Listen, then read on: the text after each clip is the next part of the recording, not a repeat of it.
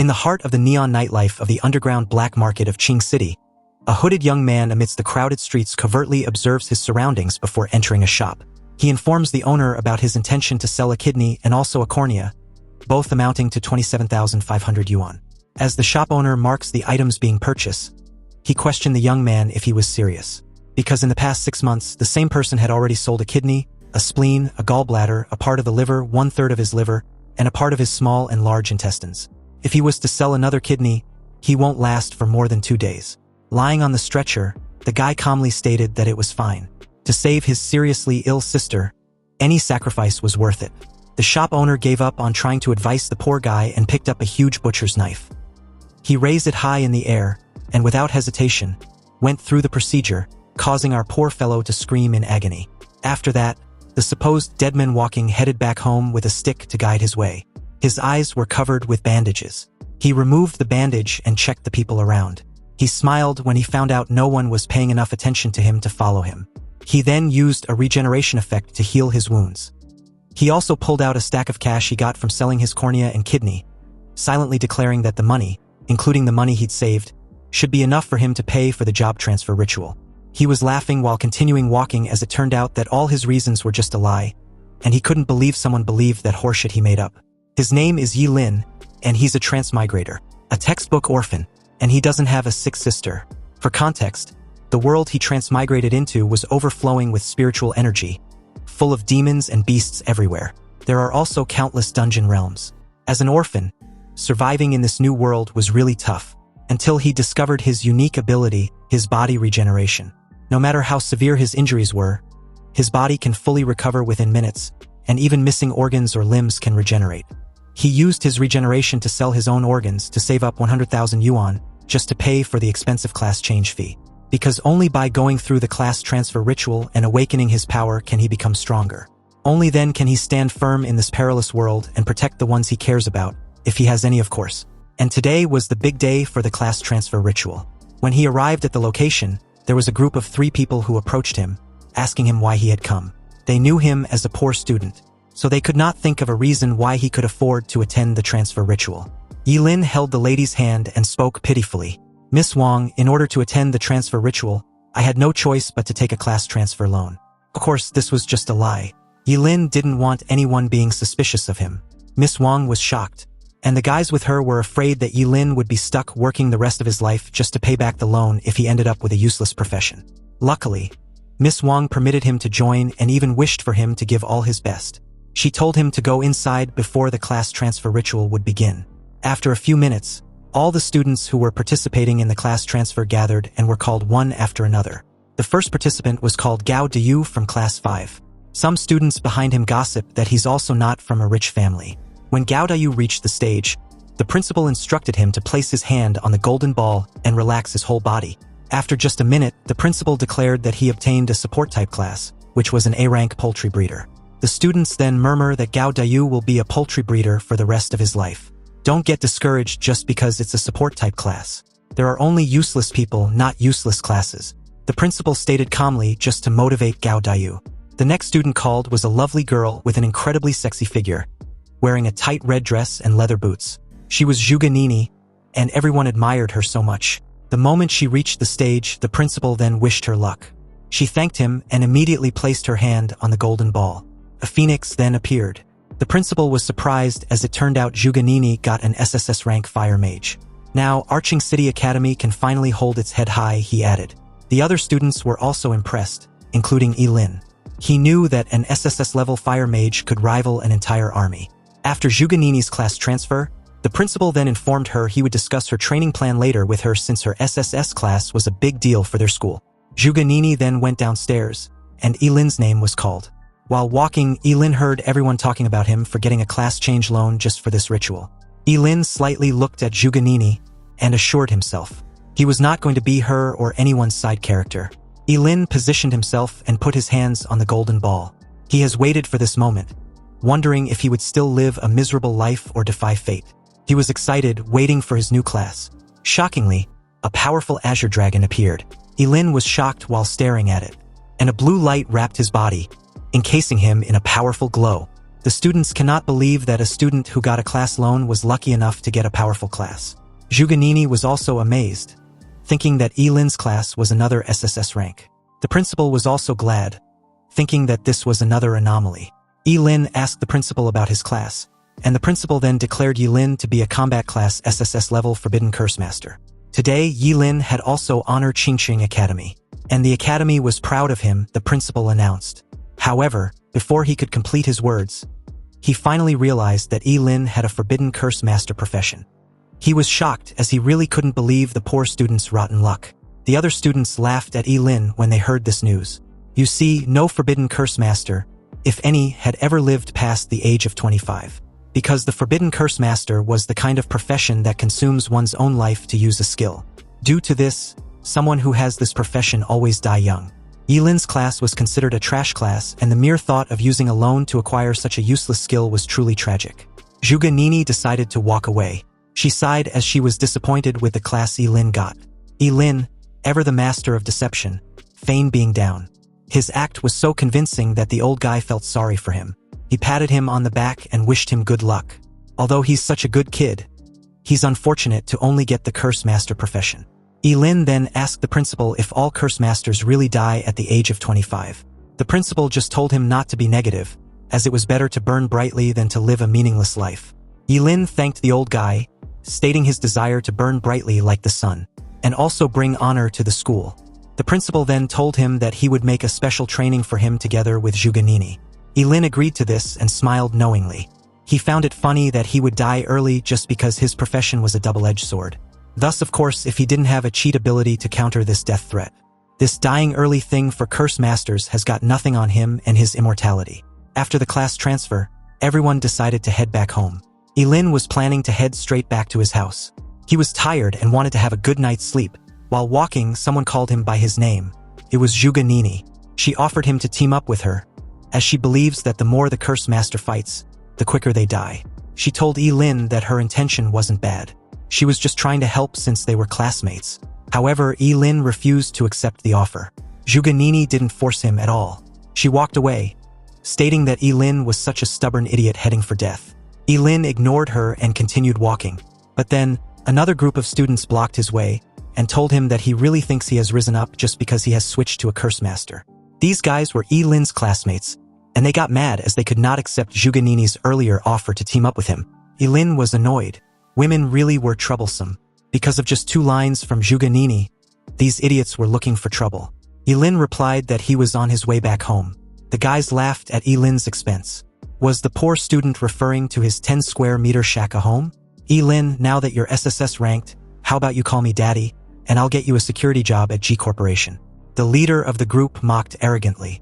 The others laughed, and added that being a G Corp security guard was a privilege. He also ordered Ye Lin to kneel before their young master.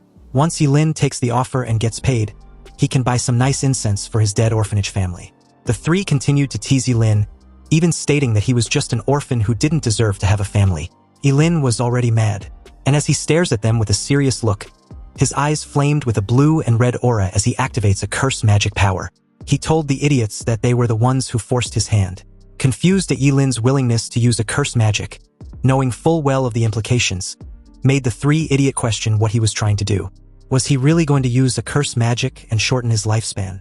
Why wouldn't I? Ye Lin also questioned with a puzzled look. Didn't you fools speak of my dead family? Conjuring a slight lightning strike, Ye Lin's attack was only to scare them. The guys, now scared shitless of Ye Lin, pleaded about the need for their classmate not to use a forbidden curse on them. But Ye Lin simply stretched his hand and challenged the idiots to come at him if they dare. However, they decided to run away in fear.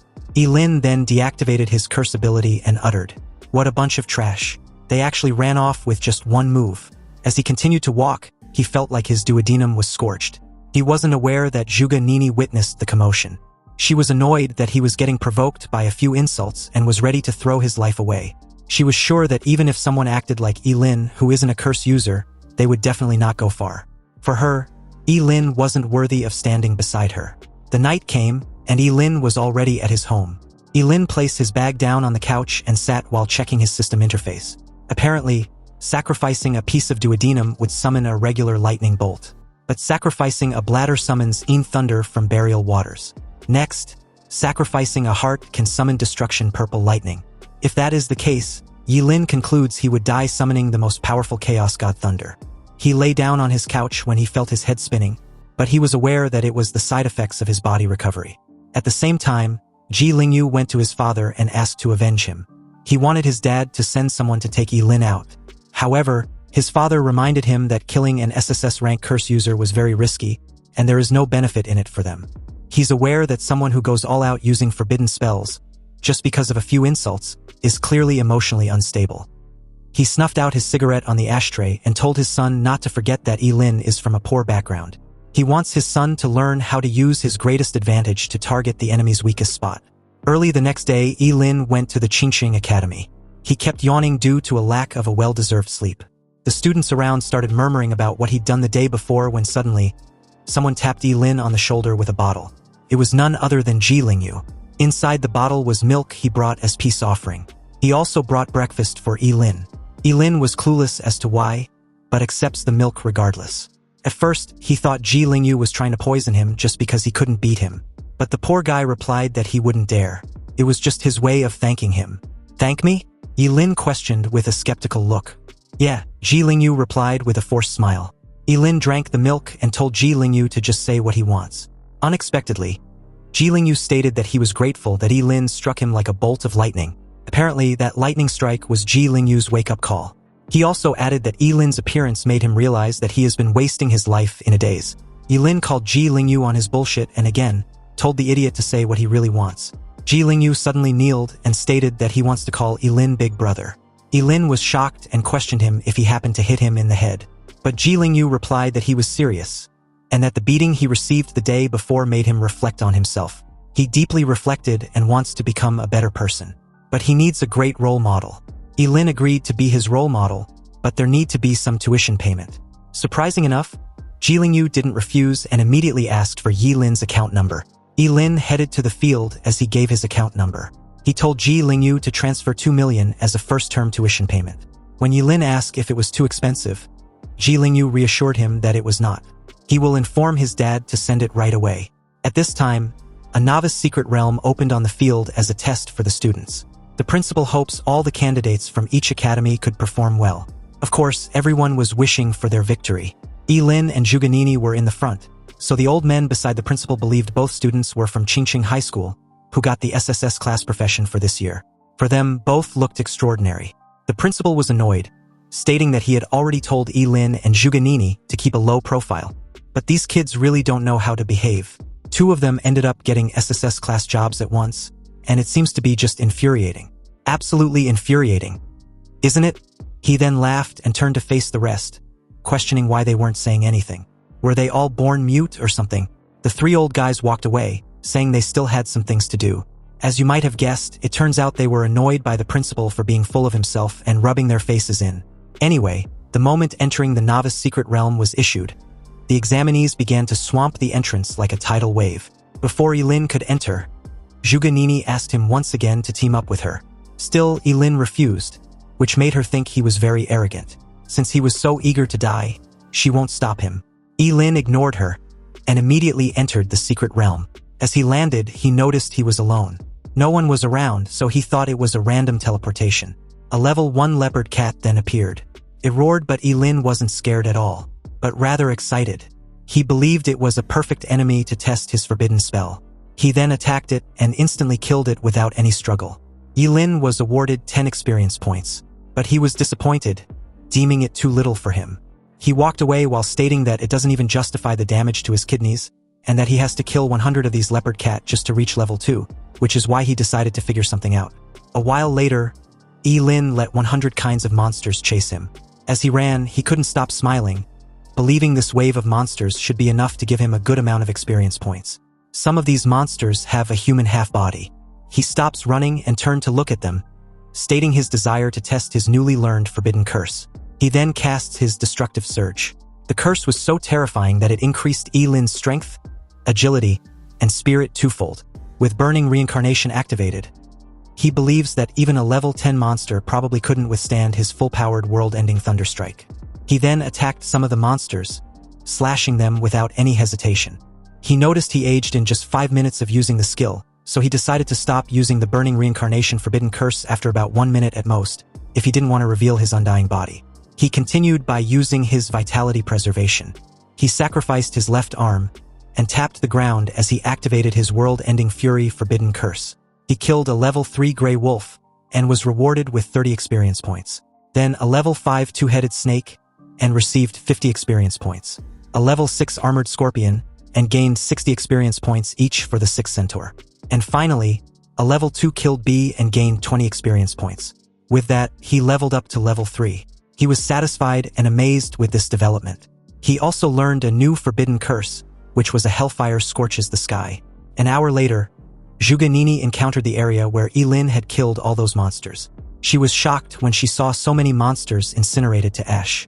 She was in disbelief, wondering what had just happened. Then she noticed a hellfire. Confused, she checked it out regardless since she didn't know anyone who had the fire element in Qingqing besides her. But now there was such an intense fire element fluctuation. Also, the fire element wave might be even stronger than hers. She then saw something that gave her a hint that this commotion was surely caused by a human. Looks like Qingqing is full of hidden dragons. Zhuge Nini will definitely find out who you are. She vowed with determination. But at this moment nearby, Ye Lin was spending some time roasting some meat to eat. He was enjoying a three-eyed demon pig meat. He realized he was eating more than his usual since his body used up too much energy earlier. After eating, he then decided to head to a farther area and grind some more. When he was about to leave, Zhuge Nini suddenly appeared and called him. Ye Lin, what are you doing here? She asked. Ye Lin was annoyed that he'd ran into her. It was a hassle for him as he didn't want anyone to find out his secret. He smiled at her and replied that he was just casually roasting something to eat. Zhuge Nini then told him once more that a Forbidden Curse Masterclass was totally not suited for solo grinding. Ye Lin was annoyed when Zhuge Nini walked away, telling him it is too late for regrets now, and following her won't help him anymore. She really assumed Ye Lin was tagging along with her, so she told him she didn't have time to team up with him anymore. Ye Lin was thinking Zhuge Nini might be missing a few brain cells. Zhuge Nini, on the other hand, looked back at him and asked him if he had seen anyone else pass the area, and she stated that that person is extremely powerful, very skilled with fire element manipulation, and likely mastered Hellfire. Hellfire? Yeah, I saw him. He was a very handsome guy. He went that way, Ye Lin replied calmly. He knew he could not let Zhuge Nini cling to him, so he decided not to use the Hellfire spell anymore going forward. As Zhuge Nini continued walking, she blamed Ye Lin for wasting her time. Otherwise, she would have found the Hellfire user by now.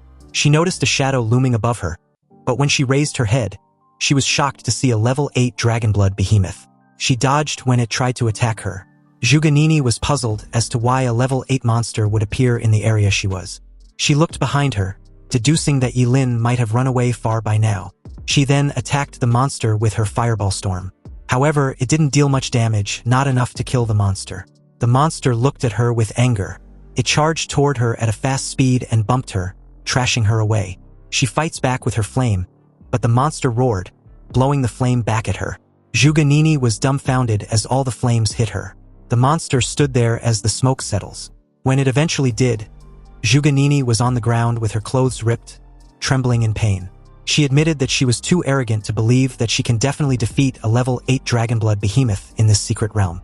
She was afraid she would die at the hands of the level 8 monster, knowing it would be a humiliating death. Lucky for her, someone intervened and attacked the monster using a Forbidden Curse Hellfire. The poor monster was literally burned to ash. As expected, Zhuge Nini was shocked, knowing this Hellfire user was the one she was searching for. Turning to face her savior, Zhuge Nini thanked this mysterious person and wanted to know his name. The questionable masked individual was none other than Ye Lin. Ye Lin was standing on a tree branch with a mask. He told Zhuge Nini to call him Ling Yi, which meant early dawn and night. Ling for early dawn, Yi for night. Placing a finger on her lips, Zhuge Nini acted all pitiful and curious, asking the mysterious Ling Yi which school he was from. Although she was grateful to her savior, she also wanted to know who exactly was underneath that mask. So she concealed her intentions by stating she simply wanted to thank Ye Lin properly when they exit the dungeon. Ye Lin just stared at her like she was an idiot. He didn't need her fucking thanks. He told Zhuge Nini that there was no need to thank him. It was just the small effort after all. Anyway, the moment Ye Lin was about to bounce, Zhuge Nini pleaded for him to wait. She tried to get on her feet, but Ye Lin told her not to follow him. There are even stronger monsters ahead, and it was definitely not a place for someone of her strength to step into. Also, she might want to put her clothes back on properly before anything else.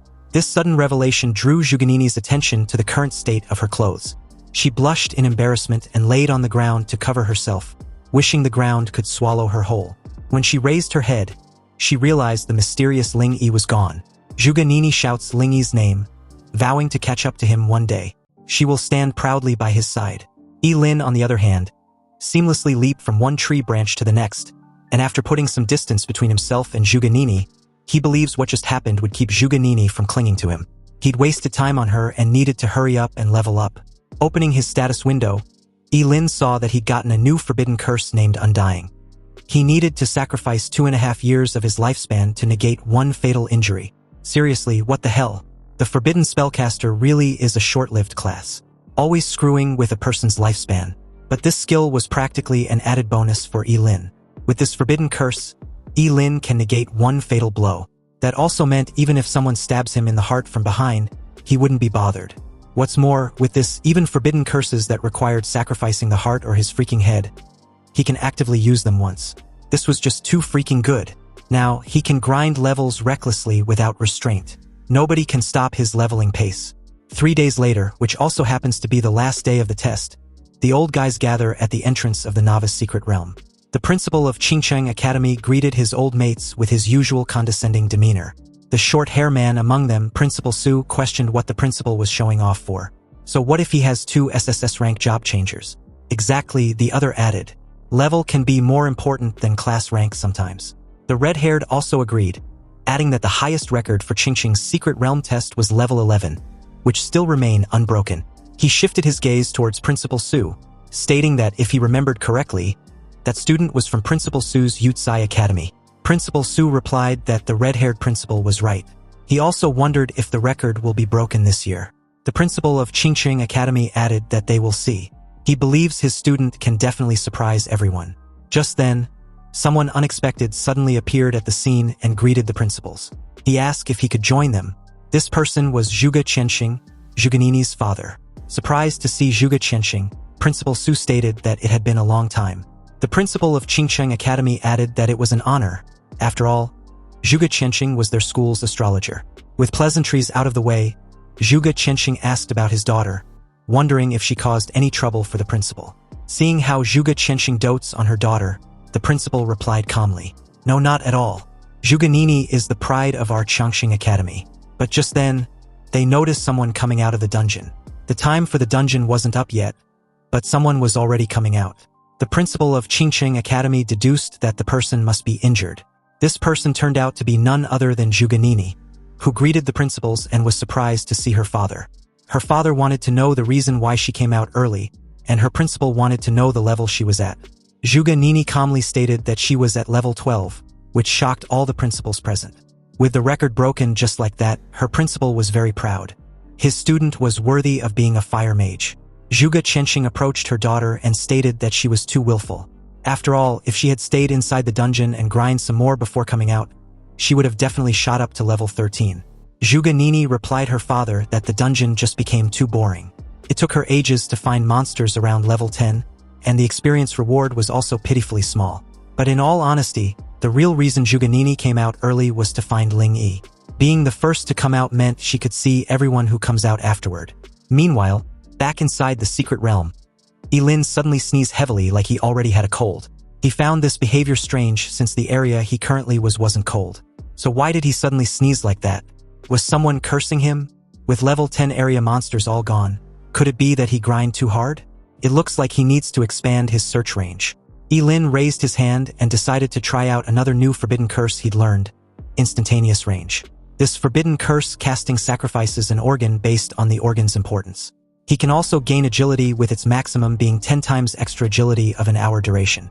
Ye Lin spared no time activating this forbidden curse of 10-time agility, sacrificing his kidney. The feeling was awesome. Even a level 50 assassin couldn't possibly have such speed. Moving like a bolt of lightning, Ye Lin made an insane dash forward, creating a sonic boom and destroying everything in his path. He was so fast that before a 3-headed storm mantis monster felt his presence, it was too late. Ye Lin sacrificed his bladder, summoning a bolt of lightning which incinerated the monster into ash. This forbidden spell was the Ashen Fierce Thunder. Back at the entrance of the Novice Secret Realm, many students exit the dungeon in droves, some in excitement, and others in fear to finally escape with their lives. However, all this while, Zhuge had been patiently waiting at the entrance, hoping to see Ling Yi. But after a long while, she found it strange that he hadn't appeared yet. There was only 5 minutes left, and all the candidates who had completed the test were asked to return to their designated school area. With the test ending soon, it looks like the highest record this year would belong to Zhuge. This meant that Qingcheng Academy got really lucky this year besides the acquisition of 2 SSS rank students at a go. But speaking of Qingcheng Academy's SSS rank students, the other had yet to exit the secret realm, right? The countdown time had 3 minutes left, and the moment Zhuge heard this, she wondered if she had perhaps missed her target exiting the dungeon. But after briefly thinking it over, she found it to be impossible. She had been staring at the dungeon's entrance the moment she got out. In that moment, the entrance of the secret realm began to shimmer with a golden glow, indicating that someone was coming out. Seeing this, Zhuge was certain it must be Ling Yi, but was surprised when it turned out to be her classmate Ye Lin. Shocked, she asked why. Why was it Ye Lin? Ye Lin was puzzled with this stupid question. The time was up, so of course he had to exit the dungeon. Was there a problem? Zhuge got over her initial shock and began to walk away. She told Ye Lin that he was a coward and should stay away from him. Hearing this, Ye Lin gritted his teeth in annoyance. Seriously, what's wrong with this bitch? Was she a psycho? His principal approached him at this moment and asked what level he was at. He didn't have much expectation and was just curious as to what level his second SSS rank student was at. Ye Lin calmly replied that he was at level 16. The crowd present was stunned. You see, leveling up from 1 to 16 requires a total of 120,000 experience points. And the highest level monster in the Novice Secret Realm was level 10. Killing level 10 monsters gives 100 XP, meaning Ye Lin killed 1,200 level 10 monsters. How was that even possible? The principal suddenly began praising Ye Lin like crazy, stating that he was the pride of Qingcheng Academy. Surprised with the young man's talent, Zhuge Qianqing also congratulated Ye Lin. This annoyed his daughter. She coldly remarked, "With Ye Lin's profession, what's so special about being level 16? Ye Lin was a forbidden curse master. If he recklessly uses forbidden curses, isn't it normal for him to level up quickly?" When the other principals heard Ye Lin's profession, they found Zhuge explanation reasonable. The rest of the crowd also believe Ye Lin must be crazy when they heard of his profession, frantically casting forbidden curses in the beginner's secret realm to level up. Other curse masters don't live past 25, and the way Ye Lin was leveling up meant he probably won't make it to 20. Seriously, trading one's life for empty fame, truly a foolish behavior. Some also believed Ye Lin was frantically leveling up just so they'll envy him. But he will pay with his life eventually, so they should let him have his glory for a few days. The long-haired principal approached Ye Lin and questioned earnestly, "Student Ye Lin, why bother? Tell me honestly, did Principal Gao put you up to this? It seems you've been deceived. Principal Gao is trading your life for the school's honor." Irritated, Principal Gao asked what nonsense his old mate was spouting. He was a person of integrity. How could he possibly joke with the lives of his students? Ye Lin finally spoke after putting on a pitiful act. He stated that nobody forced him. It was all voluntary. "I grew up in a poor family and was always looked down upon. Now that I have the chance to go all out, I won't be a coward. Even if I wither at my most brilliant moment, I don't care. I want everyone to know that I can do it." The moment Ye Lin finished his emotional speech, Zhuge Qianqing clapped and stated calmly, "Well said. This young guy truly has grand ambitions. In any case, he's the highest level student in this beginner's secret realm test. That's undeniable, isn't it? He's number 1. Zhuge Qianqing introduced himself to Ye Lin as the father of Zhuge. If Ye Lin needs anything in the future, he can contact him. Zhuge was pissed off when she heard this, questioning her father why he believes Ye Lin was number 1. When Ling Yi comes out, his level will definitely not be lower than Ye Lin's. "Oh, is that so?" his father retorted, although his tone was smoothing. "Who is this talented Ling Yi?" Hearing this question, the principals began asking themselves if any of them had a student by that name. However, none of them seemed to have heard of this student. But Zhuge still spoke confidently that Ling Yi was a true heaven's pride, and when he comes out of the dungeon, everything will be proven. Meanwhile, inwardly, Ye Lin was again insulting Zhuge as a stupid bitch. She just couldn't keep her freaking mouth shut. Having enough of this farce, Ye Lin said his goodbye to Principal Gao and Zhuge Qianqing before taking his leave. He wanted to go home and rest well. Shortly after that, the time was up and the novice secret realm test was over. But Zhuganini was puzzled with this outcome. Where was Ling Yi? Could it be that while I was talking to Ye Lin, Ling Yi quietly slipped away? Cursing, Zhuganini started blaming Ye Lin. She believed Ling Yi's escape was Ye Lin's fault. When her father placed a hand on her shoulder, she asked if he believes him. Ling Yi was truly a genius and even saved her life. Zhuge Qianxing figured out that her daughter's early exit from the dungeon was simply to find this mysterious Ling Yi. But this was a bit strange. He asked Zhuganini if it was possible that Ye Lin was the mysterious Ling Yi she had been looking for. Hearing this, Zhuganini vehemently denied this possibility. What was her father thinking? How could that coward be compared to Ling Yi? Ye Lin saw the dragon blood behemoth she faced in the dungeon and ran away in terror like a coward. And Ling Yi's mastery of the fire element was extremely high. How can Ye Lin of all people know about stuff like that? Meanwhile, back inside his apartment, Ye Lin let out another heavy sneeze which jolted him awake. He wondered who was talking behind his back. Seriously, it must be that stupid woman Zhuganini. Just then, a knock on his door drew his attention. Ye Lin asked who the person was, and the moment he opened the door, he questioned the fat business guy in front of him. The fat guy introduced himself as Wang. Mr. Wang, the manager of Qingcheng Brain King Oral Liquid Limited Company. He had been searching for Ye Lin for a while, and now he'd finally found him. The moment Ye Lin led Mr. Wang inside his apartment, he questioned what he was there for. Mr. Wang replied that he's got good news for Ye Lin. He heard Ye Lin successfully changed profession and even broke the highest level record in Qingcheng's beginner's secret realm. So his company was sincerely inviting him to endorse their product. Of course, the remuneration will definitely be substantial. Ye Lin asked how much exactly was substantial. Mr. Wang raised 3 fingers which implied 3 million. He hands Ye Lin a tiny bottle, telling him to try it. It was the company's new product, a Brain King oral liquid, and not only does it nourish the brain and enhance intelligence, but it also promotes cell regeneration. Consuming 1 bottle and a person would feel several years younger. Also, this century-old enterprise had a 10 times refund guarantee if the drug is proven ineffective. Ye Lin should try it. Ye Lin opened the cap of the bottle, knowing full well 3 million was worth several of his kidneys. It looks like fame really does pay. He drank the content in the bottle, which tasted a little sweet. Then he suddenly felt dizzy. Ye Lin passed out immediately after. Lying in his couch, Mr. Wang called someone on the phone and told the person that Ye Lin drank the content in the bottle. He prepared backup plans, but they weren't even needed. It seems Ye Lin was a simple fool. Mr. Wang was ordered to bring Ye Lin over. A while later, deep into the night at an unspecified location, inside an abandoned warehouse, Mr. Wang had successfully brought Ye Lin to his boss. Although he doesn't understand why his boss was going through such lengths from a mere student, he knows he didn't have the right to ask questions. His boss, who happens to be the shop owner in the black market Ye Lin used to sell his organs to, told Mr. Wang to leave. Without his orders, no one should be allowed in. If anyone violates this order, they will be killed. Mr. Wang replied he understands and left the warehouse.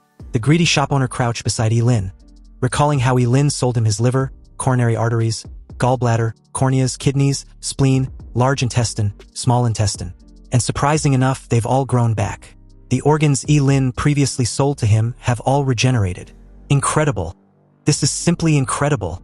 With Ye Lin, he can master the secret of organ regeneration. As he got drunk on his delusional fantasies, someone added that the old bastard will have supreme power and wealth. Even the most powerful people will kneel before him. Hearing this, the old bastard Ji Yuzhen agreed. Exactly. But the moment he said this, he realized what just happened. Turning around, he was stunned to find Ye Lin casually sitting on a chair with his arms and leg crossed. Ji Yuzhen wondered how it was possible. How was Ye Lin awake this early? His sleeping drug could keep even an elephant unconscious for 6 hours. But Ye Lin was not concerned about the stupid sleeping potion. He was more curious about how Ji Yuzhen managed to track him down. Ji Yuzhen got over his initial shock, pointed his blade at Ye Lin, and stated that since his cash cow was awake, he won't be polite anymore. He should surrender obediently, and he will guarantee Ye Lin won't lose any limb. Ji Yuzhen's profession was currently a level 20 phantom blade. Ye Lin realized Geogans also had a job change with a higher level than his own. Left with no choice, he decided to get serious. He knew using fire element would easily burn this entire place down, so it was better not to cause too much commotion. Ye Lin decided to use his eternal freezing gaze. It was a forbidden curse that sacrifices his eyeballs to freeze everything within sight before becoming blind. Petrified, Ji Yuzhen was shocked to find the entire lower half of his body frozen. Ye Lin kept the spell active as the ice around Ji Yugen started extending. Ji Yugen wondered what's going on. What kind of spell was it? He plunged his blade into the ice around him, but was unable to break it. His eyes widened when the ice finally encased his entire body, leaving only his head. Ji Yugen kept muttering that it was impossible. Ye Lin was only at level 16 while he was at level 20. Even if Ye Lin was a forbidden curse master, he couldn't possibly defeat him in one strike. What kind of monster was he? Now that Ji Yugen was trapped in place, Ye Lin can have a proper chat with him. He asked Ji Yugen who else knew about his organ regeneration ability. Ji Yugen replied that besides him, no one knew. After all, with such amazing discovery, why would he tell someone else? Hearing this, Ye Lin chose to believe the old bastard and decide to make his death quick and painless. He raised his fist and smashed the poor old bastard into broken ice lollies. Also, after consuming all the sleeping drug, he decided to sacrifice his stomach first. Sacrificing his stomach, Ye Lin rained lightning on the guards outside. He left one alive for questioning.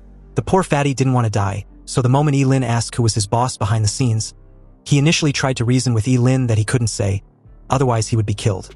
But after seeing Ye Lin enveloped with lightning sparks, he spoke up immediately. Their boss was king of Qingcheng Underground Market, Kensen. The poor fatty was struck with a bolt of lightning the moment he was done talking. Grabbing his chin, Ye Lin walked away, trying to recall where he'd heard Kensen. The name seems familiar. It didn't take much effort to recall that Kensen was one of Qingcheng City's top 10 outstanding philanthropists. This just got complicated. Meanwhile, elsewhere at Qingcheng's underground black market, a middle-aged man with a thick cigar lounged in a leather sofa as one of his men informed him about some urgent news. This fucker was Kensen, and with his brows furrowed, he was shocked upon receiving news that all contact with his agent, Jihu, had been lost. The bald fellow informed him that they hadn't been able to contact Jihu for half an hour, so they went to his farmhouse, only to find the entire area burned to the ground. And judging by the wreckage from the fire, it was done by a job holder. Kensen grew furious and stumped on the table in front of him, wrecking it. He ordered his men to find the culprit immediately, with no delay. The next day, Ye Lin arrived at the grand residence of the Ji family, where he was warmly welcomed by Ji Lingyu, who had become a loyal follower after their previous encounter. As soon as he heard that Ye Lin was visiting, he immediately sent someone to pick him up. Ji Lingyu shyly brought up the 2 million yuan that Ye Lin had asked for earlier, adding that he'd already talked to his father. However, Ye Lin interrupted him, questioning if Ji Lingyu was trying to disrespect him talking about money in that moment. Since he'd agreed to accept Ji Lingyu as an underling, money was just a small matter. Hearing this, Ji Lingyu placed an arm around Ye Lin's shoulders and welcomed him wholeheartedly. From now on, Ye Lin should consider his home as his as well. Inwardly, Ji Lingyu realized that his father was right. He believes Ye Lin was a simple-minded guy who cared a lot about his dignity, so as long as he can exploit that, then he should be able to achieve his goal. Ye Lin, on the other hand, had planned this encounter with the purpose of using the Ji family as a shield against Kensen and his men.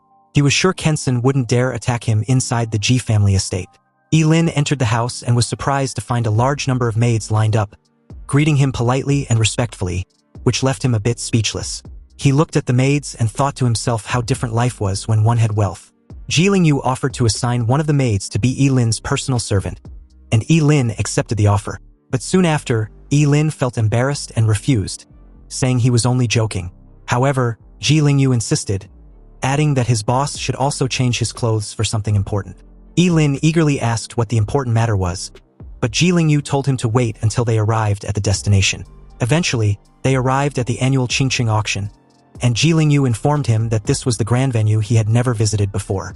Upon arriving at the annual auction in Qingcheng City, Ji Lingyu told Ye Lin that he would later introduce him to some of the city's most important figures, but Ye Lin preferred to start with food, and told Ji Lingyu to go about his own business and not mind him. Internally, Ji Lingyu sarcastically commented on Ye Lin's simplicity and naivety, thinking he still lacked experience due to his poor upbringing. As Ye Lin ate heartily, especially since he had previously sacrificed his stomach and now needed to compensate by eating more, he heard a voice beside him asking why he was here. When he turned around, he saw Zhuganini and her friend Lu Yanwei standing there. Lu Yanwei asked Zhuganini who Ye Lin was. Ye Lin felt annoyed seeing Zhuganini again, wondering to himself why this stupid woman keeps showing up in front of him all the time. Zhuganini responded to her friend with displeasure, stating that Ye Lin was just the coward who ran from the monster in the novice secret realm, expressing her frustration at seeing him again. Zhuganini deems Ye Lin as bad luck. Ye Lin smirked inwardly, wondering what Zhuganini's face would look like if she discovered he was actually Ling Yi, the very person she admires deeply. Ji Lingyu arrived with a group of friends to proudly introduce them to Ye Lin, presenting him as his superior. The group was surprised by this, and in a mocking tone, stated that Ji Lingyu should be the one in charge. However, Ji Lingyu firmly responded that Ye Lin was no ordinary person and that his level was now very high. Everyone was stunned to learn that Ye Lin had reached level 16 in the novice secret realm. Shocked by the huge gap between his level and their own modest ones, Ye Lin calmly advised them not to be too surprised and expressed his willingness to help them level up. If only they could get out of the city, then they could all get good results in the upcoming major exam. Everyone became excited upon hearing that Ye Lin was willing to help them, but Ji Lingyu expressed concern because they were forbidden from leaving the city before the major exam, to prevent students from gaining assistance from stronger individuals. Ye Lin then subtly hinted that the journey to the exam site itself might be a good opportunity for leveling up, though he voiced concern about lacking equipment. Ji Lingyu quickly reassured him that equipment would not be a problem at all and promised to provide anything he needed from the current auction. Ye Lin was surprised by the offer, but Ji Lingyu assured him that his father would financially support them no matter the cost if it would improve his exam performance. The auction began with the appearance of the beautiful hostess, who welcomed the attendees and introduced herself as Qingqing from the auction house. She wished everyone success in obtaining what they desire, and a warm applause ensued seconds after. Without delay, Qingqing presented the first item, an epic fire-type skill scroll for mages, starting the bid at 500,000 yuan. The bids rose quickly until they suddenly reached 3 million yuan, and the bidder behind this massive offer was none other than Zhuge Qianqing, Zhuganini's father.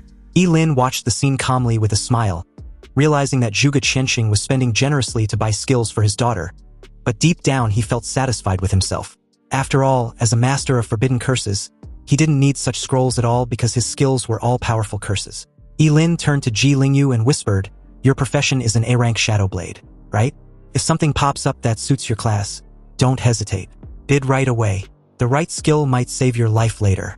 The auctioneer smiled, her voice crisp and clear. Next up, an item of rare quality. The Royal Dragon Wish Ring. It increases spirit by 30% and grants the passive skill, Dragon's Aura. The starting bid was 2 million and the minimum raise 100,000. Ladies and gentlemen, place your bids. The crowd erupted and the first bid was 2.5 million, then raised to 3 million, then 3.1. Bids began to pour in rapid succession. Ye Lin's eyes sparkled. A 30% spirit boost? That's huge. For any awakened fighter, that's a game changer. He edged Lingyu to bid for the ring. Ji Lingyu leaned toward his father and told him that he wanted that ring. His father didn't even hesitate. 8 million. He believes that spending 8 million to help his son ace the national exam and enter into a prestigious university is worth the money. And about Ye Lin, he was a forbidden caster and won't live long anyway. So after a few years, he will be dead and every equipment purchased for him will eventually end up returning to the Ji family. The auctioneer raised her voice, wanting to know if anyone was willing to offer a higher bid. In that moment, it seemed that no one wanted to bid more than 8 million, when suddenly, a bid of 10 million was announced from behind. The room fell silent as Kenson's tall and imposing figure stepped into view. He called out President Ji and asked how he was doing. It's no surprise that the two know each other very well, and the moment the Underground King was noticed, gasps echoed across the room. Everyone was curious as to why he was there since this wasn't his usual crowd. On the other hand, Ye Lin instinctively stepped back into the crowd after finally meeting Kenson, even if it's in passing. He can't be discovered. President Ji was curious to know what exactly his G group has done to offend Kenson. Kenson chuckled darkly and narrowed his eyes as he points a finger at President Ji. Kenson stated that President Ji had his men killed, and now he wants him to be polite about it. President Ji stayed calm and replied that he doesn't know what Kenson was talking about, but if he was looking for a fight, then his G group was not easy to bully. He then bids 12 million. Kenson's face twisted into a smile. He'd received the message loud and clear. They'll see who lasts until the very end. On his way out, he muttered to his assistant if he'd verified the car from the warehouse. The guy nodded and replied that there was no doubt that it was from G Group. They followed it straight back to G family's villa that evening. Kenson's face darkens upon this confirmation. He coldly stated that President Ji shouldn't blame him for what he's about to do. Moments later, the Royal Dragon Wish Ring was sold for 12 million. President Ji offered Ye Lin the ring and asked if he likes it. Ye Lin replied that he does and thanked him. Ji Lingyu leaned over and asked his father who Kenson was. His father replied that Kenson was the underworld king who's been trying to go legit. But now he'd suddenly set his eyes on their family's empire. Kenson didn't look like the type of guy to make idle threats. So Ye Lin warns President Ji that although the Ji group was powerful and often attracts unwanted attention, it wouldn't hurt to stay alert and being careful. Hearing this, President Ji agreed. The Emperor Dragon Rui ring increases spiritual attribute by 30%. The user of the ring was blessed by dragon energy, and their luck will increase by 10. Ye Lin slipped the ring onto his finger and got a rush of energy surged through him. His spirit stats shot up by 30% and his luck also increased by 10. Excited, he assured President Ji not to worry. Even if he had to force his son, he will make sure Ji Lingyu gets into a prestigious academy. President Ji chuckled, stating that they were all family now, so Ye Lin did not need to be overly formal. He and his son were practically brothers. Whatever equipment Ye Lin likes, he should just tell him. Throughout the night, President Ji kept bidding like crazy. Ji Lingyu was completely exhausted when the auction came to an end, and it seems his father cleaned up this year's auction. Anything that caught Ye Lin's eye, they placed their bid without question, racking up several precious items. Items like the Azure Thunder Ring boosts spirit by 15% and increases the power of all lightning-based skills by 20%. The Molten Moon necklace had 200 spirit bonus for mental-based casters. The Twin Yin-Yang bracelet gives 40 spiritual attributes, and wearing it unlocks both Cycle of Duality and a passive healing factor that rapidly heals injuries over time. Ye Lin's eyes sparkled, knowing full well that even if someone sees him regenerating, he now has a solid excuse. Then he picked up the prize of the night, the Falling Star Warblade.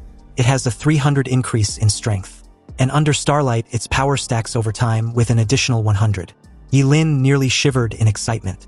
With this blade, he can finally unleash the forbidden technique he had unlocked at level 10. Then there's the Lifespan Blade Arts. With every swing, 1 year of Ye Lin's life would be sacrificed. Also, each strike was twice as powerful as the last. This stacks up to a maximum of 99. With this sword, Ye Lin can dominate the upcoming major exams.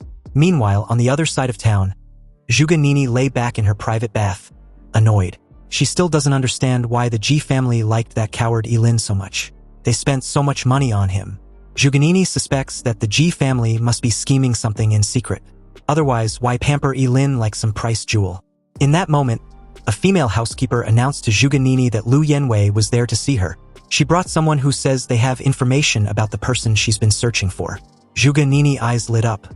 The person she's been looking for was obviously Ling Yi. She told the housekeeper to make them wait in the lounging room. She will be there shortly. She hurried downstairs, eager to know any information about Ling Yi. Lu Yanwei gestured toward the man beside her. This is Officer Huang. He was from the Investigation Bureau. He says he has news about Ling Yu. Officer Huang nodded politely and confirmed this. But he's afraid it wasn't good news. Zhuge Nini's heart skipped and questioned what Officer Huang meant. With a serious expression, Officer Huang showed Zhuge Nini something on his phone. A farmhouse outside Qingqing was burned down and there were several casualties. They also found traces of hellfire at the scene. And based on Zhuge Nini's previous description, they suspect the culprit might be the mysterious Ling Yi Zhuge Nini mentioned. The Bureau would like her to assist in the investigation. Hearing this, Zhuge Nini immediately jumped to Ling Yi's defense, shouting that he wasn't a killer. He saved her life. Zhuge Nini was not having it, and no one could make her believe that Ling Yi was a murderer without real evidence. Besides, why would a murderer risk his life to save her back then? Lu Yanwei quickly moved to calm her friend, and Officer Huang continued calmly. He understands her reaction, but the statement she gave was that Ling Yi used hellfire to obliterate an 8th-tier beast with a single attack. But during their investigation, there was no trace of anyone named Ling Yi. However, there's one individual who caught their attention. Officer Huang's tone dropped lower, and based on what they've gathered, this person may very well be her mysterious Ling Yi. Officer Huang added that their investigation also showed a high possibility that Ye Lin was Ling Yi. Zhuge Nini's eyes widened as the words sank in, but she immediately rejected this possibility. Ye Lin, that coward? No way. That guy always run away at the sight of danger. How can that coward be Ling Yi? And besides, Ye Lin wasn't capable of using hellfire. Activating his lie detection skill, Officer Huang's pupils shimmered with a faint blue light. He asked Zhuge Nini if she was absolutely certain. Without hesitation, Zhuge Nini answered that she was sure. She was the only one who's ever seen Ling Yi with her own eyes, and there was no way that coward could be Ling Yi. Officer Huang had never been wrong with his lie detection, so it seems Zhuge Nini was telling the truth. Ye Lin might not be their suspect after all. He nodded politely and thanked Zhuge Nini for her cooperation. If anything else comes up, she should inform him immediately. Meanwhile, Ye Lin had other priorities. It was time to test his new gear. Ye Lin led him to the official Awakened Association Center, the central training facility in Qingcheng. A receptionist welcomed them and questioned if they would like to conduct a training for that evening. Ye Lin confirms this, adding that his boss wants to test his new equipment. Hearing this, she asked Ye Lin what his level was. Ye Lin replied confidently that he was level 16. The lady then explains that the facility has standard training room for under 20 awakeners, priced at 100,000 yuan per hour. It also includes basic force analysis and mana calibration. Ye Lin told her he wanted a training room for level 40 or below. The receptionist was stunned for a moment, then nodded in understanding. Ye Lin waited outside as the receptionist led Ye Lin into the training room. The training room was very spacious, as big as a basketball court, with a row of dummies in the middle. According to the lady, the training room was made of special materials and was built by an SS-level builder. It can withstand the full force attack of job changers below level 40. This also applies to the dummies. It's extremely difficult for job changers below level 40 to leave marks on the dummies. The moment the door was locked, Ye Lin walked around and carefully checked the training room, and after confirming that there were no surveillance cameras, he visibly relaxed, then drew out his falling star warblade. Ye Lin made a dash forward, deciding to try Yangshuo's sword technique, which consumes a year of his life with every strike. Ye Lin leaped high in the air, grasped the falling star warblade tightly, and instantly entered a mysterious state. The moment he swung the sword, his eyes became firm and deep. The first strike of the sword was followed by a deafening bang in the training room, as if something was completely torn apart. A bright light flashed on the blade of the falling star warblade, which was Ye Lin's burning life. After the first slash was made, the second slash that followed was even sharper and more powerful, and the air in the training room seemed like it's been slashed, forming an invisible sword energy. The third slash followed, then fourth and the fifth. Ye Lin's sword swinging speed was getting faster and faster, and each strike was more powerful than the last. When Ye Lin swung the sword for the 99th time, the entire training room seemed to be shaking, and strong energy fluctuations filled the air. At that moment, it was earth-shattering, and an unprecedented light burst out from the blade of the falling star warblade, illuminating the entire training room. An invisible blade energy gushed out from the blade and instantly slashed towards the dummies in front, tearing them apart. After stacking 99 layers of Yangshuo sword technique, each of his sword slash was extremely terrifying. At this moment, Ye Lin was like a god of war, after he'd slashed hundreds of times in succession. With a clang, the dummies that was said to be able to block the full force attack of job changers below level 40 laid broken on the floor. As Ye Lin carried on, testing the rest of the equipment together with his forbidden spells, a slight tremor could be felt outside. Ye Lin explained to the lady that there was a major exams approaching, so Ye Lin likes to get a little bit crazy when he starts training. The two were interrupted the moment Ye Lin walked out of the training room with satisfaction. With his two forbidden spells of Burning Reincarnation and Longevity Sword Technique, coupled with the sword and the rest of the equipment, he had a rough estimate of his current strength. Ye Lin was curious as to why Ye Lin came out so soon. Ye Lin replied that he was exhausted and needed to head back and rest. Also, he wanted to know if he doesn't need to pay for breaking things in the training room. The lady initially thought Ye Lin was joking. After all, the training room was suitable for job changers below level 40. And if Ye Lin, a level 16 job changer, can damage the things inside, then it means the quality is not up to standard. How can she ask him to pay for it? Relieved, Ye Lin quickly led Ye Lin out of there as the lady went into the training room to check. When she found out that almost everything in the training room was completely wrecked, she covered her mouth in shock. The dummies were slashed and charred, and not a single dummy was left standing. Meanwhile, back at the Ji family residence, the two guards stationed at the entrance were suddenly attacked by an unknown enemy. The neck of one of the guard was pierced with a thin needle coated in poison. As the guard clutched his neck in pain, the other, seeing this, was alarmed and asked what was wrong. Unbeknownst to him, a pair of hands suddenly emerged from the shadows behind him, and just like that, his neck was snapped horribly from behind. Screams and bloodshed followed shortly after as the scene pans to President Ji, who was currently at his study when he heard all the commotion outside. He wondered what was going on.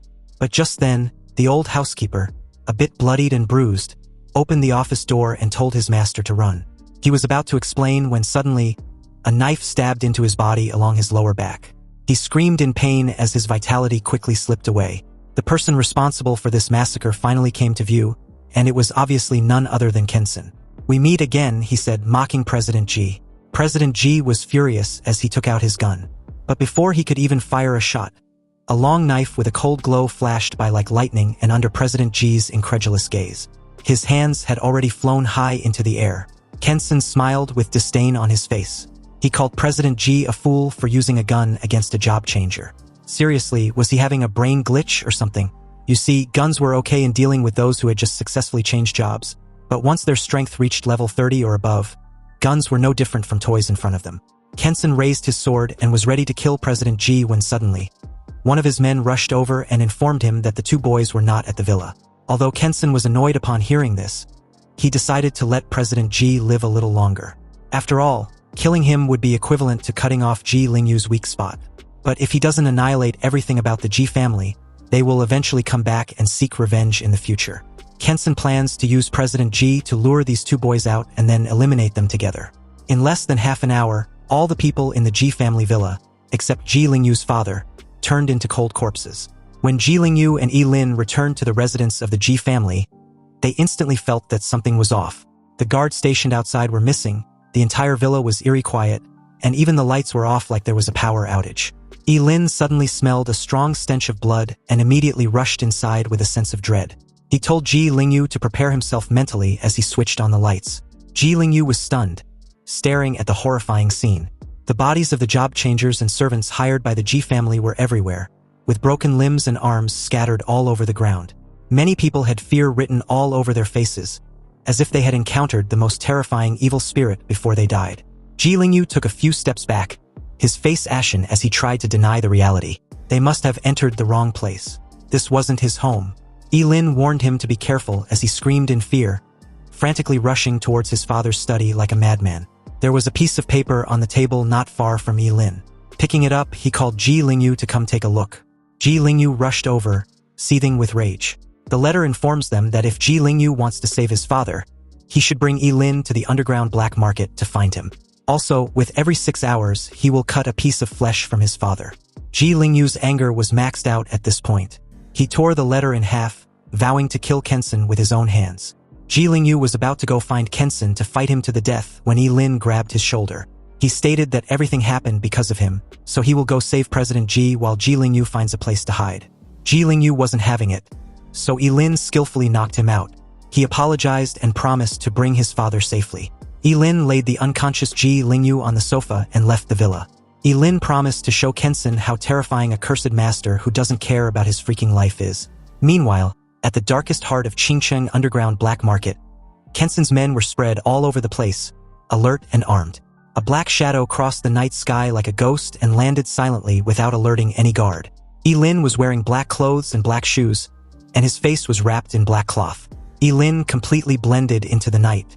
Although the guards were many, if he could sneak in quietly and catch Kensen off guard, he might actually have a chance to kill him without any fuss. But just when Ye Lin was thinking about this, the next second, one of the guards suddenly turned in his direction, staring directly at him. Shocked, Ye Lin couldn't understand how. He had hidden perfectly, so why was he discovered so easily? The leader pointed his gun arrogantly at Ye Lin and informed him of the hidden camera above his head, also questioning which era Ye Lin was from to be hiding in the shadows like that. Apparently, the entire place had surveillance cameras with infrared night vision. Sure enough, Ye Lin was still a little careless. But it doesn't matter as long as he kills all these people. The guy told him that their boss had been waiting for him. As 3 of the guards approached him, Ye Lin, seeing no point in silently sneaking in, decided to just rush in directly. Since Ling Yi has already taken a lot of blame for his misdeeds, he was not afraid of him taking the blame for the assassination of Kensen as well. But this obviously needed to be under the premise that no one present could escape alive from the underground black market tonight.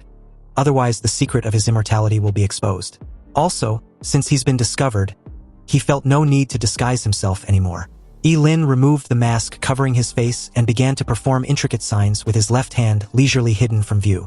Then, very abruptly, he activated a forbidden spell, the Burning Reincarnation. With the support of 5 pieces of equipment with mental power boost, coupled with his own astonishing 1088 points, Ye Lin's mental power was currently at 2,176 points after activating the burning cycle. At this moment, the group, who had no idea what kind of terrible monster they were facing, saw a line of blazing fire gushed out from Ye Lin's palms. The purple-red flames was so terrifying that it seemed to be able to burn everything in sight. Seeing this, the 3, already aware of Ye Lin's troublesome nature, immediately opened fire. However, the shots fired were dodged by Ye Lin with ease even though the bullet were ineffective against him. Activating another forbidden spell, the fire of karma burning the sky, Ye Lin sacrificed his left kidney this time around since the right one just grew back. With the blessing of this terrifying mental power, this karmic fire that burned the sky seemed to light up the entire night sky.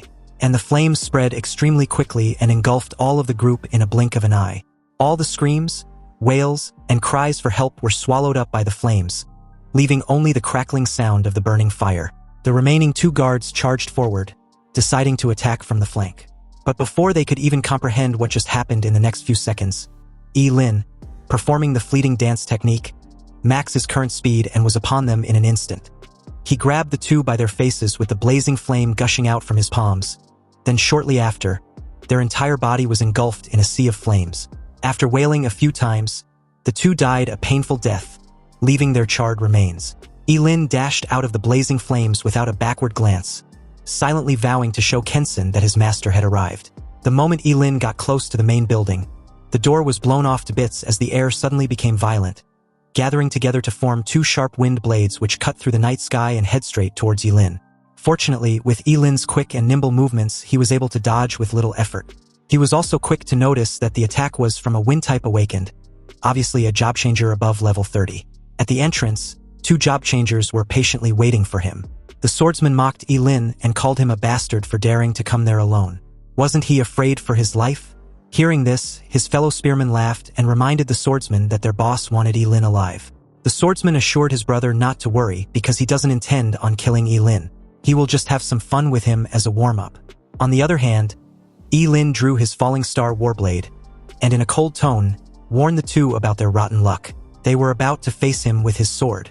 The moment Ye Lin unsheathed his sword, the curse spell of the life sword was naturally activated. He told the 2 to come at him so he can see how many times he can slice them up. Activating his wind magic, the dragon pistol, the spearman launched toward Ye Lin, promising to wipe that arrogant expression off his face. Ye Lin blocked the attack and countered with his first sword. The moment he did, the swordsman suddenly appeared behind him with a powerful wind blade strike. Luckily, Ye Lin's fleeting dance was faster, so he was able to dodge and even counterattack with his second sword slash. Although Ye Lin was fast, his counterattacks were weak and could only manage to scrape their skin. The 2 mocked Ye Lin for his mediocre skills. However, Ye Lin, fully aware of the 99 stacking effect of the Yangshuo sword technique, told the 2 to be patient. They will soon learn of his sword skills. His third sword was blocked by the spearman, then the 4th sword slash was blocked by the 2 simultaneously. But at this point, they began to notice something strange. Ye Lin's attacks had become powerful and were difficult to block. On top of that, his swordsmanship was also becoming sharper and profound. The 5th sword soon followed with a deafening clunk, then the 6th sword and the 7th sword. On the 8th sword strike, the force was so powerful that it shattered the swordsman's weapon and trashed him a couple distance away. Shocked and alarmed, the spearman called out to his brother in panic. Faced with the blessing of just the 8th level of the Yangshuo sword technique, neither of them had the power to resist. Ye Lin, really feeling the intensity of the 8th strike, grabbed his chest in pain. But as he approached the spearman with an evident killing intent, the guy questioned him about what kind of sword technique he used, and how it was even possible that it became more and more powerful with each strike. Under the reflection of the wind blade, Ye Lin's expression looked extremely cold as he replied that the guy didn't need to know. The sound of a sharp blade cutting flesh was heard as blood spurted out like a fountain. Ye Lin killed the guy with a casual slash of his sword, and as the guy's lifeless body drops to the ground, his brother let out a gut-wrenching roar, calling Ye Lin a devil. He wasn't human and will die a miserable death. Hearing this, Ye Lin gave him a cold look but said nothing. He activated the burning reincarnation curse spell and made a quick work of the guy, incinerating him into a charred steak as his wails got swallowed up by the flames. Ye Lin walked away with an aura of superiority, coldly reiterating his earlier statement that no one there could leave alive. He entered the huge building and wasted no time eliminating everyone on each floor. During this period, he encountered job changers above level 30, but facing a forbidden spellmaster who was impossible to kill, and whose curse spells flew all over the sky as soon as he attacked, even a job changer above level 30 was powerless. His life-for-life fighting style made it easier to eliminate job changers at level 30 or so. Of course, Ye Lin also paid a price. His body was covered with countless horrific wounds that were enough to kill him, and was pierced by countless weapons. He also had countless scars from ice and fire. But in those moments, Ye Lin was like a Shura who had crawled out of the underworld to claim their lives. He killed his way in, asking where Kensen was as he went along, but he soon ran into real trouble in the form of Zhai Shochi, a level 42 job changer who stood in front of him like a roadblock. This man was tall and strong like a towering mountain. His face was full of murderous intent, and his eyes flashed with amusement. He was holding a huge battle axe, and his whole body exuded a powerful aura that was bone-chilling. Zhai Shochi called Ye Lin a brave kid. After all, as a famous thug in the underground black market, it has been a long, long time since anyone dared to come to the underground black market alone to cause trouble. But looking at Ye Lin, whose body was covered with all kinds of knives, bullets, sticks, swords, and halberds, Zhai Shochi couldn't help but wonder why the kid wasn't dead yet. What was his secret? Ye Lin couldn't help but feel alert. He knew that this was a powerful opponent and he had to be careful in dealing with him. The axe alone looks like it weighs several hundred kilograms. Ye Lin assured Zhai Shochi that his secret will be revealed if he put down the axe. Of course, Zhai Shochi disagreed. If Ye Lin wasn't going to talk, then he will just have to kill him and study him slowly. Zhai Shochi rushed towards Ye Lin with the battle axe in hand, then produced a strike that literally shook the entire building and sent debris flying in every direction. Ye Lin gritted his teeth and dodged the attack by activating his burning reincarnation and fleeting dance. Facing Zhai Shochi, he did not dare to underestimate him in the slightest.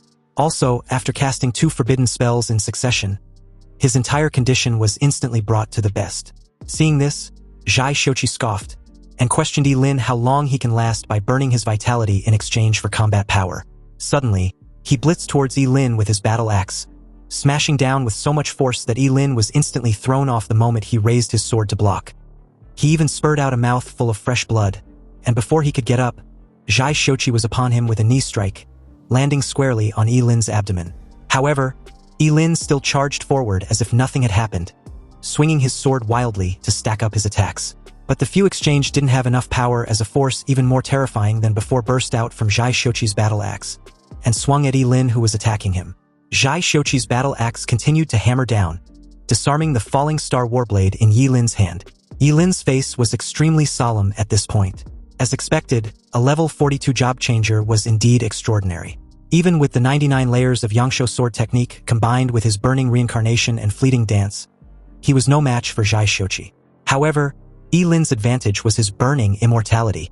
Zhai Shochi used his previous momentum to smash hard on Ye Lin's shoulder, producing a teeth-grinding sound of bones cracking.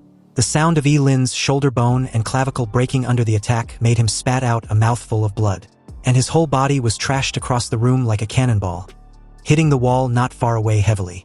Zhai Shochi approached Ye Lin's brutally battered figure, a bit disappointed. He was just warming up, but Ye Lin was already down for the count. Ye Lin agrees with this assessment. When fighting a close combat expert, his sword skills were severely lacking. Nonetheless, he still had his trump card, and Zhai Shochi should remember that he was the one who forced his hand. As Ye Lin slowly got up, the shoulder injury quickly recovered, along with any other internal injuries inflicted upon him. Because what happened next was so jaw-dropping that it even seemed excessive. Ye Lin did not hold back at all and attacked with all his might, sacrificing everything he could, and I mean everything. Liver, left lung, stomach, right kidney, gallbladder, duodenum, pancreas, spleen, large and small intestines, you name it, it's probably in there, just to summon the legendary world-destroying thunder. You see, forbidden spells were not omnipotent, so no matter how powerful a forbidden spell was, the person who casts it must be strong enough. Ye Lin's actual level was only 16, so naturally, if it was an ordinary thunder, it would definitely be difficult to cause too much damage to Zhai Shochi. However, this sacrifice made to summon the world-destroying thunder was expensive and enormous, so its power was obviously unfathomable. When the familiar chaos thunder came crashing down, Zhai Shochi's eyes widened with an overwhelming fear, and it didn't take a genius to know he was fucked in every way possible. Although he had his divine physique which could still resist a portion of the attack from the chaos thunder, it was definitely not even close to enough. The world-destroying thunder crushed into Zhai Shochi's body, wreaking havoc. It took less than a second for it to vaporize the upper half of his body to dust, leaving a hand on his battle axe and his lower half, which soon followed. Ye Lin's swordsmanship may not be good enough, but his chaos thunder summoning was a whole different matter. Now, if there was anything Zhai Shochi wanted to know, he can go ask the King of Hell. Groaning in pain, Ye Lin proceeded to the next floor, feeling a little lightheaded. Sacrificing too many organs at once really did a number on him. Meanwhile, in the presidential suite under the same building, Kensen, clearly unbothered, was leisurely having a fun time with one of his many women even though he'd been informed that there's been an intruder. He believes Zhai Shochi, being a mini-boss, was more than enough to deal with whichever nutcase dares to come to his domain, after the intruder happens to defeat all the men in the building, of course. Anyway, the important matter at hand was whether his little plaything wants to have a taste of something delicious he's got for her. The woman, Miss Chen, caught on what Kensen was implying and was fully on board. But before the two could get all naughty, Ye Lin barged into the suite like an enraged bull, and like a Kensen's personal cockblocker, he spared no time demanding where President Ji was. Pissed off, Kensen got up and approached the little brat, a bit baffled that he was able to make his way to him. Kensen asked where Zhai Shochi was, but it was clear that Ye Lin was done with the idle talk. With his sword in hand, he leaped high in the air and swung it down, declaring that his precious little pet was dead and he was next. Kensen just laughed at the sheer audacity of this little brat, and casually grabbed the sword with his bare hands. After all, he wasn't the underground king of Qingcheng for show, and there was a long list of people wanting to kill him, but unfortunately, Ye Lin wasn't worthy. Kensen then grabbed Ye Lin by the neck and spared no time exerting his dominance. He told Ye Lin to learn an important lesson to never fuck with him in his next life. Kensen activated a heavy power skill named the Breaking Gasp and crushed Ye Lin's throat without breaking a sweat. He drops Ye Lin's lifeless body to the floor without a backward glance, annoyed for wasting his time dealing with such worthless inconvenience. However, to his shock, the little fucker wasn't dead, but even had the energy to get back up. And on top of that, all the injuries on his body seems to have been healed somehow. Kensen questioned how it was even possible. Ye Lin was super dead. He made sure of it. On the other hand, Ye Lin just scoffed at Kensen's temper tantrum. Why would he be dead when he hadn't even had any fun yet? Ye Lin sacrificed his left eye and activated the curse spell, the Eyes of External Freeze. He froze Kensen's legs within an ice prison, and this freaked the hell out of the so-called underground king of Qingcheng. He questioned what kind of curse spell Ye Lin used and why he couldn't move at all. Obviously, Ye Lin ignored the question and asked one of his own. He wanted to know where President Ji was. Kensen refused to reveal where he was keeping President Ji as a hostage, and Ye Lin made him pay dearly for it. Activating his burning reincarnation, Ye Lin set the poor bastard's arms on fire, and the flames burned them wildly as he wails like a woman in labor. However, during Kensen's wailing session, a dull thud sounded as knees hit the floor behind Ye Lin. Miss Chen, pointing a loaded gun at the back of a tied-up President Ji, demanded that Ye Lin let his lover go. Otherwise, she will kill President Ji. Seeing this, Ye Lin casually remarked on how Miss Chen wants to be all righteous for her man. He extinguished the flames and suggested an exchange of hostages. Miss Chen immediately pointed the gun at Ye Lin the moment he started to slowly approach her. She warned Ye Lin not to come close or she will shoot. Ye Lin questioned Miss Chen if she didn't want to exchange hostages. Arrogant as always, Kensen stated that he didn't need a woman to save him. However, he still wanted to protect Miss Chen, so he told her to get out of there. But the damn woman didn't listen and suddenly pulled the trigger, firing 3 shots that hit Ye Lin squarely in the stomach, chest, and left shoulder. He drops to the floor as Chen rushed to Kensen's side. Kensen calls her a fool for not leaving like he told her. The little brat she just shot wasn't dead. This revelation shocked her greatly. And at the same time, Ye Lin had already gotten up and made his way to President Ji's side. He then casually used the Eyes of External Freeze curse spell and froze both hands of Miss Chen together with her gun. She couldn't hide her shock as the only thing fueling her fake bravado got neutralized real quick. And the moment Kensen pleaded for her, demanding Ye Lin come at him and leave her alone, his head was cleanly severed from his body. Ye Lin's blade flashed with a starlight, and Kensen's desperate pleas stopped abruptly as Ye Lin just coldly remarked that he was being noisy. The underground king of Qingcheng died with his eyes wide opened, and Miss Chen just stared at the scene in absolute disbelief, unable to comprehend what she was seeing. With tears in her eyes, she let out a scream. Ye Lin just straight up ignores her as he made his way to President Ji's side with an expressionless face. Miss Chen, in a defeated tone, questioned if Ye Lin plans on killing her too. Hearing this, Ye Lin just sighed, carried an unconscious President Ji on his shoulder and walked off. He told Miss Chen to not have such silly thoughts because he doesn't kill women, and if her lover hadn't kidnapped President Ji, he really wouldn't have been his enemy. He then tells her to leave the building. Miss Chen was speechless upon hearing this, and it's unclear whether she listened to Ye Lin and left the building, because shortly after cleaning house, Ye Lin incinerated the entire building with his hellfire, leaving no evidence which could be traced back to him. The entire black market was shrouded in karmic fire, turning into a sea of fire. And with that, the once largest sinful city in Qingqing officially came to an end. The very next day at the Ji family's residence, President Ji finally woke up after his treatment. Lying in bed with his whole body wrapped in bandages like a mummy, President Ji was fortunate enough to have his severed hands also reattached and healed.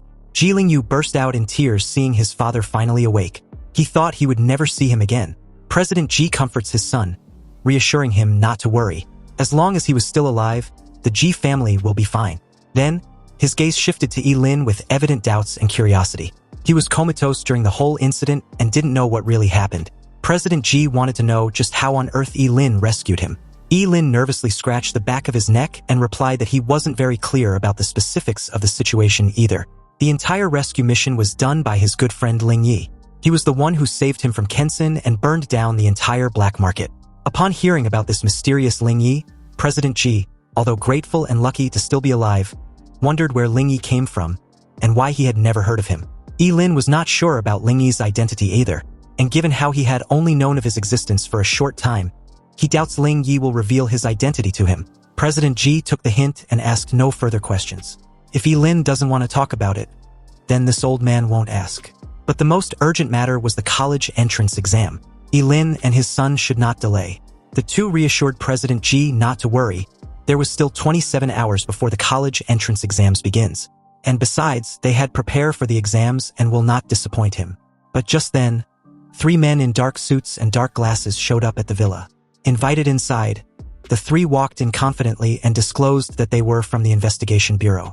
Officer Huang took out an arrest warrant and presented it to Ye Lin, adding that he was suspected in the involvement of a major murder case in the city. They needed him to come with them to assist in the investigation. A visible bead of sweat trickled down Ye Lin's cheek. He didn't expect the investigation bureau to come so quickly. Nonetheless, it was too risky to openly resist arrest. So Ye Lin decided to go along with them first, then decide his next course of action as the situation develops. As they led Ye Lin out of the room, Ji Lingyu questioned the officers why they were arresting his boss. The officers remained silent as Ye Lin just casually stated that the two should remember to pick him up at the investigation bureau. President Ji reassured Ye Lin not to be afraid. He will find the best lawyer who can definitely get him out. Meanwhile, as the scene shifted the Zhuge family's villa, Zhuge Qianqing knocked and informed her daughter at the door that there has been another news about Ling Yi, the guy she has been damn near obsessing over. Hearing this, Zhuge Nini got all excited like she'd received the best news of her life. Her father had to even remind her to change clothes first before heading downstairs, where Officer Huang from the investigation bureau was waiting. As Zhuge Nini heads to her closet to change, her father left her room with a heavy sigh. He closed the door and began to cough violently.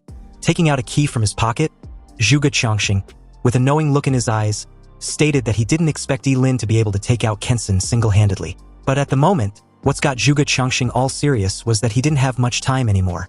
Seriously, when will Ye Lin be willing to take up on his offer and ask him for help? He wondered, and apparently it seems Ye Lin's secret was not that airtight after all. Meanwhile, at the Qingcheng Investigation Bureau stood a tall, magnificent and imposing building, designed to be intimidating.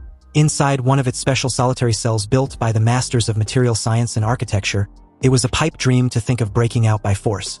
Ye Lin sat in the only chair in the cell as the iron door slowly opened, revealing a man with his face concealed by the shadow casted. Ye Lin calmly stated that until his lawyer comes, he won't say anything, even though he'd guessed that President Ji's connections and lawyer probably won't be enough given the number of people that died. The guy, clearly annoyed, walked in, and before Ye Lin could utter another word, he was grabbed by his jacket and lifted up in the air. The guy demanded Ye Lin tells him where that thing was. Obviously, Ye Lin was totally clueless. He questioned through his ragged breathing, wanting to know what the guy was referring to because he sure as hell didn't know. But this answer only enraged the guy who thought Ye Lin was playing dumb. He threatened to gouge Ye Lin's eyes out if he continues with the act. With little effort, he slammed him directly into the wall. Ye Lin felt like he'd been hit by a truck. It was then that the guy, in a cold tone, explained that Ye Lin should hand over the key. Kensen died by Ye Lin's hands, so naturally, the key must be with him. Back then, Ye Lin did not take anything from the underground black market in order to avoid leaving any trace or evidence. So even if there was a key, he burned it to ashes. However, he couldn't show any abnormality, otherwise this guy would definitely take ruthless action against him, which would either expose the secret of his immortality or be blind for the rest of his life. Since the guy didn't want to hear the truth, then he will play along. He told the guy that the key was with him but not with him. And if the guy continues with his ruthless behavior, he will make sure he never finds it.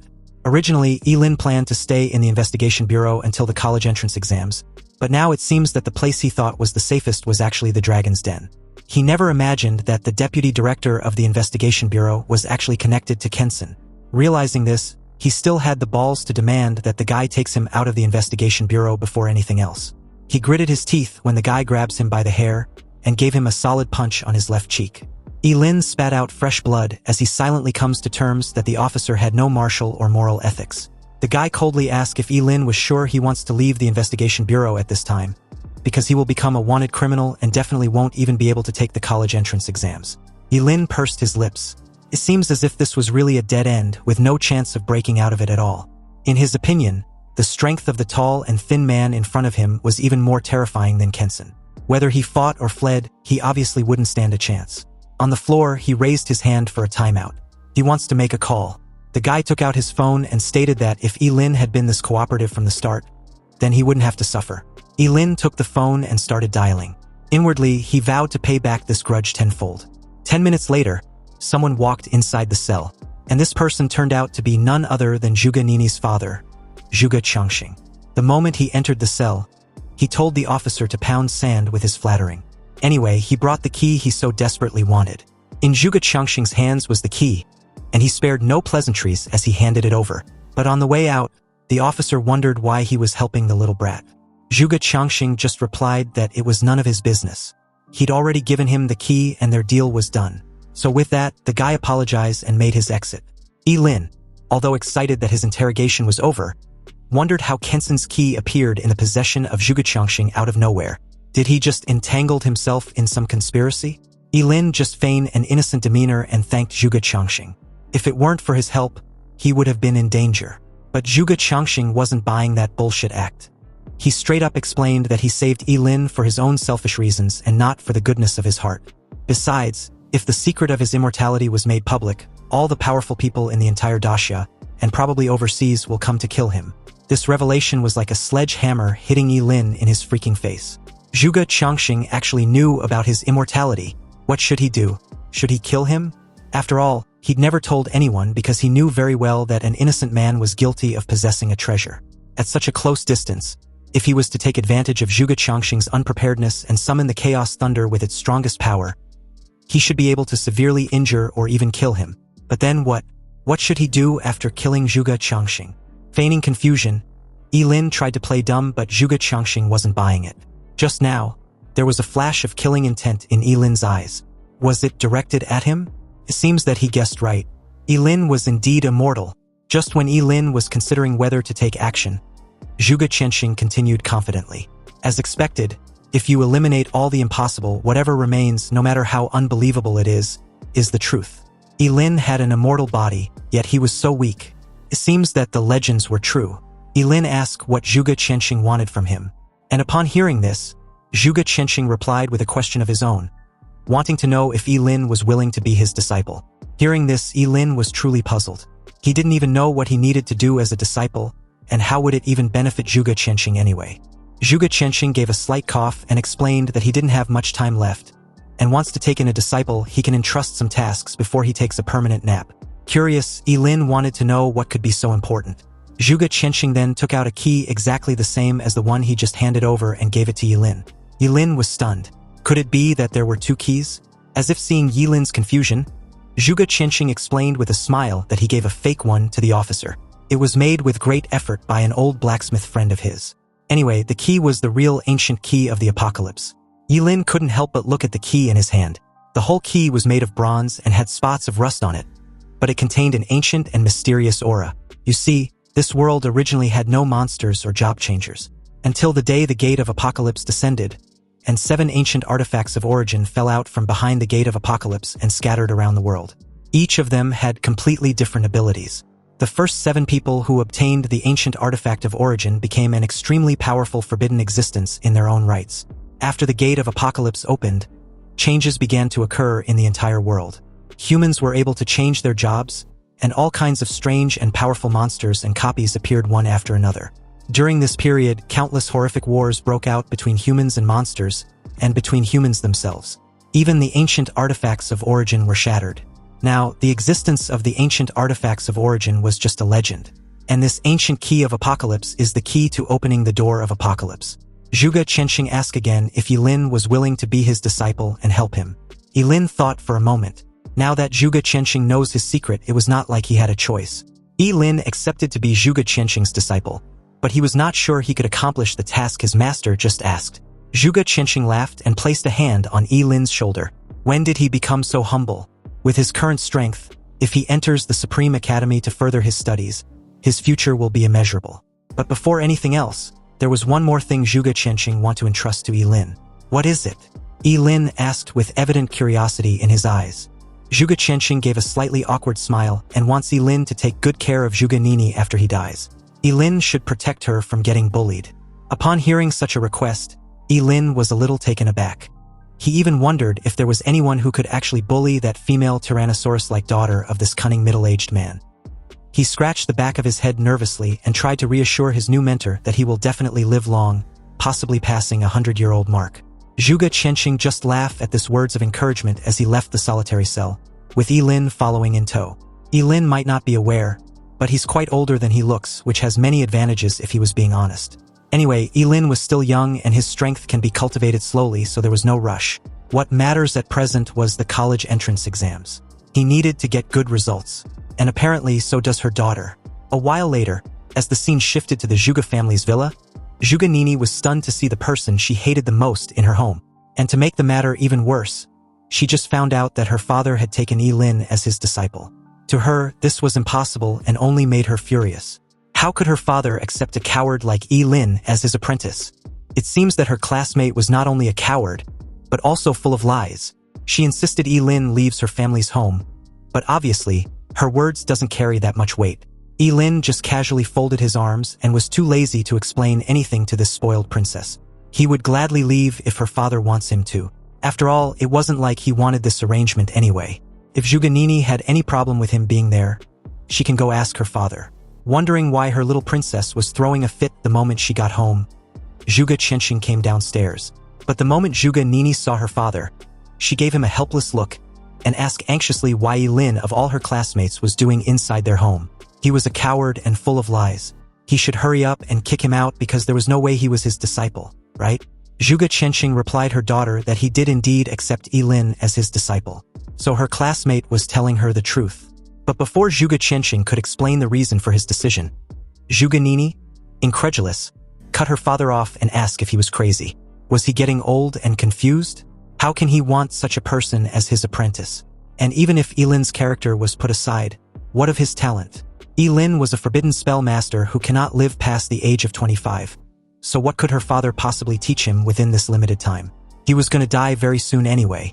As smart as Zhuge Qianxing was, he didn't know what to say without revealing any of Ye Lin's secrets. He told her daughter to pipe down with such harsh words. But it wasn't like Ye Lin cared anyway. And besides, he added that Ye Lin was actually powerful and was the Ling Yi she had been looking for. Hadn't she figured it out that Ye Lin and Ling Yi were the same person all along? Zhuge Qianxing thought that her daughter would change his opinion of Ye Lin after hearing this.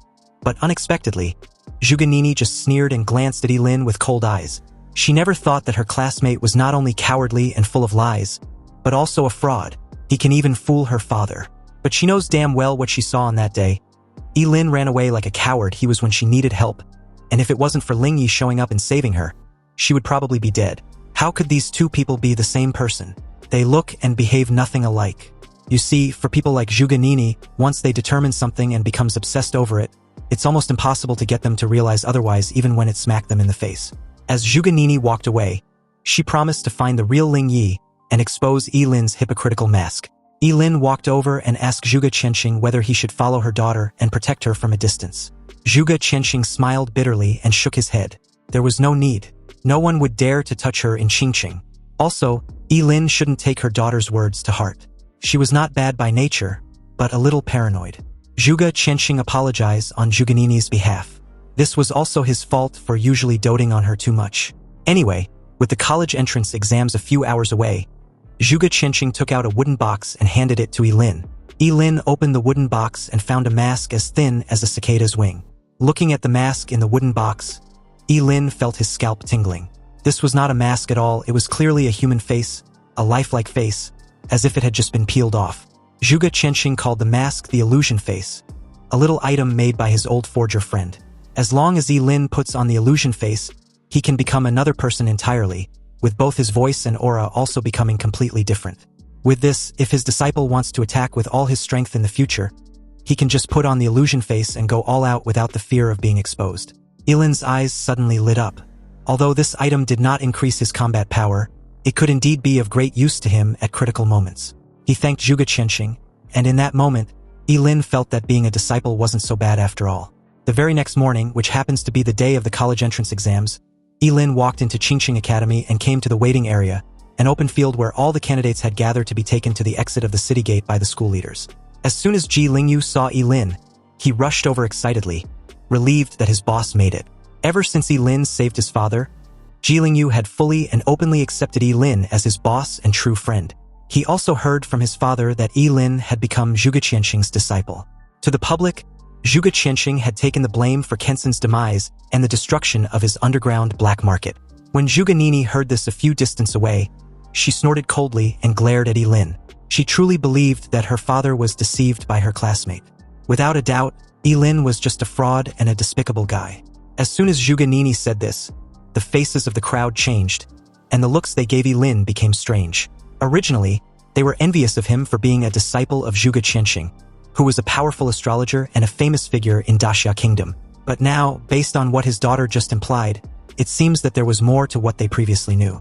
Ji Lingyu frowned and pointed an accusatory finger at Zhuge Nini, questioning if she had any evidence to back up what she just said. She was not allowed to slander his boss without any proof. Also, how can she even openly disrespect her own father for choosing an apprentice? Was she more insightful than her father? For the first time, Zhuge Nini was put on the spot, but she still didn't back down. She may not have any evidence at present, but that doesn't mean Ye Lin wasn't a fraud who stole Ling Yi's name and was actually pretending to be him. Ye Lin should just wait, his fraudulent days are numbered.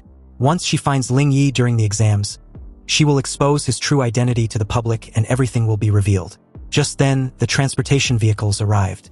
More than a dozen buses were neatly lined up in a row and parked in front of the gate of Qingqing Academy. These buses would take them to the city gate. The moment Principal Gao alighted, he welcomed and congratulated everyone for becoming a powerful job changer. Whether they can enter a good university will determine their future prospects. The rules of the college entrance exams were the same as in previous years. And although this exams was important, it was not worth their lives, which should always be their top priority. With that said, Principal Gao hopes each student gets good results. And the crowd immediately cheered and promised to do their best. They got inside the bus and arrived at the city gate half an hour later. A huge city wall with a massive gate dozens of meters high and wide enough for several buses to pass through simultaneously. It was majestic and solemn, with intricate lines and patterns carved on it. Every stroke looked deep and mysterious. Under the sunlight, the outline of the city wall was clearly visible in the sky, which made most of the students do a double take when they saw it for the first time. This was the Great Wall that separates Qingcheng from the wilderness, keeping all those powerful and terrifying monsters outside the city gate. Buses from several other high schools also arrived one after another. 10 minutes later, all the graduating students from the various high schools in Qingqing alighted from their respective buses and gathered at the city gate. The moment Ye Lin got out from the bus, he reminded Ji Lingyu to follow him and stick to their original plan. A guard stood in front of the crowd and reminded the students that the entrance to the exams was outside the city gate. Once the city gates are open, all the candidates needed to cross about 10 kilometers of uninhabited wilderness to reach the entrance to the college entrance main exams. If any of them encounter fierce monsters, how they can survive depends on their strength. However, if they can't resist any of these dangers during this period, they should remember to give up immediately. With a creaking sound, the huge city gate slowly opened to both sides like two walls, and as soon as the city gate was opened, many candidates rushed out impatiently, including Ye Lin and Ji Lingyu. In order to defeat Ye Lin and win a bet she made with her father, Zhuge Nini was among the first batch of candidates to rush ahead, as some of the candidates stayed at the back and waited quietly, not in a hurry at all. The first batch of candidates rushing out may not necessarily reach the entrance faster, but they will definitely encounter ferocious monsters sooner. Several principals of Qingqing stood on top of the city wall, looking at this group of candidates who were radiating vitality like the rising sun. One of them issued a challenge, which was to guess how many students from Qingqing will be admitted to Daxia College this year. There were 5 last year, so another guessed that there will be at least 7 this year. Apart from anything else, the 2 SSS-level students of Principal Gao will definitely be admitted to Daxia College unless something unexpected happens. Principal Gao stroked his short beard and laughed with pride, thanking Principal Wang for his insightful observation. Back on the open field outside the city wall, the group were greeted by a foul smell emanated from monsters. This stench was mixed with the smell of fermented blood. Many candidates even vomited when they smelled it for the first time. Suddenly, a roar of a monster resounded nearby, and with that sound, a giant lizard more than 3 meters tall, covered with hard red scales, suddenly appeared. It had bloodthirsty eyes, and its long tongue constantly moved in and out of its mouth. This was a level 11 bloodthirsty demon lizard. Most of the candidates were immediately frightened and panicked, running around in all directions, trying to avoid the monster. The bloodthirsty demon lizard was incredibly fast, so it could cover a distance of several meters with one leap. It caught up with several fleeing candidates in the blink of an eye. Its claws were as sharp as steel knives, and as it tore through the fearful crowd, blood splattered everywhere with just a single swing of its claws. Sharp screams echoed throughout the field. The principals on top of the city wall seemed extremely calm, staring at the candidates running away or being scared silly. They were a bit disappointed that their students were scared of just a level 11 bloodthirsty demon lizard, and started comparing them to subsequent years. With so many people, if everyone were to use a skill, the bloodthirsty demon lizard could be bombarded to death with an overwhelming attack.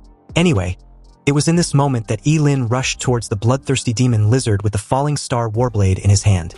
He activated the Yangshuo sword technique, and 4 bright sword slash flashed in succession. The bloodthirsty demon lizard that had scared everyone and made them flee everywhere had its limbs cut off, turning it into a wriggling flesh worm. The principals were stunned upon seeing such a terrifying sword, which was at least a rare level equipment, and was even more amazed to see Ye Lin, the Forbidden Spellmaster, at just level 16 with a rare piece of equipment. He easily dealt with a level 11 bloodthirsty demon lizard. However, they were also curious as to why Ye Lin didn't kill the monster. Just when everyone was confused, Ye Lin calmly called Ji Lingyu over. Ji Lingyu rushed over excitedly with a sword in hand. Obviously, the bloodthirsty demon lizard had no ability to resist at all, and was killed by Ji Lingyu without any trouble. The two were rewarded with 40 experience points each for their combined effort to kill the 11th level bloodthirsty demon lizard. Everyone was stunned at the outrageous scene before them. They now understood why Ye Lin only cut off the limbs of the monster but did not kill it. Ye Lin had become Ji Lingyu's tool for leveling up. In that moment, most of the candidates had an impulse to rush up and hug Ye Lin's thighs tightly, and beg him if he needs another lackey. Under the envious gazes of the crowd, Ye Lin and Ji Lingyu did not rush into the college entrance examination training hall, but swept all the way to the right. Meanwhile, Zhuge Nini watched the two nearby with a calculative look. Since the experience points will be shared if a candidates choose to form a team, she was sure she could surpass Ye Lin this time around. In her opinion, the reason why she was crushed by Ye Lin in the novice secret realm was purely because she was not serious enough. But she would not give Ye Lin a second chance. Whenever Ye Lin encountered any monster on the road, he was able to deal with it after a few sword slashes, leaving it incapacitated for Ji Lingyu, who has been following behind and cooperating very tacitly. When any of the monsters was seriously injured, he would go up and deliver the final blow with his sword. So far, the two had teamed up and kill a 12th level chimera with 50 experience points, an 11th level seahorse warrior with 40 experience points, and a level 13 skeleton archer with 60 experience points. Under Ye Lin's leadership, Ji Lingyu's level improved very quickly. He reached level 8 in a short while. Ji Lingyu was ecstatic. From now on, Ye Lin didn't need to say anything. He will gladly be his loyal lackey. At this rate, he would be able to reach at least level 12, or even level 13 before the sun sets. The entrance to the college entrance exams will be opened till sunset, so they can farm and level up as long as they arrive before the closing time. Ye Lin glanced around and there were obviously fewer monsters left. He told Ji Lingyu not to get too excited. There aren't many monsters near the city wall, so they had to go deeper into the forest. Upon hearing this, Ji Lingyu pointed out the obvious question. If they go deeper, they will encounter monsters of level 20 or even level 30, right? Ye Lin agreed with this assessment, and he was confident that he could handle a level 20 monster without any issue. But they will definitely have to run away if they encounter a level 30 monster. Ye Lin held the sword and led Ji Lingyu deeper into the wild. Ji Lingyu wasn't the only one who wants to upgrade his level. Ye Lin also wants that as well. After all, his goal was the Supreme Academy. Meanwhile, as the scene shifted back to the top of the city wall, Principal Gao had a frown on his face. He wasn't particularly pleased with the young curse master's decision to enter deep into the wild with Ye Lin. In his opinion, Ye Lin was acting way too reckless. With his level, it was a foregone conclusion that he would be admitted to Dasha College. So what on earth did he want to achieve? His fellow principal tried to reassure him not to worry. There were already invigilators surrounding the area, so no major accidents could happen. Hearing this made Principal Gao feel just a little bit at ease, even though his right eyelid kept twitching wildly. He didn't know why, but he'd suddenly had a bad feeling. He just hopes his friend is right. As the scene cuts back to Ye Lin and Ye Lin along the way, they've killed several different kinds of monsters, but none had been any real threat. Ye Lin didn't even need to release other forbidden spells. With just the Yangshuo sword technique, he had been able to deal with every monster they've encountered, which were all below level 20. At most, it would just be a matter of a few sword slashes.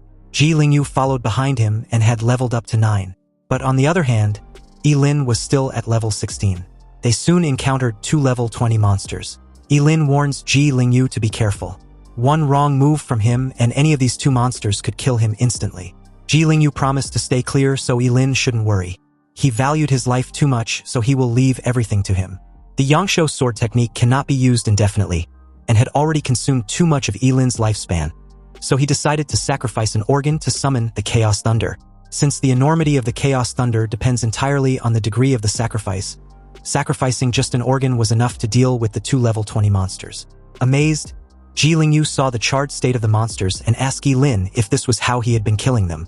Although it was efficient and can kill a level 20 monster instantly, it seems way too brutal, doesn't he think so? Ye Lin simply replied that this level of brutality was nothing, and there were even more brutal things to come.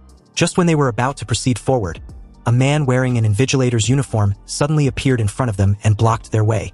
He told the 2 they could not leave the exam's perimeter without permission. It was too dangerous. Hearing this, Ye Lin frowned slightly but had no issue with this restriction. However, just as he was about to leave, he suddenly stopped short, staring at something intently behind the invigilator. With a serious expression, he anxiously told the guy to look behind him. But the invigilator snorted coldly when he heard this, without even turning his head.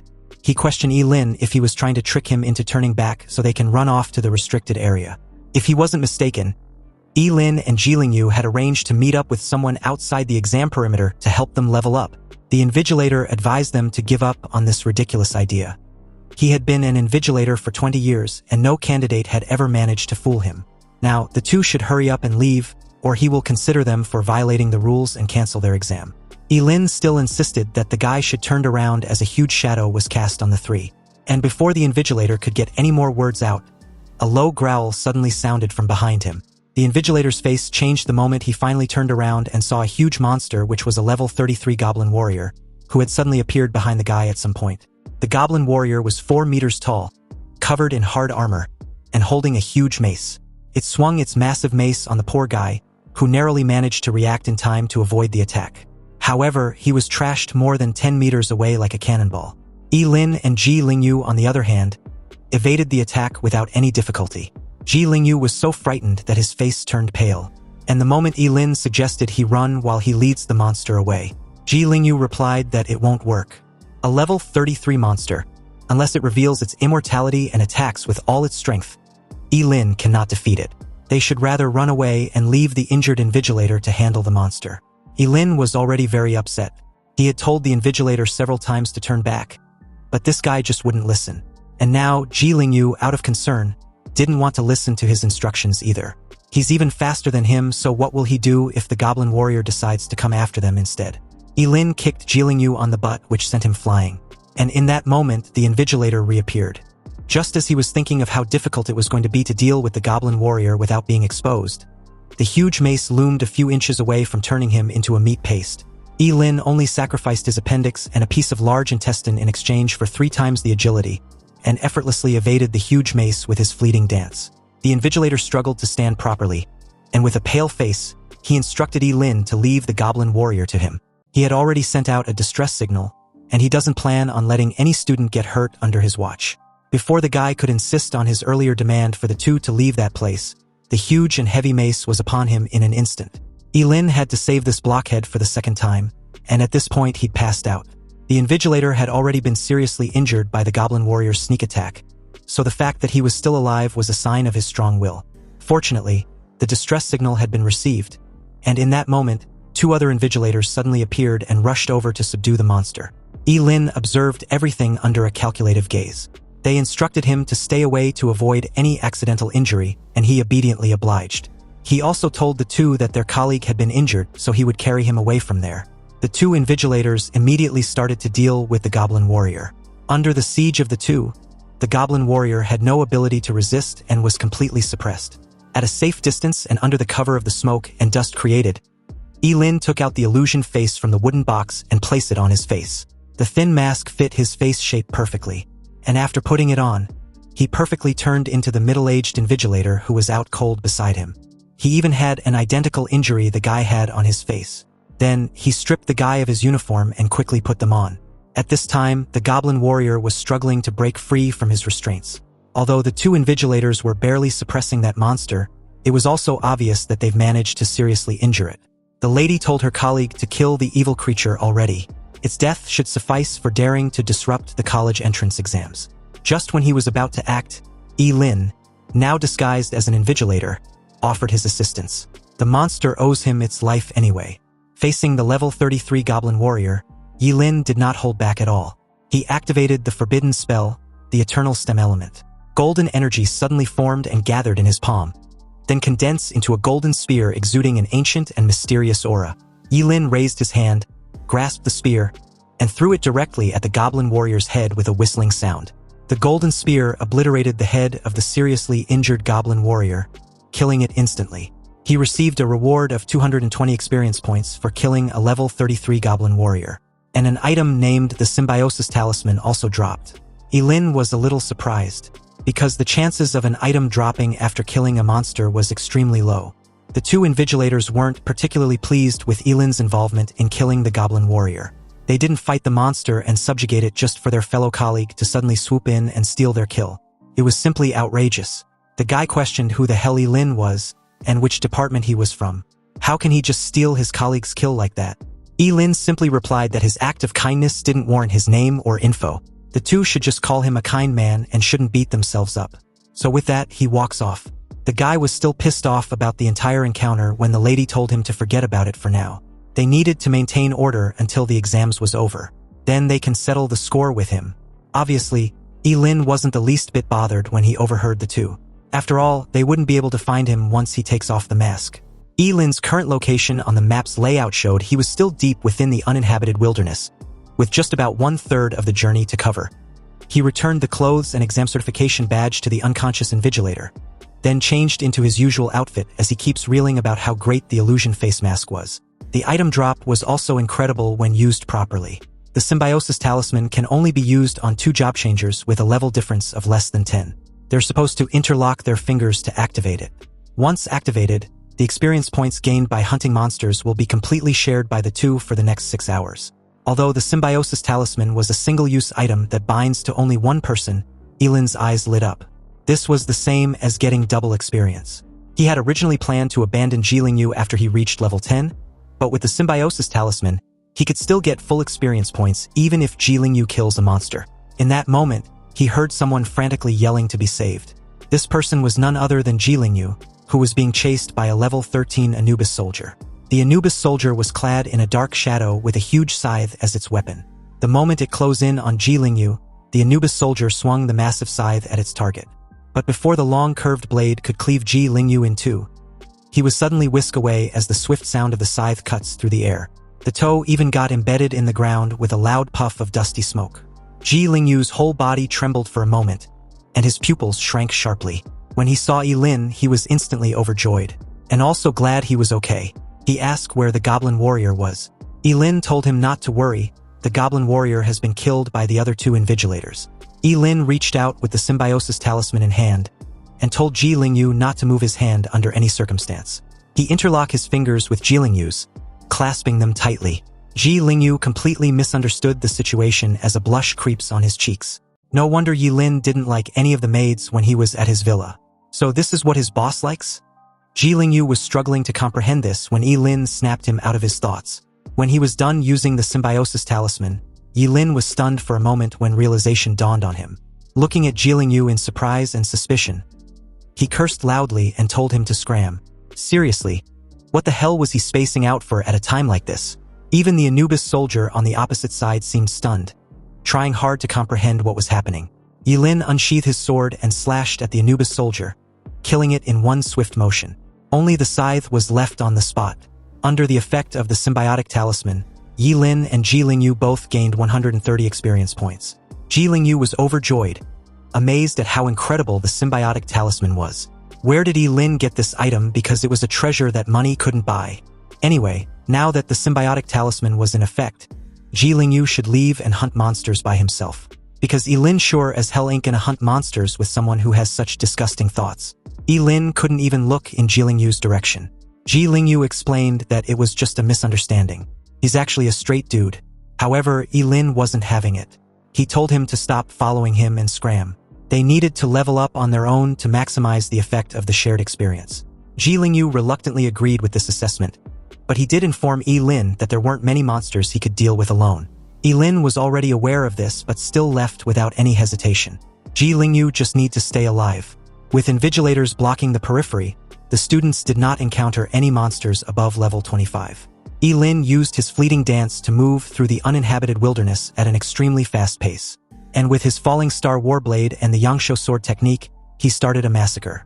He did not need to use other forbidden spells. Just the Yangsho sword technique combined with the 300 points of strength added by the falling star warblade was enough to make him dominate the entire exams. He was also mindful not to do anything too conspicuous. When he encountered a monster of a lower level than him, he would kill it with one strike. When he encountered a monster of a higher level than him, he would pretend to fight with it and then kill it with 2 to 4 strikes depending on the level. He suffered a lot of injuries during this period, but under the cover of the healing skills of the twin yin-yang bracelets, he directly used his immortal body to recover without any suspicion. Even under the presence of other students, he continued to kill monsters and used his immortal recovery. While other students run for their lives when facing monsters above level 15, Ye Lin did the opposite. He even charged in against a level 20 Minotaur which could kill him in an instant. He was actually excited that the Minotaur and any other monster of higher level was being left like a plague. Ji Lingyu on the other side was stunned, because from the beginning of the exams till now, his level has been rising rapidly. He knew without a reasonable doubt that his boss on the other side must have been killing monsters indiscriminately like crazy, because under the effect of the symbiotic talisman, their experience points were obviously shared. Meanwhile, as the scene shifted back to Principal Gao and the other important figures of Qingqing, they were currently watching Ye Lin's battle with the level 20 Minotaur. Although they've seen some strong candidates who choose to brush up their levels before entering the teleportation gate of the college entrance exams, this was the first time someone had actively searched and chased monsters relentlessly to annihilate. Principal Gao had a regrettable expression on his face. He was sure if only Ye Lin wasn't a forbidden spellcaster, the city of Qingqing would have had another peerless genius. Seriously, a job changer who can sweep away monsters in the uninhabited wilderness would have surely been a powerful existence who could suppress any opponent as long as he grows up. But a forbidden spellmaster would never live past the age of 25. His fellow principal told him to look on the bright side. Since all the monsters inside the test area were almost killed by Ye Lin, he'd actively made sure the number of candidates from Qingqing taking the main exams this year had increased significantly. At this time at the city's gate, the students who waited patiently for the eager candidates to clear the outskirt forest looked at the empty field outside the city's wall with smug expressions on their faces. A young man who was waving a fan even grinned and comments on the benefits of leaving the city at this point. Once the monsters had been dealt with by those who rushed out quickly, they can leave much more easily. The entire journey from the city gate to the teleportation gate of the main exams was 10 kilometers. They had already walked halfway and had not run into any monster. Now, they just need to hurry and hope they don't encounter anything unexpected. Ye Lin, on the other side, was done hunting monsters when he failed to spot a single monster in sight. He decided to head inside the teleportation gate. Although his level was now at 18, he was a bit disappointed he couldn't get to level 20 before the main exams. Anyway, the portal for the college entrance examination was like a huge gate of light, quietly suspended in the sky, emitting a soft light. As he approached the portal, he could feel a mysterious force fluctuating. It was the fluctuation of space magic, which could instantly teleport anyone to another place. Ye Lin stepped in, and the scene in front of him disintegrated. When everything came back into view, he had appeared in a huge blue stone square. 10 towering stone pillars stand around the blue stone square, each of which is engraved with ancient runes, revealing a sense of vicissitudes and mystery. In the center of the square, there was a huge stone tablet with the words, College Entrance Examination Training Ground, largely engraved on it. The handwriting was simple and ancient. Ye Lin looked around and saw that the square was crowded with so many people. When Ji Lingyu saw Ye Lin, he rushed over, all excited, and even tried to hug him. Ye Lin immediately pushed him away with disgust. But Ji Lingyu didn't care. He was so excited that he was incoherent. His current level was 15. Ye Lin would always be his one and only dear boss. He was just so awesome. If nothing unexpected happens with his current level, it was almost certain that he will be admitted to Daxia College. A while later, Zhuge Nini appeared there with a gloomy expression. Her current level was 14, so she thought she was only 2 levels short when compared with Ye Lin. Anyway, it wasn't a big deal because she could make up for it with her skills and abilities. As time passed, the sun cast its last rays of light, and the teleportation gate was closed completely. At the same time, hundreds of invigilators appeared in every corner of the square, monitoring the movements of all candidates in there. As a middle-aged man appeared silently in front of the stone tablet in the center of the bluestone square, he ordered everyone to pipe down. He then warmly welcomed all the candidates to the 886th college entrance examination. He was the chief examiner, Lin Yuan. His tone wasn't loud, but everyone in the bluestone square could hear him clearly, and his words seemed to directly resonate with the candidates. He confirmed what the examinees already knew, that the outskirt forest was just an entrance pass to the final exams, and only those who survived the journey and made their way there were allowed to take the final test. Anyway, the college entrance exams was divided into 2 parts, the comprehensive ability assessment and the ring battle, which will be carried out within the day. The comprehensive ability assessment has a total of 10 stages, and the maximum points for each stage was 10. Also, each candidate will be assigned different assessment content according to their profession. They can quit early or complete all of them. The examiner will give scores based on their performance in each level. Only candidates who have passed with a score of 85 points or above are eligible to participate in the ring battle. A victory in the ring battle will earn the candidate 10 extra points, with a maximum of 150 points. The competition will determine the top scorer in this year's college entrance examination. In the comprehensive ability assessment and the ring battle, they can use any equipment, but they are not allowed to use any special item. Also, any violators will be disqualified from the assessment, and that's all for the rules of this assessment. The expressions of all the candidates became extremely solemn as they queue up into groups of 10 and enter the assessment room. The comprehensive ability assessment was about to start. As soon as Lin Yuan was done, the 10 towering stone pillars standing on the blue stone square each opened a portal. All the candidates entered the stone pillar one by one. When it was Ye Lin's turn, he took a step forward and appeared in a closed all-metal room with numerous electric sparks sweeping across him. The time of the main exams had finally come, and it was up to him to write his fate how he chooses. The chief examiner, Lin Yuan, stood quietly on the blue stone square, looking at the 10 stone pillars. Behind him stood several middle-aged men with powerful auras. They were all deputy examiners of this year's college entrance exams. Among them was a woman in a blue long dress. Although she was old, the woman was well-maintained, with a slender figure and a short hair which gently fluttered in the wind. Her name was Su Changxin, and she was a supervisor from Daxia College. She walked over to Lin Yuan's side and apologized for being late. Lin Yuan smiled slightly, looked at the woman with respect, and replied that there was no need. She was just in time actually. Su Changxin asked if there has been any outstanding candidates so far. Lin Yuan replied that there's been a few, especially a student named Ye Lin who was already level 18. Lin Yuan pulled Ye Lin's info and showed it to Su Changxin. She was quite impressed with Ye Lin's level, and stated that he was already qualified to be enrolled into Daxia College. However, when she saw Ye Lin's profession, she couldn't help but frown. It was quite a shame. At level 18, even if the profession level was only A class, she could still be flexible with the conditions and allow the candidate to enter Daxia College. But that's not the case when it comes to Forbidden Spellmasters. Although it's an SSS level profession, everyone knows that a Forbidden Spellmaster will not live past the age of 25. Lin Yuan agrees with Su Changxin. It's indeed a shame. If Ye Lin wasn't a Forbidden Spellmaster, a real dragon would have appeared in Qingcheng. Just as the two were discussing Ye Lin's score, a mechanized voice announced that the candidate Ye Lin was done with the first stage of the comprehensive ability assessment. His level assessment was a full score. The second stage of the comprehensive ability assessment was the three-dimensional attribute assessment, and candidate Ye Lin was instructed to place his hand on the test ball.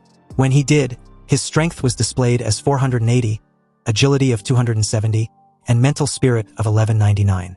An examiner couldn't help but complain. He couldn't comprehend how a forbidden spellcaster had a strength of 480. He then wondered if Ye Lin had an equipment that increases his strength. And if he did, why would he need that much strength as a forbidden spellcaster? Did he want to brawl with other candidates? Another agreed that 480 points of strength was indeed weird because it already exceeds a lot of warrior class professions. Anyway, they'll know when Ye Lin reaches the third stage because he will have to use his attacks on that stage.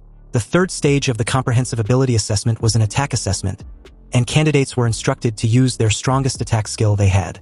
When Ye Lin heard this, his first reaction was to sacrifice all his organs to summon the world-destroying Chaos Thunder. But he knew that that godly performance was too shocking and would definitely expose himself. Besides, it was just a high-level exam, so it shouldn't be so exaggerated. But the power shouldn't be too small either, because he wanted to be enrolled into Dasha College with full marks in every stage. After thinking about it, Ye Lin made a decision and sacrificed his tonsils to summon the most ordinary thunder. A bolt of lightning struck, and the dummies were blown into pieces. This was already his least powerful forbidden spell, yet the dummies had been destroyed. He wondered if they were just too fragile. Meanwhile, back at the Bluestone Square, all the examiners were genuinely stunned to see the wrecked dummies which were capable of withstanding any attack from job changers below level 25. Ye Lin was just level 18, yet the dummies exploded from one hit just like that. It's obvious at this point that Ye Lin used a forbidden spell, and since forbidden spells were known to be powerful, it made sense that the dummies would be wrecked. Lin Yuan couldn't help widening his eyes. He believed Ye Lin was being too reckless with his life just to cast a forbidden spell in his final exams. Nonetheless, his performance deserves the full points. After he passed the third stage, the next 4 stages were assessments on agility, explosive power, sustained damage output, and escapability. But none of these stages could stop Ye Lin at all. Under the astonished gazes of the examiners, Ye Lin quickly passed all the stages with full marks. Lin Yuan continued to watch Ye Lin's performance with a regrettable expression. He was truly baffled that Ye Lin was still using forbidden spells like they were nothing. At this point, it will be a miracle if he even lives up to 20 years old. An examiner asked him if he wants to raise the difficulty level of the final stage for Ye Lin. Lin Yuan wanted Su Changxin's opinion on whether Dasha College will accept Ye Lin if he could get all full marks after increasing the difficulty. If Su Changxin agrees, then there will be no problem increasing the difficulty. Lin Yuan was even curious to see where Ye Lin's limit was, because he seems to be able to handle the exams with ease so far. However, Su Changxin was very cutthroat. She apologized to Lin Yuan, but she's not on board with that assessment when it comes to Ye Lin. From her perspective, Luo Jun, Wang Zhengguang, Zhu Ganini, and Ji Lingyu were more qualified to enter Dasha College. Her reason was simple: a forbidden spellcaster's strength is gained in exchange for his life, so Dasha College will just be wasting resources on him. Lin Yuan sighed in agreement. It was truly a shame. After passing the last level, Ye Lin came out from the comprehensive ability assessment chamber to find other candidates doing the same. The Bluestone Square was bustling with students who were so excited that they shared their test results with their friends. Ji Lingyu, excited to have score 96 points, couldn't wait to share the news when he spotted Ye Lin. According to this results, as long as he win 3 more matches in the ring, he was sure to enter Dasha College. Ye Lin, on the other hand, wasn't impressed. He asked why Ji Lingyu didn't get full marks. After all, he was already level 15, so the difficulty shouldn't be a problem. Ji Lingyu nervously scratched the back of his head and explained that he lost points in the actual combat assessment. His level had increased too quickly and he couldn't adapt for a while. As everyone was chatting among themselves, Lin Yuan announced the results of the comprehensive ability assessment. The first place was Ye Lin with 100 points. The second place was Zhu Ganini, also with 100 points. The third place was Luo Jun with 98 points. The fourth place was Ji Lingyu with 96 points. And the fifth place was Wang Zhengguang with 95 points. After announcing the test results for the top 5, Lin Yuan told the candidates with scores below 85 to leave the examination room in an orderly manner under the guidance of the invigilators. Candidates with scores of 85 and above can also choose to leave, but leaving the examination room will be regarded as giving up on the ring competition. As soon as Lin Yuan was done, Zhu Ganini, with a look of defiance, asked why she was ranked behind Ye Lin when they both got full marks. Although she hated not being able to surpass Ye Lin, being ranked below him was unacceptable. As soon as Zhu Ganini spoke up, it instantly aroused the doubts of many candidates. The girls even thought it was discrimination against women. It was unfair and a clear oppression against women.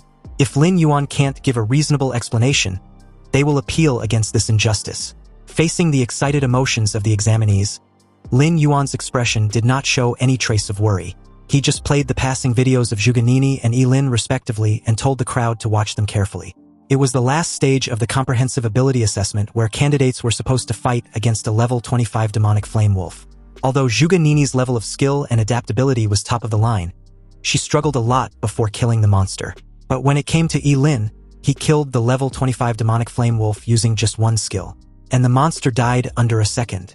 Seeing this, everyone suddenly understood why Zhuge Nini was in second place even though they both got full marks. Lin Yuan turned towards the crowd and asked if there was any more objections about the final test result. The Bluestone Square became silent with no one daring to speak, not even Zhuge Nini.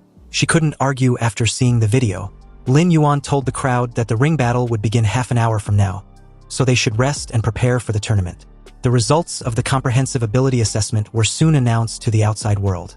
And the moment Principal Gao and his fellow principals saw the results, they were surprised that Ye Lin and Zhuge Nini got full marks. The other principals began to congratulate Principal Gao. His Qingcheng Academy was striking it big this year. What's even more shocking was Ji Lingyu, who scored 96 points and got 4th place. He was certainly a dark horse. At this point, Principal Gao couldn't contain his excitement and laughed in sheer delight. With 3 students being in the top 5, Qingcheng Academy would surely become a popular school for admission next year. Anyway, just as Principal Gao was basking in all the praise, Principal Su from Yutsai Academy reminded him not to get too excited this early in the exams. After all, the ring tournament, which was the real highlight of the exams, would start in half an hour. Principal Gao wasn't the least bit concerned when he heard this. His students had been the best since the exam started, so securing first place in the ring tournament wasn't a stretch. Or did Principal Su seriously believe that Luo Jun could deal with a level 18 Forbidden Spellcaster? Principal Su simply replied that since nothing was certain, anything was possible. Back at the Bluestone Square, Ye Lin unexpectedly ran into Zhuge Nini. The encounter was extremely brief, but before Zhuge Nini walked away, she informed Ye Lin that she won't lose to him in the ring tournament. Ye Lin said nothing, but inwardly, he wondered what was wrong with her now. Half an hour passed, and all the qualified candidates gathered at the Bluestone Square. Lin Yuan explained the rules of the tournament, which was pretty simple. It will be held based on a lottery format, and winning a match earns a candidate 10 points. Then he or she would be promoted to the next round. Before the lottery starts, there are a total of 104 candidates. So the sum between 2 candidates' serial numbers, which tallies to 104, will be fighting against each other. By some coincidence, Ye Lin drew the number 18 and was matched up against a female candidate named Bei Bei Bei, who was number 86. Ji Lingyu was relieved to know he wouldn't face Ye Lin anytime soon. He was number 24, and as long as he doesn't run into Zhuge Nini or Luo Jun in the early stages, his level would be enough for him to secure a good result. Soon, it was Ye Lin's turn to face his opponent. Ji Lingyu wished him the best of luck as he walks off. As the two face off in the arena, their profession and levels were displayed for each to see. Bei Bei Bei was a level 10 water mage, and Ye Lin was a level 18 forbidden curse master. Before Lin Yuan announced the beginning of the battle, Ye Lin advised Bei Bei Bei to surrender. But of course, she didn't listen. She told Ye Lin that she won't surrender. Even though he was stronger than her, she won't be looked down upon. Bei Bei Bei's expression was very stubborn, and her palm-sized face was full of determination. Ye Lin just smiled and commended her for her bravery. After all, it's not easy for anyone to get a score of more than 85 in the comprehensive ability assessment. However, this was a fight she cannot win. Ye Lin sacrificed his wisdom tooth and summoned the chaos thunder. His body got lifted in the air the moment he raised his hand in the sky. Suddenly, several surge of thunderclouds gathered together, and countless dazzling silver-white lightning arcs shuttled through the clouds like spirit snakes. With a loud boom, a violent thunder dragon as thick as a large python swooped in from the clouds and hovered over Ye Lin like a protective guardian. At this moment, Ye Lin was like a god who controlled thunder. This horrifying scene not only caused the rest of the candidates watching to break out in a cold sweat, but left them dumbfounded. After all, casting forbidden spells in the final exams arena was outrageous and unheard of.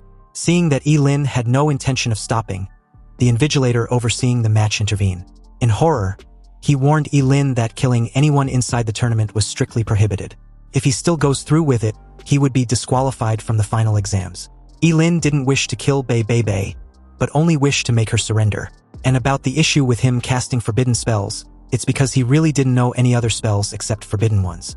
Under this terrifying pressure, Bei Bei Bei was so scared that her legs went weak, and she slammed to the floor with a thump. The next second, she burst into tears, crying like a child. The other candidates, especially the guys, were outraged. They can't believe Ye Lin would go as far as make such a beautiful lady cry out of fear like that. He was simply an animal. Ye Lin ignored them and asked a sobbing Bei if she'd surrendered.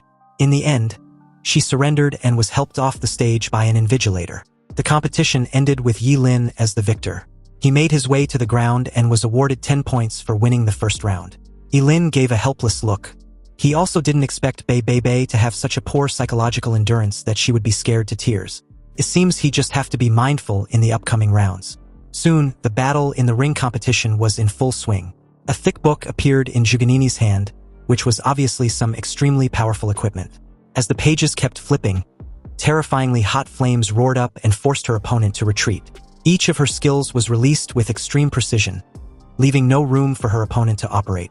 Soon Juganini defeated her opponent and won the first round. Luo Jun from Yutsai Academy held a black spear with a lifelike shadow dragon wrapped around the spear. Every time the spear was swung, the sound of a dragon's roar echoed throughout the arena. With dark, ominous eyes, he kept teasing his opponent before winning the matchup. Ji Lingyu was wielding a long sword, and with his current level facing a level 8 opponent, he felt no pressure at all. So after a few sword strikes, he made the opponent surrender on the spot. With an SSS level Rainbow Blade profession, Wang Zhengguang from Experimental Academy was as fast as a ghost and could easily defeat his opponent in a flash. After a 10-minute break, the second round of the competition officially began. In this round, Ye Lin's opponent was a sword cultivator with several long swords on his back. The guy, Chen Chengqin, had sharp eyebrows and bright eyes, a slender figure, and a weird temperament. But the moment he saw Ye Lin as his opponent, his expression changed slightly. He then narrowed his eyes and spoke softly as if muttering to himself. Chen Chengqin believed it might be a little tricky facing Ye Lin, but he was confident he could win. The moment he drew out a long sword from his back, Ye Lin's expression suddenly became serious. He didn't want to underestimate his opponent because the professions of job changers were all kinds of strange, and so was their skills. Their apparent level also do not represent their true combat prowess. Anyway, the way Chen Chengqin looked so confident, he must have extraordinary means. The moment the invigilator began the match, Chen Chengqin announced that he'd surrendered. He turned around, coolly put the sword back into his scabbard, and then walked off the stage. Ye Lin was stunned for a moment before asking Chen Chengqin about what he said just moments ago. Didn't he say he was confident that he could win? Yes, he did say that. However, Ye Lin misunderstood him when he said that. He's confident he will win against him, but not today and definitely not now. The invigilator had a strange look on his face when he announced Ye Lin's victory for the second time. This was the first time he'd encountered the easiest job as an invigilator. While his colleagues had to stay alert and pay attention to the candidate's combat situation at all times to prevent their lives from being in danger, he basically had nothing to do except reciting the rules. The crowd was stunned to see Ye Lin win again without fighting. Although the way Ye Lin's opponents surrendered might seem a bit too much, it was understandable. Like who would risk their own life just to defeat a short-lived Forbidden Spellcaster? Soon it was time for the third round. In light of the lessons learned from the previous two predecessors, it seems the next candidate had already made up his mind the moment he drew Ye Lin. Since he had no desire to fight against such a monster, he immediately surrendered. Recalling the scene in the first round, the guy knew it would be better for him to give up. At this point, Ye Lin was frustrated for not being able to do a damn thing. He had advanced to the fourth round without lifting a finger, and his score had also reached an astonishing 130 points. The dumbfounded crowd began to lose interest and decided to watch other test takers. Ye Lin's matchups were a total rip-off. He just used a forbidden spell in the first round, yet he had won 3 rounds in a row. Some even believed Ye Lin's final test was too easy, and wondered if he would get a perfect score without doing anything. The scene shifted to the match between Luo Jun and Wang Zhengguang, both of SSS level profession. Luo Jun had a level 14 Shadow Dragon Spear, and Wang Zhengguang had a level 13 Rainbow Blade. The moment the fight began, Wang Zhengguang, wielding 2 daggers, disappeared on the stage like a ghost. His speed and movements were that of an assassin, but Luo Jun's sharp eyes were able to easily keep up with his movements. He waved the black spear in his hand, which clashed with Wang Zhengguang's daggers with a reverberating clang. Then what soon followed was Wang Zhengguang's fast movements, the occasional dazzling sparks of their weapons, and the clanging sound of metal clashing repeatedly. Wang Zhengguang warned Luo Jun to prepare himself. He was going to be added to the list in the loser bracket, but Luo Jun scoffed at the absurdity. To him, Wang Zhengguang didn't have the strength to defeat him. The crowd gathered were terrified seeing the way the 2 SSS-level professionals were fighting each other. Luo Jun had no issue keeping up with Wang Zhengguang's movements, but the crowd couldn't see anything. It was obvious that none of them would have been able to last a second if they were facing either of them. Although they were both job changers, they can clearly see that those two were on a completely different level. Among the examiners captivated by this duel were the chief examiner and the supervisor of Daxia College. Lin Yuan asked Su Chengxin who she believes would win the duel. Without hesitation, Su Chengxin chose Luo Jun. She explained that although it might seem like Luo Jun was being suppressed, his defenses hadn't been breached even though Wang Zhengguang went all out from the start. Once Wang Zhengguang's stamina decreases, Luo Jun would obviously launch a counterattack. Sure enough, shortly after Su Chengxin expressed her judgment, the situation in the arena began to change. Maintaining high-speed movement for a long time was a considerable drain on Wang Zhengguang's stamina, and he couldn't help but slow down a little. And just as his speed slowed down, Luo Jun suddenly pounced on him like a long dormant tiger. Clenching his black spear tightly, Luo Jun leaped high in the air and swung directly down towards Wang Zhengguang. Wang Zhengguang had less than no time to dodge and could only raise his daggers to block. He was knocked down on his back. A loud cracking sound was heard as Luo Jun's black spear slashed Wang Zhengguang's chest after shattering the daggers. The match ended with a shrill scream from Wang Zhengguang. Meanwhile, Ye Lin's opponent in the 5th round also surrendered, leaving him quite bored with the whole tournament. At this point, it seems that only Zhuge Nini or Luo Jun would be willing to face him. But it was in this moment that Ye Lin saw something that immediately piqued his interest. It was a matchup between Zhuge Nini and Ji Lingyu. On the stage, Zhuge Nini was in the air, and as she stared at Ji Lingyu with a cold look, she wanted to know just what Ye Lin had given him to make him obey him so blindly. Zhuge Nini truly couldn't understand it. Ji Lingyu simply warned Zhuge Nini that she would regret it when she finally realized who Ye Lin really was. Zhuge Nini couldn't hide the obvious disdain of Ji Lingyu's admiration for Ye Lin. In her opinion, Ji Lingyu was just a fool who had been deceived by Ye Lin. She directly released her phoenix exploding flames the moment the Invigilator announced the start of the match. The book in her hand lit up as countless fireballs were hurled towards Ji Lingyu. Beads of sweat appeared on Ji Lingyu's face when he realized Zhuge Nini's elemental spells were instant casts. Ji Lingyu's figure flashed like a phantom as he leaped high in the air to dodge the fireballs. The fireballs exploded beneath him with a deafening bang. Since his opponent was a long-range attacker, he needed to avoid getting hit at all costs and find a way to get close. In the air, the book kept flipping as Zhuge Nini calmly raised her hand at Ji Lingyu. Suddenly, all the exploded flames merged into a massive sea of flames underneath Ji Lingyu and was directed towards him. Facing this indiscriminate attack, Ji Lingyu's eyes narrowed. He knew that this attack was unavoidable and he had to meet it head-on. He took a deep breath, grasped his sword tightly and raised it in the air. Using the slash sword skill, his sword energy flashed with a cold light as he cleaved through the incoming sea of flames. The violent flames was extinguished seconds after, forming a cloud of steam. Ji Lingyu was surrounded by the thick steam, panting heavily. It seems he was at his limit, yet he didn't want to surrender. He was determined to continue with the duel. Seeing this, Zhuge Nini called him an idiot. If Ji Lingyu wasn't going to surrender, then she wasn't going to hold back either. The book in Zhuge Nini's hand suddenly lit up in flames. And the moment she cast her next elemental spell, the red surging flame, an insurmountable wall of flames was summoned. The air in the arena suddenly became scorching hot. Ji Lingyu felt a horrible heat wave rushing towards him, almost suffocating him. Every time he took a breath, his nose felt like it was being burned. Ji Lingyu looked up and saw that Zhuge Nini was surrounded by flames. She then asked Ji Lingyu if he wants to surrender, but the fool still didn't want to. He even gave a subtle threat to which Zhuge Nini just brushed off as Ji Lingyu being overconfident. Ji Lingyu was clearly no match for Zhuge Nini, and everyone knows it at this point except him apparently. Su Chengxin calmly comments that Ji Lingyu was going to lose, but Lin Yuan was more concerned about his well-being. He instructed the medics to intervene when he saw that Ji Lingyu had no intention of backing down. Ji Lingyu's figure seemed extremely small as the massive flames engulfed him.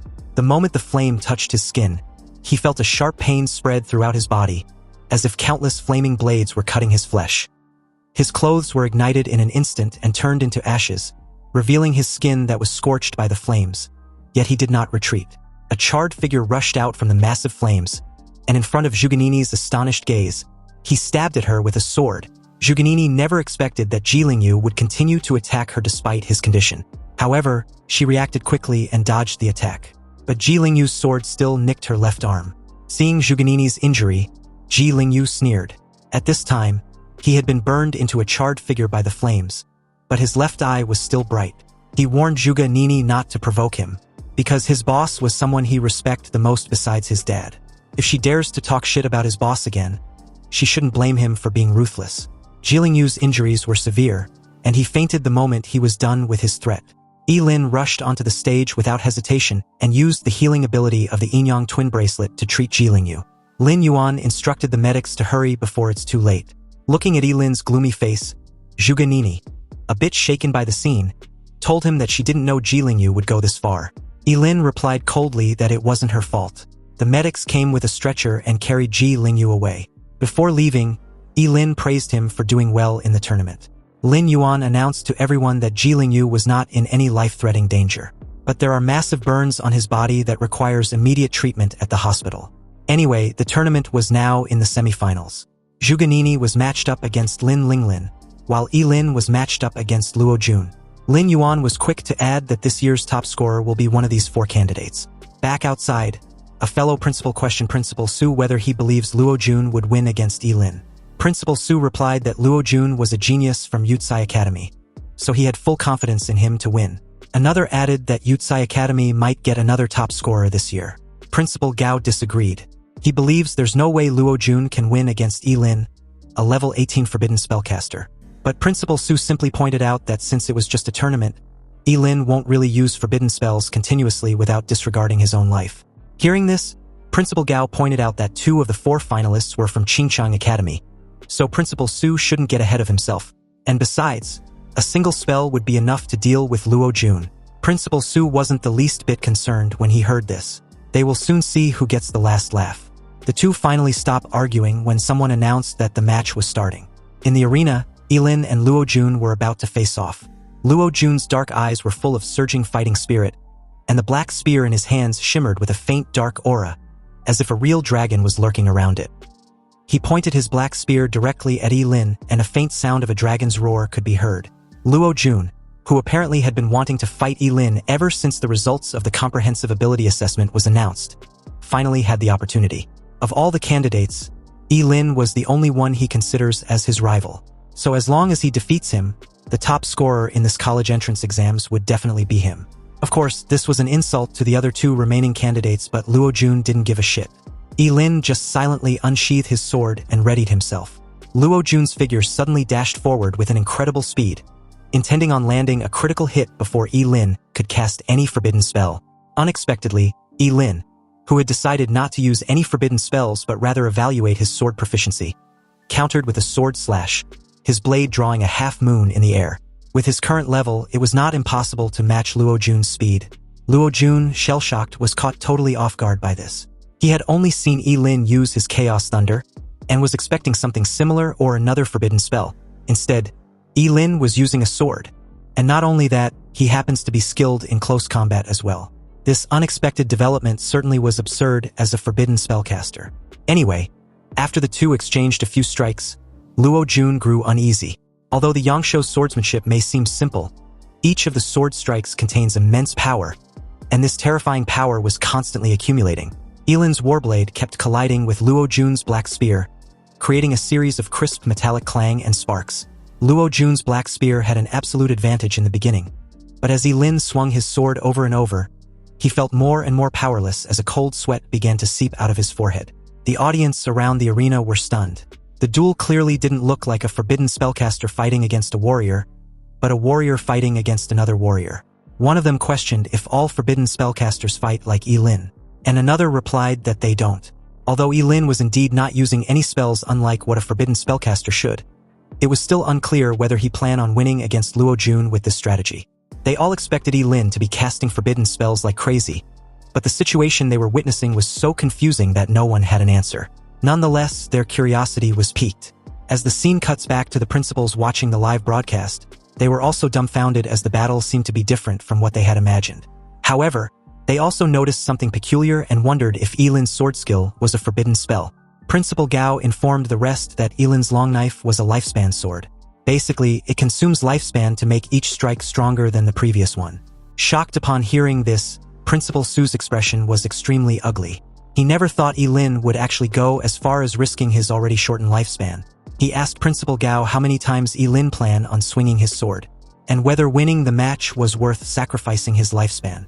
Principal Gao calmly replied Principal Su, reminding him how he confidently stated that Luo Jun wouldn't lose. But judging from the current situation, it seems he was bound to.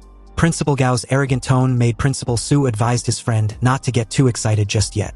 His tone carried a subtle threat to which Principal Gao brushed off. Back inside the arena, Ye Lin's Yangshuo swordsmanship has been superimposed to the 15th level, and each sword strike carried a terrifying force. Luo Jun began to feel an unprecedented pressure that even made his knuckles cracked and bled. The power of each sword slash had increased exponentially as if it was endless. A trace of panic flashed in Luo Jun's eyes because he was going to lose if the situation didn't change.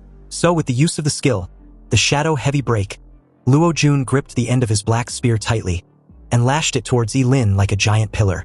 Ye Lin held his blade horizontally to block the strike with great effort, but was still pushed back repeatedly. Seeing that his attack was successful, a fierce look flashed in Luo Jun's eyes. He questioned Ye Lin if he believes he was the only one who knew forbidden spells. It was in this moment that Ye Lin spotted Luo Jun activating a forbidden spell talisman, the Dark Dragon Fall. The dark talisman condensed at the tip of Luo Jun's spear as the entire arena seemed to tremble, and the air was filled with a murderous aura. The moment the black spear thrust out, a deafening roar erupted, and Ye Lin felt a huge force aimed towards his chest. He tried to block the attack with his sword as his body retreated several steps uncontrollably. The collision created an explosive fog which covered the entire arena. When it cleared out, Ye Lin had dropped his sword and was on his knees.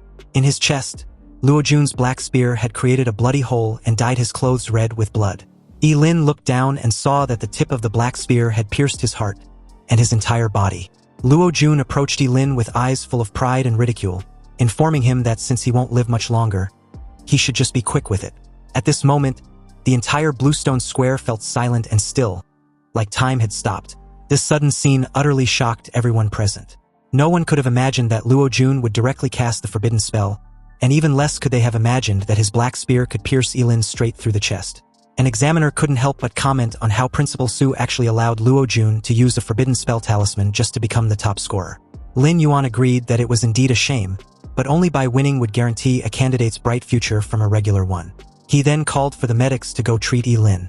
Furious, Principal Gao called his friend an old bastard. He was truly shameless to actually allow his student to use a forbidden spell talisman just to win. Did he not have a conscience anymore? Or did he forget that casting forbidden spells puts a huge burden on the body? Especially since Luo Jun was an SSS level job changer with unlimited future. But in order to win the top spot, he actually chose to sacrifice a future genius, which was obviously contrary to their philosophy of teaching and educating students. Principal Su calmly questioned what the matter was since Luo Jun himself agreed on its use. And besides, there was no rule that prohibits teaching forbidden spells to students. Was his friend going to acknowledge his loss as a loss, or was he going to bitch about it? Zhuge Nini stared blankly at the arena, feeling indescribably complicated at the moment. She didn't expect that Ye Lin would actually lose to Luo Jun. However, that strike from Luo Jun was indeed extremely terrifying, and she wasn't even certain that she would have been able to dodge it. Originally, she was eager to defeat Ye Lin, but with his current state, he might even die. Zhuge Nini couldn't help but sigh. If Ye Lin had listened to her advice back then, he wouldn't have ended up in his current situation. Zhuge Changxing saw her daughter's demeanor and told her not to be so anxious because the match wasn't over yet, not by a long shot. Back inside the arena, Luo Jun was sweating bullets, gasping for breath with a pale face. It was obvious that using the forbidden spell talisman had taken a huge toll on him, but who cares? The result was totally worth it. So what if Ye Lin's level was 18? He still lost to him. It was in this moment that Ye Lin raised his head and calmly asked the proud idiot what made him believe he had won. Seeing that fierce look in Ye Lin's eyes, Luo Jun was unable to comprehend what he just heard. Ye Lin's heart had been pierced, yet he was still acting tough. Pissed off, Ye Lin pulled the black spear from his freaking chest like it was nothing. It seems like a forbidden spellcaster hadn't appeared in so long that the world has forgotten how terrifying they really were. No one can kill them, and they can only die by their own forbidden spells. A mysterious power burst forth as Ye Lin cast a forbidden spell, Undying, and at the same time, the yin and yang bracelet on his wrist lit up, and a powerful energy started to rapidly restore his body. The bloody hole caused by the black spear healed at a speed visible to the naked eye until it disappeared completely. This sudden scene caused an uproar among everyone. They had never seen a job changer alive after being stabbed in the heart. Was this guy immortal? Only a few people figured out what was going on, including Lin Yuan and the other examiners. The undying forbidden spell had long been lost, and they were surprised that Ye Lin had learned it. They never thought they would see it with their own eyes in their lifetime. Seriously, Ye Lin definitely has great potential if he wasn't a forbidden spellcaster. Using his lifespan in exchange for immunity to a fatal injury, and an equipment to heal this injury, Ye Lin was too calm to the point that his demeanor was bone-chilling terrifying. In the air, Ye Lin raised his hand and coldly declared to Luo Jun that it was his turn. Since this fucker likes forbidden spells so much, he might as well show him what it's like to be at the receiving end. Summoning the world-destroying thunder, Ye Lin pressed his palm forward, and the sky was suddenly covered with dark clouds. Thunder flashed wildly, as if to submerge the entire arena. With a crackling boom, a thick bolt of lightning fell directly from the dark clouds and headed in Luo Jun's direction. This was clearly the same forbidden spell as before, but it seemed terrifyingly powerful. Scared shitless, Luo Jun realized too late that he fucked up. Ye Lin's heart was pierced, yet he still had such a terrifying strength after healing himself. He was truly a monster. Luo Jun tried desperately to dodge, but the lightning was so fast that he had no time to react. As the bolt of lightning struck him directly, Luo Jun screamed in agony like a pig being skewered alive. His entire body was charred black as the audience comments on how brutal the attack was. Staring at his miserable appearance, the sudden reversal felt unreal and left everyone at a loss as to how to react. Luo Jun was winning just moments ago. Then the very next second, he'd lost after being charred into charcoal. The invigilator officiating the match rushed over and called for the medics as Luo Jun's body slams to the floor. Ye Lin stood calmly in the arena. Then, as if he suddenly thought of something, he coughed up blood and fell to the ground, his face extremely pale. If he wants to put on an act, then he has to act convincingly to the very end. This scheming fucker had just released a powerful forbidden spell. If he acts like nothing happened, wouldn't that arouse suspicion? Back to the principals watching the live broadcast, except for Principal Su, the rest immediately got alarmed seeing Ye Lin's forbidden spell backfired. They believed his internal organs might have been damaged due to how powerful the spell was. Principal Su, who could not accept Luo Jun's defeat despite using a forbidden spell talisman, raised his hand and wanted to make a report. According to him, Ye Lin of Qingcheng Academy, who was a level 18 job changer, deliberately used a powerful forbidden spell against a level 14 job changer, intending on killing him. Principal Su wanted Ye Lin to be disqualified with all his scores cancelled because Ye Lin's forbidden spell directly falls under attempted murder. Principal Gao called his friend out for having no dignity. And besides, Luo Jun was the first to initiate the use of forbidden spells in the duel. If it was a different scenario, Luo Jun's miserable dying state would have definitely persuaded the crowd and the examiners. But when they thought about how ruthlessly he had just pierced Ye Lin's heart, no one was buying Principal Su's BS report. If anything, Luo Jun's case was the real attempted murder. Ye Lin would be crippled or probably dead if he wasn't a forbidden spellcaster. Principal Su gritted his teeth, then turned and left, unwilling to continue watching. Principal Gao stared at him as if he were a clown when he declared his intention to report the incident to the Ministry of Education. Anyway, back in the arena, Luo Jun's charred state was being carried away by the medical staff. The battle ended with Ye Lin's victory, and his score reached 140 points. Ye Lin was already bored with the whole exams and wanted it to be done already. According to him, it was more tiring than killing the underground king of Qingcheng. And to make matters even worse, he had to duel that annoying bitch in the final. Yup, you heard that right. Zhuge Nini won her match with ease and was up against Ye Lin in the final. Prideful as always, Zhuge Nini approached Ye Lin and offered him a moment of respite before their duel. Zhuge Nini didn't mind waiting until Ye Lin recovered. She didn't want to take advantage of his situation. Ye Lin reassured her that there was no need. The prideful bitch didn't know that Ye Lin's current predicament wasn't about his physical condition, but a way to defeat her without hurting her. It was bad enough that he couldn't use his sword to attack her, but also didn't know any forbidden spell which could do the job. And on top of that, he was keenly aware that the bitch wouldn't give up either, even when it's blatantly obvious she should. It didn't take long for 30 minutes to pass by like a bullet, and inside the main arena was the long-awaited final round of the college entrance exams. Obviously, the winner would become the top scorer of that year's final exams. The moment the invigilator officially announced the beginning of the duel, Zhuge Nini's book opened as she was lifted up in the air. The fight between Ye Lin and Luo Jun had made her realize that forbidden spells were extremely dangerous. And while Zhuge Nini was thinking of how she couldn't afford to be hit by any forbidden spell, Ye Lin was visibly distressed, still thinking of a forbidden spell to use.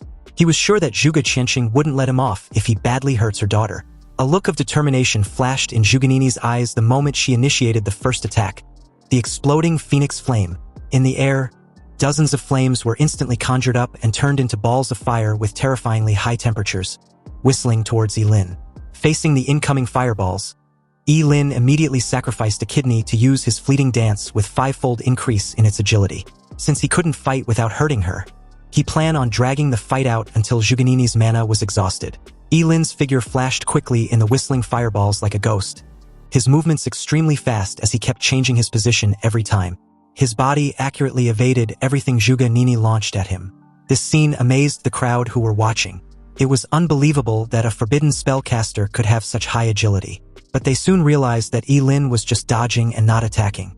It was blatantly obvious that he could have won the match by simply using the Chaos Thunder spell he'd casted earlier.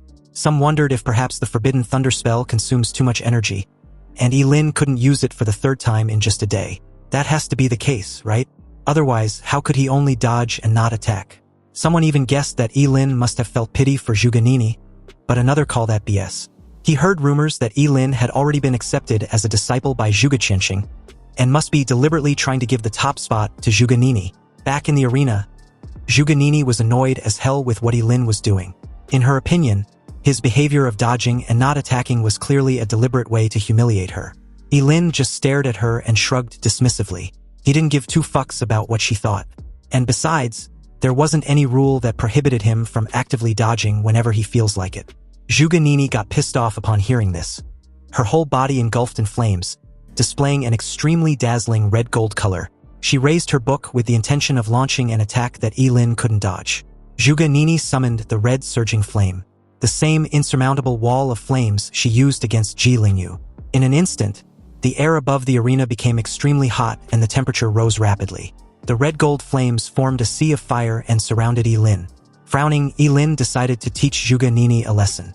He sacrificed half of his liver and again increased his agility. The sudden increase caused his already extremely terrifying speed to increase at a monstrous rate. Although those red-gold flames were terrifying, Ye Lin's current speed was so fast that he plunged straight through and was upon Zhuganini in an instant. Zhuganini's eyes widened in shock, incredulous that Ye Lin could actually increase his agility to this extent. She had no time to react at all and was hit playfully on the head with the back of Ye Lin's sword. The hit on the head was so painful that she began to tear up. Ye Lin informed Zhuganini that she'd lost and should admit defeat. But as the spoiled child she was, Zhuganini had never been humiliated like this, and this instantly broke down her psychological defenses. How could she suffered such injustice? Zhuganini refused to admit defeat to a disgusting person like Ye Lin. She would rather be carried off the stage like Luo Jun than accept such a humiliating defeat. She instantly conjured several fireballs and hurled them at Ye Lin, who dodged effortlessly. Ye Lin frowned slightly. He didn't expect Zhuganini to be so stubborn and dumb. In that case, he would just have to forcefully kick her off the arena. Looking at Ye Lin, who was dodging every fireball as slippery as a loach, Zhuganini's aura surged rapidly, and her flame ability reached its peak. She let out a delicate cry and quickly formed a seal with her hands.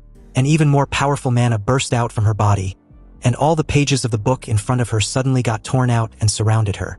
Above the arena, the air seemed to be distorted by a force as the crimson writings on the pages glowed ominously. Everyone, including Ye Lin, watched the scene in stunned silence, noticing the strong pressure created from just the spell activation. There was a surging anger in Zhuganini's tone the moment she cast the curse spell, the Fire Tornado. Zhuganini pushed her jade hands forward, and the pages instantly gathered into several huge fire tornadoes which rushed towards Ye Lin. These fire tornadoes were different from the previous flames summoned. They seemed to have a mind of their own as they danced wildly in the air. Every rotation released a terrifying high temperature, as if it wanted to burn everything to ashes. No matter how Ye Lin dodged, the fire tornadoes followed him closely like a thorn in his flesh. He realized that the spell had the ability to lock onto and follow a target. Zhuganini made her way to the ground with her face slightly pale and her dress already soaked with sweat. It was obvious that using this skill had exhausted her extremely. Her book had been destroyed, but as long as it can guarantee her win, it was all worth it. She firmly believed Ye Lin had nowhere to hide from the attack and should admit defeat. Upon hearing this, Ye Lin was baffled. Was this bitch really dumb as rocks? You see, Ye Lin had already thought of a solution the moment he realized the spell had a homing skill. With his incredible agility, he appeared behind Zhuganini in an instant. Zhuganini should have realized this simple truth when she casted her spell. Thus, releasing a spell with a homing skill without teammates to protect her when facing off against a fast opponent was tantamount to suicide as a mage. Had she not heard of this in class? Speechless, Zhuganini's eyes widen upon realization. And at this moment, the fire tornadoes were like raging storms, rushing towards them at a high speed. Ye Lin calmly instructed her to end the skill and admit defeat. But this bitch, with tears in her eyes, replied that she would do no such thing. She won't lose to Ye Lin, even if it means dying together. Instead of canceling the release of the curse spell, Zhuganini increased the output to the max, making the fire tornadoes even more violent. She truly intended on dying together with Ye Lin rather than being humiliated again. The moment the crowd realized what Zhuganini had just done, her father shouted desperately, pleading for her not to do something so stupid. At the same time, the invigilators and the medics rushed towards the arena with urgency. Ye Lin stretched out his hand and pulled Zhuganini to his side, then raised his hand as a terrifying force burst out from his palm. The arena under his feet trembled instantly with a deafening roar, and a stone wall suddenly rose from the ground between the two and the incoming torrent of flames. The stone wall, being one of the forbidden spells Ye Lin just unlocked after upgrading, had an ancient and ominous aura with complex mystery, as if it was not made of solid material. The effect of this skill was as straightforward as its name, the Wailing Wall. It can be summoned from the deepest depths of hell by sacrificing a lifespan. The Wailing Wall can nullify any attack if the attacker isn't 20 levels above the spellcaster. Anyway, like a gate of the abyss, the Wailing Wall opened up and swallowed the overwhelming torrent of raging tornadoes of flames without making any sound. Some of the audience recognized the Wailing Wall and was shocked that an examinee was actually able to cast such a forbidden spell. The Wailing Wall dissipated shortly after as Ye Lin thanked the heavens for being lucky to have unlocked this defensive curse spell. Otherwise, he really wouldn't have known what else to do. In an affectionate manner, Ye Lin brushed Zhuganini's messed up hair in place and gave her a reassuring smile which snapped her out of her daze. Although Zhuganini finally realized how terrifying their gap in strength was, she also couldn't stop blushing. Zhuganini felt her heart beating way too fast than her normal heart rate, especially when she also realized that Ye Lin might not be as bad as she initially thought. The crowd watched the heartwarming scene on the stage and couldn't help but smile. They felt that something was going on between the two and were interested to know more about their relationship. They were convinced that Ye Lin was just afraid of hurting Zhuganini, hence why he never attacked but kept dodging. Then, like splashing cold water on their faces, Ye Lin unceremoniously kicked the prideful bitch off the arena, reiterating that there can only be one top scorer. Zhuganini, who was completely unprepared, fell headfirst onto the ground with a dull thud. There was even a large shoe print on her perky behind to which the live broadcast gave a close-up shot. The speechless crowd just watched in stunned silence. How can a sweet hormonal atmosphere a second ago turned into an abrupt ass-kicking the next? Although Zhuge Qianqing was relieved that her daughter was okay, he couldn't help feeling embarrassed by the whole situation. Zhuganini sat up and declared her intentions to get back at Ye Lin for this humiliation. The Invigilator announced Ye Lin as the winner of the final round of the ring tournament, totaling his points to be 150 and declaring him as Qingqing's champion. As the crowd praised and congratulated him, Ye Lin hoped these achievements would be enough to enter the Supreme Academy. A lady among the crowd asked Ye Lin which academy he planned on attending. Ye Lin's answer was obviously the Supreme Academy, and the crowd shared his excitement and enthusiasm. But as the supervisor of the Supreme Academy made her way inside the arena with Principal Gao and Lin Yuan, she apologized and informed Ye Lin that he'd been rejected.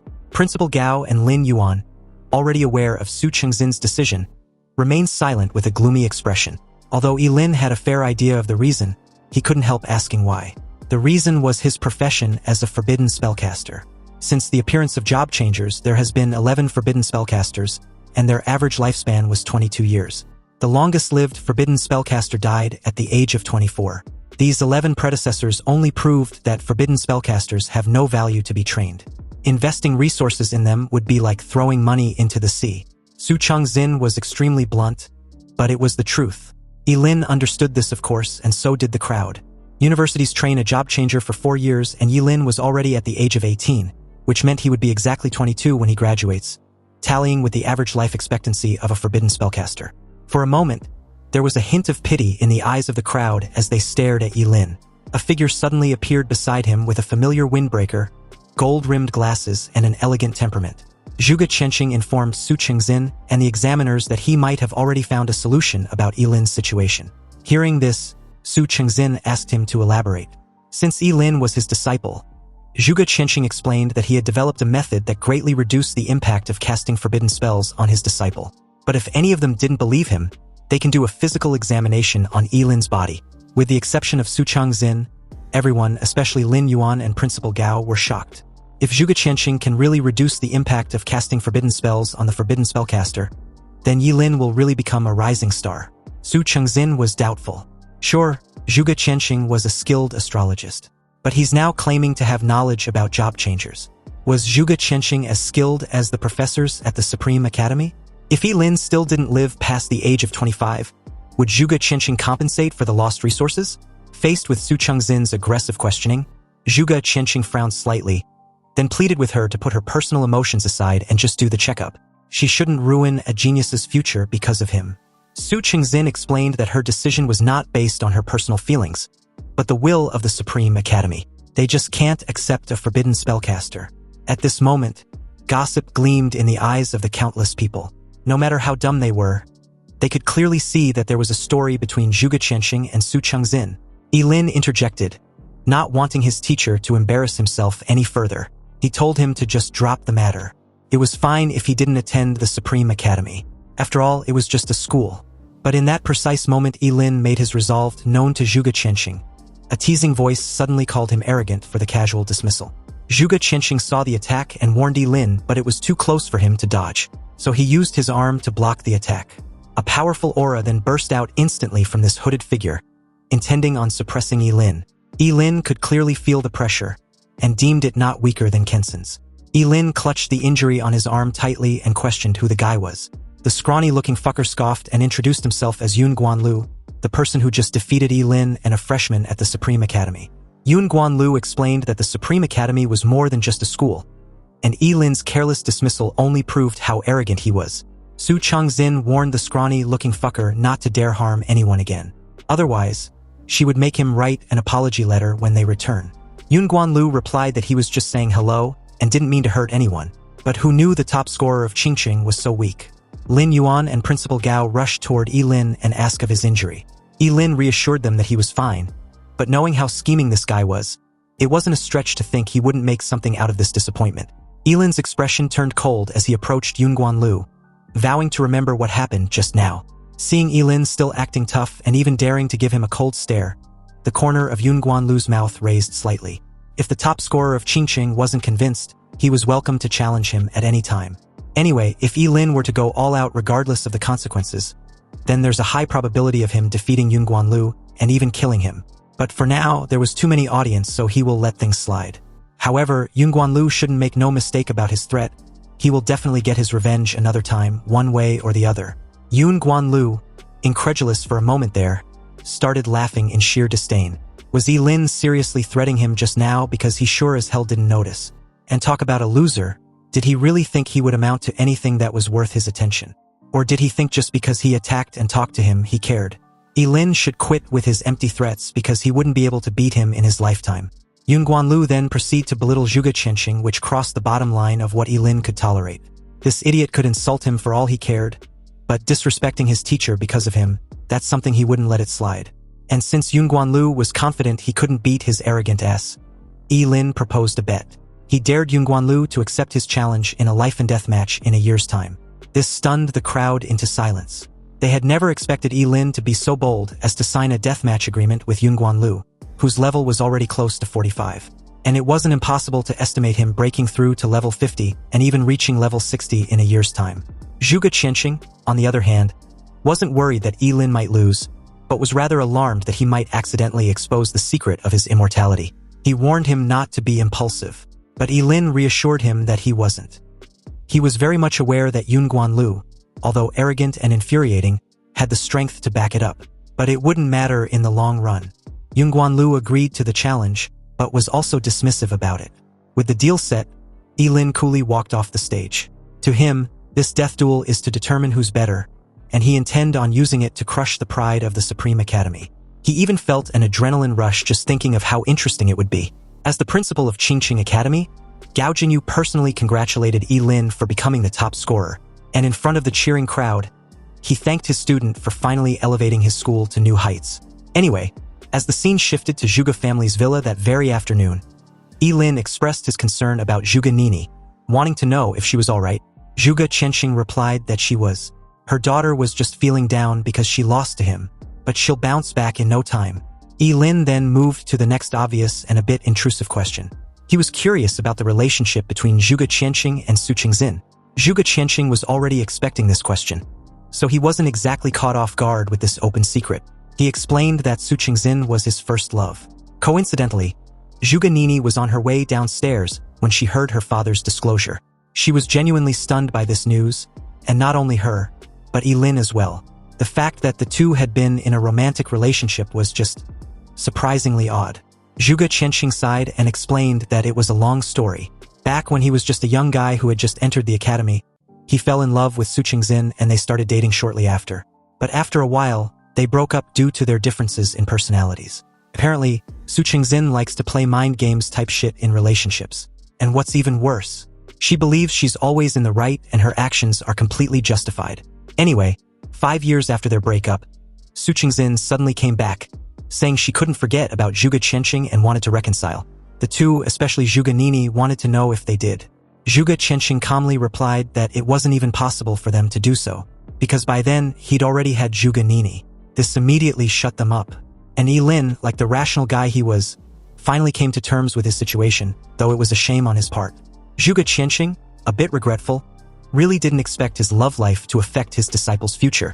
It seems Ye Lin's next best choice was Daxia Academy.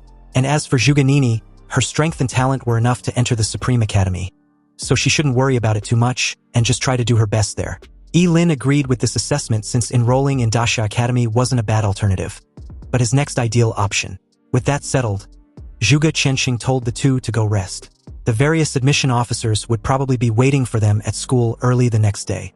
Ye Lin and Zhuge Nini did as Zhuge Qianxing suggested and got some needed rest, because the very next morning, the entire Qingqing Academy was abuzz with excitement, and Principal Gao couldn't help showing off the two geniuses of his academy to the press. But the surprising thing was the presence of the City Lord and the Supreme Academy's supervisor. After exchanging pleasantries, Su Qingxin officially invited Zhuge Nini to become a member of the Supreme Academy. Zhuge Nini thanked her, then turned in Ye Lin's direction with a smug look. Inwardly, Zhuge Nini was excited to have finally gotten one over Ye Lin. She didn't give a shit about how ridiculously unfair her win was.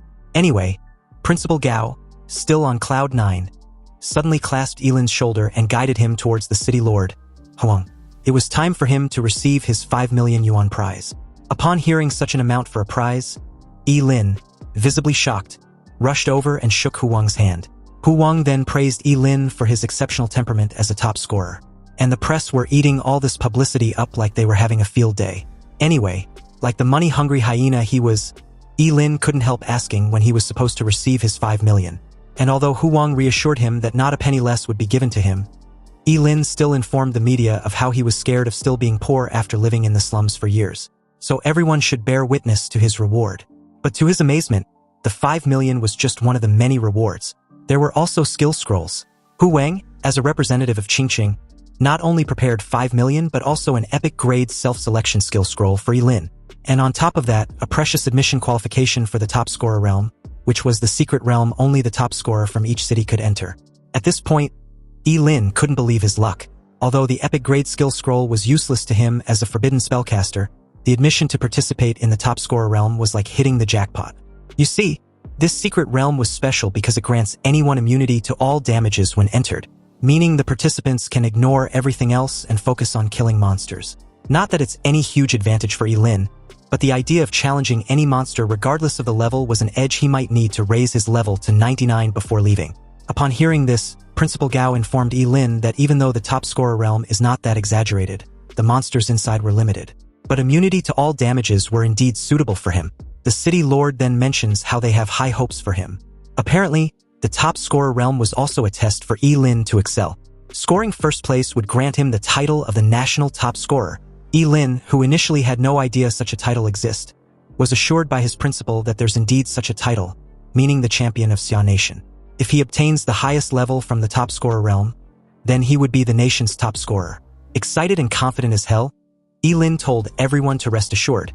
He'll definitely become the nation's top scorer. So with that, the three took a group photo to commemorate their city's top scorer for the year. When everything was said and done, Zhuge Qianxing and his disciple went for a walk. When they were finally alone, he informed Ye Lin of a crucial detail he needed to keep in mind when he participate in the top scorer realm. Zhuge Qianxing warns Ye Lin to never use any of his lifespan-consuming skills inside the top scorer's secret realm. But surprising enough, Ye Lin had figured this out a while ago, so he was very much aware of this predicament. And the reason was simple. Although the secret realm gives immunity to damages, it can't stop age progression. Zhuge Qianxing confirmed this assessment. Ye Lin was indeed a smart kid. Zhuge Qianxing informed Ye Lin that he has other urgent priorities to deal with in Qingcheng, so Ye Lin would have to be careful on his own. Also, he should return to Qingcheng the very moment he comes out of the top scorer's secret realm. Zhuge Qianxing was recently informed that those researchers may soon find the Gate of Apocalypse. With the help of the city's teleportation array, Ye Lin arrived in the city of Shenzhen without any hitch. But as he traversed through the streets of this big city, he couldn't help being amazed as to how different and refreshing everything seems. This was his first time outside the city of Qingcheng, and it was a shame he didn't have time to explore. Ye Lin made his way to the registration building to report in. There, at the entrance, he met a female receptionist who introduced herself as Bai Lin. After confirming Ye Lin's identity, Bai Lin instructed him to follow her. Hu Wang had already made preparations. On the way, Ye Lin was informed that the top scorer realm hadn't been opened yet, so he had time to rest. Also, if he encounters any problems during his stay, he can contact her at any time. Bai Lin brought Ye Lin to a high-rise building where he completed his registration and check-in procedures at the front desk.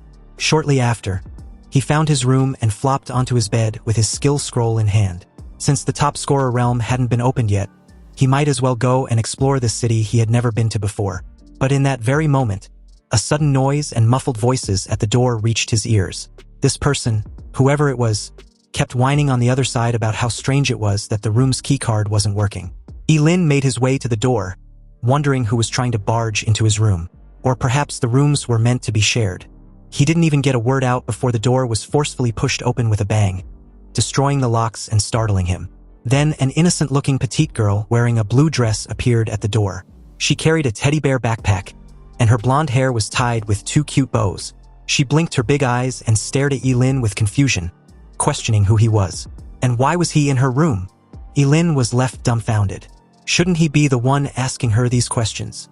But upon seeing Ye Lin's shocked expression, this petite girl suddenly misjudged him as a pervert. She'd even convinced herself on the spot that Ye Lin was hiding in her room after targeting her as an easy mark. Suddenly, with bulging veins, her arms instantly swelled up as she threw a punch in Ye Lin's direction. Ye Lin reacted quickly with his fleeting dance, sidestepping to the side and narrowly dodging this terrifying punch. Just the whistling wind from the release was enough to rattle the windows. Ye Lin, shell-shocked, was a bit incredulous that this little loli actually had such powerful strength. He hurriedly explained that he wasn't a pervert. But the little loli refuses to believe him. She claims that a pervert wouldn't actively admit to being a pervert, so Ye Lin was spouting lies. At this point, Ye Lin realized that he's left with no choice but to take action. He sacrificed his appendix and summoned the realm of woods. In the small room, countless woody vines emerged very abruptly and wrapped around the girl's fist like tentacles. She tried to break free with brute force, but the vines were so resilient that all her struggles were for naught. You see, the Descent of the Wood Realm was a forbidden spell that mainly restrained forceful movements, so it took a while for the girl, Manhwa, to finally relent. Ye Lin then took out his room card and showed it to her. But upon seeing the matching number 6099, Manhwa couldn't help exclaiming that it was impossible. Her room card was also 6099. Ye Lin released her from the spell and demanded she show her room card. Manhwa, although puzzled, confidently took out her room card from her bag and showed it to Ye Lin. But to her dismay, the card number turned out to be 6609. At this point, it was obvious that she turned the card upside down and got the number wrong. So with the misunderstanding out of the way, Manhwa started apologizing profusely for acting the way she did. But Ye Lin was more concerned about reminding her not to forget about informing the staff to fix the door on her way out. Manhwa nodded in understanding, but still insisted of treating Ye Lin to a meal as a form of compensation. Ye Lin replied that there was no need. However, since she's still insistent, how about she accompany him for a walk down the streets? So as the two explore the streets outside, Ye Lin learned Manhwa's name and her profession. She was an SSS-Class berserker, which explains her sudden explosive strength. Manhwa was the top scorer of Haiqing. Ye Lin then informed her of being from Qingcheng, and of course he was also a top scorer. Since Ye Lin was able to subdue her with a terrifying skill, Mi Shui believed Ye Lin must have been admitted into the Supreme Academy. Hearing of the Supreme Academy, Ye Lin calmly explained that that's where he initially planned on attending, but unfortunately, the Academy rejected him. Mi Shui's excitement turned into confusion. She couldn't comprehend why. With the strength Ye Lin had just shown, getting in should be easy. But Ye Lin shrugged dismissively and stated that his fate was decided elsewhere. And to clear her confusion, he added that he was a forbidden spellcaster. So with his short lifespan side effect of a sort, it's understandable. Hearing this, the guilt in Mi Shui's eyes became evident. A forbidden spell master had a short life to begin with, yet not only did she unknowingly made him use a forbidden spell, but she tore down his door, mistook him for a pervert, and tried to beat him up. She really needs to make things right. And the first thing they needed to do was to stop talking about such depressing stuff. Mi Shui grabbed Ye Lin's hand and dragged him along. She'd heard of a place nearby with amazing food. It was Xinqing's most famous restaurant, a well-established place with amazing view and high-end service. Ye Lin took a good look around and was impressed. The place indeed looks amazing, but just before the two could find a spot to take a seat, someone suddenly called out to Mi Shui and coldly remarked about how a brute like her was able to find a guy to eat with. Mi Shui's face suddenly darkened the moment she turned and saw Ye Ning, her half-sister. Ye Ning was in a black revealing strap dress, her high heels creating a clattering sound as she walked towards them. Beside her was his boyfriend Wu Xiaoqi. Ye Ning mocks her half-sister for finally being in a mating season, yet still having nothing to offer. So she wondered what exactly Ye Lin likes about her anyway. Mi Shui, visibly upset, warned her half-sister that she wasn't interested in fighting her. However, her concern was dismissed as Ye Ning informs Ye Lin that she could introduce him to some of her beautiful friends, but only if Ye Lin agrees to come with her right now. Ye Lin told the intrusive bitch to back off his personal space because she had a very bad breath. Mi Shui had to hold back her laugh upon hearing this, whereas her half-sister kept murmuring what she just heard on repeat. Seething with rage, Ye Ning couldn't fathom the sheer audacity of someone she deemed as a nobody humiliating her like that. Moving past Ye Ning, Ye Lin suggests they go eat somewhere else. A place that wasn't suddenly smelly like the one they were in now. Mi Shui agreed in sheer delight, but before the two could proceed further, someone blocked their path. Wu Xiaoqi, pissed off, declared that the two didn't get his permission to leave. The level 22 Angel Paladin demanded they apologize to his woman, not forgetting to add that he hated poor losers from small cities the most.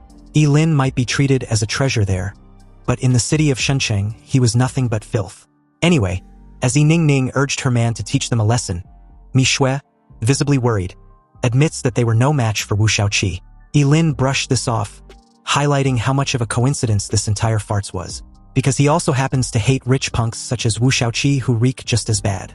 Wu Xiaoqi's aura suddenly condensed, and a powerful pressure emanated from him, instantly filling the entire restaurant. Behind him, a brilliant angelic figure slowly condensed into shape, bathed in holy aura. Subsequently, Ye Lin raised his hands slightly, condensed lightning arcs gathering around him. He expressed his intention to fight Wu Xiaoqi. The atmosphere became tense as a crowd immediately gathered to watch the scene. The two were moments away from throwing hands when an investigator reminded them that job changers weren't allowed to fight in the city, and violators would be fined 30,000 yuan and detained for 30 days. With the top scorer realm just hours away from its grand opening, Mi Shui reasoned with Ye Lin that fighting with Wu Xiaoqi wasn't worth it. Ye Lin agreed, and so did Wu Xiaoqi, who warns Ye Lin as he walks off. Ye Lin better not cross path with him inside the top scorer realm. Although he may not be able to kill him in there, he sure as hell can make him suffer a fate worse than death. Quite pleased, Ye Ning gave a smug look as Wu Xiaoqi took her hand and led her out of the restaurant. The moment the two were far from earshot, Mi Shui lets out a heavy sigh and apologized for the trouble. Ye Lin eventually asked who Ye Ning was and why she was so against her. He learned that she's Mi Shui's half-sister, born to her stepmother, and always been trying to compare herself to her in everything, and she means everything. Career level, skills, equipment, looks, body, you name it. She was even afraid of being outclassed by Mi Shui in the final test, so she demanded to be transferred to a smaller city. There, she met Wu Xiaoqi for some reason, and has been acting arrogantly ever since. A bit down, Mi Shui reiterated her apology. She just wanted to repay Ye Lin by treating him to a meal, but she'd inadvertently gotten him into trouble instead. Ye Lin reassured her that it was fine. He even feels a bit hungry all of a sudden, so they should just find a spot to eat. Mi Shui was a bit surprised that they were still going to eat there after what just happened. But Ye Lin reminded the little loli that she was the one who recommended the place, so why let those two idiots ruin their appetite? Early the next day, all the top scorers in the entire province gathered at a massive square near the outskirt of Shenxing City. There, an enormous red gate about 40 feet loomed over everything, and the entire event was being monitored with dozens of drones. On the platform, a middle-aged man introduced himself as Zhang Kenqi, the supervisor for this year's top scorer realm, which would be opening soon.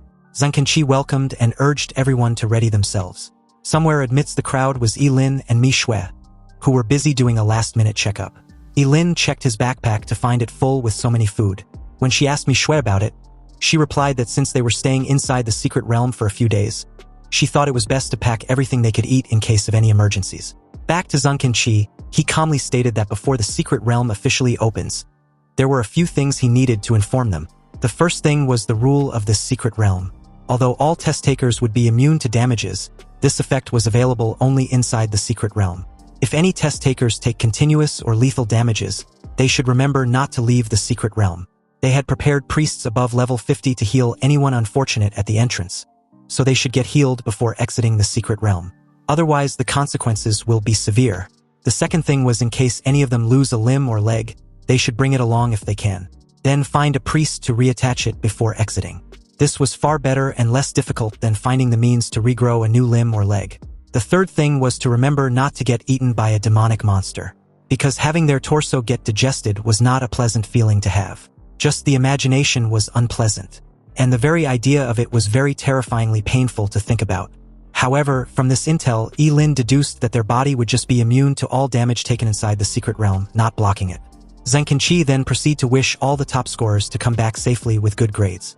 He instructed for the teleportation portal to be opened.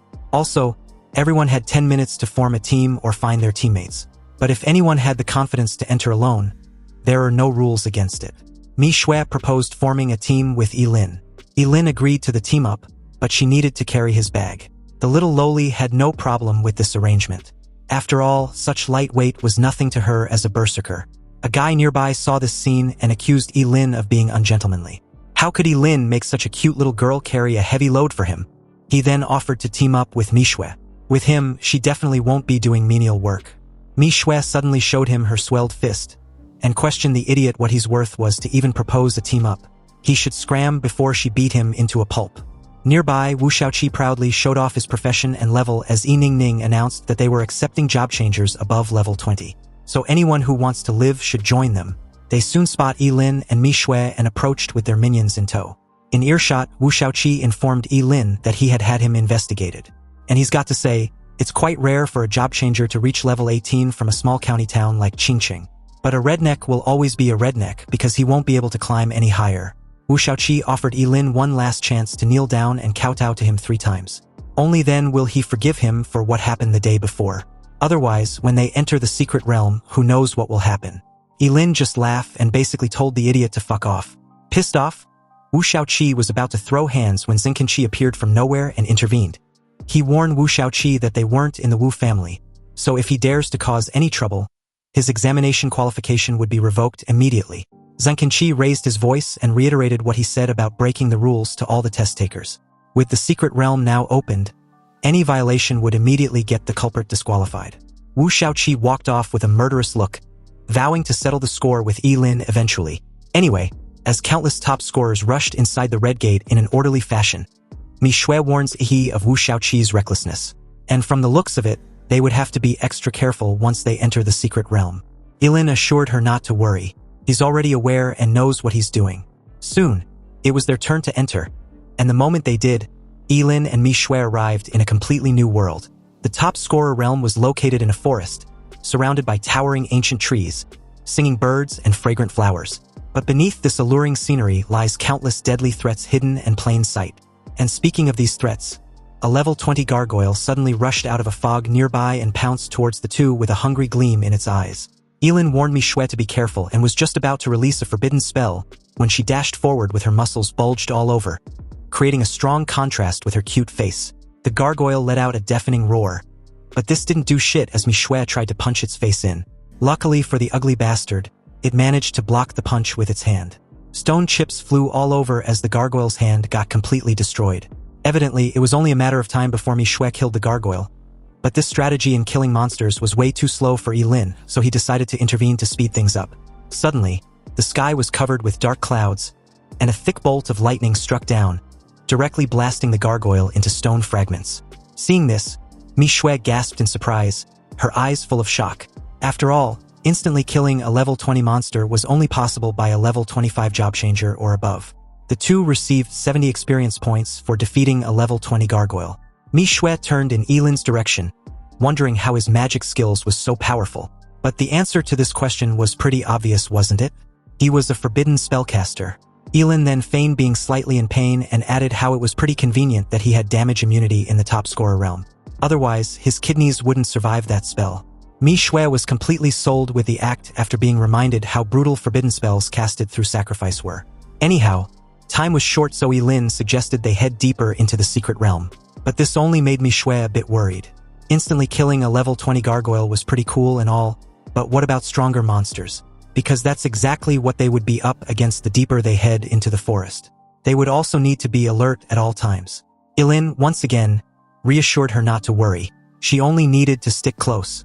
Thinking of how powerful and confident Ye Lin was, Mi Shui felt that it was quite a shame the Supreme Academy rejected him. But Ye Lin remained unbothered with this rejection, or the fact that he was destined to die young. He stated that as long as he accomplished what he wants in his lifetime, then dying young wasn't a bad way to go. Sure enough, the two had not gone far when a gigantic monster covered in indestructible carapace slowly rose, its dark shadow looming over them. The giant poison centipede growled, its eyes locked on them with a predatory green glow. Then it lunged towards the two with gray saliva dripping from its two huge jaws. This saliva was highly corrosive and emits a white smoke. Ye Lin grabbed Mi Shui, used his fleeting dance to quickly evade the corroded surroundings the moment the giant poison centipede came crushing down. But unfortunately, part of his lower abdomen and his left leg and arm was still corroded to the bone when he shielded Mi Shui. At a safe distance, Ye Lin, calm and composed, instructed the little lowly to leave the battle to him since she'll only be a hindrance. He then calmly raised his hand and summoned the world-destroying thunder. The familiar blue thunder dragon appeared and struck down, and the giant venomous centipede, which seemed to be extremely terrifying in Mi Shui's eyes, didn't even have time to put up any resistance before it was burnt into a charred corpse. Mi Shui was in a daze when Ye Lin pulled her along, facing wave after wave of monsters. The first was a level 22 poisonous scorpion, then a level 25 skeleton blade shield swordsman. The two monsters were killed in the same manner after being struck by a bolt of lightning. Mi Shui was left speechless watching Ye Lin instant kill one monster after the next with his lightning attribute without breaking a sweat. Then, out of nowhere, a level 28 Abyss Ratman suddenly grabbed his leg and tried to launch a sneak attack from underground. Ye Lin swiftly freed himself, raised his hand and cast the forbidden spell, the Eternal Thunder Element. Golden energy suddenly formed and gathered in his palm, then condensed into a dazzling golden spear. Ye Lin grasped the spear and threw it directly at the Abyss Ratman, killing it instantly. Ye Lin was ecstatic to have finally leveled up to 20. But after killing the level 28 Abyss Ratman, Mi Shui suddenly realized something and looked surprised, as if she had solved a historical problem. Since Ye Lin was a forbidden spell master, he was immune to any damage inside this secret realm, which was why he could use forbidden spells at full strength. Ye Lin was a bit baffled. Hadn't she known this until now? It seems this girl has well-developed muscles, so her brain doesn't seem to be very useful. Anyway, after reaching level 20, it was time for him to unlock his second talent. Scrolling through his attribute window, he learned that his second talent was the ultimate sublimation. With this talent, he can sublimate all the skills he'd used into forbidden spells. This was a massive upgrade since he previously couldn't use skill scrolls, whether they were common, rare, epic, or legendary. Ye Lin instructed Mi Shui to hand him the dropped fireball spell skill scroll. Although it was just a regular spell, Ye Lin, eager to test out this new feature, learned it without any moment of hesitation. Immediately after doing so, the class talent Ultimate Sublimation was automatically activated, upgrading the regular fireball spell to Flame God's Breath. This new forbidden spell burns Ye Lin's life force to summon the flame of the god's divine fire, capable of incinerating everything in its path. Accompanied by a dazzling golden light, a powerful energy wave spread out instantly. The surrounding air seemed to be ignited by this energy. The temperature rose rapidly, and a huge fireball was formed. The fireball continued to expand, emitting blazing golden light and high temperature the moment Ye Lin injected his own fire into it. He then hurled the massive ball of fire into the air, and with a deafening boom, The sky was lit up with a thunderous explosion so destructive that it felt like an actual sun had exploded. Ye Lin curled his fist excitedly. After all, having more forbidden spells will undoubtedly allow him to have more adaptability and tactics when facing opponents stronger than himself. And now, with this new talent, no matter what type of forbidden spell he wants, he can just find the corresponding type of low-level skill scroll which cost a few thousand yuan. In a good mood, Ye Lin and Mi Shui left that place to continue leveling up. Meanwhile, on a massive tree branch somewhere nearby, Yi Ningning and Wu Shaoqi saw the explosion and were baffled. When Yi Ningning questioned what skill could cause such an explosion, Wu Shaoqi guessed that it might be an invigilator, because there wasn't anyone else among them who had a skill of that magnitude. Elsewhere, Zhengqinqi was also watching the explosion through his monitoring screen, wondering what could have happened to trigger a skill with such destructive strength. It was soon nightfall, and Ye Lin proposed they find a place to settle and eat. Hearing this, Mi Shui had no issue with this suggestion since she was basically the one responsible for everything else besides hunting monsters. Nonetheless, she enjoyed her role since she'd been leveling up like crazy. Anyway, in the meantime, Ye Lin, still fully alert of any possible danger, decided to scout around when he spotted something that made his eyes widen with a hint of excitement and shock. In a whisper, he called Mi Shui over to take a look. Not far away was a clear spring with its water constantly flowing in like a small waterfall. And on a huge black rock beside the spring was a golden toad. Its skin sparkled brightly in the nightlight, as if it was coated with a golden thin layer. This extremely large monster was the treasure toad. It was about 4 or 5 meters tall with a pair of bright vertical pupils. And its specialty was hoarding treasures in its stomach. The higher the level of the toad, the more valuable the treasures it contains. And luckily enough, this treasure toad was level 25, so it would definitely drop good rewards if caught. Ye Lin motioned for Mi Shui to be extremely quiet. They couldn't risk scaring it off. Ye Lin planned to approach it quietly and control its movement to Mi Shui to catch it. It took about half an hour for the two to silently make their way behind the treasure toad. But just as they were about to enact on their plan, a sinister voice suddenly came from behind them, arrogantly declaring how annoying it had been in searching for Ye Lin. Wu Shaoqi and his group's sudden appearance alerted the treasure toad. And by the time Ye Lin tried to restrain it by summoning the realm of woods, it was too late. The treasure toad had already fled away. Ye Lin's face darkened as he cursed through his gritted teeth. The idiot had ruined their plans. And to make matters even worse, he was still running his mouth. Wu Shaoqi informed Ye Lin that it was time for him to settle his debts. He was going to make sure Ye Lin experienced a life worse than death. A crowd nearby heard the exchange and pitted Wu Shaoqi's nest victim. In their eyes, Ye Lin was unfortunate to run into Wu Shaoqi and his minions even though the secret realm was vast. They also blamed him for bringing this misfortune upon himself. However, at this moment, Ye Lin's facial expression was extremely cold with no trace of fear. He was on his last nerve, so he sure as hell wasn't going to let this slide. If a life worse than death was what these fools were expecting, then they should rest assured because that was exactly what he planned on letting them experience. Ye Lin calmly raised his hand and summoned a fireball. But upon seeing this, one of Wu Shaoqi's minions smiled even more disdainfully. After all, fireballs were the lowest and most common skill, and anyone who changes their job can learn it. But Ye Lin actually wants to use a fireball to deal with them, which was simply a pipe dream. However, his smile froze on his face the moment Ye Lin raised his finger slightly. The seemingly ordinary fireball suddenly expanded several times, turning into a dark golden sun several meters in size. It carried a terrifying high temperature as Ye Lin hurled it towards the minion beside Wu Shaoqi. The guy didn't even have time to scream before he was turned into a charred corpse, barely clinging to life. This sudden scene left everyone stunned with their mouths wide open, not knowing what to say. With horror, Wu Shaoqi reluctantly pieced together the person responsible for the massive explosion a while ago. But how was it possible? Yi Ningning, realizing the shit they were in, pleaded with Ye Lin. They were all future of Daxia prospects after all. Plus, he wouldn't dare make an enemy of the Wu family, right? Ye Lin picked up another skill scroll in his hand, and at the same time, replied calmly that he was a fair guy and won't stand any impartiality. He believed in equality for all, so they would soon be able to experience what the guy just experienced. And like the fireball, the other skill scroll, the ice vortex spell, was also a very common skill. Specifically, it condenses a sharp spiral ice cone and spins it towards the enemy. But in Ye Lin's hands, the ice spin curse instantly underwent earth-shaking changes. Countless sharp ice spikes hundreds of feet thick formed in the air, like crystal-clear pillars, emitting a biting cold. They spun rapidly in the air, like a huge ice-colored gyroscope, carrying a destructive power, and shot towards Wu Shaoqi and his group who were still in shock. Wu Shaoqi was reeling in shock, wondering how it was possible for a regular spell to have such destructive power. Whereas a puzzled Ye Ning couldn't comprehend how Ye Lin was able to use both fire and ice spells. Wu Shaoqi immediately used his professional angel paladin and raised the holy shield emitting golden light high to resist the attack of the ice spikes.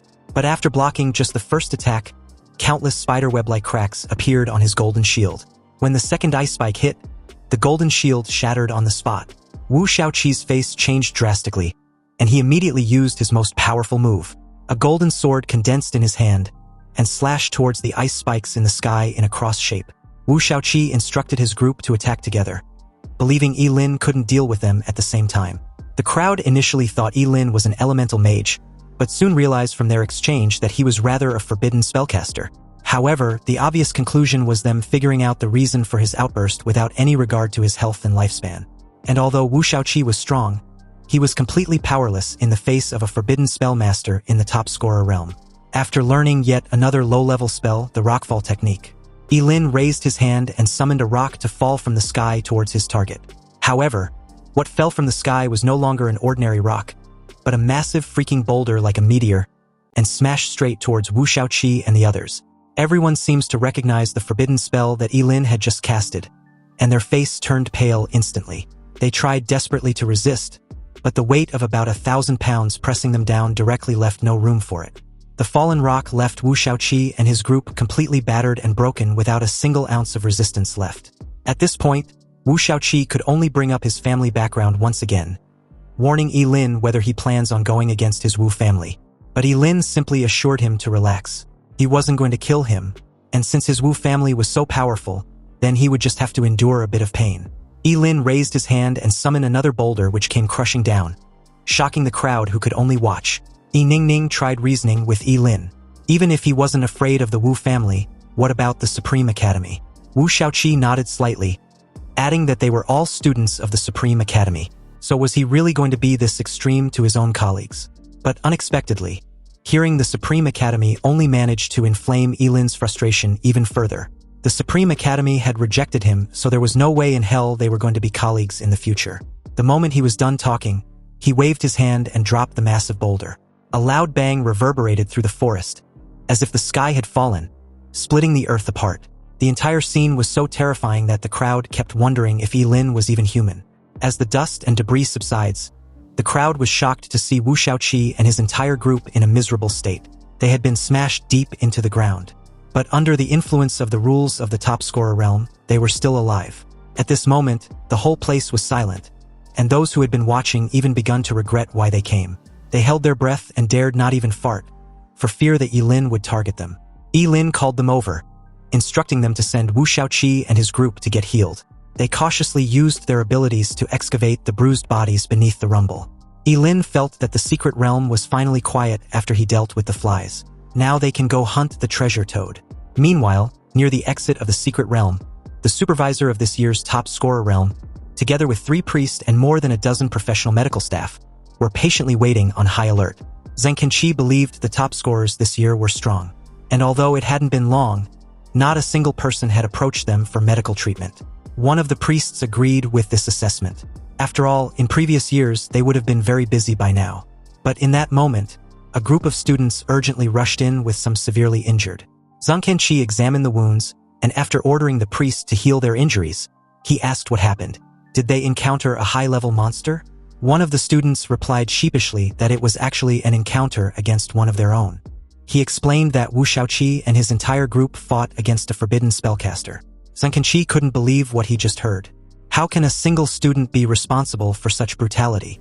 Back to Ye Lin and Mi Shui, they have been busy following the direction in which the golden treasure toad fled, but to no avail. If Wu Shaoqi and the others hadn't caused trouble, the multi-treasure golden toad would never have been able to escape from their hands. In resignation, Ye Lin had to give up the idea of continuing to pursue the treasure toad. And besides, it was already nightfall. He didn't even touch his meal, and explained that he was already full.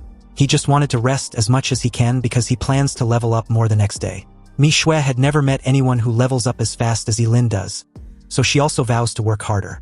However, when she lifted her head, she was shocked to see 3 pairs of red eyes staring at her from afar. Then a huge dog figure leaped out from the darkness. It was burly and covered with red flames. Its red eyes flashed with a ferocious glow in the dark, and had a foul-smelling and corrosive saliva dripping from its mouth as it exposes its fangs. This beast was none other than a legendary three-headed hellhound Cerberus, a true high-level monster. The level 36 Cerberus spurt out a corrosive green liquid from its mouth. Luckily, Manhwa was quick to act. She grabbed Ye Lin's arm and dragged his sleeping figure out of the way. Ye Lin was a bit stunned to have encountered such a high-level monster for the first time, and didn't expect it to be this terrifying. Ye Lin took the lead and directly used his Flame God's Breath skill. A huge dark golden flame was hurled towards the three-headed dog of hell. But the middle head of the hellhound opened its mouth wide and bit the dark golden sun released by Ye Lin. And with a gulp, it actually swallowed it. Both Ye Lin and Manhwa couldn't help but gasp. The freaking beast swallowed the forbidden spell in one gulp.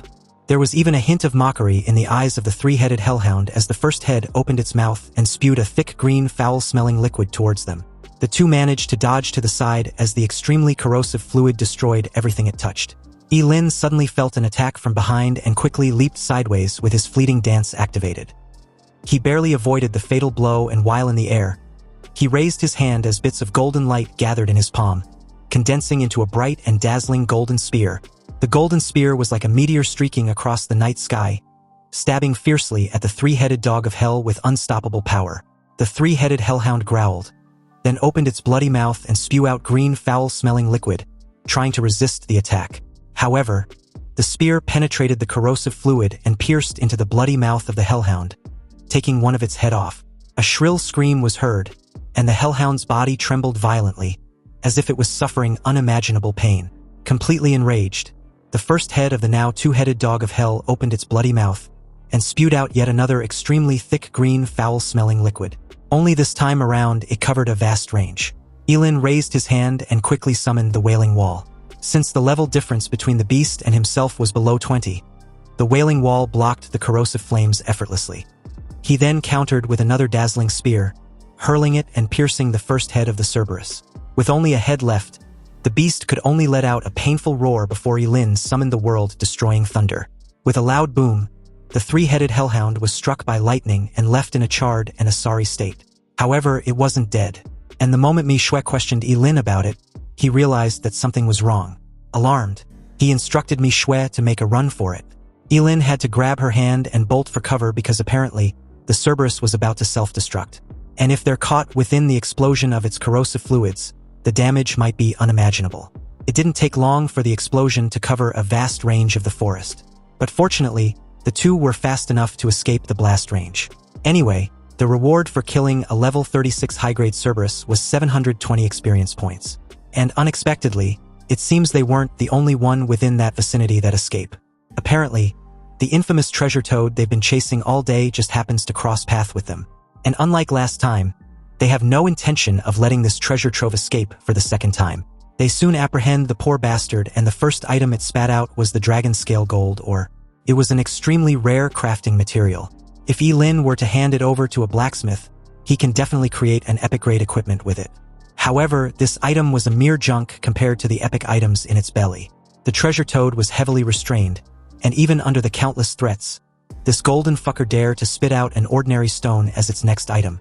Obviously, this only managed to piss Ye Lin off, who struck the head of the treasure toad with the hilt of his sword. Back at the medical center near the Secret Realm's exit, Zhang Kanqi was patiently waiting when the three priests came out of the tent and announced delightedly that the surgery was a success. Wu Shaoqi and the others were almost fully recovered. Expressing his gratitude, Zhang Kanqi assured them not to worry. He would report their deeds to the higher-ups for a hefty compensation. Wu Shaoqi came out of the tent shortly after, but the moment he did, Zhang Kanqi instructed him to go rest until he was fully recovered. However, Wu Shaoqi wasn't having it. He gritted his teeth and cursed under his breath, then screamed in frustration, vowing to avenge the humiliation in a way that Ye Lin wouldn't be able to recover. As the scene shifted back to Ye Lin and Manhwa, the treasure toad was now tied to a tree, still unwilling to hand over any epic item. Its belly was even bruised by Manhwa's beating, but this golden toad was still very stubborn. Anyway, since it was unwilling to cooperate, Ye Lin planned on giving it a quick death. The treasure toad immediately shrieked in fear upon hearing this, but Ye Lin didn't relent, summoning a bolt of lightning in his palm. Seeing this, the treasure toad, overwhelmed with fear, let another shriek and spat out a staff with a faint golden glow. The staff was carved with exquisite patterns, and every detail revealed a mystery. Ye Lin was stunned. He didn't expect the treasure toad to have such an item in its possession. He quickly checked the properties of the staff, which was an epic-grade magic staff that increases psychic strength by 50% and make fire-type spells less costly and stronger. Ye Lin's attitude did a complete 180 as he praised the treasure toad for its cooperation. If it had done this earlier, it wouldn't have suffered so much. With his ultimate sublimation activated, the staff was enhanced into the flame god's fury slash. Ye Lin waved the red flame staff with a smile, and a destructive flame gathered at the tip, transforming into multiple giant blazing blade that slashed forth, cleaving through everything in its path. The aftermath was so terrifying that the two were left speechless. The treasure toad, on the other hand, showed a trace of fear in its eyes. It hopes Ye Lin would keep his promise now that he had gotten what he wanted. The two decided to let the treasure toad go for its honesty. Then they left to hunt for more higher monsters before the time runs out. Ye Lin brought Manhwa close to the exit of the secret realm, but upon seeing no monsters, he wondered why there weren't any left. Manhwa, blunt with her reply, even questioned why Ye Lin was insinuating they both took part in the monster slaughtering. Apparently, it's been a couple days, and Ye Lin had killed almost all the monsters inside the top scorer secret realm. With no more monsters left to kill, Ye Lin suggested they head out to the exit even though the secret realm exam wasn't over yet, because staying inside there will just be wasting time. Meanwhile, at the exit of the secret realm exam, countless top scorers had already gathered, each facing the same predicament.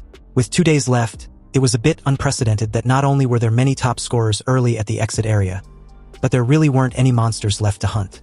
You see, some started hunting in the outer area for a day, but when they went into the inner area after they got their levels up, there was nothing left except fire scorches on the ground.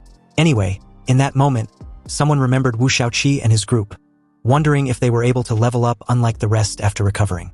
But a sudden commotion caught his attention, and apparently, it was just Ye Lin who was evidently being avoided by everyone after learning what he did to Wu Shaoqi and his group of minions. They were absolutely terrified of the guy. Zhengqianqi approached him, wanting to know if Ye Lin was really sure about leaving the secret realm. After all, the top scorer secret realm would only close in 48 hours, and exiting means that he had officially finished his trial. Ye Lin, without any hesitation, replied that he was sure. However, before exiting, every top scorer had to record their level. The assistant supervisor nearby asked him to show his level so she can record it. Ye Lin proudly displayed his level and profession, but downplayed this achievement as nothing. However, to the crowd and the officials, this was completely mind-boggling. Seriously, leveling up 7 times in just a few days, even Zhengqianqi, the supervisor, had never seen such leveling speed. The crowd was also thinking the same since most of them clearly recall him being level 18 before entering the top scorer realm. At this point, it didn't take a genius to figure out that the person responsible for killing all the monsters in the inner area of the secret realm. Ye Lin paid them no mind and asked the supervisor if he could leave now. But Zhengqianqi unexpectedly replied that he couldn't, and the reason was simply his level. Ye Lin was most likely be the national's top scorer this year, so he must wait until the secret realm officially closes to claim his reward. Obviously, hearing of a reward, Ye Lin's eyes suddenly lit up as he made a prompt decision to stay. He had originally planned to return to Qingqing ASAP in order to keep out of trouble. After all, he had offended Wu Shaoqi, who was the local tyrant in Shenzhen City. And speaking of that fucker, he suddenly appeared, complaining like the rest of the crowd. Wu Shaoqi was also unlucky, and apparently, he had spent so much effort to catch a golden treasure toad, but there was nothing inside its stomach. And on top of that, he saw no monsters despite searching for an entire day. Anyway, like everyone else, his attention was immediately drawn to the commotion nearby. Wu Shaoqi wondered curiously what was going on, only to be informed that all the monsters inside the secret realm were wiped out by Ye Lin. And to make matters even worse, Ye Lin was now level 25. Wu Shaoqi's face instantly morphed with an expression of eating a huge chunk of shit as he cursed loudly. And upon seeing this reaction, Manhwa spared no time rubbing his face in. After all, it was a bit embarrassing that the infamous young master of the Wu family entered the top scorer realm with level 22 and was now exiting with the same level. Wu Shaoqi scoffed and replied sharply, commenting on how disgusting it was that a short-life Forbidden Spellcaster snatched all the monsters. Ye Ning agreed. After all, no one with Ye Lin's class had lived past the age of 25, so what was the point of cultivating? Ye Lin was simply affecting them, the real future of Daxia. Manhwa was furious on Ye Lin's behalf. She believes it was Wu Shaoqi and his group's own incompetence that their skill wasn't enough to kill high-level monsters in time. And yet they have the audacity to mock Ye Lin. Suddenly, the sky over the top scorer realm instantly became gloomy, As if all the light was swallowed up, everyone's heart tightened, and an inexplicable fear spread. At this moment, a deafening roar came from the center of the secret realm, as if something was awakening underground. Immediately afterwards, the entire secret realm began to shake violently, making them dizzy. Their face changed drastically the moment they saw that the exit of the top scorer's secret realm had been closed at some point, and no matter how Zheng Qi tried, he couldn't reopen it. Then a scarlet light shot up from the depths of the secret realm, breaking through the shackles of darkness and illuminating everyone's face. In the light, huge monsters could be vaguely seen. They had different shapes, some had horns, others had wings, and the rest were covered with scales, emitting a strong evil aura. Zheng Qi's pupils shrank sharply, unable to maintain his composure. His voice even trembled slightly. It was a demon invasion. You see, monsters are divided into low and high levels. High-level monsters can even command low-level monsters. And above these monsters, there was an even more terrifying existence, the demon clan. No one knows where the demons came from. The only thing known was that every demon was extremely terrifying. Not only do they possess intelligence that was no less than that of humans, but they could even speak human language. Every time demons appeared on planet Blue Star, it was an unparalleled catastrophe. Yet, at this moment, Zheng Qi could clearly see them in their vast numbers. He suddenly calmed his nerves and faced the demons. He even got pissed off that they dare trespass in human territory. How bold, he shouted. However, the demons ignored him. They all bowed and knelt on the ground, as if they were welcoming someone important. And under the shimmering dark purple portal, a mysterious tall figure with incredibly white skin slowly came out. The only difference from this figure, this demon leader, and humans was his strangely deep dark and cold colorful pupils. The demon leader stared at the humans below with contempt. After all, humans were just food to them. But not only did humans dare hold his kind as slaves in captivity, but they hunt them as well. They were truly courting death. The cold and sharp tone of the demon leader created an invisible fear which seeped deep into the bones of every human present. And although Zheng Qi also felt this deep fear in his heart, it was not for himself, but for everyone present. These test takers were all top scorers selected from all over the country through the college entrance exams. So if they all die in this secret realm, it would definitely be a devastating blow for the entire daxia. Zheng Qi instructed them to stay behind him. The abnormality in the secret realm must have already been noticed by Xincheng. They might even be on their way by now. Suddenly, a figure as tall as an iron tower appeared before him very abruptly. Then a devastating punch soon followed as Zheng Qi was forced to block. Zheng Qi, a level 70 job changer, was effortlessly forced back a couple of steps. The demon leader casually dismissed the human and instructed the towering monster, Luta, to deal with Zheng Qi. Luta muffled a response as Zheng Qi desperately threatened the demon leader, wanting to keep his attention on him. But the pale bastard ignored his threats and just made his way in front of the test takers. Then reassured them not to worry. He just wants to play with them. The demon leader showed his level to be 20, and explained he had heard they were the strongest humans selected this year. And according to humans' leveling system, since he was just level 20 at most, he was someone they can deal with, right? The demon leader wants them to fight him, and if they win, he would let them leave the secret realm. In confusion, the test takers stared intently and found that the aura emanating from the demon leader was indeed not far from that of a level 20 monster. They initially thought the demon leader was an invincible and terrifying enemy, but upon realizing his level, they started wondering what was there to be scared of. Suddenly, the top scorer of Chao City, Lin Zian, boldly walked out of the crowd. He was a level 21 divine knight with short hair and clear muscle lines. The very moment Lin Zian closed the distance between himself and the demon leader, the crowd began to cheer him on, believing they had the advantage.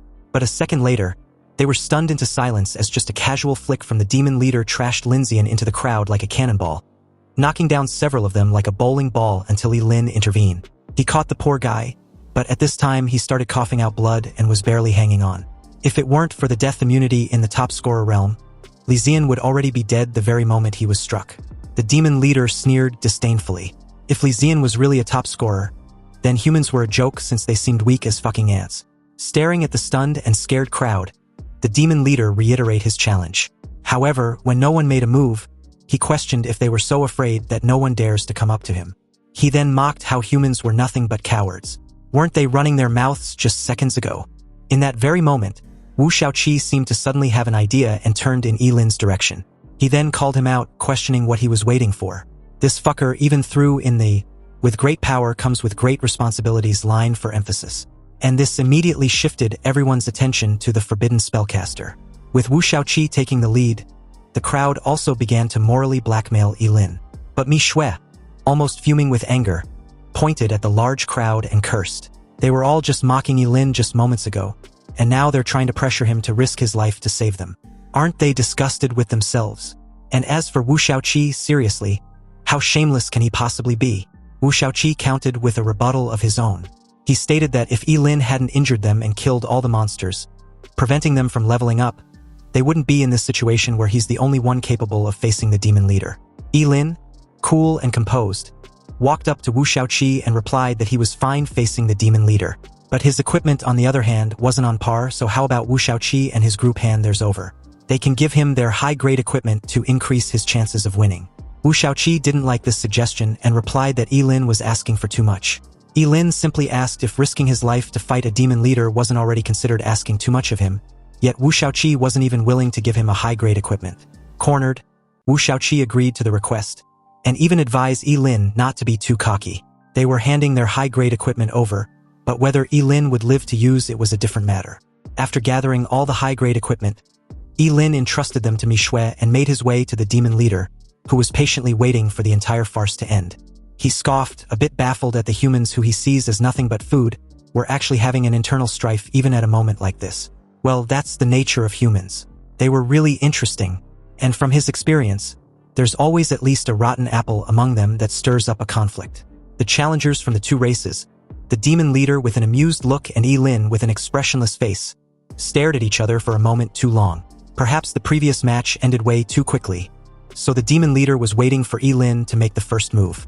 Ye Lin raised the red flame staff, concentrated his mental power at the tip and conjured a fireball. But the moment the fireball spell was released, the crowd couldn't hold back their shock. They were puzzled that Ye Lin didn't cast a forbidden spell, but used a lowly fireball spell. Wasn't he already aware that the demon was incredibly powerful? Even the demon leader couldn't help smirking as the fireball whizzed past him. The damn pathetic spell wasn't even aimed right, and the demon leader just couldn't help himself. He started laughing.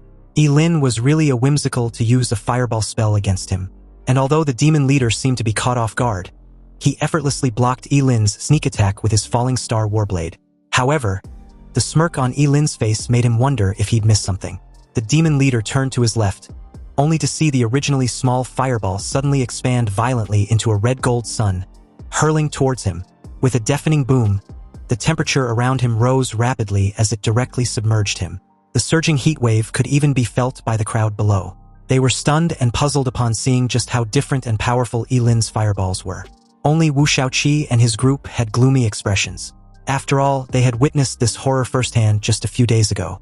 Anyway, after a moment of stunned silence, everyone was pleasantly surprised, believing Ye Lin had won. But just as everyone was immersed in the joy of victory, the blazing flames disappeared without a trace, as if instantly swallowed up by a black hole. The demon leader, slightly irritated, appeared to be slightly burned on his left arm. Then, in just a few breaths, his left arm was restored to its original state. He admits to be interested in Ye Lin after seeing how he was different from the rest, and for that, he would grant him the honor of becoming his dog. This damn demon leader wanted to recruit the Forbidden Spellcaster, but Ye Lin countered with an offer of his own. Ye Lin replied that he also admired the demon leader, so why don't he become his son? When he becomes the emperor, the demon leader would be crowned as the prince of bootlicking. Realizing that there was no point in talking, the demon leader decided to just kill Ye Lin. The very moment Ye Lin used the spell, Illumination, the demon leader was upon him in an instant, interrupting him. Stunned, Ye Lin sacrificed his left kidney and used his fleeting dance to dodge the attack, which left a large crater on the ground. Anyway, the very second Ye Lin tried casting the Illumination spell again, the demon leader blitzed to his side with another yet devastating punch. Ye Lin, a bit caught off guard even with his fleeting dance still active, spurted out a mouthful of blood as he was forced to block the punch. Ye Lin tried again, but just like earlier, he was interrupted. This kept repeating as the confusion from the crowd below grew with every passing second. They believed Ye Lin was insane for attempting the same thing repeatedly, expecting a different outcome. And the craziest part was that he had yet to use a forbidden spell. He just kept dodging wave after wave of attacks that his defeat seemed to be predetermined. And since everyone was aware that if Ye Lin dies, their deaths were also assured. But out of nowhere, someone suddenly pointed out of being thirsty, and this alerted the rest since they too felt the same. And not only that, the entire area was getting hotter and hotter that their lips were cracking as well. Back to the duel, the demon leader laughed and mocked Ye Lin, stating that as long as he interrupts his spell, Ye Lin can only escape like a cornered rat. So in the end, Ye Lin was just as weak as the rest below. Ye Lin, huffing profusely, simply told the idiot to look around since he hadn't caught on what he had been doing. The demon leader was stunned to see countless illuminating spells hovering everywhere around him. The entire airspace became a landmine, waiting to be detonated. The demon leader, baffled and confused, turned from side to side, wanting to know what and when this happened. Ye Lin spared no time triggering the ordinary illumination spell to explode. You see, the spell, illumination, was practically a little skill of the fire element which releases a minuscule ball of bright flame. However, under the shocked and horrified gazes of everyone, flames even more violent than before burst forth as the air around the demon leader seemed to be ignited, forming a vortex of hot flames as it closed in on its target. And although the demon leader was caught off guard yet again, he was quick to cast a huge dark magic shield condensed from the surging magical power around him. The collision of flames and magic stirred up a massive gust of wind, and the surrounding air seemed to be distorted by this force. Then, with a contemptuous sneer, the demon leader mocked Ye Lin for the failed attempt. But before he could get another word out, a dazzling golden spear, the eternal thunder, streak across the space in between the two and pierce the bastard straight through the chest. The golden spear was stained with dark blood as the demon leader, with his head lowered in disbelief, coughed and spurted out a mouth full of blood. He also couldn't comprehend how a mere level 25 human could hurt him. The demon leader slowly clasped the spear, and with a slight squeeze, it shattered into fragments as he roared furiously, wanting to tear Ye Lin apart.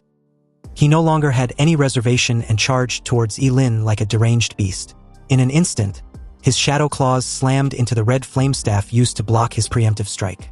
And although the attack was blocked, the full brunt of it was extremely powerful, which sent Ye Lin flying, crashing into a massive rock below. Seeing Ye Lin's battered state, the demon leader was a bit pleased with himself. He intended on cutting Ye Lin's head off as a trophy. But amidst the debris, Ye Lin sacrificed his duodenum and activated the burning reincarnation forbidden spell. With the 50% fire elemental amplification of the red flame staff and the active burning karma status enhancement, Ye Lin held nothing back and went all out, daring the fucking bastard to withstand his next attack like he did previously. He again used an elemental fire spell, the illumination spell, only this time around, countless number of them were summoned at once. Then the very next second, they exploded with an extremely terrifying power. A trace of fear flashed in the eyes of the demon leader as he hurriedly condensed his magic power into an indestructible magic shield for the second time. However, the flames seemed to be beyond his expectation. With the dual bonus of the burning reincarnation and the red flame staff, the power of this forbidden spell was now enough to threaten a level 50 job changer. Cracks appeared on the magic shield one after another as it began to tremble violently under the scorching flames. With another impact, the giant magic shield shattered and the flames directly hit the demon leader like a sledgehammer, slamming him into the earth like a crashing meteor. For a moment there, the crowd was stunned into silence, their shock and fear clearly evident, simply because the attack they just witnessed was extremely horrifying and brutal. But more importantly, it seemed that Ye Lin had truly won this time around because the arrogant bastard couldn't even muster the strength to get up. It didn't take long for the smoke and debris to subside, leaving a massive crater similar to a meteor crash. And at the center of this crater was a charred figure trembling in defeat. It seemed that although the demon's recovery ability was strong, it also had its limits. Barely conscious, the demon leader knew he'd lost even though he didn't want to accept it. Evidently, he still couldn't fathom how a mere human possessed such formidable combat power at level 25. Meanwhile, Luta, upon seeing the current state his lord was in, cursed furiously and charged towards Ye Lin, dismissing his fight with Zhang Qinqi, who was huffing profusely in exhaustion. He warned Ye Lin to watch out, but at this point it was unwarranted because everyone, including Ye Lin, could clearly see the frigging brute charging in like a freaking train with no brakes. Ye Lin suspects Luta to be above level 100, and was certain he couldn't defeat such a monster with his current level. Fortunately, something unexpected intervened, cleaving through Luta midair and instantly splitting his sorry ass into two halves. The crowd, especially Zhang Qinqi, was relieved and delighted upon seeing the attacker, He Yunfeng, the city lord of Shunqing. This meant that they were saved. After all, as the lord of a top city, He Yunfeng's strength was among the best in the entire Daxia. And since the demons dared to sneak into human territory and cause trouble, it seems they've already purchased a one-way ticket to hell. He Yunfeng calmly raised his hand as a bright golden beam shot out from his fingertips like laser cannons, raining down on the group of monsters below like a meteor shower. Obviously, this overwhelming showcasing of power further dazzled the crowd, whom were astonished just witnessing how strong the city lord of Xincheng really was. Anyway, as the scene cuts back to the demon leader, the contemptuous fucker no longer had the arrogant demeanor he flaunted earlier, and as a subordinate of his helped him to his feet, he was urgently informed about the need to leave because they were clearly outmatched against He Yunfeng. The demon leader, already aware of Ye Lin's name, finally introduced himself as Gallagher. He promised to remember Ye Lin, declaring that one day, he would avenge his humiliation by cutting off Ye Lin's head as a reward. And with that, he fled towards the shimmering rift connecting to the demon realm. Ye Lin just watched his departing figure without engaging. But luckily, He Yunfeng spotted this and was even more annoyed that Gallagher was now fleeing like a sewerage rat. He shot out a massive golden beam which streaked across the night sky like a bullet. Gallagher was warned to watch out as the golden beam closes in. His eyes widened in horror as he realized that there was no time to dodge. So he summoned a gigantic demonic hand from the depths of the earth to intercept. With the collision imminent, he tells the city lord not to get too cocky. And just like that, a loud bang reverberated upon impact, creating a massive cloud of smoke. It took a moment for the smoke to subside, and this created the perfect opportunity for Gallagher to slip into the rift. But before entering, he challenged He Yunfeng to come to the demon realm if he dare. He Yunfeng calmly retorts that there will come a day when Daxia's warriors would enter the demon realm and slaughter the entire demon clan. Anyway, with the demon invasion finally suppressed, He Yunfeng made his way to the ground and offered his apologies to everyone, especially the top scorers. As the city lord of Xincheng, he was to be blamed for the lack of proper security which led to the sudden demon invasion. Zhang Qinqi made it clear that the fault wasn't his but the demons, so he shouldn't blame himself, and he totally agrees with him. There would eventually be a day when they would not only wipe all demons and monsters from Daxia's land, but conquer the demon realm as well. Turning in the direction of the top scorers, He Yunfeng informs them that the teleportation portal had been restored. Also, they can rest assured knowing the test results would be published later. The candidates who were seriously injured by Gallagher and his demon minions stayed to receive treatment, whereas the rest left the secret realm and made their way back to the hotel where they originally stayed. Outside, Ye Lin silently let out a sigh of relief, glad the entire incident was finally over. Back at the hotel, Ye Lin was still reeling about the demon encounter in the top scorer realm when a sudden knock on his door jolted him out of his thoughts. As the knocking persisted, he even wondered if it was Mi Shui knocking on the wrong door again. Ye Lin made his way to the door and upon opening it, he was surprised to see He Yunfeng.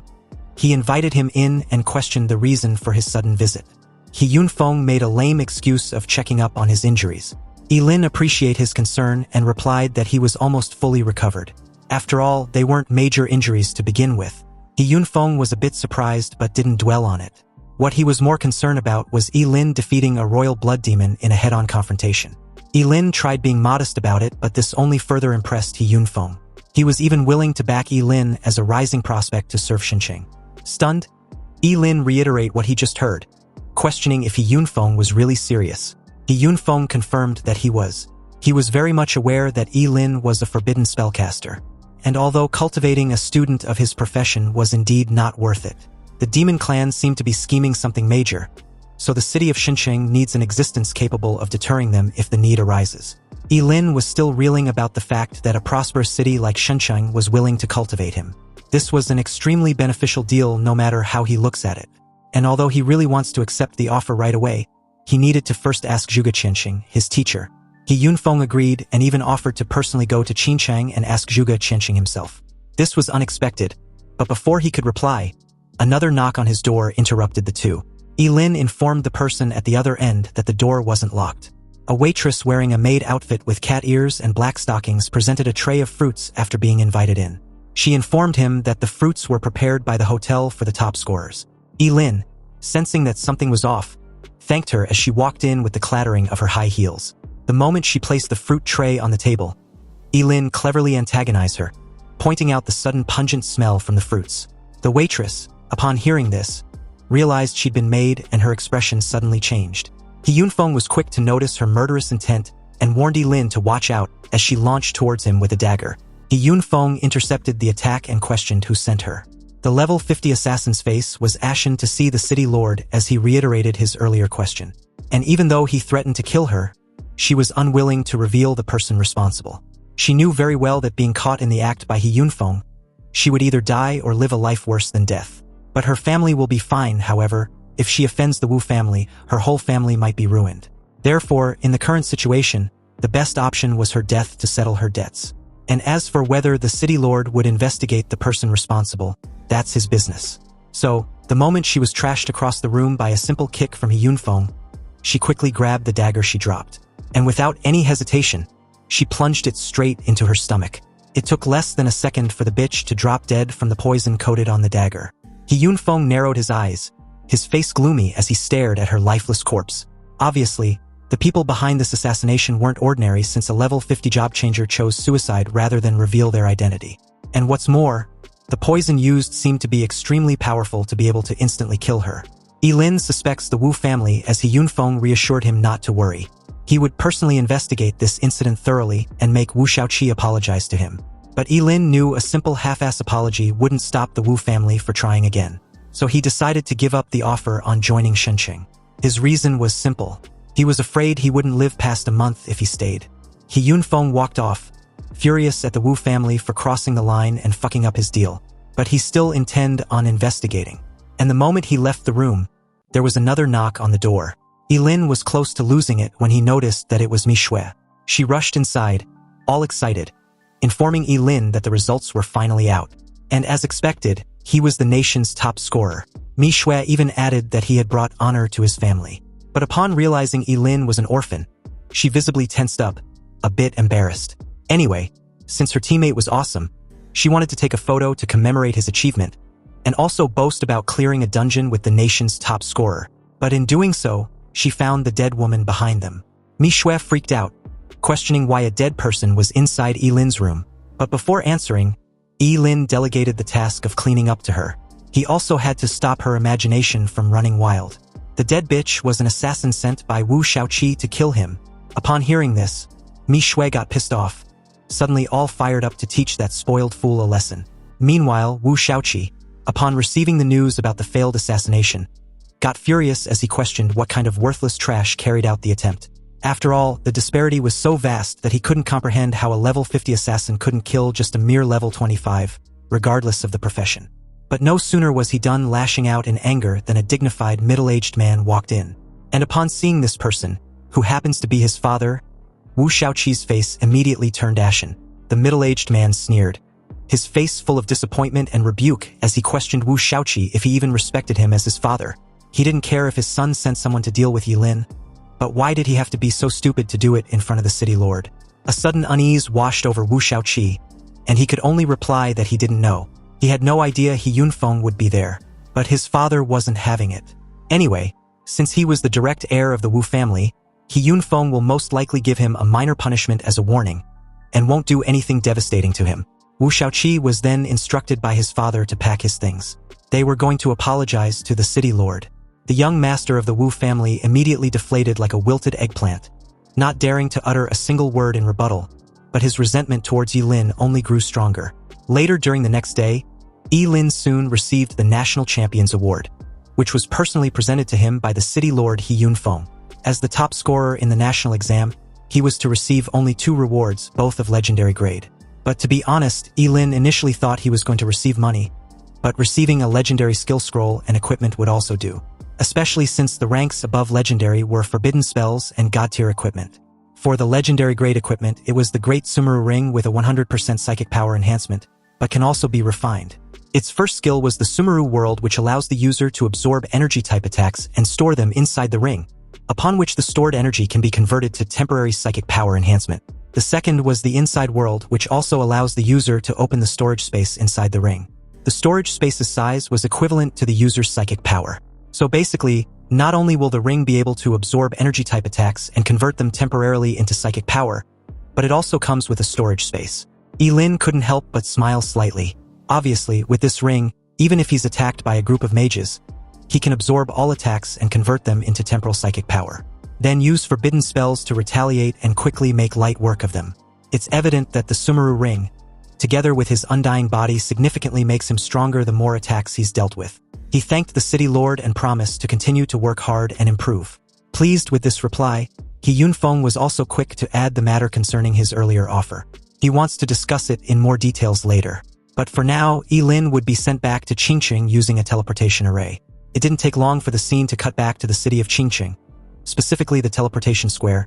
The very moment Ye Lin stepped out of the portal, a series of high-pitched sounds filled the air, and for a moment there, these chorus of cheers and praise startled him. Principal Gao and Hu Wang, both beaming with joy, rushed over to congratulate him. The city of Qingqing now had a national top scorer. Ye Lin replied modestly that it was nothing, and before he could get another word out, the frenzied crowd also rushed over and nearly swamped him. Principal Gao and Hu Wang tried to curb the situation, but that quickly proved to be a challenge. Clearly, the crowd didn't relent. Some wanted to take a photograph with him, others wanted his signature, a hug, and all kinds of weird shit. Ye Lin felt a chill run down his spine and subconsciously took a step back. This kind of crowd were overly enthusiastic for his liking, especially the group of middle-aged women who claimed to want just a hug. Fortunately, before things could escalate any further, Principal Gao grabbed his arm and flew him out of there. In the air, Ye Lin informed him that he was tired and wanted to go home to rest. But seeing Principal Gao heading in the wrong direction, the old guy explained that Zhuge Qianxing wants to meet him first. He led Ye Lin through a couple winding alleys and soon entered Zhuge Qianxing's courtyard. Zhuge Qianxing, who was making tea, couldn't help but smile when she saw Ye Lin's disheveled state. Pouring himself a cup, he remarked that it seems being the top scorer in the nation wasn't easy. Ye Lin sighed and agreed, replying that it wasn't. However, the rewards were still quite generous. It was clearly evident that Ye Lin looked exhausted, so Zhuge Qianxing suggested he go rest. There were more important things waiting for him when he's fully invigorated. Curious, Ye Lin wanted to know what his teacher was hinting at. Zhuge Qianxing calmly replied that the Gate of Apocalypse has appeared. Recalling the bits and fragments intel he had on the topic, especially the fact that that realm once had the 7 great ancient origin artifacts, Ye Lin reached for the key. He asked Zhuge Qianxing if he wants him to venture into the Gate of Apocalypse. However, to be precise, Zhuge Qianxing divulged his intention to go with his student. Ye Lin, slightly caught off guard, got up and left the courtyard. He planned to head to the Job Changer Guild to have some equipment handled. You see, Ye Lin had never understood why Zhuge Qianxing wanted to take him as a disciple and always harbored a degree of wariness towards him, since his profession was that of an extremely mysterious fortune teller. He knew there was no free lunch in this world, and even suspected that Kensen and the agents from the Investigation Bureau were all part of a scheme set up by Zhuge Qianxing. And of course, the purpose was to put him in a desperate situation where he would legitimately owe Zhuge Qianxing a huge favor. If the truth is indeed as he suspects, then it means that Zhuge Qianxing has grand ambitions, and the only thing he possessed that someone like his teacher would covet was his immortality. But regardless of whether his intentions, Ye Lin, due to his limited strength, can only play the role of a dutiful disciple for now. Anyway, the moment Ye Lin left, Zhuge Qianxing, who was calmly drinking tea, suddenly started coughing violently. Zhuge Qianxing's face turned ashen as a mouthful of bright red blood spurted out from his mouth and onto the floor, trickling through his fingers. Zhuge Qianxing was fully aware Ye Lin fully didn't trust him, but he really didn't have much time and can only give it a try. Meanwhile, at the Guild of Job Changers, to avoid causing trouble, Ye Lin entered the place with his appearance altered by the illusion mask. He walked up to the receptionist, and after a brief exchange, he announced that he was there to trade skill scrolls and equipment. In a respectful tone, the lady informed him to follow her. But before leaving the trading section, Ye Lin spotted a familiar figure in a tight leather outfit that accentuated her perfect curves. Her long hair cascaded down her back, and her features were exquisite, drawing the attention of any passing job seekers. However, upon seeing this woman, Ye Lin frowned instead, because this person was none other than Zhuge Nini. Ye Lin secretly rejoiced that he had worn the illusion mask. Otherwise, encountering Zhuge Nini might have caused even more trouble. Ye Lin quickly looked away, keeping his eyes straight ahead. However, at this moment, Zhuge Nini seemed to sense something and suddenly turned her head in his direction. She stared intently at Ye Lin's departing figure and found it so familiar. It reminded him of the person whom she had been searching for, and for some inexplicable reason she couldn't explain, Zhuge Nini felt that this person was Ling Yi. She quickly rushed over and grabbed Ye Lin's arm, apologizing for her abrupt interruption. She then asked for Ye Lin's name, explaining that he looked a lot like someone who saved her not long ago.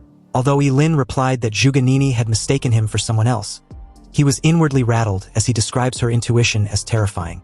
He then coldly shook off her hand. But to Zhuge Nini, this only confirmed his identity as Ling Yi. A faint blush even rose on her fair and delicate face as she blocks Ye Lin's path, wanting to know why Ye Lin won't admit it. To Zhuge Nini, there was no mistake. That cold indifference was the same as when Ling Yi saved her. Ye Lin simply turned in the receptionist's direction and asked if the Job Changer Guild often encounter this kind of situation. The lady, momentarily stunned, advised Zhuge Nini not to disrupt the order in the trading area. Otherwise, she would have no choice but to ask her to leave. Zhuge Nini reluctantly complied, not wanting to cause any more trouble.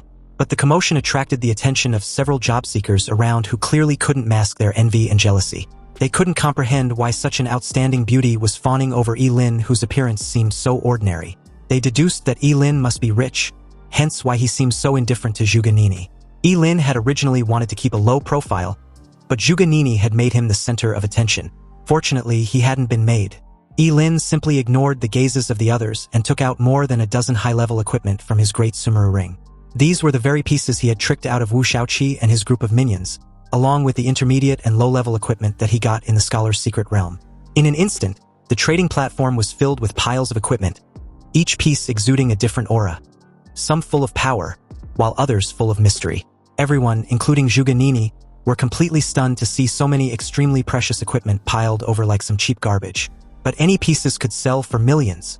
The lady from the Job Changer Guild eventually came to her senses and asked if Ye Lin wished to trade the items for gold coins. But to her surprise, Ye Lin simply states his intention to trade them for other items. The lady handed a tablet to Ye Lin and instructed him to select the items he wants for the trade. It didn't take long for him to skip through and make his selection. But after counting the pile of equipment, the lady informed Ye Lin that he needed to pay an additional 3 million because his items couldn't cut it. Ye Lin gave a slight nod, not bothered by this. However, he also have something else to sell. Ye Lin then took out a shimmering golden stone decorated with dragon scale patterns, a dragon scale gold ore, from his great Sumeru ring. The surrounding air seemed to freeze, emanating a chilling sense of oppression, containing a strange magical power. You see, the dragon scale gold ore was an incredibly precious material that can be used to forge epic-level equipment. The lady's reaction, like the crowd, were filled with shock, far more so than when Ye Lin had just taken out more than a dozen pieces of high-level equipment.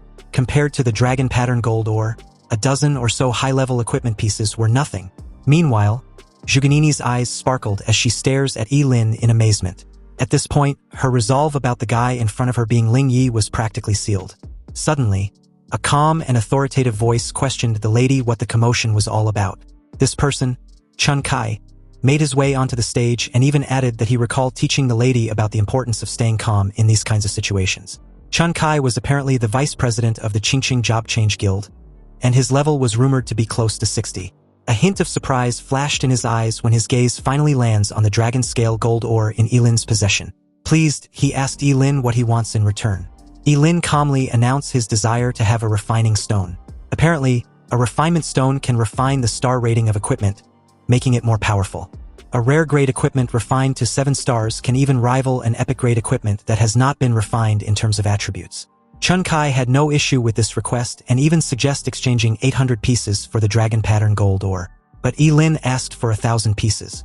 The vice president readily agreed, considering it as a friendly gesture for future cooperation as the two shook on it. With this transaction, a mutual partnership had been formed, and Ye Lin plans on dealing only with the Job Changer Guild in the future. Chun Kai, delighted with this partnership, informed Ye Lin the guild would always welcome him to trade with any incredible item in the future.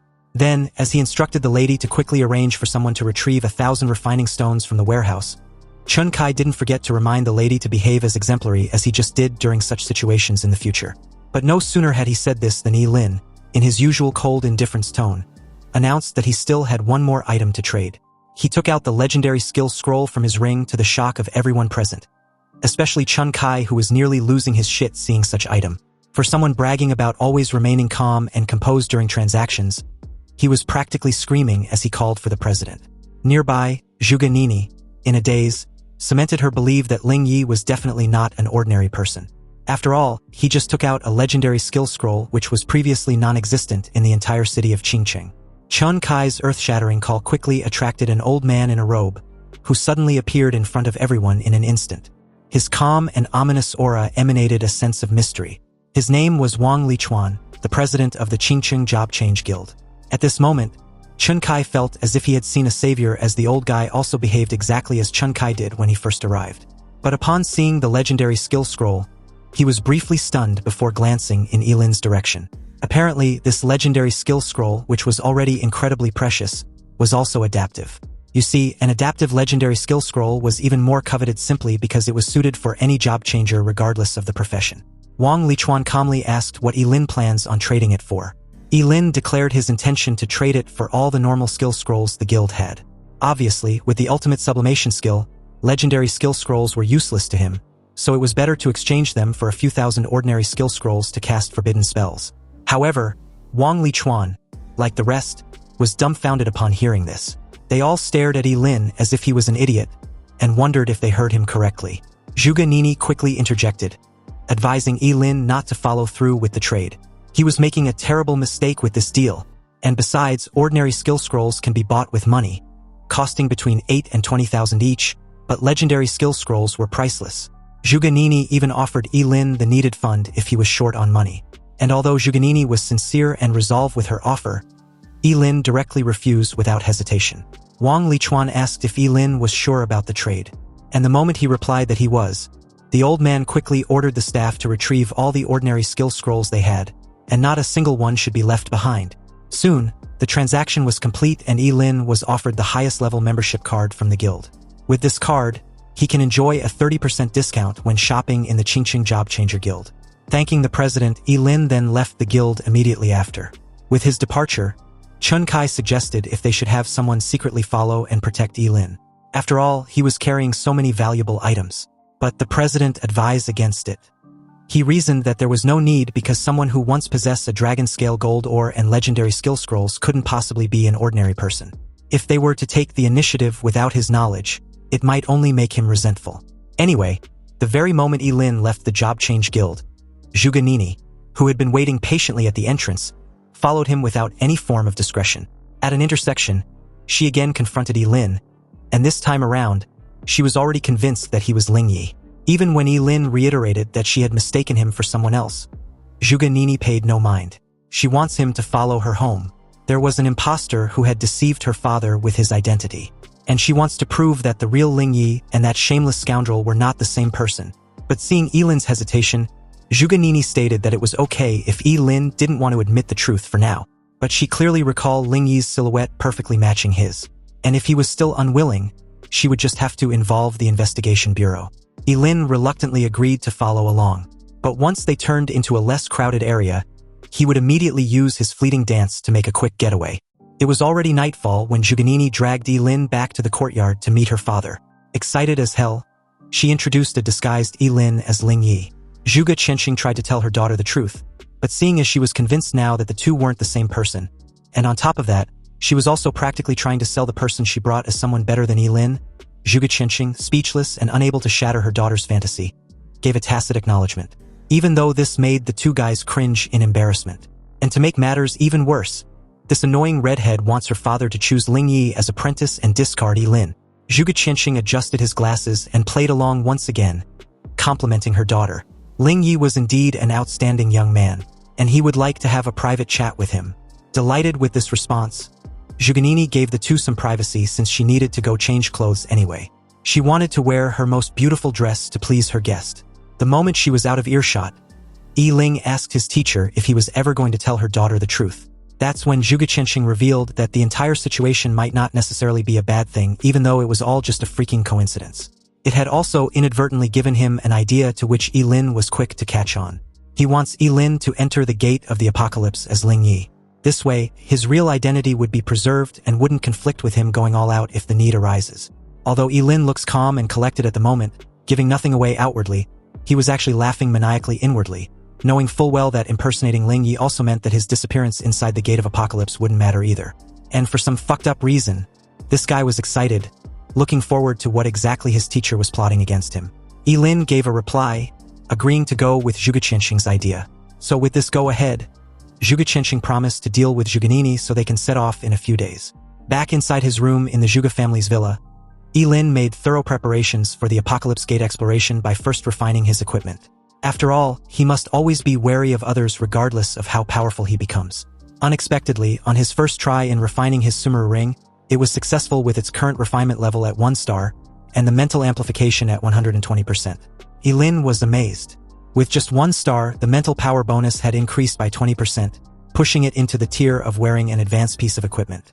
And just like that, Ye Lin, enticed by this stroke of luck, continued the refining process repeatedly and failed at every turn. Yet, this addicted idiot refused to believe all the 1,000 refinement stones will fail, so he continued, wanting to end his unlucky streak with the numerous refinement stones left. But as the number grew higher and higher, Ye Lin felt like he was losing his mind. Seriously, out of almost 1,000 refinement stones, he only managed to get 1-star refinement. How could he be so unlucky to not catch a freaking break? Ye Lin was about to cut his losses when the Sumeru ring suddenly glowed with a successful refinement process, reaching 3 stars with its current refinement level. The mental power amplification rose to an astonishing 160%, further dazzling the broke national top scorer. Early the next day, Ye Lin decided to pay Ji Lingyu a visit to see how he was faring. It's been quite some time, but the moment he descended downstairs, a delighted Zhuganini, believing he was Ling Yi, stated what a coincidence their encounter was because her crush was also going out for some fresh air too. But upon realizing it was rather Ye Lin, Zhuganini's delightful smile fell so fast that one might think they imagined it. She was immediately irritated seeing her scoundrel classmate whom she believed deceived the world. And hadn't her father already made it clear to him that she had found the real Ling Yi? So what was he still doing in her house? Ye Lin was not in the mood for her bitchy attitude, and simply replied that he was just leaving after packing up his stuff. But of course, this bitch wouldn't be called Zhuganini if she didn't have the last word. She rudely brushed off Ye Lin's departure as something he should have done long ago, so she wouldn't be seeing him off. Ye Lin also shouldn't leave anything behind just to have an excuse to return. Ye Lin left without another word, knowing full well engaging in a verbal spat with this bitch was absolutely pointless. He made his way to the Ji family's villa an hour later, and the new butler led him into the villa's courtyard.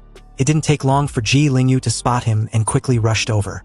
Excited, he expressed how much he'd missed him, and also wondered why he wasn't informed about his visit in advance. If he had known, he would have sent a car to pick him up. After the two exchanged a quick pleasantries, Ye Lin asked about his friend's injuries. Ji Lingyu replied he was doing great.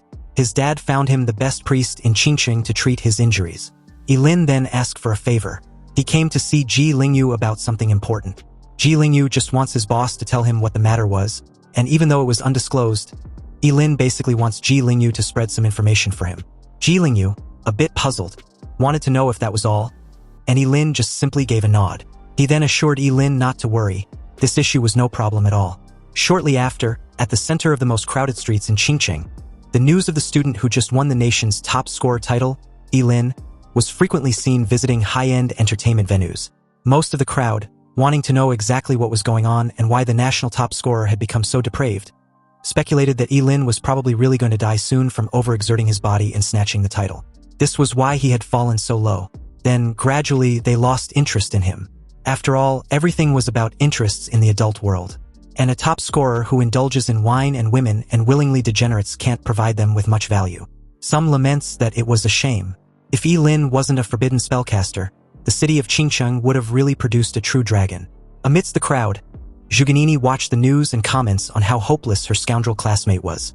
Anyway, after the days of build-up, Ye Lin was certain the attention on him as the national top scorer had died down significantly. Disguised as Ling Yi, it was already nightfall when he returned to the Zhuge family's villa. And upon seeing his return, Zhuge Qianqing asked if he was ready. After receiving an affirmative reply, the two were about to set off when someone suddenly called out to Ling Yi. Obviously, it was none other than the redhead bitch, Zhuganini, who was blushing profusely as she invites her crush to go watch a movie when he returns. Ye Lin curtly replied that they would talk once he's back, and Zhuganini could only dutifully agree, hoping he be careful. Her father bid her farewell, and soon the two took off in a black set of wheels. On the way, Ye Lin asked if they were heading to the teleportation portal. Zhuge Qianqing replied that there was no need because the Gate of Apocalypse was right in the wilderness of Qingqing. Also, Ye Lin shouldn't call him teacher, otherwise it could expose his identity. He can simply call him Mr. Zhuge Qianqing instead. The ride was brief, so they arrived in less than no time. They got out of the car and made their way to the Apocalypse Gate where it seems other people were already waiting. Ye Lin was stunned with the gate's enormous size, and Zhuge Qianqing comments on how he too was surprised when he saw it for the first time. As the two approached, they met a familiar face who seemed a bit gassed that Zhuge Qianqing made it. If he hadn't arrived anytime soon, someone would have been sent to find him. As the two exchange a firm handshake and a forced pleasantries, Tan Qingjiang was officially introduced as the Deputy Director of Qingcheng Investigation Bureau. Tan Qingjiang handed the key in his possession back to Zhuge Qianqing, wanting him to do the honors by opening the Gate of Apocalypse. After all, time was tight. Zhuge Qianqing took the key, assured Tan Qingjiang, then approached the gate with Ye Lin. Ye Lin whispered to Zhuge Qianqing that he suddenly feels a chill down his back. And Zhuge Qianqing assured him that the feeling was mutual because he had tricked Tan Qingjiang with a fake key. So he would kill them if he finds out. This made Ye Lin ask if he should take out the real key. Zhuge Qianqing tells him that there was no need. He just need to get close to the gate.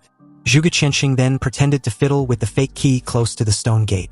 And at the same time, Ye Lin, who apparently had the real one inside his stomach, seemed to suddenly feel some kind of connection with the ancient stone door in front of him.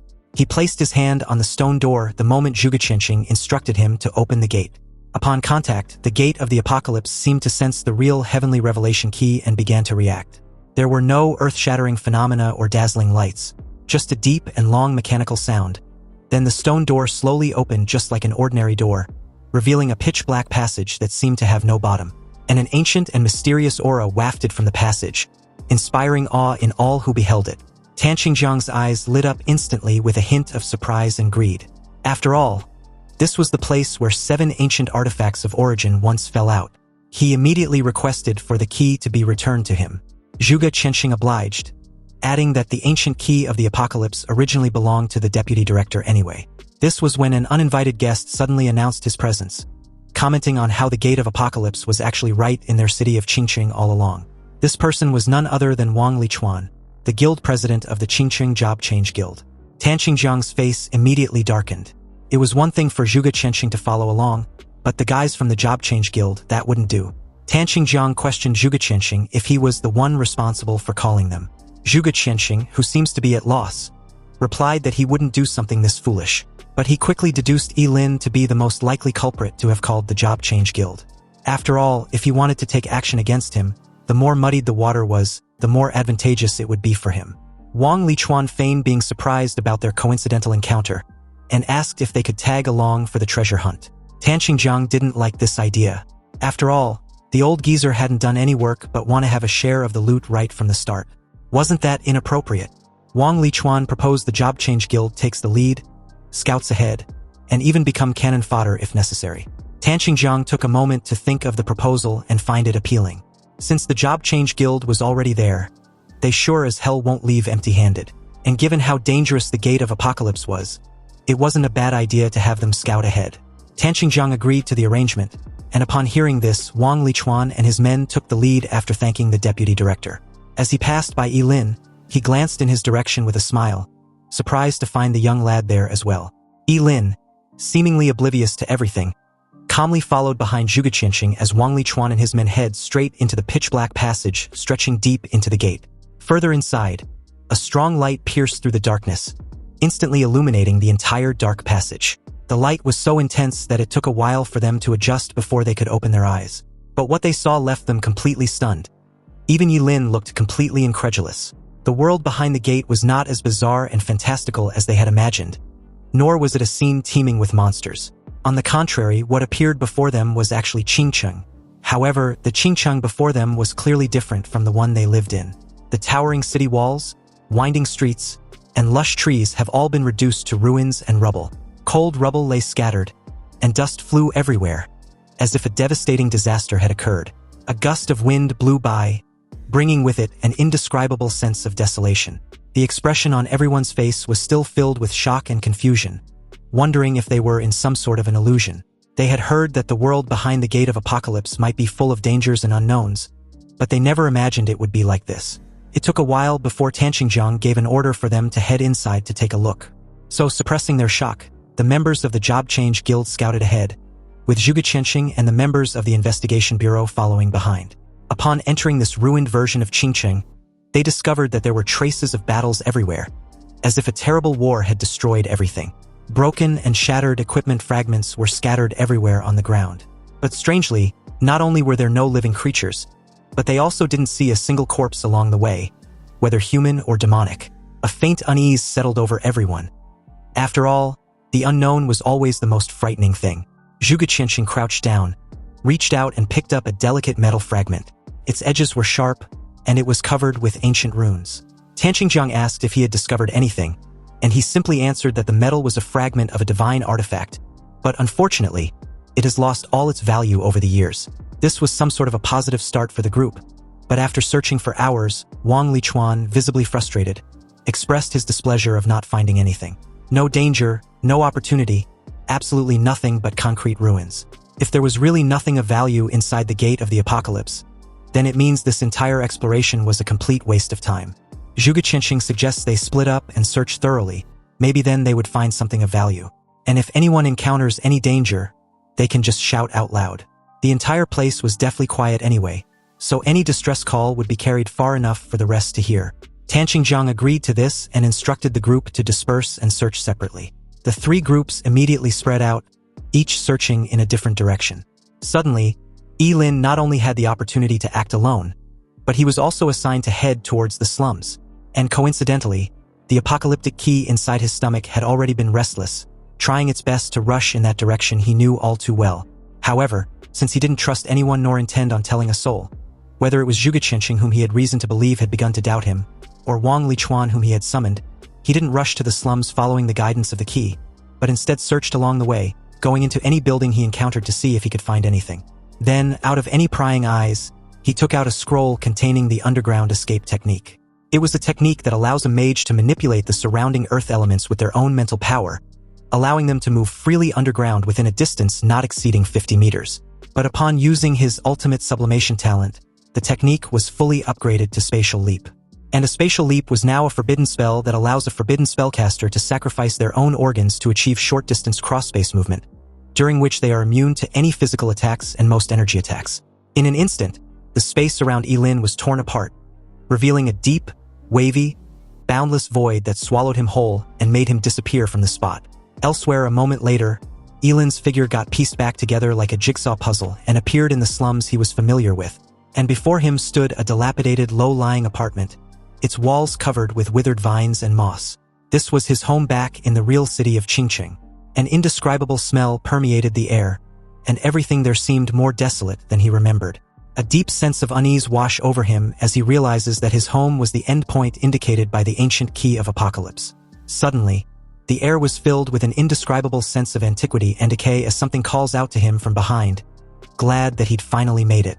Ye Lin turned to see what appears to be a huge ball of flesh, and this fleshy mass looked more like a massive brain, with an uneven surface, as if it were made up of countless small pieces of meat.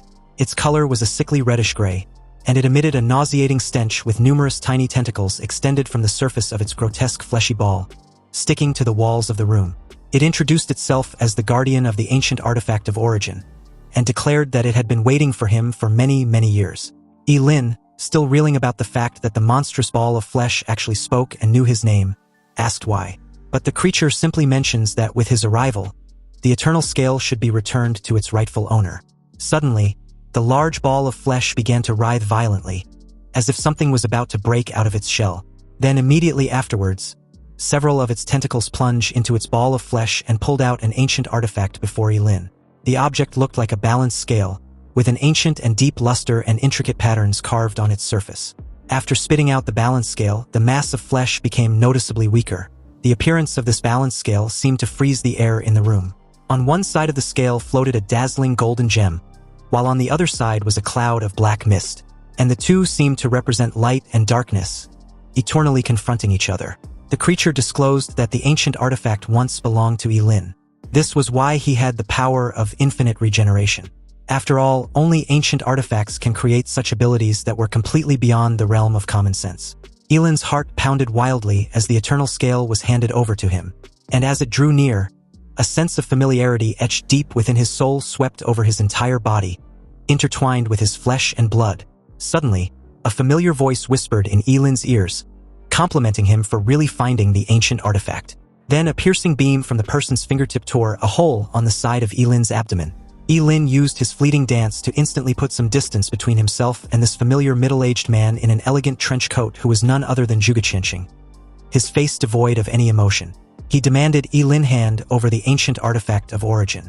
This was the first time Ye Lin had witnessed his teacher in action, and his power seemed to be totally underestimated as he connected the dots, everything making sense to him now. Since the astrology profession allows a job changer to glimpse the secrets of the unknown, Zhuge Qianxing apparently had the power to even see a glimpse of the future. But such a powerful profession would naturally suffer a backlash. However, if he had an immortal body, the backlash from peeking into the future can be ignored. This meant that all of Zhuge Qianxing's previous actions, such as inexplicably wanting to take him as a disciple and giving him the key, was a scheme against his immortality. Perhaps even the key must be in Ye Lin's possession to find the eternal scale.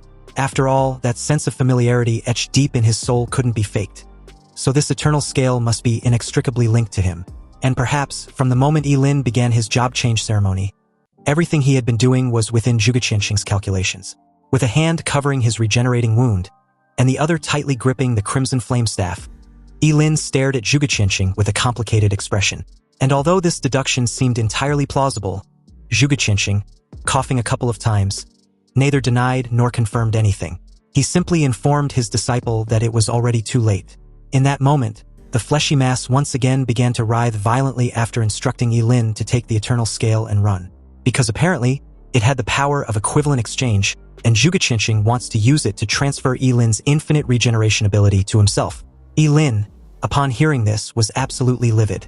So this was his teacher's true purpose, wanting to steal his power to heal his dying body.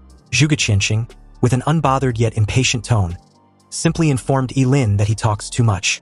The creature also attacked him in that moment with its tentacles, but Zhuge Qianxing, unfazed, simply raised a finger, his movements elegant and composed as he points at the ball of flesh. Then suddenly countless swords, formed from a condensed beam, appeared out of thin air, densely packed and shot out. These sharp swords exuded a cold and dangerous aura, instantly piercing through the fleshy mass. Then the countless sharp blade converge into a terrifying torrent of blue beam that completely annihilate the creature, leaving not a trace of flesh or blood, as if it had never existed at all. The beam was so powerful that it tore a hole through the dilapidated building, leaving a wide-eyed Ye Lin momentarily petrified, staring at Zhuge Qianxing as he approached with a terrifying aura radiating off him in waves. He questioned Ye Lin if he still planned on resisting. Ye Lin's immediate thought was to use his spatial leap to run, but he also knew no matter how far he go, Zhuge Qianxing would catch on with little to no effort. So he raised his staff and cast a fireball spell. With the Sumeru Ring's mental power at 160%, and the staff's 50% power bonus for fire spells, the fireball unleashed after being sublimated into a forbidden spell was so powerful that it came crashing down on Zhuge Qianxing with an intensity like that of the sun. However, Zhuge Qianxing remained unfazed by such a terrifying attack. After all, no matter how powerful Ye Lin's forbidden spell was with his immortal body, he was still just a mere level 25 job changer. He then advised Ye Lin to quit with his futile struggle. With a simple gesture of his raised hand, he clenched his fist, which instantly annihilated the crimson gold sun. Ye Lin gritted his teeth, a bit shaken at how easily Zhuge Qianxing dispelled his forbidden spell. But he wasn't going to give up. He unleashed one basic fire skill after another with reckless abandon, and under the ultimate enhancement, they all became forbidden spells. The surrounding air seemed to ignite instantly, and scorching flames raged wildly around Zhuge Qianxing, turning everything into ash. Yet, amidst the sea of flames, Zhuge Qianxing's figure stood tall, as if the intense heat surrounding him, which was enough to melt steel, had no effect on him. Seriously, his disciple should have understood by now that struggling was useless in the face of absolute power. As the flames reached a fever pitch, Zhuge Qianxing calmly walked out and cast a barely audible spell of his own, the Starlight Imprisonment. Suddenly, a streak of starlight shot out from the raging flames and hit Ye Lin, directly enveloping him. Zhuge Qianxing casually made his way towards him and placed a hand on his staff. Ye Lin, who was apparently frozen in place, felt as if his body was being crushed by an invisible mountain, making it difficult to even move a finger. He tried his best to break free from the restraints, but the force seemed endless and was something he couldn't resist. Since this was the best way to deal with an immortal being like himself, he had a countermeasure. But before it could take effect, Zhuge Qianxing cast another spell, the Star Shield. This nullified the 5 seconds celestial explosion, which was apparently Ye Lin's self-destruct spell. Now he had been outmaneuvered at every turn. Zhuge Qianxing questioned if he was still looking down on him as an astrologer by using such an obvious level of skill. Zhuge Qianxing raised his hand and grasped the eternal scale in his hand. Even with his temperament, he couldn't help but admire the exquisite nature of one of the 7 ancient artifacts of origin. Coughing violently, he thanked Ye Lin for their encounter. And of course, he really had done too many divinations and had received a divine punishment because of it. Now he was already near death. Using the power of the stars would have been like adding insult to injury. But in the end, his dutiful disciple still helped him find the ancient artifact of origin. Although he was curious as to when Ye Lin started to doubt him. And to this question, the answer had been always. Ye Lin hadn't trusted him for a second. Zhuge Qianxing gave a wry smile, thinking it was such a pity. If Ye Lin had completely trusted him, this process might have been less painful. Holding the eternal scale in one hand and placing the other on Ye Lin's head, he began the sacred ritual. Ye Lin let out a hysterical roar, feeling as if an invisible hand was tearing his soul to pieces bit by bit. This pain was far beyond what any physical pain could compare to. He can clearly feel a powerful suction force coming from above his head. Ye Lin's consciousness began to blur little by little, and along with it, his ability to live, which also gradually began slipping away.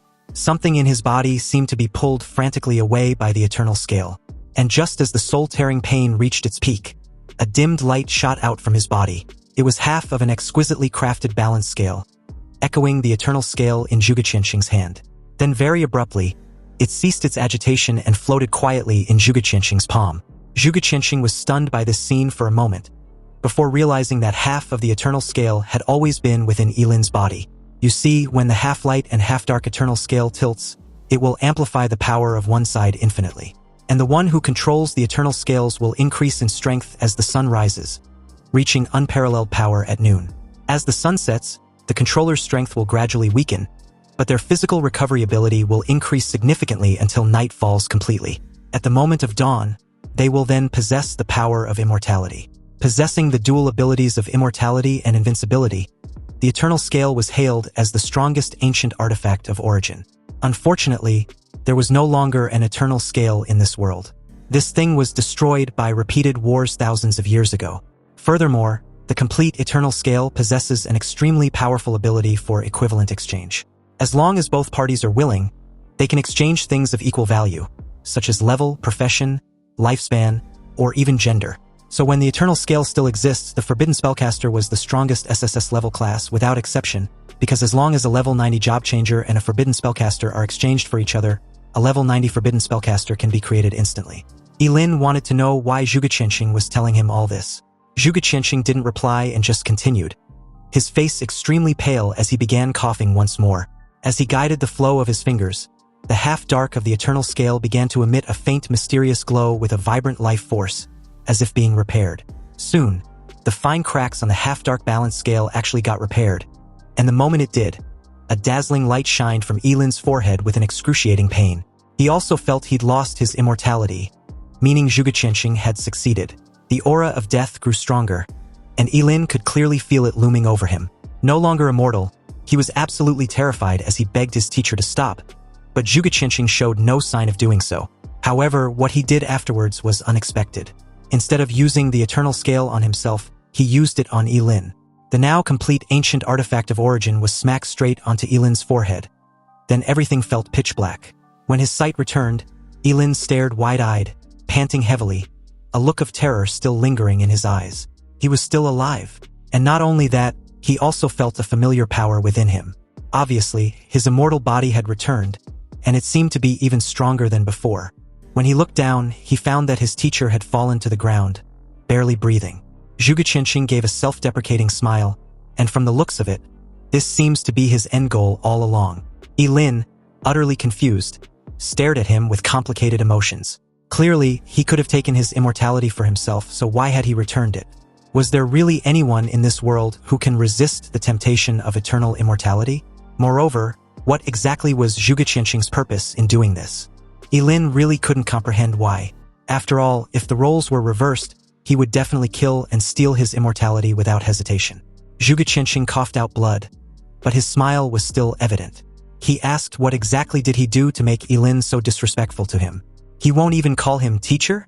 Hearing Zhuge Qianxing even trying to ease the tension, Ye Lin felt complicated. It seemed that he didn't understand his teacher at all. Zhuge Qianxing stared calmly at Ye Lin, seemingly unconcerned about his impending death, and began to speak slowly. He told Ye Lin not to worry. He guessed right because he did actually plot against him all along. However, his scheme was not for his immortality, but for the future of humanity. For several years, he had used his talent to observe the stars, and had seen countless possible endings of her daughter's future. But in all those possible endings, she always dies at the same point in time. Even if he obtained Ye Lin's immortality for himself, then passed it to Zhuganini later on, she would still die in various ways at that point in time. In the future, Zhuge Qianxing had seen Zhuganini die over 1,000,000 times. Of course, a couple of times could be a coincidence, but if the same thing happens that many times in the future, it can no longer be a coincidence. There was only one possible explanation for this. That is, at that point in time, it is very likely that the entire Great Xia dynasty, and even the entire human civilization, was completely wiped out. Ye Lin's breathing quickened instantly. He wondered what kind of catastrophe could wipe out the entire human race that even someone with immortality couldn't escape. Zhuge Qianxing's tone was calm as he points at Ye Lin and continued. Apparently, he could see everyone's future, everyone except Ye Lin. There are 50 great Dao, but there are only 49 celestial manifestations, and only one human who survives. Zhuge Qianxing believes Ye Lin was likely that very person. Ye Lin crouched beside him and stated that he didn't understand, but basically there are a total of 50 laws governing the operation and development of all things in the universe. Heavens can only produce 49, and the one hidden away was the variable. Ye Lin may be the only one who can change the ending. In the glimpse of the future Zhuge Qianxing saw, there are 6 people fighting alongside him. He'd memorized their characteristics. They will come to him on their own initiative, so he shouldn't refuse their requests. Zhuge Qianxing then handed him a brocade pouch. Also, about that fleshy ball that claimed to be the guardian of the ancient artifact. Zhuge Qianxing explained that it wasn't a guardian at all, but a fragment of the butterfly emperor of the demon race. Its purpose was to use a fragment of the eternal scale to lure the other half within Ye Lin. You see, within the gate of apocalypse, the ancient artifacts of origin can be forcibly stripped away. Hence why he acted so decisively before Ye Lin could actually touch that false scale of eternity. And fortunately enough, he was also able to use it to repair the broken external scale in Ye Lin's body. Then, with a hint of sadness in his eyes, Zhuge Qianxing asked Ye Lin for a favor, which was to take good care of her daughter.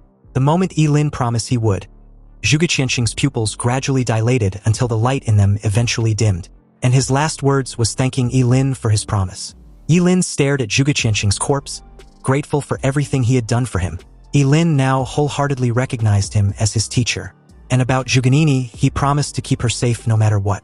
In his eyes, Zhuge Qianxing was undoubtedly a figure to be revered like a towering mountain.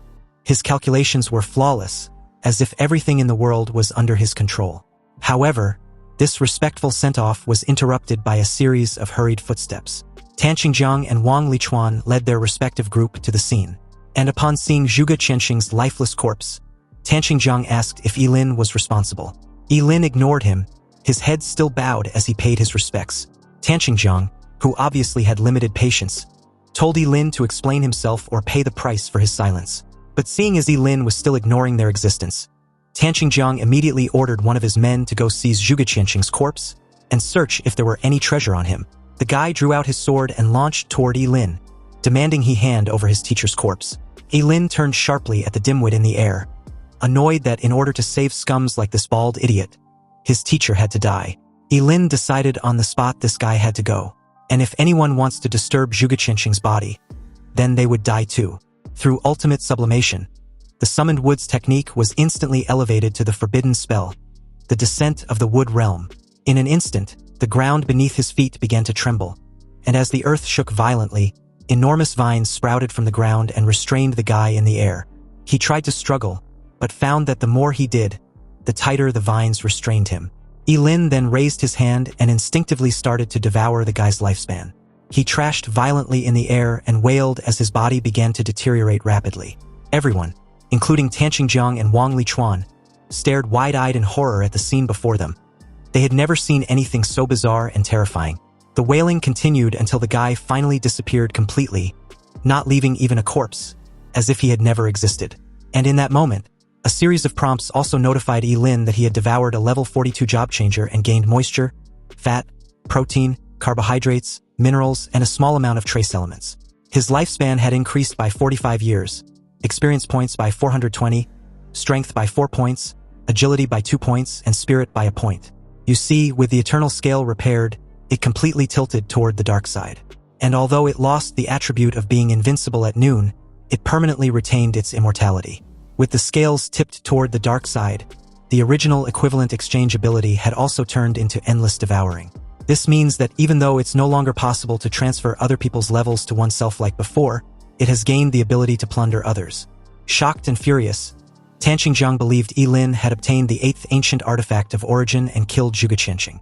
He ordered the rest of his men to seize the artifact from Ye Lin. Like the bald idiot, the group launched towards him simultaneously. But he boldly declared that they weren't enough to kill him.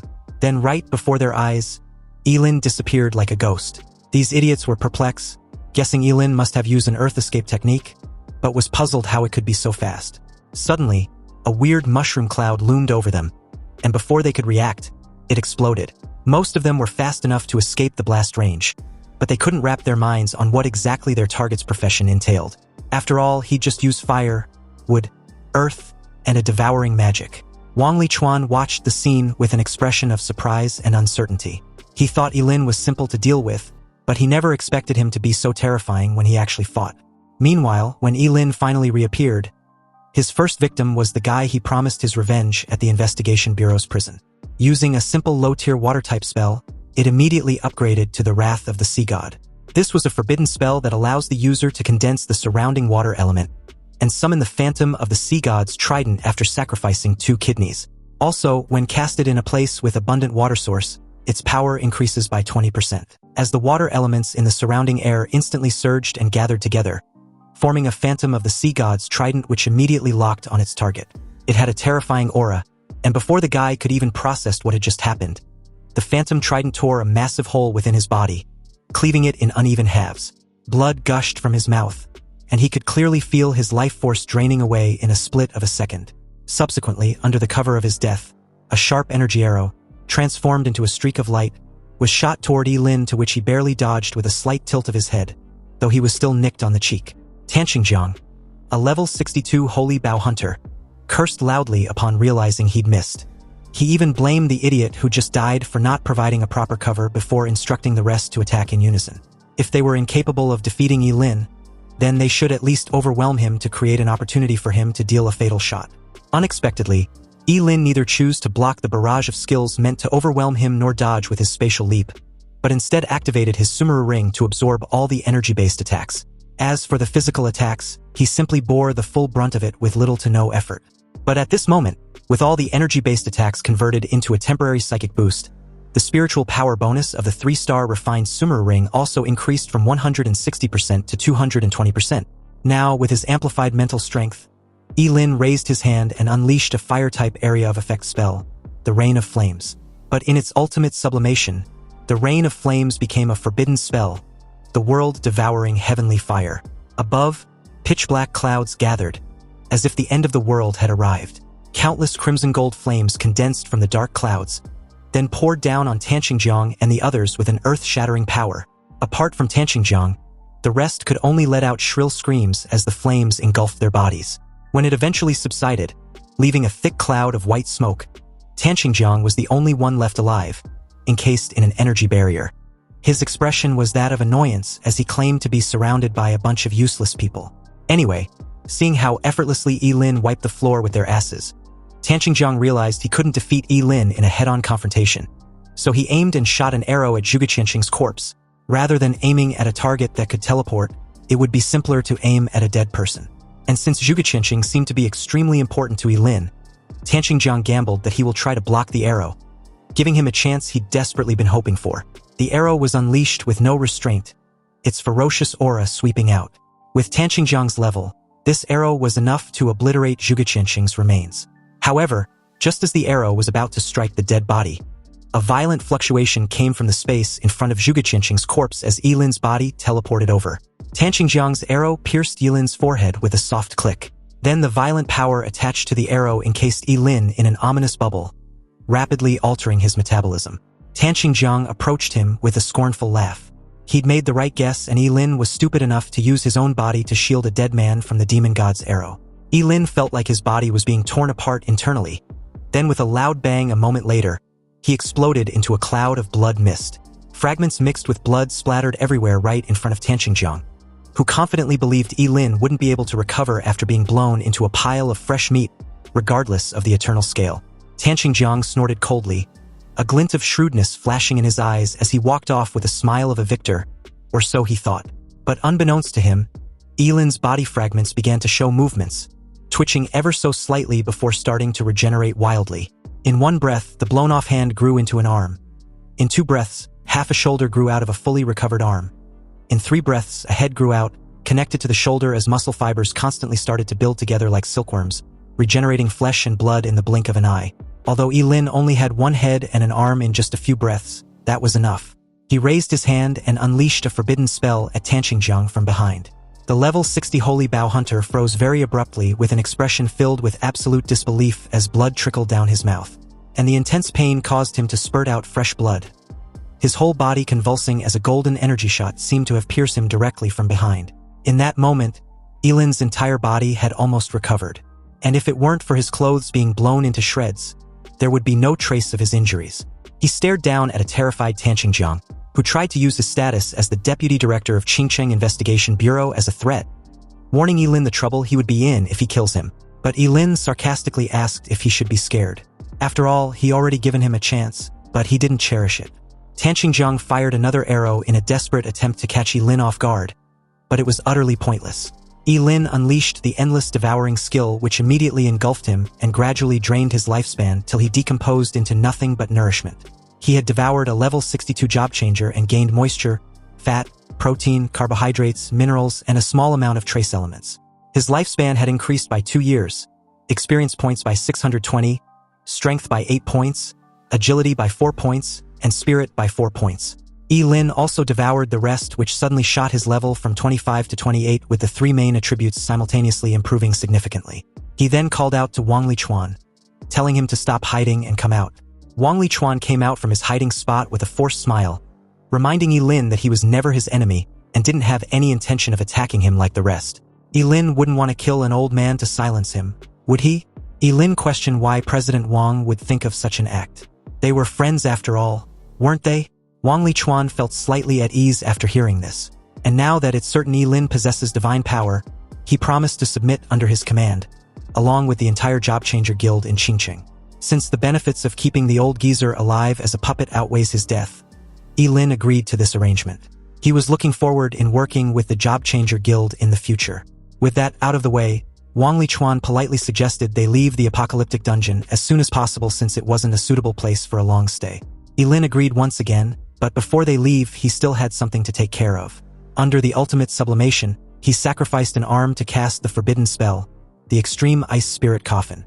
When the strange blue light suddenly condensed into a crystal-clear ice coffin, Ye Lin slowly picked up Zhuge Qinqing's body and carefully placed him in the ice coffin, promising to take him home. He then hoisted the ice coffin onto his shoulder before instructing Wang Lichuan to follow. As the two raced to the entrance of the exit, Wang Lichuan, upon realizing the men he left behind to stand guard had disappeared, comments on how the dangers of the Gate of the Apocalypse, though it might seem desolated, was beyond their current abilities to explore properly. Ye Lin simply replied that they would return once they have enough strength. An ominous aura settled at the exit as the two approached, and the very moment Wang Lichuan warned Ye Lin to be careful, a level 34 dragon-blooded behemoth literally dropped in front of them, causing dust and debris.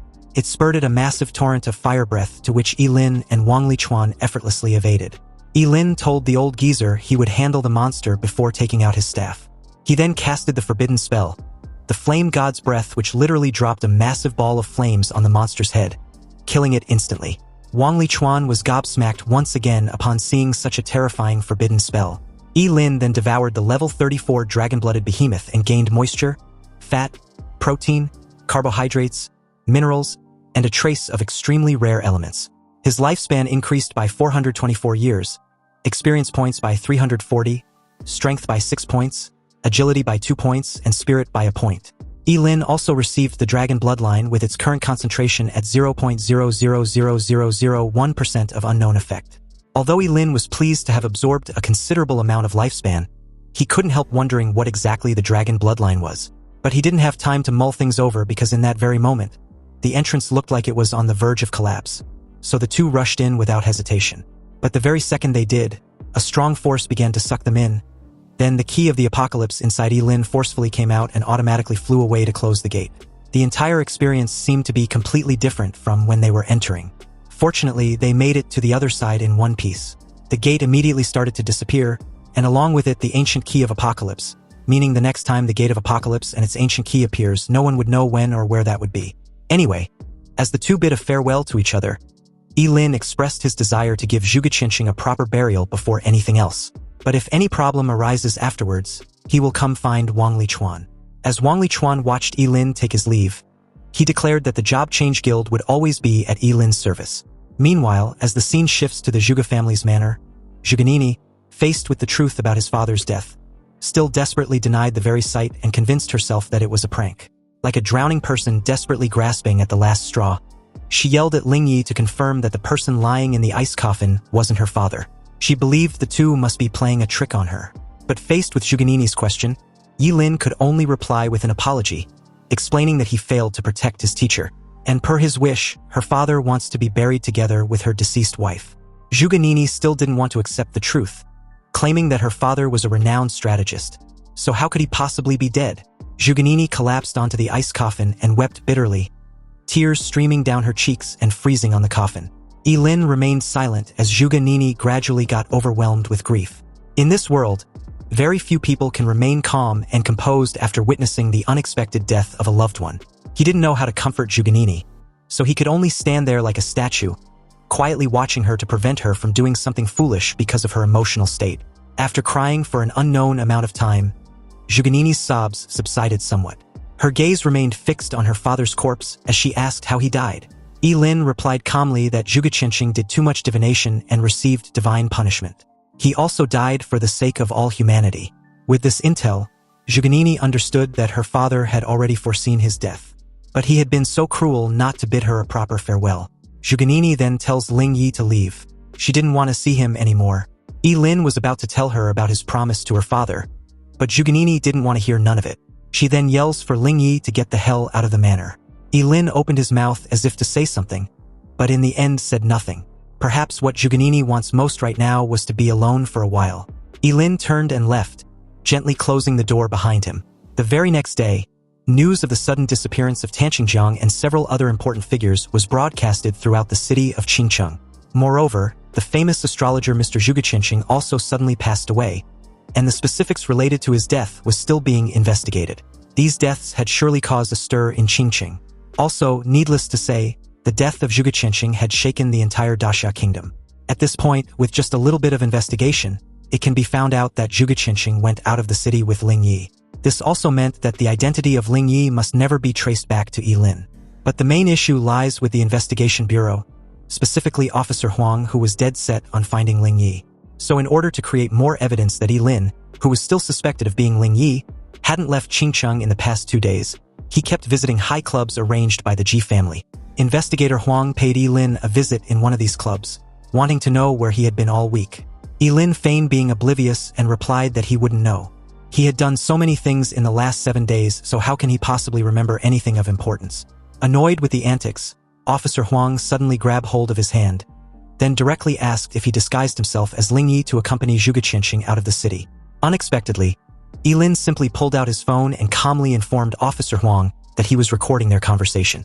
So if he didn't have any evidence to back his accusations, he would be sued for defamation. His female junior reminded him in a whisper that there was currently no evidence proving Ye Lin went out of the city. For the past few days, he had been seen appearing in high-end entertainment venues.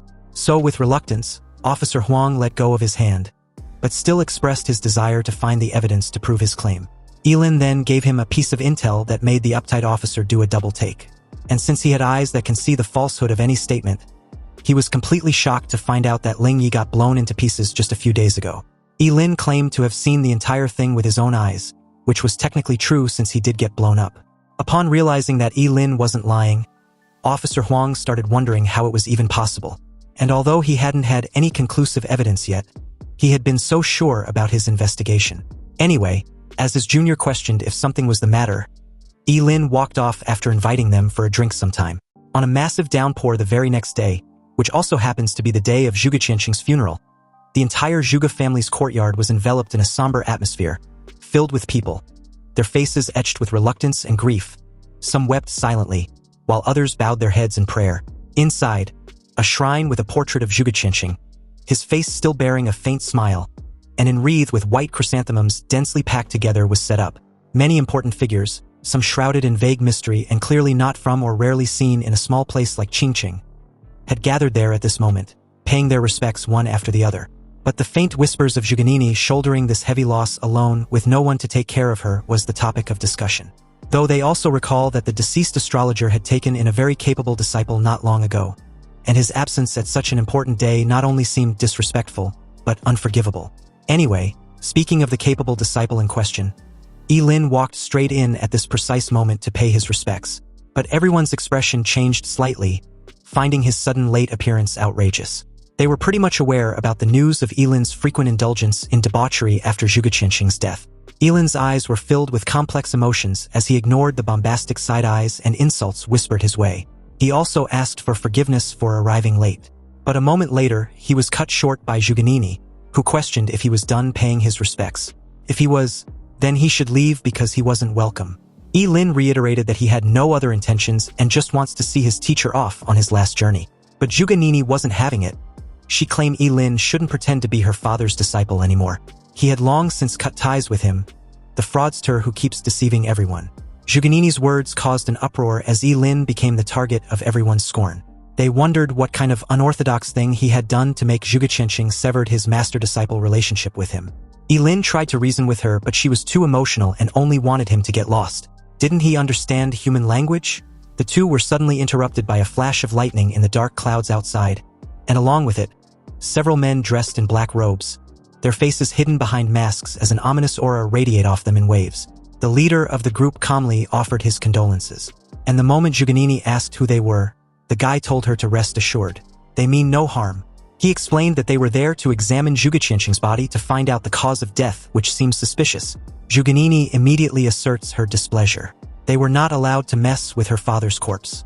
But the masked leader wasn't asking for permission. He instructed his men not to dilly-dally and advance. They were to secure their target at all cost. But Zhuganini didn't give a flying fuck about their suspicion. She warned them not to cause trouble at her father's funeral, so they needed to get the hell out before she's forced to torch their asses. The gathered crowd were also enraged on her behalf, agreeing to stand with her. They won't tolerate their rude misbehavior at such an important funeral. With the exception of the leader, the rest were equipped with swords, and with a sharp click, their swords were unsheathed, followed with the splattering of blood as they began killing anyone who dared oppose them. This sudden scene startled the crowd so much that they froze for a moment, never imagining that these masked men would dare to kill people indiscriminately in full view of everyone. They were so frightened that they scattered and fled.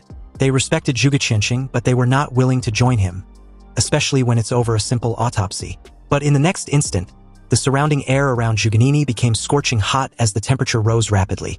A dazzling crimson gold flame erupted from her, forming a raging inferno which she directed towards the masked leader. However, the guy didn't take her all-out attack seriously at all.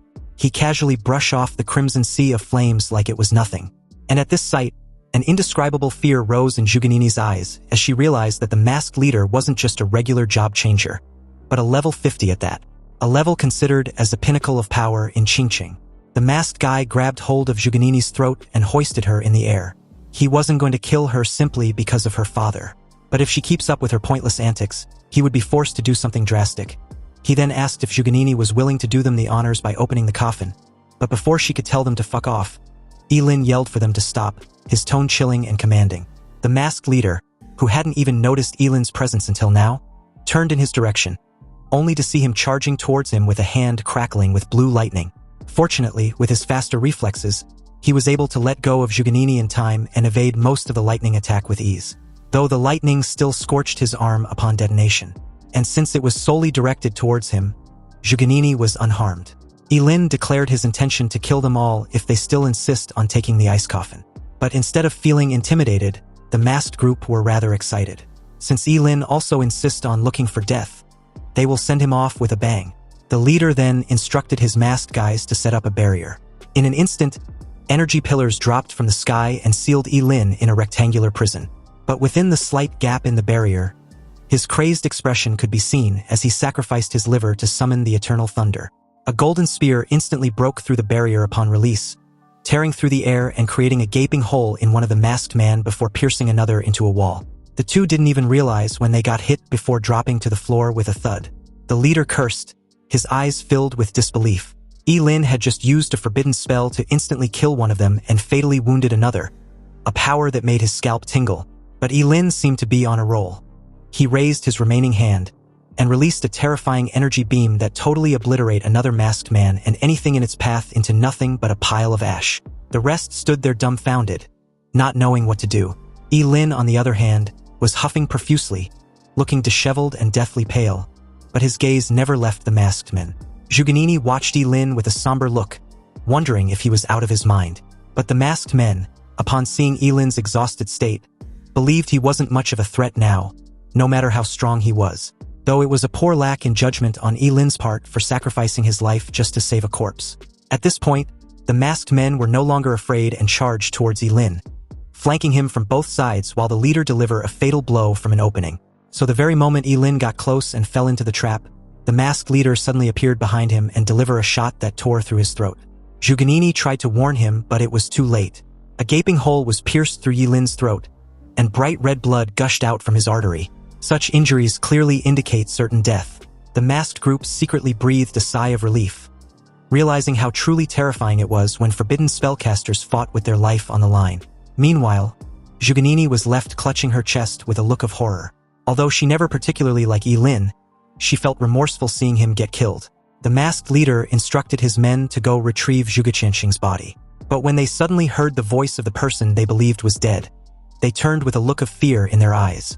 Meanwhile, despite his horrific state, Ye Lin was pretty much alive. He reiterated his earlier threat about sending them off to hell if they insist on taking his teacher's corpse. Ye Lin then cast the undying forbidden spell, and immediately upon doing so, the blood hole in his throat repaired and regenerated at an incredible speed, and so did his arm. This sight stunned the three remaining masked men speechless. Ye Lin should be super dead at this point, so how is it even possible? Was he the devil? Zhuganini was also left wondering the same thing. The entire scene was beyond anyone's comprehension. Ye Lin's eyes shriveled, and 2 lines of bloody tears flowed from the empty eye sockets as he cast the forbidden spell. The eyes of eternal freeze. The expressions beneath the smiling masked men changed drastically as a chilling aura instantly spread out, and their bodies were bound by an irresistible force. They wanted to escape, but found that they could not move. Everything around them began to slowly freeze, even the air seemed to be frozen solid. And as Ye Lin's figure gradually blurred in their vision, a pair of eyes shimmering with a ghostly blue light appeared in their view. The coldness and deathly stillness in those eyes amplified the fear in their hearts. As the smiling masked men let out a defiant roar, their voice filled with despair, they were frozen into crystal-clear ice sculptures, completely losing all chance of survival. A couple audience who still stuck around were gobsmacked upon seeing this terrifying showcase of power. After all, it wasn't every day you see a level 27 Forbidden Spellcaster kill 4 level 50 job changers. This record was enough to make anyone's scalp tingle. Even though Ye Lin was now blind and emaciated, he calmly walked over to the ice coffin and hoisted it onto his shoulder. Initially, Zhuganini tried to say something but stopped short, and Ye Lin didn't even spare her a glance as he confidently walked off. It was then that Zhuganini, finding Ye Lin's silhouette weirdly familiar, asked where he was taking her father. He simply stated his intention to bury Zhuge Qianxing himself, exactly per his wishes. Meanwhile, as the scene shifted to a high-rise building not far away, a middle-aged man dressed in an elegant dark suit stood in front of a floor-to-ceiling window, calmly watching the city below. His gaze was deep, exuding an air of authority, clearly the kind of charisma cultivated from years of holding a high position. As a black-robed man in a brown trench coat and wearing a rat face mask walked up to the middle-aged man, he casually asked if Tiger and the rabbit had returned. The rat face masked man replied respectfully that they had. He also reported that inside a valley 79 kilometers east of Qingqing, there were traces that showed that the Gate of Apocalypse did indeed appear. The middle-aged man gave a slight remark about how he just knew. Otherwise, how could the esteemed Zhuge Qianxing have died so inexplicably? Though he also wondered what exactly he did inside the gate to have even lost his life so suddenly. The rat-faced masked man then asked if they should continue to send men to retrieve Zhuge Qianxing's corpse. But the middle-aged man simply raised a hand to gesture that there was no need. They've already made too much noise. But some men should be sent out to spy on Ye Lin and Zhuganini. Also, he needs him to find someone. When the rat-faced masked man asked who, the target was revealed to be the president of the Jobchanger Guild, Wang Lichuan. Meanwhile, as the last handful of yellow earth was gently scattered, Zhuge Qianxing's funeral came to a solemn and successful conclusion. The afterglow of the setting sun was cut into mottled golden fragments by the leaves, which were scattered on the freshly turned soil, giving the final resting place of the famous astrologer a faint glow.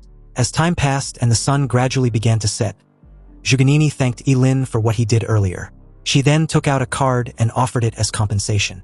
Zhuganini declared that the money inside the card was enough to cure Ye Lin's eyes if the need be, and also ensure he had enough to eat and wear for the rest of his life. As of now, she doesn't want the Zhuge family to owe him anything. Ye Lin rejected the offer and walked off. When she asked the meaning of his refusal, Ye Lin calmly replied that he didn't need any reciprocation for what he did, and besides, it was to repay his teacher, not the Zhuge family. But Zhuganini's problem was that she was too opinionated and arrogant. If her father wasn't Mr. Zhuge, she would have been a useless person. Ye Lin's words stunned Zhuganini, her face turning pale, a truly fascinating sight. She desperately wanted to refute or argue her case, but remained silent. Though it might be harsh, every single word was true. She had always lived under the protection of her father until his death. And when she realized how weak she was to not even have the power to protect his dead body, her proud self-esteem was completely shattered. Zhuganini, as if she had lost her soul, slumped down in front of her father's grave, gently stroking the tombstone and questioning if she was indeed really useless. Ye Lin left the cemetery and made his way to the Ji family's villa, where he was warmly welcomed by Ji Lingyu. But upon seeing Ye Lin's bandaged eye, Ji Lingyu asked out of concern. Ye Lin replied that he was fine. President Ji appeared right after, asking what Ye Lin's next plan was. He then suggested Ye Lin stay with them at the villa, and even added that he could work for him given how arduous and life-threatening his job-changer profession was. Ye Lin thanked President Ji for his kindness, but still expressed his desire to go to university. And besides, he didn't have much time left, so he might as well leave with no regrets. President Ji was silent for a moment before agreeing to Ye Lin's decision, and also promising to support him. No matter where Ye Lin goes, the Ji family will always be behind him. Ye Lin thanked President Ji once again before taking his leave to go rest in his room. As he drops onto his bed, he murmured with a sigh that he was really exhausted. But in that very moment, the brocade pouch Zhuge gave him suddenly fell out of his sumaru ring, startling him. He initially thought a message was left for him. 2 scrolls then came out from the brocade pouch, making him wonder if Zhuge had predicted his second profession before his death. The scrolls were the Phantom Technique and the Turtle Breathe Technique. The Phantom Technique allows the user to create a phantom shadow in front of them to confuse the enemy, and the Turtle Breath Technique allows the user to slow down their breathing rhythm until it completely stops, entering a state of apparent death. Ye Lin quickly used the scrolls on himself, and under his ultimate sublimation, the Turtle Breath Technique was enhanced to the Great Void Technique, and the Phantom Technique was enhanced to 1 Qi transforming into 3 purities. Anyway, the Great Void Technique allows the Forbidden Spellcaster to sacrifice a bone of their own body every minute to enter a void state, achieving complete invisibility. When attacking or being attacked, this forbidden spell will be nullified. And for the 1 Qi transforming into 3 purities, the Forbidden Spellcaster loses half of their lifespan to create a clone identical to the current self. Up to 3 clones can exist simultaneously. And there was also a note informing Ye Lin that when a clone dies, the original is unaffected, but when the original dies, the clones disappear. Ye Lin couldn't help being amazed, because even in death, his teacher still acted with purpose. With these 2 scrolls, Ye Lin would be able to ditch the surveillance on him. He immediately used the 1 Qi transforming into 3 purities forbidden spell, and was delighted to see an exact clone of himself.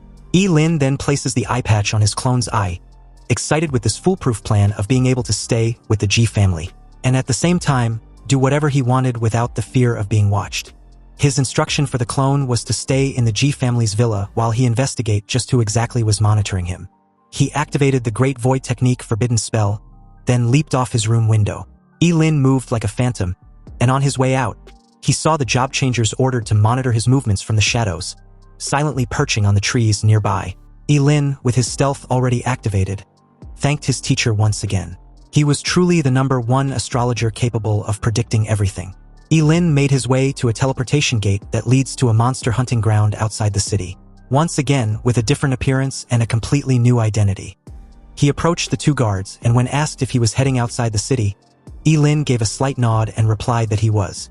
The guards then warned him that monsters had recently been appearing frequently outside the city, so he should be careful. Ye Lin thanked them and entered the gate. Outside, he leaped from one tree branch to the next, pleased that he can now freely kill monsters and do whatever he wanted without being under constant surveillance. As of now, he can start his journey of leveling up. A canine monster heard a rustling sound from behind and immediately bare its sharp fangs when it saw Ye Lin. Its dark eyes flashing with ferocity as it growled wildly, saliva dripping out of its mouth with a foul stench. Ye Lin, in a great mood, decided to only use ice-type skills to ensure his identity was easily hidden. Curling his lips, he taunts the beast and flicked his fingers, instantly releasing a chilling aura. Activating the Ice Blade technique, it instantly elevated to the forbidden spell, the Frost Morn. Then a massive blade of pure ice crystals condensed in the air, incomparably clear and emitting a faint blue glow. The moment Ye Lin flicked his finger, the ice sword, carrying a chilling aura, directly shot out at the hideous canine beast. The ice sword slashed down without any resistance, splitting the monster's body in two, and the ice crystals shattered, turning into a frosty expanse and reducing the corpse into two ice sculptures. Ye Lin then launched his endless devouring, consuming a level 32 normal monster and gaining water, fat, protein, carbohydrates, and minerals. His lifespan increased by 125 years, experience points by 320, increased strength attribute by 5 points, agility and spirit attribute by a point each. He also killed and devoured a level 36 normal monster and gained the same kind of nutrients. Increased his lifespan by 360 years, experience points 360, increased strength attribute by 7 points, agility attribute by 2 points, and spirit attribute by a point. Then a level 37 normal monster gained nutrients, increased his lifespan by 245 years, experience points 370, increased strength attribute by 5 points, agility attribute by a point, spirit attribute by 3 points. In spite of all this leveling, Ye Lin was still not satisfied. He needed to level up even faster. 3 days later, he finally exited the gate and was now level 30. The speed at which he had been killing monsters these past 3 days showed that he'd already reached his limit, but it was still not enough. He wondered if he should ask someone else for help. That's when it hit him he could use the Job Change Guild. Meanwhile, at the Job Change Guild, Ye Lin was a bit surprised to find it busy and bustling with people, and from the looks of it, Wang Lichuan's disappearance seems to not have affected the business at all. He approached a female receptionist and expressed his desire to post a mission. The lady led him to a male helper in charge of handling such task. And when the guy asked the kind of mission he wanted to be posted, Ye Lin replied with recycling monster corpses. The guy then asked for the price he was prepared to pay for the recycling, but Ye Lin asked for the normal market price. Apparently, it depended on the level and type of monster. Normally, a level 10 monster corpse is worth 300,000 each. Special monsters like the Golden Armored Demon Rhino requires extra payment, about 450,000. The prices were decent, so Ye Lin requested for him to just follow the market price. For monsters below level 20, he would take them all. The guy, clearly taken aback for a moment, judged Ye Lin as a newly changed enchanter based on his appearance, so he might not know of the handling fee when a client wants to post a task. And since Ye Lin seemed to be collecting so many at once, a verification of funds was required first. Ye Lin pulled out his top-tier lifetime VIP card and asked if it would do. The guy, stunned upon seeing the card, immediately started the procedures. And in just 3 days after, job changers had been rushing in the guild with different types of monster corpses non-stop. Just the submission of this task had created a long queue which no one could ignore. They wondered who this mysterious spendthrift was, and why he needed so many monster corpses. Forgers and alchemists were even finding it difficult to buy monster materials because Ye Lin had apparently been hoarding all the monsters. His prices were too high, and no one could comprehend why anyone in their right mind would recycle monster corpses at such a price. Evidently, it's a big loss. The guy responsible for recycling monster corpses guided Ye Lin to the recent batch they've gathered. And after inspection, he paid the required amount and instructed the guy to leave. The very moment he closed the door on his way out, Ye Lin activated his devouring skill. He comments on how with money, everything had been made easy and much more efficient than killing monsters by himself.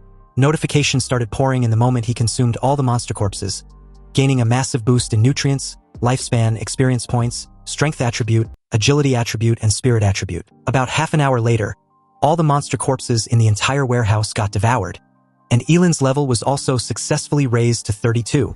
Keep in mind that he was only level 25 when he entered the Gate of Apocalypse just over half a month ago. Anyway, the very moment he left the warehouse, he immediately got tailed. The hidden mercenaries nearby, upon seeing Ye Lin's description, his short dark hair and his gray hoodie with a black combat suit underneath, got them totally convinced about his identity as their target. They quietly followed Ye Lin into a shady alley, which led to a secluded underground parking lot. And after ensuring no one was around, Ye Lin clipped his tongue, annoyed that he was being followed even after changing his face. It didn't make any lick of sense. So, with a contemptuous tone, he turned and questioned the job changers tailing him if they weren't tired, because they did a really shitty job following him. Anyway, since they had been publicly called out, the two mercenaries saw no point in hiding and revealed themselves, before rhetorically asking if Ye Lin was the person responsible for posting missions to collect monster corpses. Well, someone was paying top dollar for his life. As the two charged in simultaneously, the swordsman aimed for Ye Lin's legs as the other slashed a cold glint towards his throat. Evidently, the blonde was an assassin, and his level was not low, probably around level 30. Sighing helplessly, Ye Lin grasped the assassin's arm, before effortlessly evading the swordsman as he tried a counteroffer. He told the two that he would double the price if they stopped trying to kill him, but they refused decisively. The assassin immediately freed himself, then suddenly reappeared behind Ye Lin, his dagger aiming once more at his throat. He was even incredulous that Ye Lin was still haggling when he was about to die, and besides, wouldn't his money become theirs after they eliminate him? The swordsman, after instructing his partner to quit wasting his breath on their target, joined in on the attack, and judging from Ye Lin's aura, his level was about the same as theirs. Also, after dealing with him, they still had to rush to the 79th secret realm of Qingcheng, a new one which opened recently. Anyways, just as the cold glint of the two blades were inches away from Ye Lin, he cast the forbidden spell, the Eyes of Eternal Freeze. In an instant, their entire bodies were frozen into ice sculptures, leaving their heads. Only then did they realize what a terrifying monster of a person they had provoked. Ye Lin casually approached, wanting to have a proper chat with them. Mainly, he was curious as to who sent them. The two chose to remain silent and Ye Lin wasn't having it. So with just a flick of a finger, the left ear of the swordsman was sliced off with blood splattering over. Yet he insisted on not saying shit, then yelled for the assassin to do the same, but the fucker was scared shitless and began to spill everything. The people who hired them were a group of professionals from the Life Skills Job Changer Alliance. They felt that the quest Ye Lin released had disrupted the market. Ye Lin pressed for their names, and was informed that it was the high-level blacksmith Yin Xiang, and the two high-level alchemists Yuning and Zhou Heping. With that out of the way, Ye Lin also noted down what the swordsman said about Qingcheng's 79th secret realm. He wanted to know what that's all about, adding that whoever speaks up first will survive when he noticed their hesitation. This startled them awake, and the blonde immediately spoke up, saying that the 79th secret realm was a newly spatial rift that suddenly appeared 2 days ago. It was located 30 kilometers north of the city, and that's all they knew.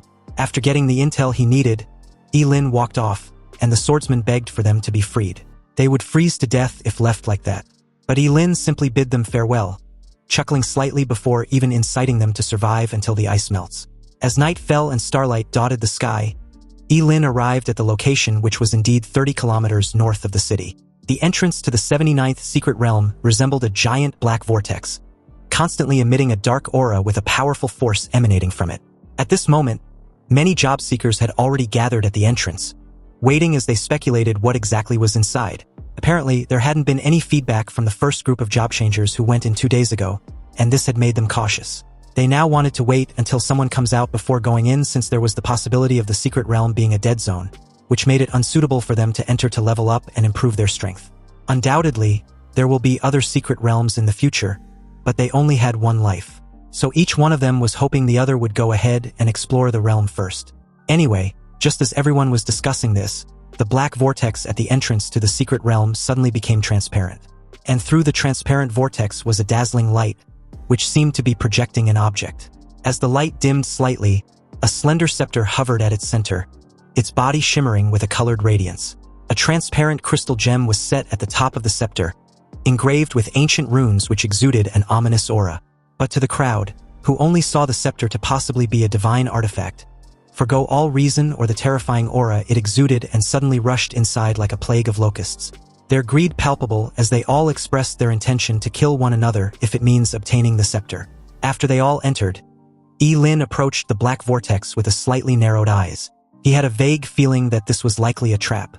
After all, if there really were divine artifacts in the secret realm, real powerhouses would probably have arrived long ago.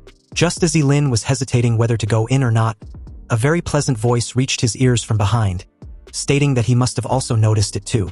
Something was seriously off with this secret realm. Upon first glance, Ye Lin noticed that this lady, Xie Xiaoxiao, had disguised herself as a guy. So when he asked why, Xie Xiaoxiao was shocked to have been figured out almost immediately. She began to wonder if her disguise was that clumsy. And indeed it was, because Ye Lin gave his honest critiques, saying that no guy would put on so much lip balm, and with her figure, she should have hidden it a bit more. Xie Xiaoxiao's cheeks flushed slightly, finally realizing why everyone had been looking at her strangely. Ye Lin shook his head helplessly and turned to leave, but she pleaded for him to wait. When Ye Lin asked what else she's got to say, Xie Xiaoxiao explained that if she's not mistaken, this secret realm was very likely set up by demons to lure human job changers. Therefore, she proposed they team up and enter together. Demons were indeed powerful, and if Ye Lin could devour just a few of them with his ability, what would his level be afterwards? Ye Lin was intrigued but feigned being disappointed, pointing out that the risk was way too high. Xie Xiaoxiao, upon seeing Ye Lin's disinterested look, promised to pay him if they team up. But Ye Lin refused the offer, stating that the education he received growing up doesn't support him doing that kind of thing. However, the very moment she proposed paying him with an epic-level piece of equipment, Ye Lin was beside her in a flash. And with a fawning smile, he made a deal with her on the spot before even asking for her name. Xie Xiaoxiao, a bit shell-shocked with Ye Lin's sudden attitude, wondered just what kind of education he received as a child as she introduced herself. And as for the equipment, she first inquired what profession Ye Lin was in order to know what epic level was suitable. Ye Lin gasped in shock. She can even choose her equipment type? This woman was a real rich lady. He announced that he was an ice-type mage, but wasn't picky about the kind of equipment since he can practically use anything. Fortunately, an ice-type mage seemed to be perfect because Xie Xiaoxiao actually had something that would suit Ye Lin. She took out a small box from her spatial ring and opened it. The item was a crystal-clear bracelet inlaid with blue gemstones, resembling an eternal blue ice which emanated a faint chill. It was the Ice Crystal Heart, an epic-level bracelet with an attribute spirit power amplification of 60%. It can also be refined if necessary. And the skill was Absolute Zero, which make the wearer expands a domain centered on themselves, and was infinitely close to Absolute Zero, within which Ice-type skills have their power amplified by 100%. Ye Lin was impressed. The bracelet was actually a domain skill, and upon wondering just what more incredible items Xie Xiaoxiao had, Ye Lin briefly conceived the idea of killing and looting her spatial ring. But thinking of the abundant resources with extensive knowledge, yet lacking common sense and even appearing somewhat foolish, Xie Xiaoxiao was clearly a spoiled brat who has lived in a secluded compound for a long time. And killing her could invoke the wrath of some powerhouse he might not be ready for. Xie Xiaoxiao snapped Ye Lin out of his thoughts, wanting to know if they really had a deal, because she needed to quickly explore the secret realm and hurry back home. Otherwise, she would be grounded if her mom finds out. This made Ye Lin wonder if she sneaked out just to explore an unknown secret realm. But Xie Xiaoxiao was indignant about her situation. So what if she sneaked out? She was very capable of protecting herself. Anyway, from their brief encounter, Xie Xiaoxiao had a gut feeling that Ye Lin was pretty powerful. She asked of his level and name, and Ye Lin introduced himself as Yi Mushuang, a level 45 job changer. Xie Xiaoxiao was a bit taken aback because Ye Lin looked about 20 years old, yet he was already level 45. Was he a genius? However, compared to her, who turned 17 this year and was already at level 37, Ye Lin wasn't even close. Seriously, like who wants to be compared with her? Ye Lin feigned being amazed, and even cheered her on as she basked in the delusion of her greatness. With her level, then she must have been the top scorer in the final exam. Xie Xiaoxiao replied that she wasn't, simply because she didn't take the final exam. Her dad said it was a waste of her time. That's true. After all, even the top scorer in the country is only rewarded with a legendary piece of equipment. And for people with powerful backgrounds, the college entrance exams being a waste of time was perfectly valid. Anyway, since that's the case, Ye Lin agreed to team up with her to enter the secret realm. Xie Xiaoxiao, pleased to hear this, immediately handed over the bracelet before urging that they enter the rift right away. From now on, they were a team. The scene then shifted to a vast expanse of black earth, seemingly an abandoned ancient battlefield inside the secret realm. The ground was covered with dark red soil like dried blood, and in the sky, there were only 2 or 3 stars, twinkling with an eerie light. There were also majestic mountain ranges, each with different shape and size. Every now and then, the roars of monsters can be heard from deep within the mountains. It seems Xie Xiaoxiao was right. There must be real demons inside this secret realm, and the stench within the place also seemed very familiar. Ye Lin wondered if she often deal with demons. Xie Xiaoxiao gave a slight nod, before whispering that she always deal with them under her parents' supervision. But this time around, she planned on facing them without their assistance. At the moment, she kept wondering where all the job changers from earlier had disappeared to. Did they get randomized locations? Suddenly, a giant claw loomed over her, and before it could pounce, Ye Lin grabbed her and evaded the crashing paw, which caused a cloud of dust upon impact. After putting some distance between themselves and the beast, Ye Lin cast the Ice Blade spell, which immediately froze the giant demonic monster into an ice sculpture. Xie Xiaoxiao was amazed, questioning why Ye Lin's Ice Blade spell was so powerful. Ye Lin simply reiterated that he was an ice-type mage, so of course his ice spells would be powerful. But his next action left Xie Xiaoxiao a bit puzzled. He stashed the monster corpse inside his sumeru ring. When she asked why, Ye Lin suddenly starts to cry dramatically as he explained that he's an orphan, and these monster corpses can be worth quite a lot of money. He really had no other way of making money besides this, even though it was too hard. The job change fee alone was 100,000 yuan. Then there's equipment, skill books, and materials. None of them were free. But he had no family, no support, no one to back him up. His life is so hard that he doesn't believe in fate. Ye Lin kept rumbling on, laying it on so thick that Xie Xiaoxiao had to beg him to stop. She apologized for even asking. Ye Lin shouldn't worry. He can have all the corpses of the demons they hunt, since they were much more valuable than monster corpses. She doesn't want them anyways. However, he had to help her record a video of her dealing with the demons they would hunt. Xie Xiaoxiao wants to prove to her family that she can hunt demons on her own. Ye Lin thanked her for her generosity, adding that she was truly a good person. And as for the video, she needn't need to worry, he would make sure he capture everything in 4K. Inwardly, he admits that Xie Xiaoxiao's mind doesn't seem very sharp. Anyhow, judging from the journey they've covered, it's either she had been intentionally leading Ye Lin in one direction all along, or she can sense the traces of demons in this secret realm. On the way, they finally encountered a group of job changers around a campfire, and upon sensing their presence, the group paid them no mind. One of them deduced the two were there to snatch kills, but another judged them not to be very strong. The two in question left the scene as Ye Lin points out that their gazes feel unfriendly. Xie Xiaoxiao told him to ignore them. As the two ventured deeper into the mountains, passing through a gorge, the air around them seemed to grow heavy and cold. They leaped out as Xie Xiaoxiao informed him that they were very close, just up ahead. Ye Lin nodded and followed the direction she indicated. There, they encountered a giant demon, nearly 3 meters tall. The demon, startled to see them, had its body covered in black scales, its eyes as dark as the abyss, and its fangs protruded from its mouth, making it appear exceptionally ferocious.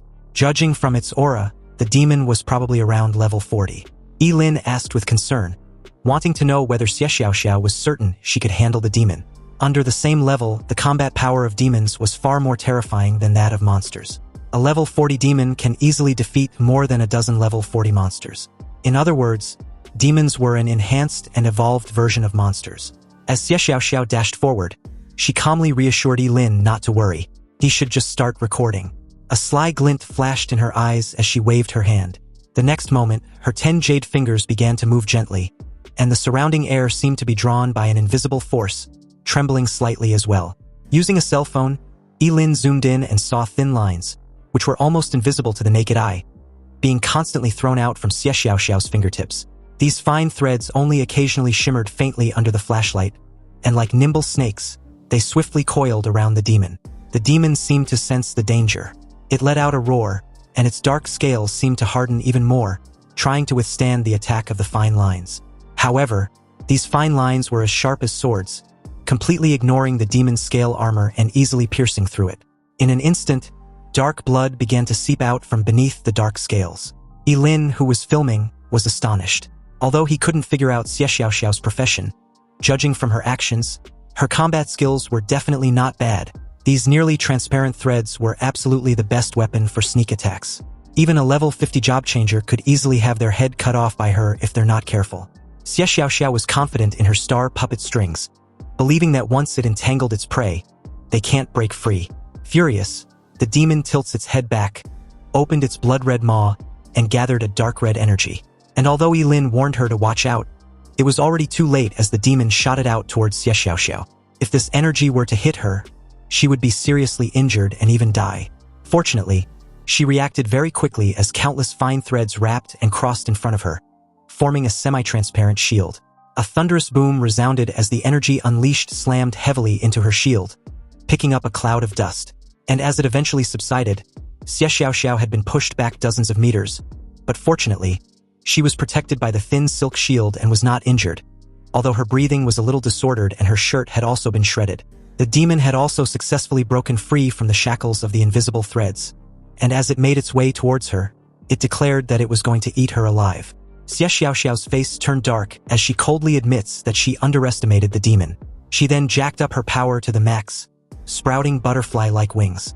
She raised her hand, and invisible threads surged out once more, aiming to wrap around the demon. But having learned from his previous experience, the demon dared not let the star puppet strings entangle him. He turned and fled without hesitation. The star puppet strings, though powerful, were clearly inadequate in terms of pursuit and missed him. Xie Xiaoxiao immediately gave chase, unwilling to let the demon escape. Ye Lin warned her not to pursue because it might be a trap, but it fell on deaf ears. Ye Lin had to activate his fleeting dance and follow along. The demon, using his familiarity with the terrain to evade all the invisible threads launched in his way, suddenly stopped dead in his tracks when he reached what seemed to be his well-laid trap. However, with Xie Xiaoxiao hot in pursuit, the demon's abrupt stop made her foolishly believe it had run out of stamina. She demanded for it to prepare to die, but unexpectedly, instead of the demon feeling scared and helpless, it lets out a chilling laugh, before stating that she was the one who should prepare to die. Then, almost instantly, the scene before her changed. The once large empty space was now occupied by more than 20 demons, tall and imposing like iron towers. Xie Xiaoxiao's delicate face was filled with disbelief. She never expected that there would be so many demons in a secret realm of a small city like Qingcheng. And although this seemed impossible, she suddenly revealed a resolute expression and whispered an apology to Ye Lin. She would take responsibility for getting him involved in this mess. When the fight starts, she would use her star puppet strings to hold back all the demons so Ye Lin can escape. When he asked about her, Xie Xiaoxiao confidently assured him not to worry. She had a way to escape. Ye Lin didn't say anything more and turned to leave, but upon seeing this, the demon instructed the others to stop him. They weren't allowed to let a single human in this secret realm to survive. No sooner had he finished issuing this order than several demons attacked simultaneously. Ye Lin evaded an attack aimed directly at his back, his speed impossible to lock on. Multiple dark flames were then hurled in his direction mid-air, but Ye Lin used his fleeting dance to evade once more, and under the cover of the thick fog created, he silently hid behind a rock. As the scene shifted back to Xie Xiaoxiao, her expression was solemn, and upon seeing that Ye Lin had successfully escaped, she withdrew her star puppet strings and also tried to run away. Unbeknownst to her, Ye Lin was still recording her from a nearby rock, curious to see just how she plans on escaping. Xie Xiaoxiao turned and fled at max speed, and when two demons blocked her path, she rid them to shreds with her star puppet strings. The rest of the demons gave chase after she broke through their encirclement, but it was obvious they couldn't catch up. In that moment, believing she was in the clear, she promised to settle the score with them in their next encounter. But the scaled demon had other ideas. He condensed a dark energy orb in his palm and hurled it at Xie Xiaoxiao. It traced a strange trajectory in the air and chased after her with an eerie chill. Xie Xiaoxiao felt it closing in from behind and tried her best to lose it. But the damned energy sphere was like a leech locked tightly onto her. She then tried her fine threads next, but it too was of no use. This shocked her greatly as the dark orb rapidly approached, hitting its target with a perfect bullseye. Meanwhile, Ye Lin decided to step in when it became obvious that Xie Xiaoxiao couldn't escape. As the scene cuts back to the explosive hit, Xie Xiaoxiao was now trapped in the very center of a spherical cage known as the Heavenly Demon Cage. And this surprised her since the demon was actively spending big just to capture her.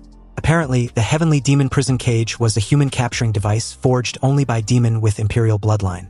Once trapped, unless one's strength surpasses that of the creator, it was impossible to break free in a short time. Xie Xiaoxiao, who never expected the demon to actually have something like the Heavenly Demon Prison, wondered aloud if the secret realm was possibly related to the demon race with imperial bloodline.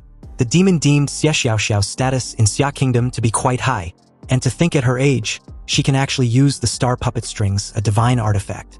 If captured and brought back to the demon realm, his reward would far exceed the price of a single Heavenly Demon Prison Cage.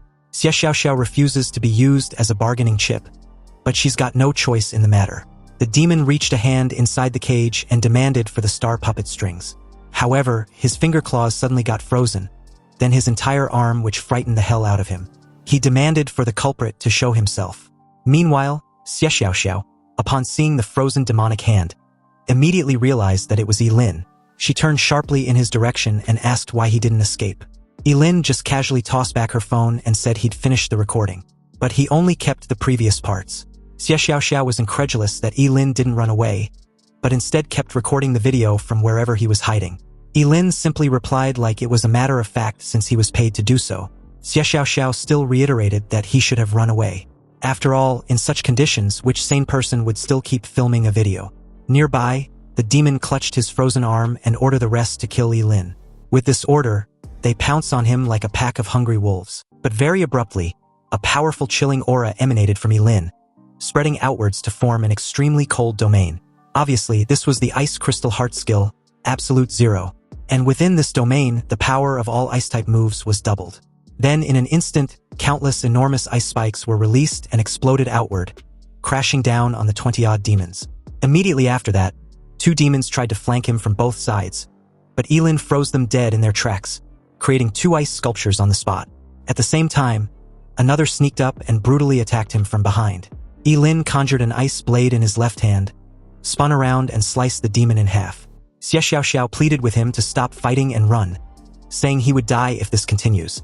Ye Lin sarcastically tells her that if he dies, she should take him out of the secret realm and bury him.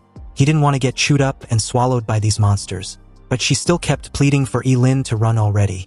Ye Lin got pierced through in the chest by an energy bullet. A red vortex attack appears in front of him, and although he conjured an ice wall to block the attack, he was thrown away upon impact. Xie Xiaoxiao yells his name in worry. Ye Lin starts to cough, but apart from looking exhausted, he seemed fine. This made the dark-scaled demon wonder if he was even human. How was he not dead after taking that much damage? Ye Lin got up and clutched his wounded chest with a smile on his face. These demons have had their fun, and now it was his turn. As the two faced each other for a brief standoff, the dark-scaled demon mocked Ye Lin, saying this was just his last gasp before death. He asked if Ye Lin really thinks he can kill all of them. Ye Lin stood his grounds as the demons charged in to attack him. Deciding to use a forbidden spell, Ye Lin clasps his hands as an ice erupts from the ground upon the activation of the Eternal Ice Seal. Ye Lin remained silent when the demons mocked him for having a terrible aim. But in his eyes they were a bunch of idiots, and their death was inevitable. So upon detonation, all the ice shards exploded simultaneously, creating a massive ice pillar which crashed down with a reverberating boom, eviscerating all the demons into dust. Xie Xiaoxiao watched in silence and speechlessness. She was absolutely dumbfounded watching Ye Lin actually delete more than 20 demons in an instant. Obviously, such power was absolutely terrifying. Ye Lin walked over, coughing repeatedly before saying he told her it was a guaranteed win. Xie Xiaoxiao asked if Ye Lin was okay.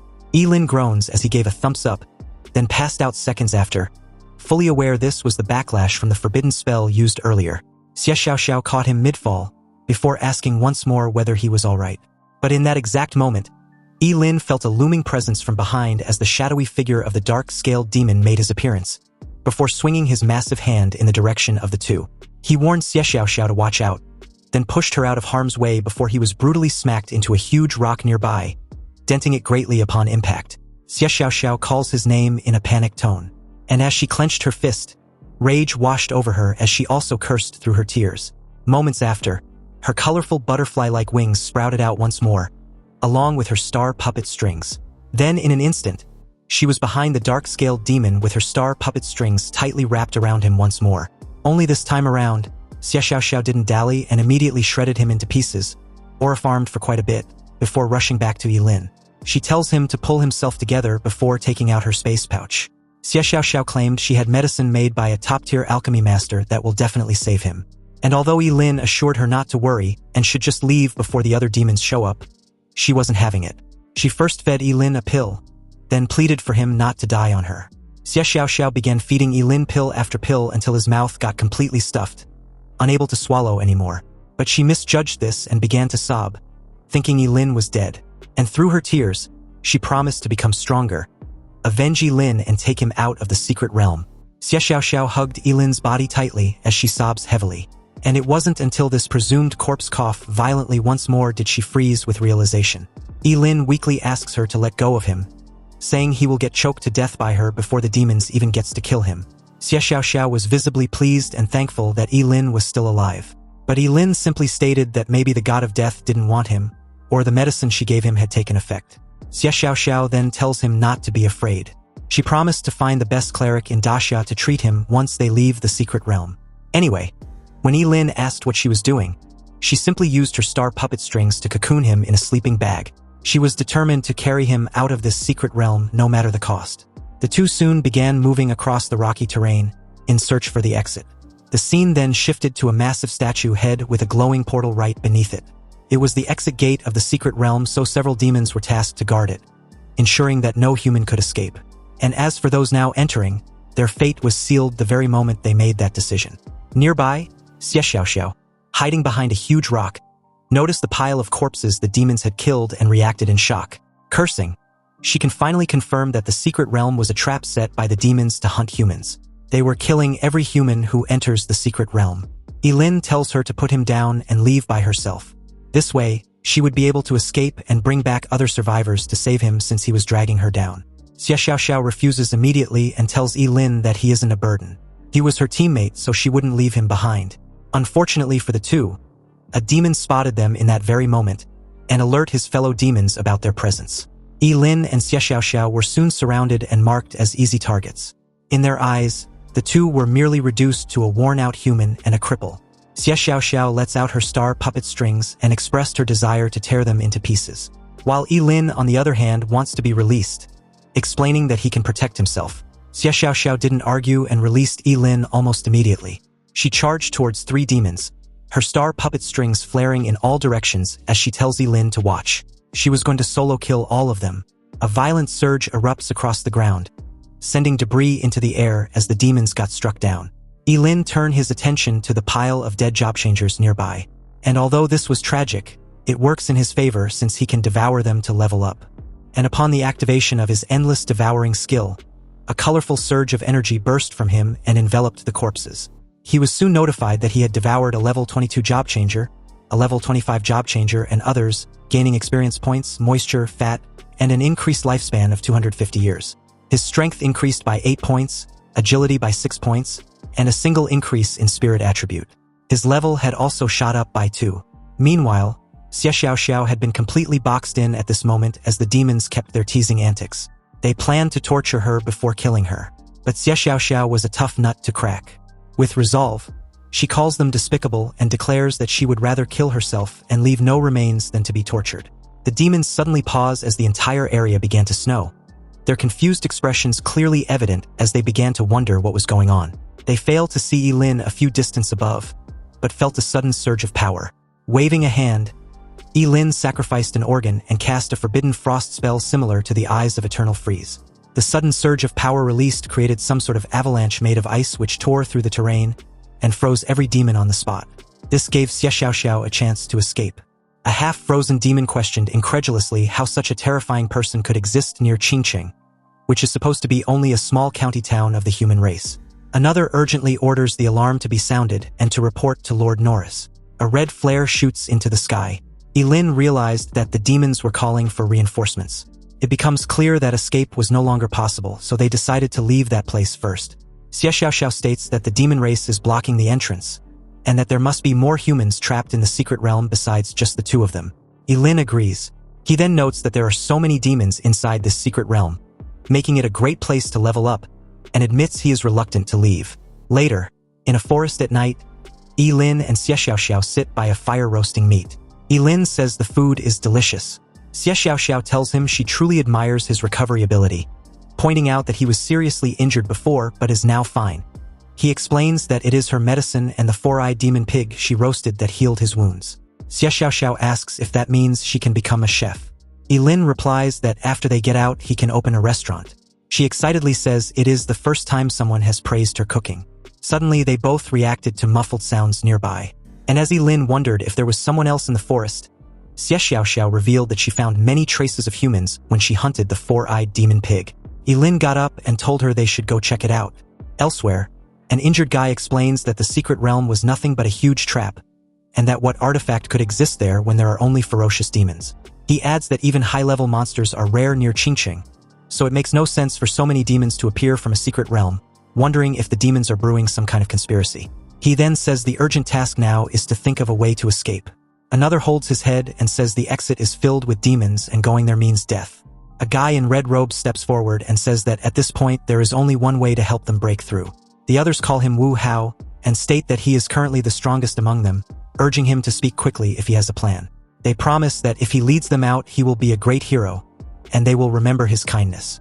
Wu Hao, being a level 48 extreme flame swordsman, says his plan is somewhat cruel and explains that those who are seriously injured obviously cannot escape and are a burden. He proposes that if they act as bait to lure away the demons at the entrance, the rest might be able to break through together. He then asks who approves of this plan and who objects. 2 injured men protest, saying using them as bait is just sending them to die and it's too cruel. A woman also agrees, saying her husband is badly hurt and she cannot leave him behind. Wu Hao asks if anyone else disagrees with his plan. When no one else answers, a red arc flashes through the air. The 2 injured men are struck down instantly, blood gushing out of their wounds as they collapse in pain. The woman shouts that Wu Hao hurts people for no reason and calls him too cruel.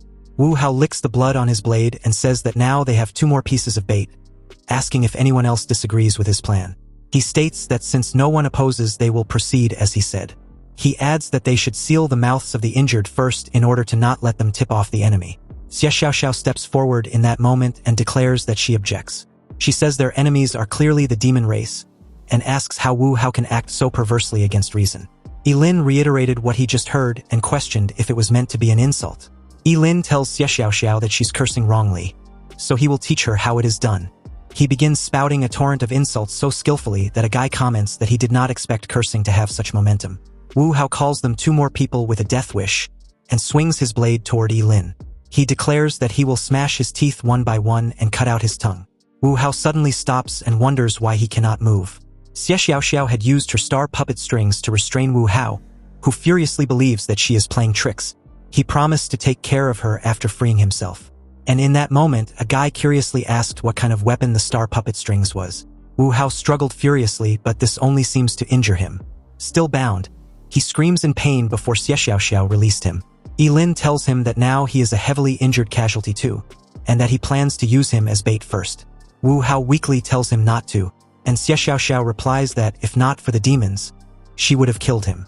The surrounding survivors step forward and address Ye Lin and Xie Xiaoxiao as experts, asking them to take them along. They promise heavy rewards once outside the secret realm and began begging. Xie Xiaoxiao tells them not to worry and says that as long as they work together, they can definitely leave the secret realm.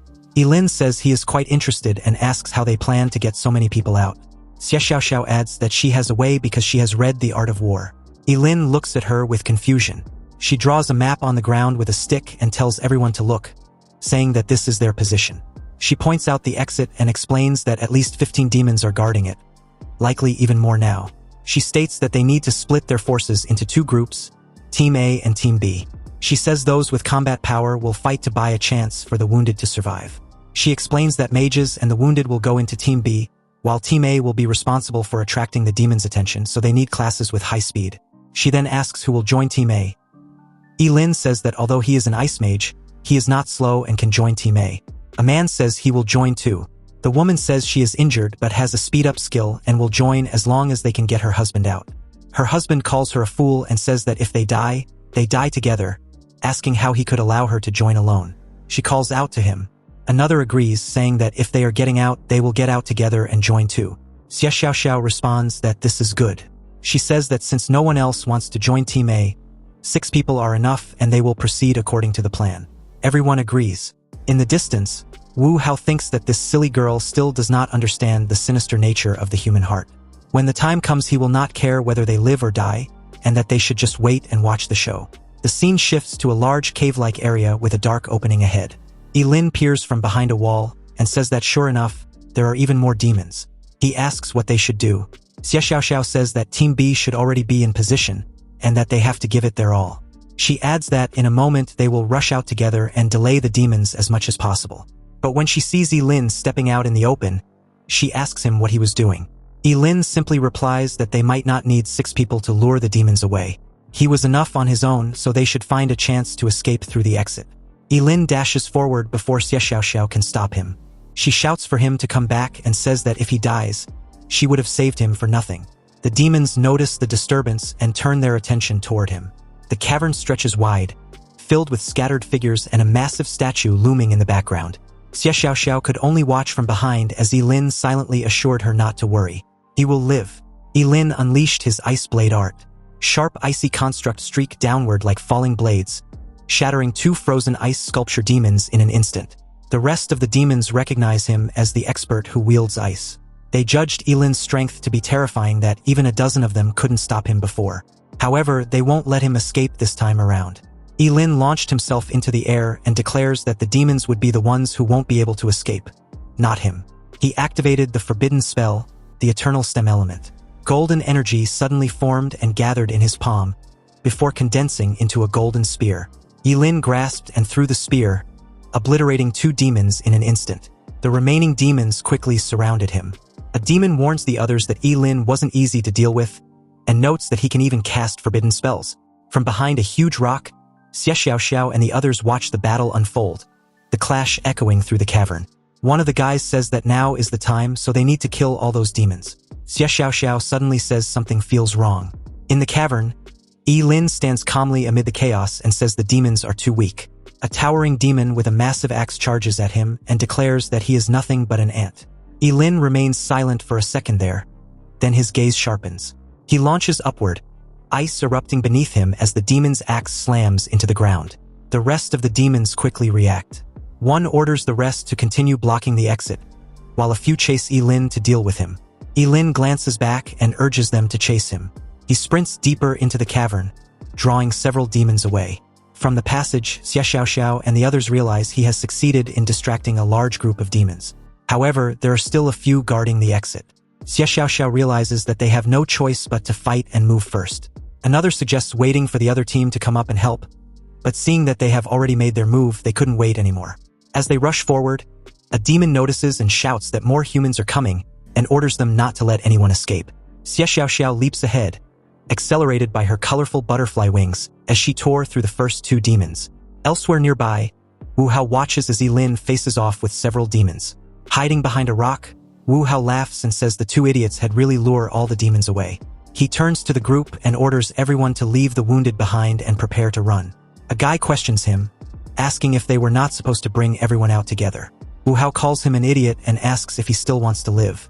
The guy remains silent as another gave a reply that he wasn't that stupid. The woman among the 4 tells the guy not to think about it and just worry about surviving. Wu Hao tells them to follow if they want to live. They run across the rocky terrain as an explosion erupts nearby. Upon seeing them, Xie Xiaoxiao reports that Team B was rushing up to help them, but when she realizes that they were rather heading straight for the secret realm's exit, she knew right away that it was Wu Hao's doing. And to make matters even worse, he left the severely injured behind. Xie Xiaoxiao hopes that this troublemaker gets his retribution soon. Wu Hao comments that thanks to those fools, they can leave safely. He even hopes there are more fools like them in the world so that people like him can live long lives. Suddenly, a massive stone pillar drops down and blocks the exit with a heavy crash, making the group react in shock. Wu Hao wonders what is going on. Another questions why the exit is blocked by a stone door and suggests they might have triggered a trap. Wu Hao curses and says this might be the backup plan of those demons, insisting it is just a wall so they can break it down together. They attack the wall, but the impact only sends debris flying without breaking it. Wu Hao questions how so many of them attacking together cannot even break a single wall. Meanwhile, Xie Xiaoxiao observes that they seem to have fallen into the demon's trap and have been stopped. Another agrees and states that it serves them right, calling them a bunch of cowards. Someone suddenly alerts the group about the reinforcements. Xie Xiaoxiao sees about a dozen demons heading their way and warns the others that the demons were coming back. The red-skinned demon charges forward, calling them a bunch of damned humans. He declares that all of them would go to hell. The demons quickly surround the group. Wu Hao states that they are surrounded and that they should fight them. The red-skinned demon leader rushes forward and declares that all of them will die. A blast of red energy tore across the ground. Xie Xiaoxiao comments that the demon leader is too terrifying and suggests retreating first. In a rocky ravine, Ye Lin rests against the cliff as a large slab of stone blocks a path nearby. He notices movement and looks up. Xie Xiaoxiao calls out to Ye Lin and asks why he is there and whether he is hurt. Ye Lin looks at them and wonders why they have not escaped. He asks if the demon had some kind of backup plan. Xie Xiaoxiao explains that the demons set a trap at the entrance and that Team B was wiped out. Another adds that a few of them abandoned the wounded, so it was their own fault. Hearing this, Ye Lin suddenly got fed up and admits it was his mistake. He tells the rest to follow, they were going back. He will show the demons just what they are capable of. Shortly after, Ye Lin made his way back to the secret realm's exit, where several demons had been patiently waiting. Ye Lin originally planned to send the rest out before going on a killing spree, but now he has no choice but to fight head-on. He calls the demon bastards out and tells them to prepare to die. The demon leader smirks and says that since Ye Lin wishes to die, he will grant that wish. A surge of blue ice-like energy crashes down from above. Ye Lin leaps from a high rock as the force splits the ground. He charges toward the demon leader. Ice shards scatter as the two clash mid-air. An explosion erupts, sending shockwaves across the rocky terrain. The demon leader stares at him and remarks that he was badly injured just now, questioning how he managed to recover so quickly. Ye Lin raised his hand and replied that it's something his stupid brain can't comprehend. A dark red energy suddenly surged outward, devouring every demon corpse on the battlefield. The demon leader stares in shock, wondering what kind of weird move this was. Ye Lin stood firm with his devouring skill already activated, and after devouring every corpse in sight, the demon leader, Norris, still baffled with the strange power Ye Lin just showcased, questioned in absolute incredulity. Ye Lin might even be more fucked up and ruthless than him. Seriously, to actually devour his own kind, that's extremely messed up. Ye Lin simply gives a crazed smirk and tells the red brute not to trouble himself worrying about that, because it will soon be his turn, and he can't wait to see how many perks he would get after devouring him. In that moment, Ye Lin truly looked like a starved, deranged beast. And since he was fully aware he wouldn't get this chance again to feast on so many demons outside the secret realm, he sacrificed an organ to activate his burning reincarnation, and while he was at it, aura farmed before sacrificing some more to summon the world-destroying thunder. Suddenly, a thick dark clouds was formed directly above Norris, whirling violently with lightning bolts thundering from its eye. Norris quickly instructed his demon crew of cannon fodders to help defend against Ye Lin together. And like mindless meat shields, these fools actually surrounded their leader and took the full brunt of the terrifying lightning bolts which rained down from the distant sky, resulting in a massive explosion filled with dust and debris. An entire cloud of it, along with several charred demon corpses. When the dusty white cloud of smoke eventually subsided, Norris was confident Ye Lin wouldn't last long, simply because he was using forbidden spells. Ye Lin didn't refute this, but added that he would let them experience a whole world of misery for it. Surrounded by karmic flames, Ye Lin began to unleash a torrent of forbidden ice and fire spells, engulfing all the demons in a whirlwind of agony. Every time Ye Lin casts an ice-type forbidden spell, he immediately follows it up with a fire-type forbidden spell. Forbidden spells like the Eye of Eternal Freeze, the Fire God's Breath, the Heaven-Burning Fire, the Sorrow of Cold, and about a dozen more rain down like a meteor shower, eviscerating the lower-level demons while seriously injuring a few of the higher-level ones. The entire clusterfuck dwindled the demons' number significantly, and in the aftermath, the number of demon corpses was too overwhelming that only a few high-level demons were left standing. But with the exception of Norris, who couldn't comprehend how this was even possible, the rest decided to ditch his ass and make a run for it. They never sign up for this. They were supposed to be doing the torturing and slaughtering, not the other way around, and definitely not by some terrifying deranged human. But how can Ye Lin allow such delicious experience points flee? He raised a hand in their direction and declared that none of them would escape. Then very abruptly, a surge of crimson flames rose from his body, and as his level increased, the terrifying power of the forbidden spell, the burning reincarnation, began to manifest itself once more. Ignoring all limitations, it directly doubled the three attributes of strength, agility, and spirit. It was like having a cheat code. Ye Lin used this to increase the power of his endless devouring skill. And with similarities comparable to the suction pull of a black hole, every demon in sight with the exception of Norris, being ranked as a low-level demon lord, got devoured by Ye Lin, who hovered at its center. The literal sight was godlike as Norris struggled desperately to resist the pull, his face filled with confusion and helplessness, and his only thought kept circling back to who exactly Ye Lin was. All in all, after leveling up once more, Ye Lin slowly opened his eyes as he was informed that he devoured 185 ordinary monsters, 32 low-level and 4 high-level demons, gaining water, fat, protein, carbohydrates, minerals, and a trace amount of extremely rare dragon blood. His lifespan had shot up by 13,250 years, experience points by 44,280, strength by 485, agility by 338, and spirit by 286. As the only enemy left, Norris charged at Ye Lin with his axe raised, expressing his desire to fight alone, while declaring that his great demon emperor would one day enslave all of humanity. But at this moment, Ye Lin decided to discard all pretenses and show Norris their gap in strength. He effortlessly caught the sharp edge of his massive axe mid-swing, which shattered the poor brute's confidence for a moment there. However, like a sudden divine intervention on Nora's part, Xie Xiaoxiao and the rest of her team showed up in that exact moment. Amazed that Ye Lin had killed all the demons and monsters by himself with the exception of Norris, of course. This was the worst possible time for them to show up, and if he didn't pretend, his identity would definitely be exposed. Ye Lin immediately loosened his grip on the axe and bore the full brunt of it, sending him crashing into a rock below. Xie Xiaoxiao, upon seeing this, rushed to his side after instructing the others to charge out. She stood protectively in front of him, ready to face off against Norris. Ye Lin coughed repeatedly and feigned being in pain, before apologizing to Xie Xiaoxiao. He tried his best, but Norris was too strong. Ye Lin then accused Norris of absorbing the power of all the other demons and monsters to strengthen himself.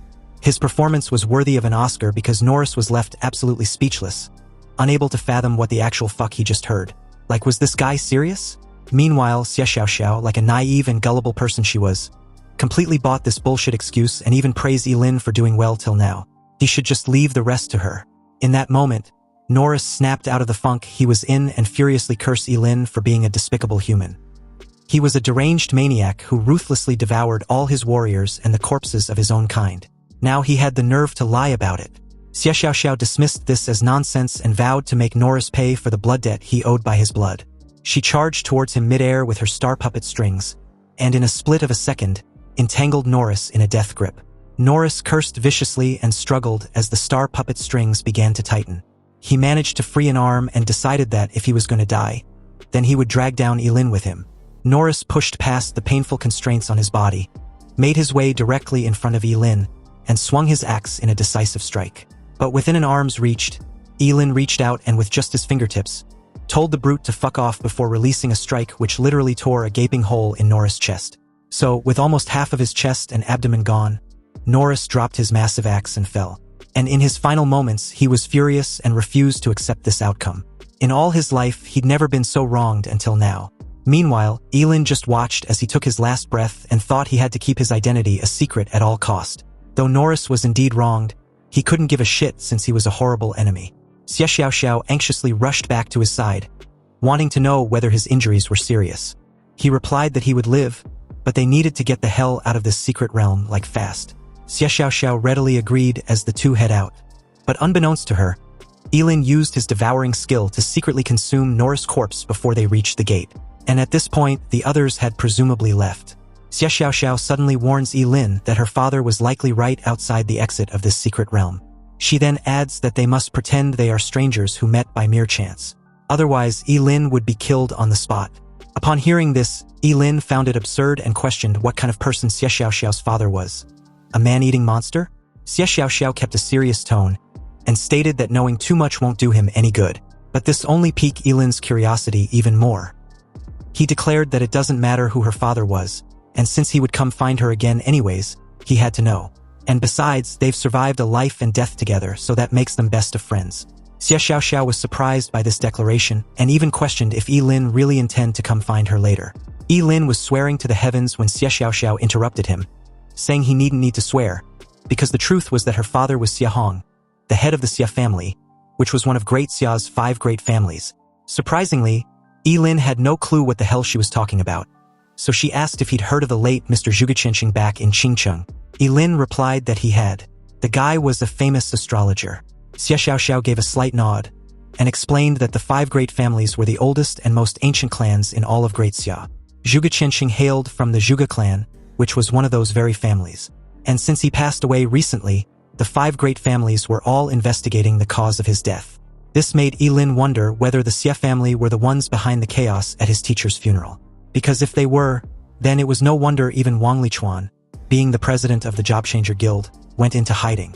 Anyway, Xie Xiaoxiao, a little nervous all of a sudden, curiously asked Ye Lin whether he still plans on coming to find her after knowing who she really was. Ye Lin replied that he still would. So what if it's the 5 great families? Once he, Yimushuang, set his mind on something, he always sees it through. Xie Xiaoxiao visibly relaxed after hearing this, before heading out. Since Ye Lin had confidently put it that way, she would be waiting for him. Oh, and he should remember her name was Xie Xiaoxiao. Ye Lin reiterated that it was a promise. Meanwhile, at the entrance of the secret realm, everything was just as Xie Xiaoxiao said. Her father, Xie Hong, was indeed at the entrance with the city lord of Qingcheng, Huang. Xie Xiaoxiao was the first to step out, before Ye Lin followed just a few steps away. Hu Wang thanked the heavens that the young madam was safe and sound. Xie Xiaoxiao rushed to his father's side excitedly, but Xie Hong wasn't particularly pleased that her daughter had run away from home. Even though she was safe in the end, she sure had certainly grown bold. Xie Xiaoxiao presented her phone to her father, told him she knows she was wrong, but he just need to take a look at the video of her holding her own against the demon race. Xie Hong casually crashed the phone to her surprise, and said what she did could only be considered the bare minimum since the family spent an immense energy and resources nurturing her. So if she couldn't do this much, then she would truly be nothing but trash. He added that she had disappointed him greatly, and when they return, she will enter the Dragon Pool's secret realm to reflect on her actions. Disheartened, Xie Xiaoxiao told his father that she understood her mistake. She would reflect on it properly. In that very moment, the entrance to the secret realm began to collapse. But Xie Hong paid it no mind and asked Xie Xiaoxiao who Ye Lin was. Xie Xiaoxiao explained Ye Lin was an ice element mage she met inside the secret realm. He killed quite a few demons, but that was it. Xie Hong then asked if they were close, but Xie Xiaoxiao replied flatly that they weren't. Xie Hong asked once more, and Xie Xiaoxiao maintained her stance. The group left soon after. Meanwhile, Ye Lin watched them leave and couldn't help feeling suspicious, wondering if Xie Hong had been the mastermind behind the scenes. His aura was incredibly oppressive, and his men had similar mask as those who intruded on his teacher's funeral. Ye Lin suddenly dismissed this feeling, then turned to leave. He had no interest in dealing in such matters at the moment, and besides, he'd been out for too long, so he'd better get back, fast. Unexpectedly, in just a few steps, he heard sudden footsteps from behind, light and almost unnoticeable. But the very second he turned, an arrow was logged through his left shoulder. The assailant turned out to be one of Xie Hong's masked men, who was a bit amused that Ye Lin actually survived the shot. Though Ye Lin was in pain, deep down, he thought this was not surprising because these people had no intention of letting him go after all. The guy readied another arrow and praised Ye Lin for being able to dodge his arrow, which should have been fatal. It was a pity since Ye Lin seems to be quite gifted, but he shouldn't have gotten so close to the young madam. Ye Lin removed the arrow after breaking it off, then stared back at the masked guy, thinking of what to do next. He was wearing the illusion mask, so he can't blow his cover. Should he play dead? But if that arrow hits his head, he would be dead for real. As the incoming arrow was inches away from him, Ye Lin condensed an ice blade and stopped the arrow when he cut off the tip. But almost immediately, another arrow was struck straight into his chest. Blood spurted out from his mouth as he collapsed lifelessly on the ground. Ye Lin simply hoped that now that he was playing dead, the guy would just leave so he can quietly slip away. However, the masked guy wasn't buying the act. He got closer and told Ye Lin to reincarnate well in his next life. Ye Lin had to suddenly roll over to dodge the fired arrow, complaining that the idiot won't even let him play dead. He just had to finish the job, didn't he? On the other hand, the masked guy, stunned to realize that Ye Lin wasn't actually dead, and wasn't only an ice elemental mage, got counted with a raging thunder forbidden spell. The bolt of lightning struck him directly, charring his entire corpse. He died on the spot, and Ye Lin quickly activated his endless devouring to consume his remains. He tried to show the guy mercy, but he threw it back in his face. He forced him to do this. Ye Lin was then informed that he had devoured a level 58 job changer, obtaining water, fat, protein, carbohydrates, minerals, and trace elements. His lifespan had increased by 35 years, experience points by 580, strength by 9, agility by 5, and spirit by 4. It seems the dead idiot should be the one hoping for a better reincarnation. 5 minutes later, another masked man, one of Xie Hong's most trusted aide, appeared at the scene and inspected the battlefield. Crouching down, he noticed that there were fluctuations of ice magic. It seems that guy, being Ye Lin, had clearly made a move.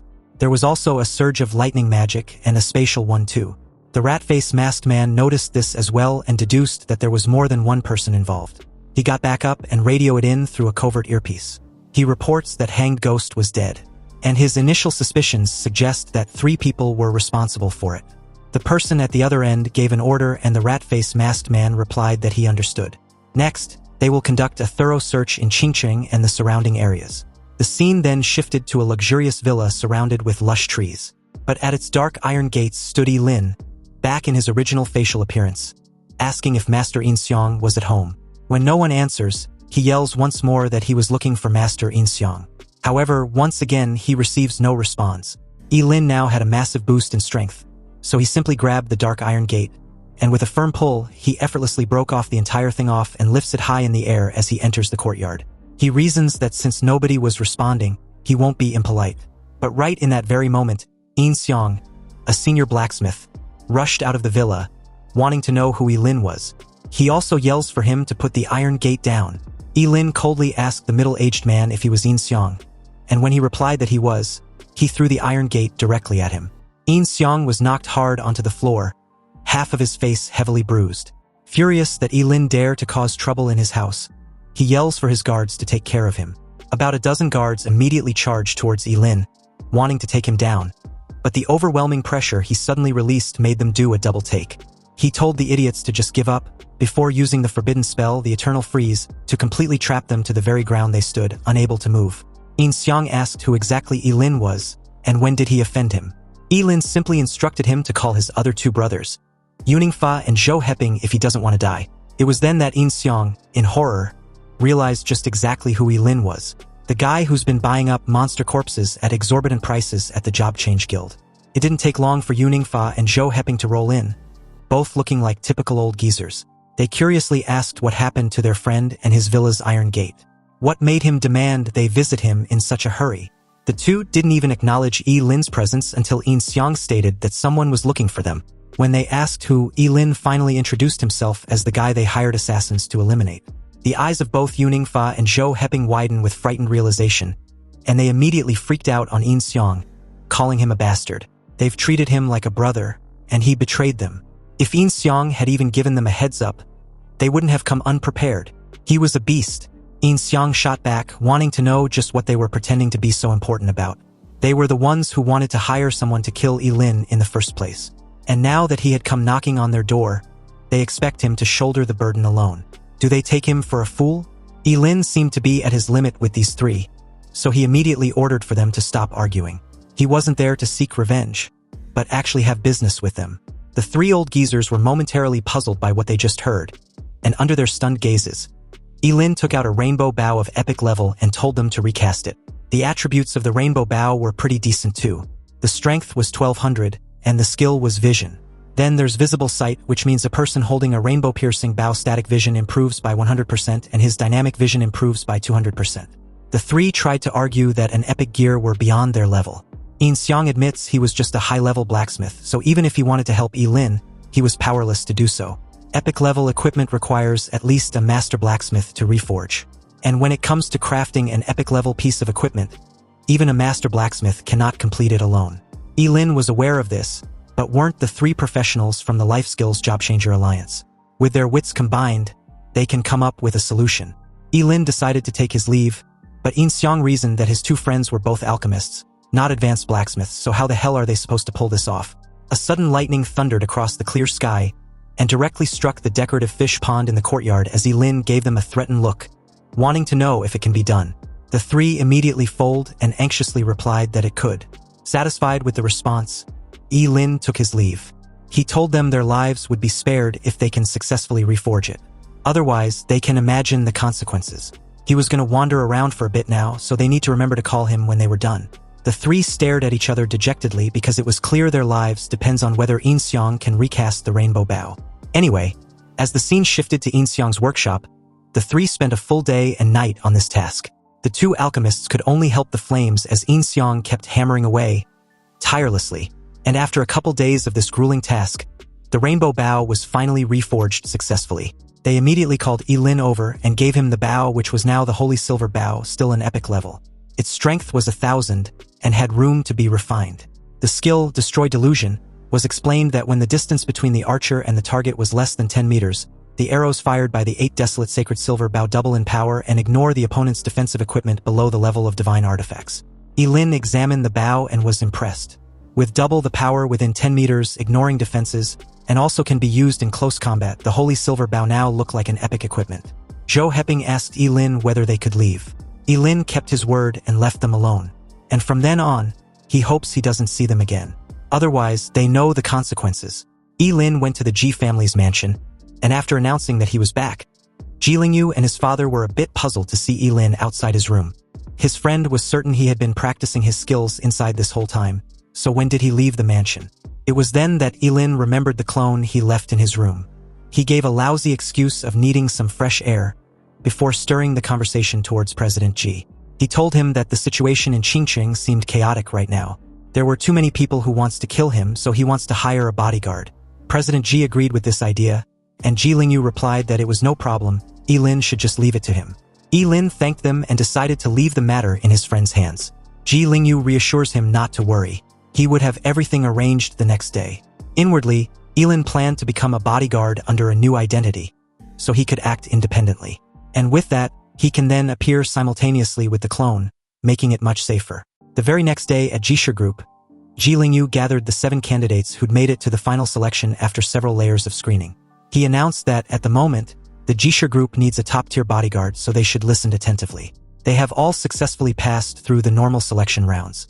But the target to be protected was a figure who had stirred up a massive trouble in the city of Qingqing. Ye Lin, who had blended into the crowd, thought to himself that the illusionary face was really a great help. But even he didn't know he was a figure who'd stirred up a storm in Qingqing. Ji Lingyu continued, informing them that they will fight each other, and the winner will get the job. Now, if they're ready, they should begin. Just then, Ye Lin stepped out and confidently challenged the rest, stating that he was in a hurry. So how about they all come at him at once? Obviously, the expressions on the faces of the other 6 candidates showed irritation, believing they were being looked down upon. But as Ji Lingyu assessed Ye Mushuang, he found him to be pretty arrogant, exactly like his boss. He even got a bit of his cockiness too. The bald guy among the group warned Ye Lin not to be too full of himself, especially to someone like him. He was a well-known figure in Qingqing. Ignoring the warning, Ye Lin took out the newly forged epic-level rainbow bow, before adding that this was the perfect time to test his new weapon on them. Glasses Guy of the 6-man group immediately informed the rest not to underestimate Ye Lin. He was obviously an archer, so they should close the distance and take him out before he can attack. Glasses Guy then asked if there was any knight or tank in the team. If there was, then they should get out there and block the arrows. In that moment, Ye Lin's hand had already drawn the bow. He aimed straight at Glasses Guy and let loose, claiming that he was the only one who talks too much. Glasses Guy was a bit panicked when he saw how fast the arrow was. But fortunately for him, someone intercepted the attack heading his way. It was the bald guy who'd held up a shield to block the incoming arrow. The sheer force of it was so terrifying that it pushed him far back. Shocked, he told the rest that the force of the arrow was frightening, and he can't block more than a few, so they needed to take action. The crowd united and charged forward, deciding to deal with this arrogant archer first, then face off against each other afterwards. Holding the line, the bald guy led the charge and ordered the rest to follow. Ye Lin, on the other hand, was busy testing the close combat effectiveness of this bow. The arrow shot out like a freaking bullet and pierced the bald guy's shield and his lower abdomen effortlessly. He gritted his teeth in disbelief. To his knowledge, this should be impossible. His shield has top-tier defense, and no weapon should be able to pierce it, let alone an arrow. The impact also trashed him across the battlefield, kicking a cloud of dust. The rest leaped out of the way, and although they were briefly shaken by this, they had successfully closed the distance to stop their attack. They foolishly believed this was their chance and decided to strike simultaneously. Ye Lin tightly gripped the rainbow bow, and in just a split of a second with his fleeting dance, he made light work of them all. The entire group spat out a mouth full of fresh blood with looks of astonishment.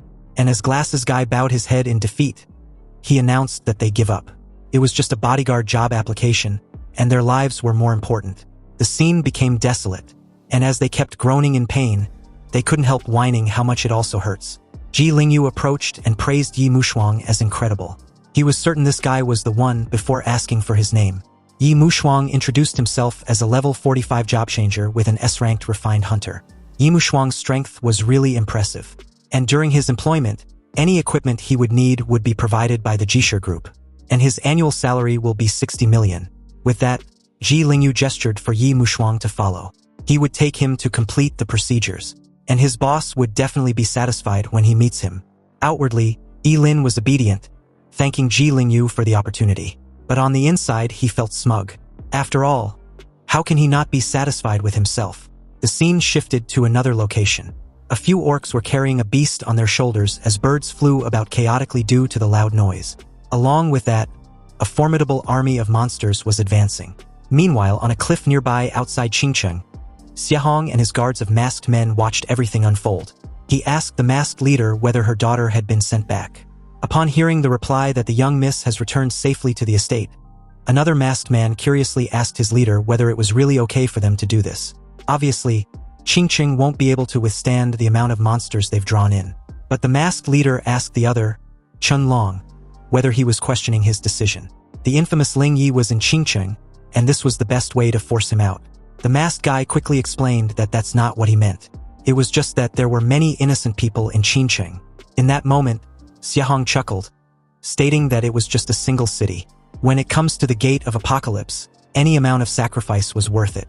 A cunning look appeared on his face as he added that if the origin ancient artifact had truly appeared, then it can only fall into the hands of his Xia family. The scene then cuts to the courtyard of the Inxiang. A couple of agents from the investigation bureau, after their investigation, found the aftermath to be too strange. They can't extract any clues at all. And the entire family of Inxiang had also vanished into thin air. If Officer Huang wasn't mistaken, Inxiang was forging a bow before he disappeared. Though skeptical, another agent was instructed by official Huang to immediately investigate all class-transferred users in Qingqing who possess a long bow.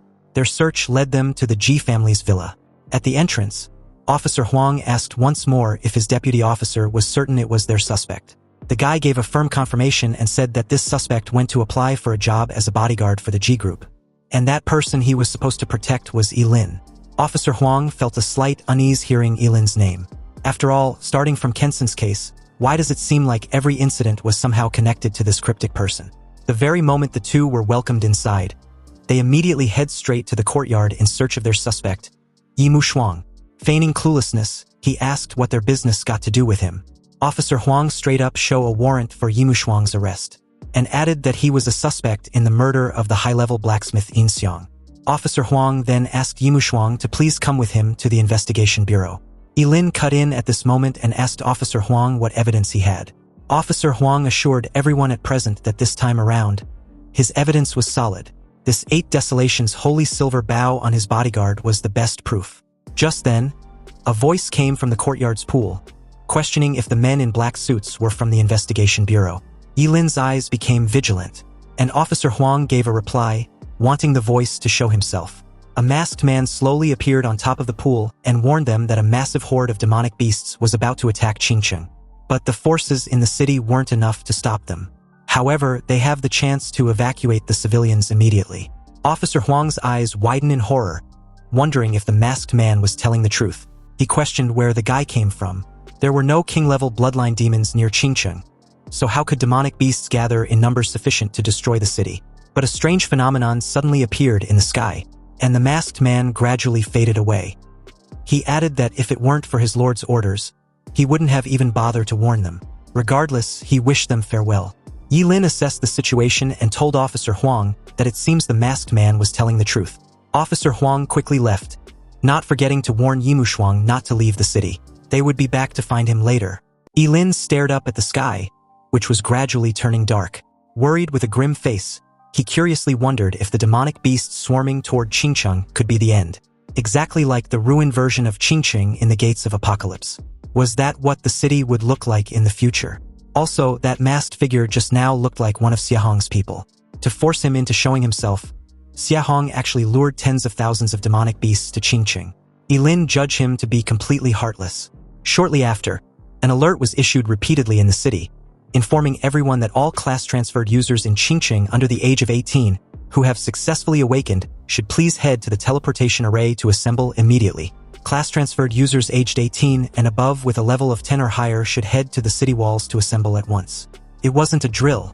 Anyway, a woman, after grabbing hold of her child from Ye Lin, cried and stated as she hurriedly scrambled away that if only Master Zhugeqianxing were still there.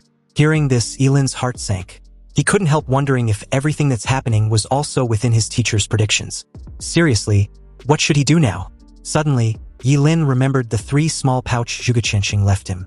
He judged that it was time to open one. And upon doing so, the letter inside stated that Ye Lin should do as he will. He was to follow his heart. Ye Lin's eyes widened slightly in surprise, truly speechless.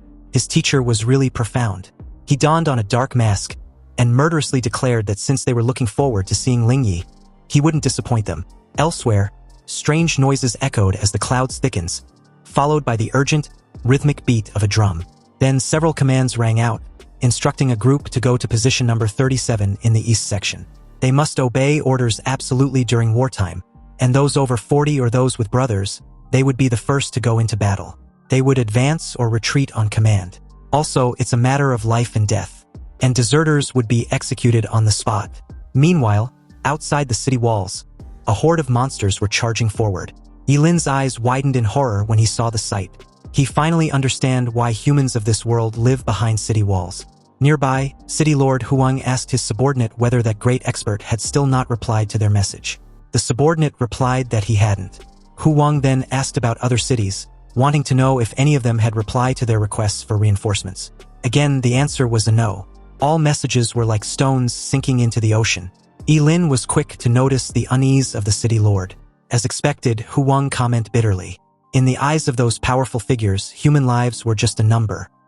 He made his way in the air, turned to face his men, and loudly inspire them, his fellow countrymen. Qingcheng was their home, and the city walls cannot hold back this many demonic beasts. He spoke with heartfelt words, adding that only they can use their own flesh and blood to create a line of defense, protect their families, and ensure they retreat safely. Huang's expression was extremely resolute as he declared that he would definitely charge at the front lines. If the city stands, they stand. If the city falls, they fall. They would fight to the death and never retreat. The soldiers below chanted in unison, declaring repeatedly that they would fight to the death and never retreat. Their voices echoed far outside. Suddenly, a huge explosion detonated above as Ling Yi made his appearance, aura farming like the wild card he was. A couple of job changers were actually surprised to see the infamous Ling Yi, fully aware of how terrifying his forbidden curses were. Far worse than Ye Lin's. Anyway, from the looks of it, the battle had already been going on for a while, and Ling Yi's appearance made them wonder why he hadn't made an appearance before. They deduced that since Ling Yi was entrusted by Master Zhuge Qianqing, the renowned astrologist was still looking out for Qingcheng even after his death. They might be saved in the end. At the front line, Ling Yi firmly inspired the warriors of Qingcheng to join him and drive out this swarm of demonic beasts together. They needed to defend Qingcheng with everything they got. Ling Yi cast a karmic flame which scorched an entire swamp of demonic beasts in a sea of flames. On the other side, Xiahong and his men watched without offering a hand. The masked leader of the group reported to his lord that Ling Yi had appeared. When Xiahong asked if he was certain, the masked leader gave a firm confirmation. According to the Investigation Bureau's files, Ling Yi was skilled in fire-type magic and can summon karmic flames. Kensen also died by his hands. Xiahong smiled with amusement. This was very good. Xiahong then gave the order for his masked men to attack. The group immediately move out, rushing through the crowd of dead beasts and job changers. They curiously wonder who these dozen or so masked men were. Were they also a trump card left behind by Master Zhuge Qianqing? These job changers could only guess, but they were certain that the masked men looked frighteningly strong. Seconds after, they realized that the masked men weren't attacking the demonic beasts at all. They're just using their raw power to force their way through the swarm. City Lord Huang couldn't help wondering how so many experts had appeared all of a sudden, and what were they trying to do? Nearby, Yi Mushuang watched as the entire masked team finally shown themselves, clearly coming for his clone, who was now Ling Yi and had been waiting to have some fun with them. Surrounded, the masked leader mocked Ling Yi for being quite good at running and hiding. But now, why wasn't he running or hiding anymore? Ling Yi asked them if they honestly think they can catch him. His plan might have failed, but such is fate. Ling Yi then made a grand declaration of how he had failed Master Zhuge Qianqing. And the masked men was quick to realize that Ling Yi was going to self-destruct. They tried to stop him, but it was too late. A huge explosion occurred a second later, kicking off a massive cloud of smoke and dust. And as the smoke gradually cleared, a large crater had been created. The masked men were a bit incredulous that Ling Yi actually unalive himself. He was truly unafraid of death. A masked man asked their leader what they should do now. Meanwhile, on the city wall, Yi Mushuang's face was grim upon realizing that a level 43 cursed sorcerer's full self-destruct power actually failed to injure any of them. Just how terrifying was the strength of these masked men. However, this self-destruction should be able to cover things up, bringing some sort of a conclusion for Ling Yi. Suddenly, a voice made him alert.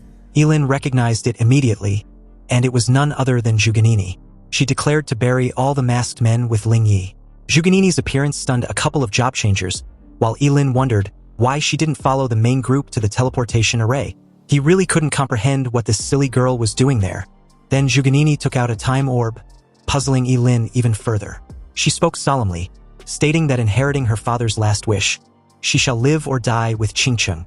After that, a dazzling beam of light erupted, creating a whirlpool of cloudy wind. And with the power of the heavenly stars, heeding her command, Hu Wang's eyes widened, recognizing it as the great astral array, the eternal star suppression. Anyway, similar to the city lord, everyone stared up as a barrage of stars fell from the night sky, followed by several blinding light and a strange sound. Seconds after, every hostile being, human or demonic beast within a meter radius, suddenly got trapped in a stone prison.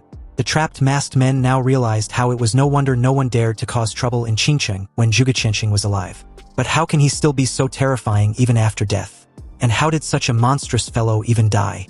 If the masked leader hadn't seen Zhuge Qianqing's corpse with his own eyes, he would have suspected that he faked his death. Cursing, he reiterated how infuriating it was not to be able to move at all.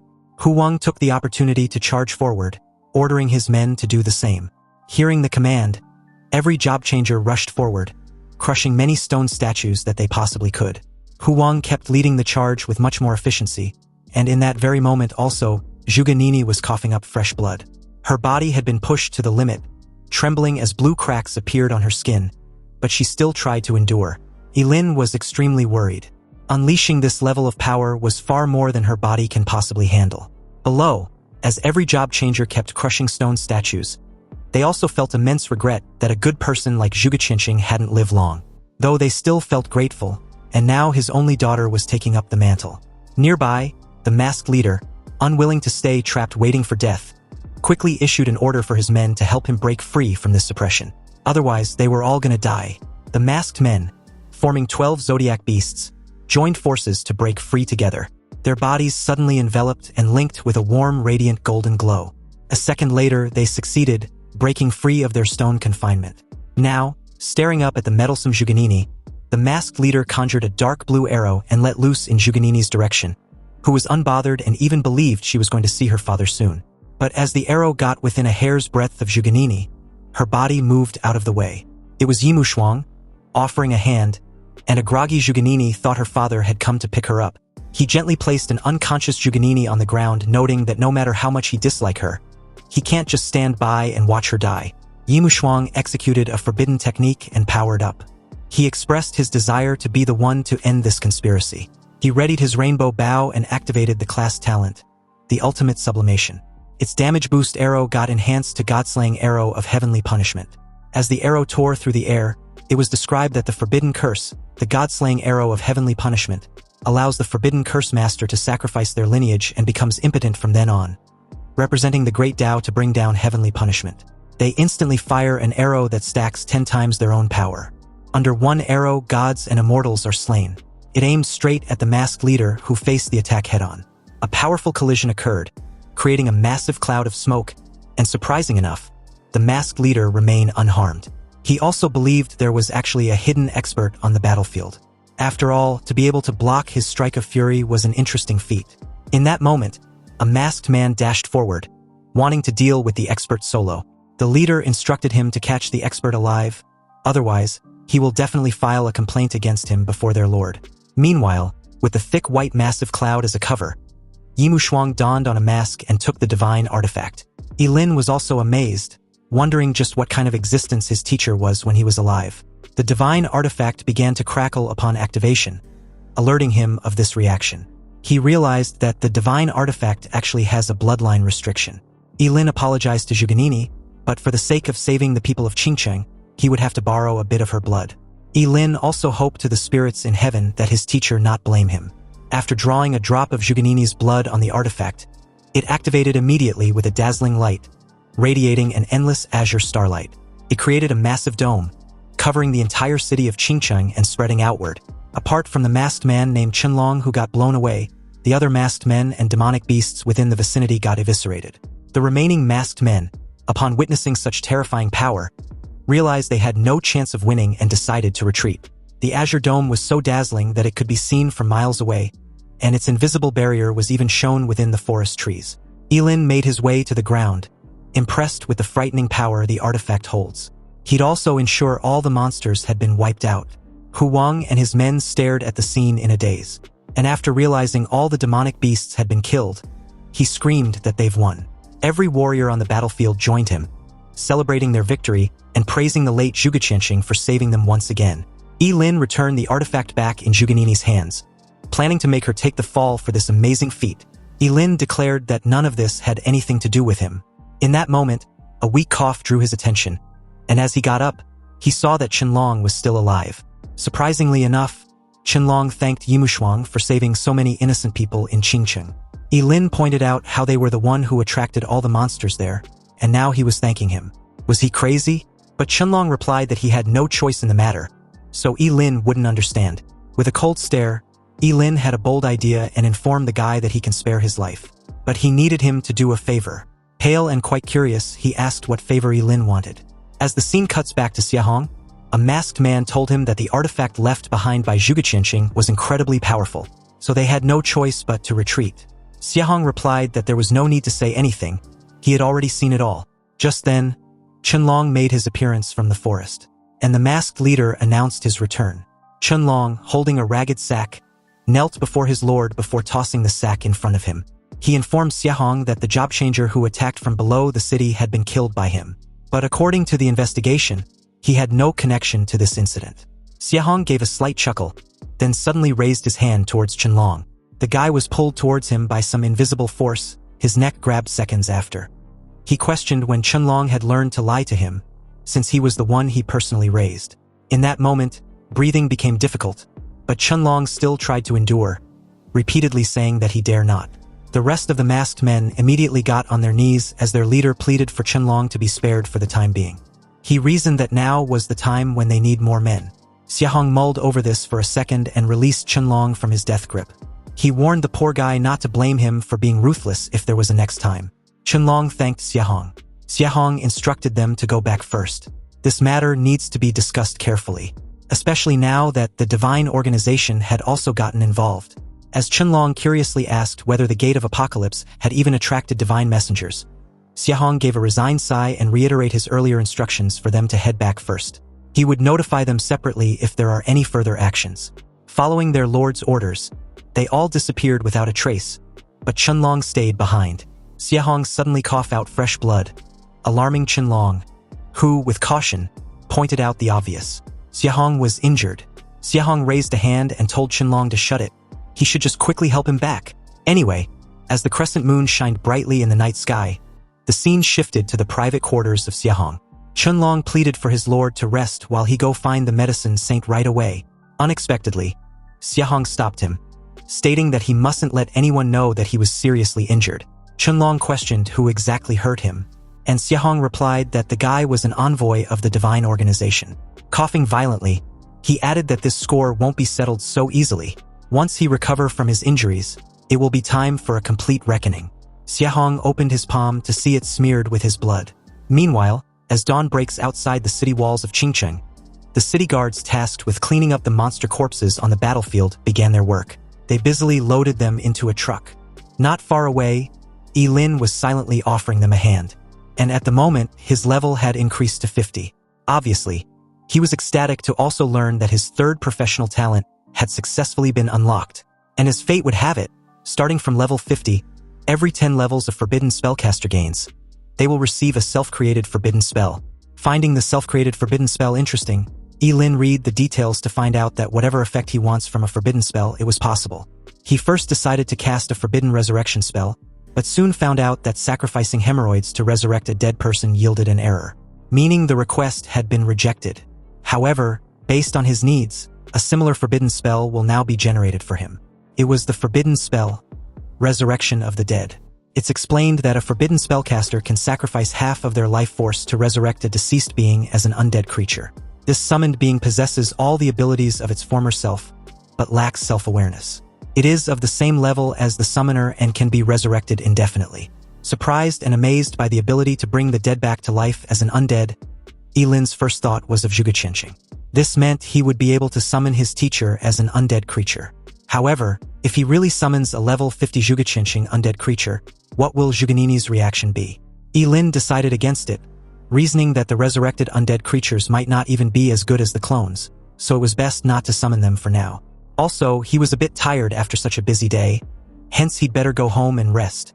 A couple of days later, the entire city of Qingcheng was still high on surviving against the demonic beast tide, and on top of the celebration, it was also time for their city's promising talents to officially enroll into their respective universities.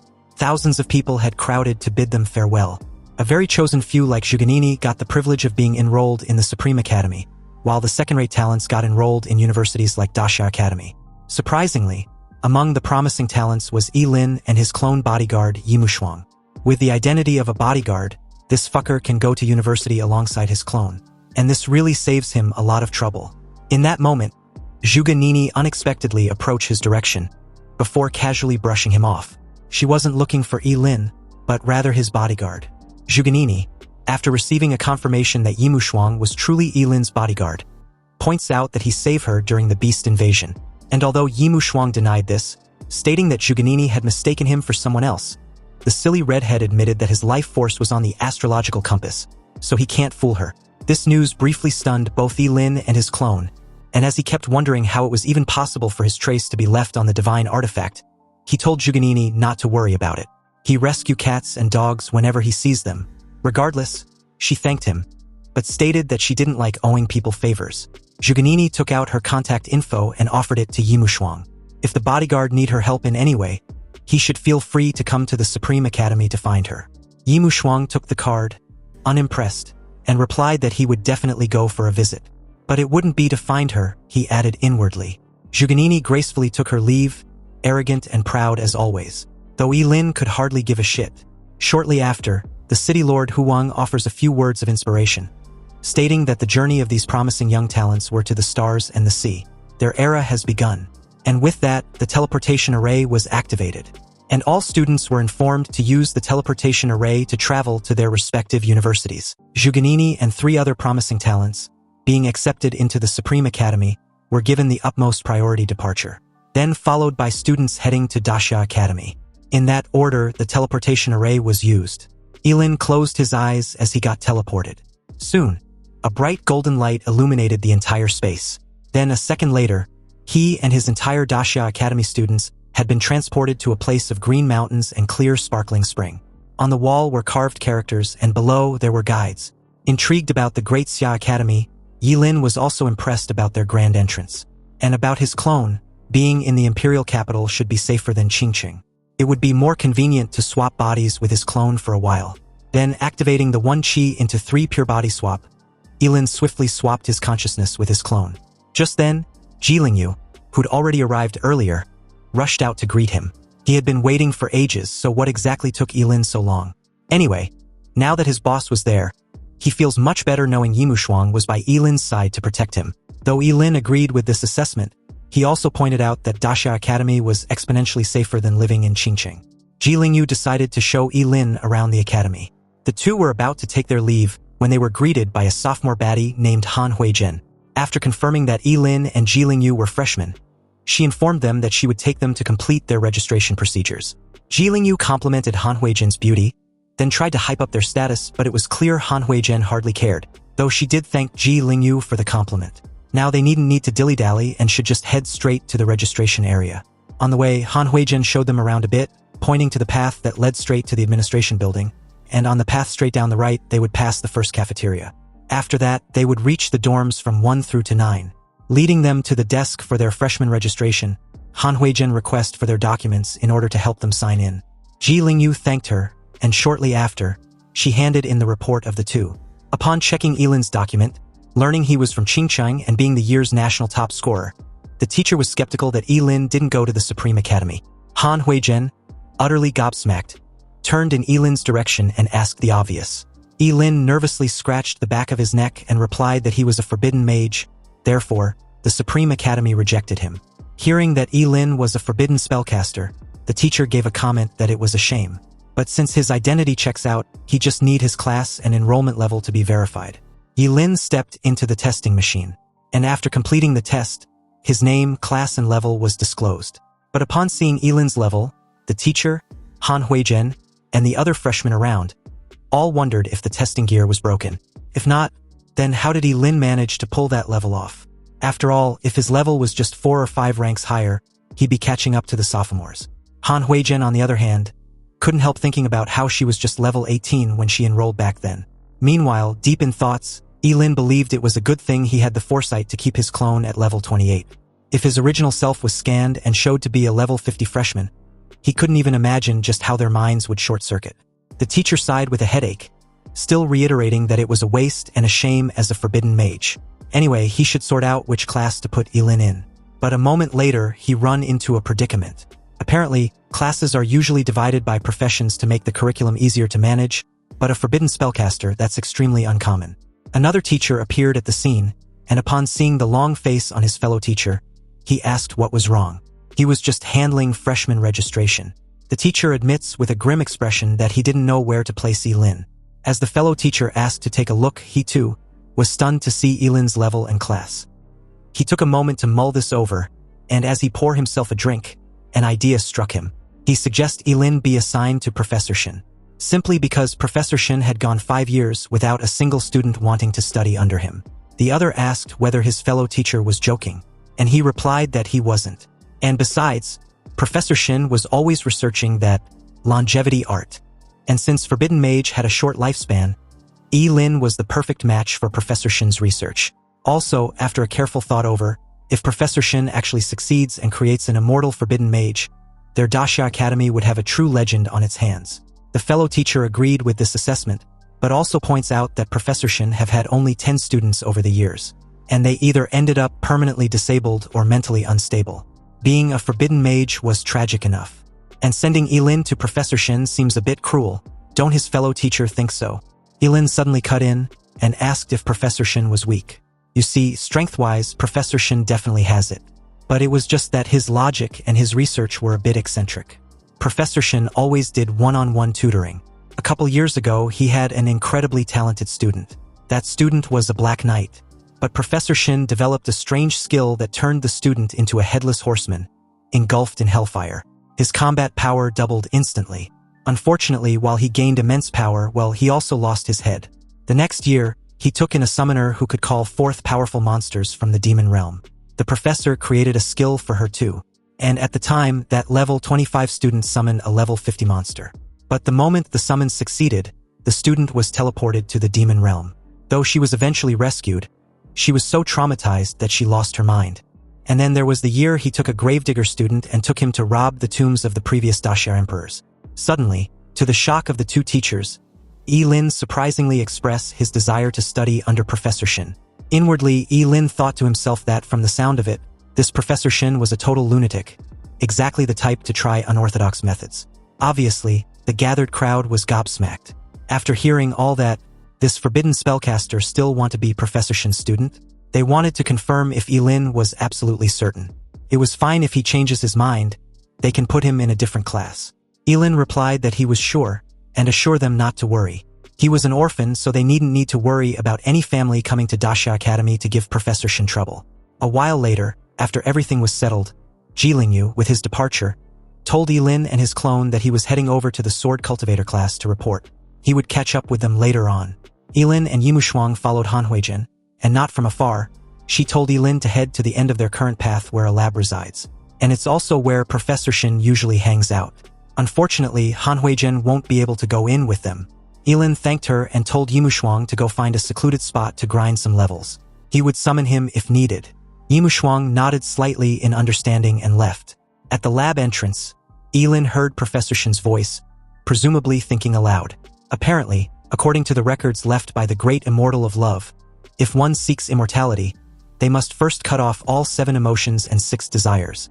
One must walk the path of ruthlessness. Then Professor Shin deduced that he needed to find a beautiful young woman with a big heart, and then make her cheat on him. In that moment, Ye Lin couldn't help thinking if Professor Shin was actually insane. As soon as he stepped inside the lab, Professor Shin, with a frown, asked whose child Ye Lin was from to come to his lab to settle a grudge. He hadn't taken a student in ages. Ye Lin introduced himself and added that he was his student for this year. This made Professor Shin, who was considered a bit eccentric, yell in complete bewilderment, wondering if Ye Lin was fucked up in the head. Seriously, who in their right mind would willingly want him to be their mentor? And to his horror, Ye Lin actually added that he specifically came there because of the professor's infamous reputation, also claiming that he wasn't crazy. But in that moment, Professor Shin deemed the poor kid as far too gone to reason with. But Ye Lin feigned a sincere expression, one worthy of an Oscar, and informed Professor Shin that he was a forbidden spellcaster. And to be honest, he doesn't have many years left to live. But he heard the professor was researching the art of longevity. And if he really can figure it out, then that would mean he wouldn't have to die in the end. So, he wants to follow Professor Shin, declaring that he had wandered for half his life, only regretting that he never found a true master. If the professor doesn't mind, he wished to call him his mentor. Ye Lin raised his bowed head slightly to see the professor's expression. But never did he expect the old guy to be crying out of sheer joy. He claimed that it had been 50 years, and during that time, his wife thought he had lost his mind and left him, running off with his brother who also thought he was an idiot. Then there's the dean, who also thought his logic was too weird and stuck him in the most remote lab on campus. He then hugged Ye Lin in a tight embrace, claiming he finally found someone who understands him. Ye Lin declared to Professor Shin that from now on, he won't have to fight this battle alone. He would be right there with him. Professor Shin Jingyan officially accepted Ye Lin as his student, then added some weird shit that made Ye Lin cringe inwardly. Apparently, Shin Jingyan murmured something about them not being born on the same day, but he hoped they die on the same day. Anyway, now that that's out of the way, Professor Shin decided to show his new student his latest super god tier skill, the invincible golden body. This piqued Ye Lin's interest as Professor Shin continued. He explained that once activated, it grants immunity to all physical and magical attacks. But it was a shame those people at the academy have no eye for quality. Ye Lin asked why they dislike it. Professor Shin replied that it was because using that skill allows one to completely decompose their body into atoms in a matter of nanoseconds.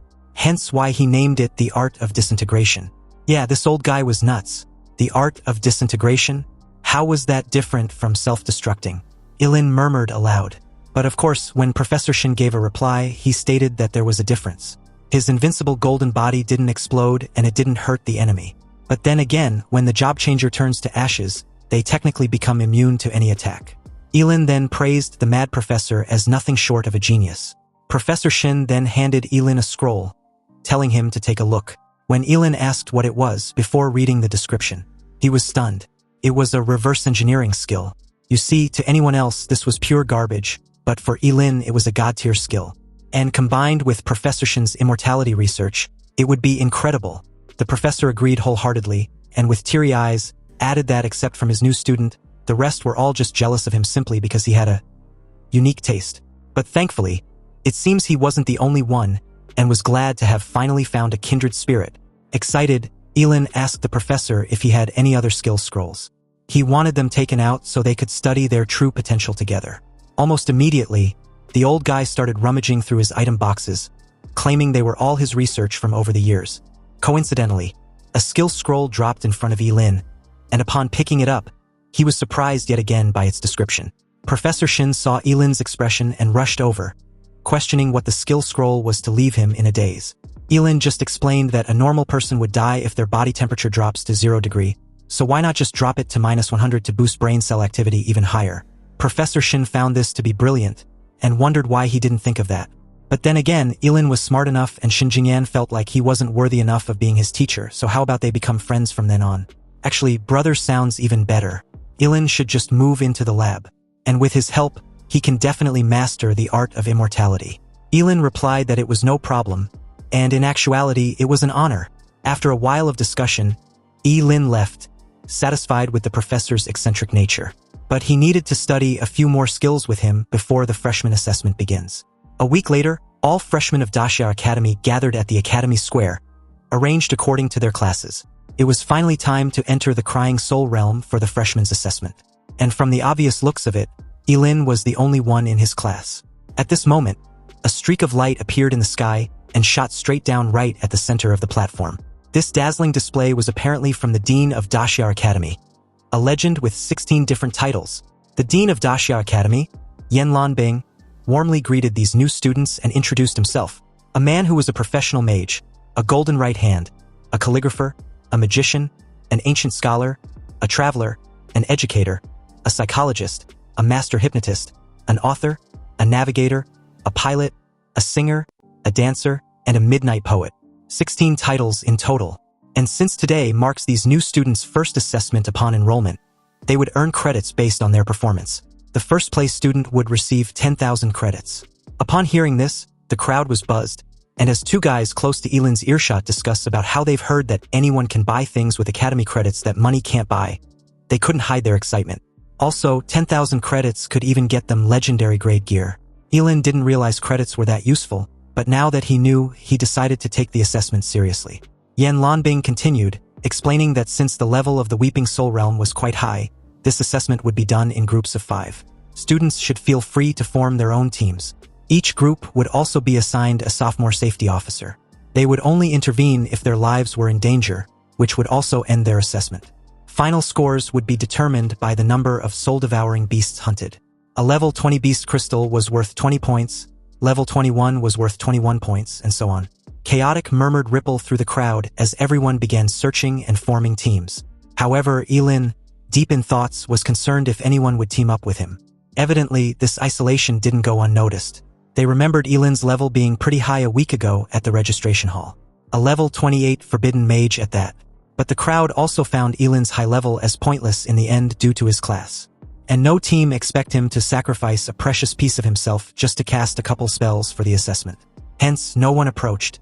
And besides, no forbidden mage was gonna risk their life in a freshman trial.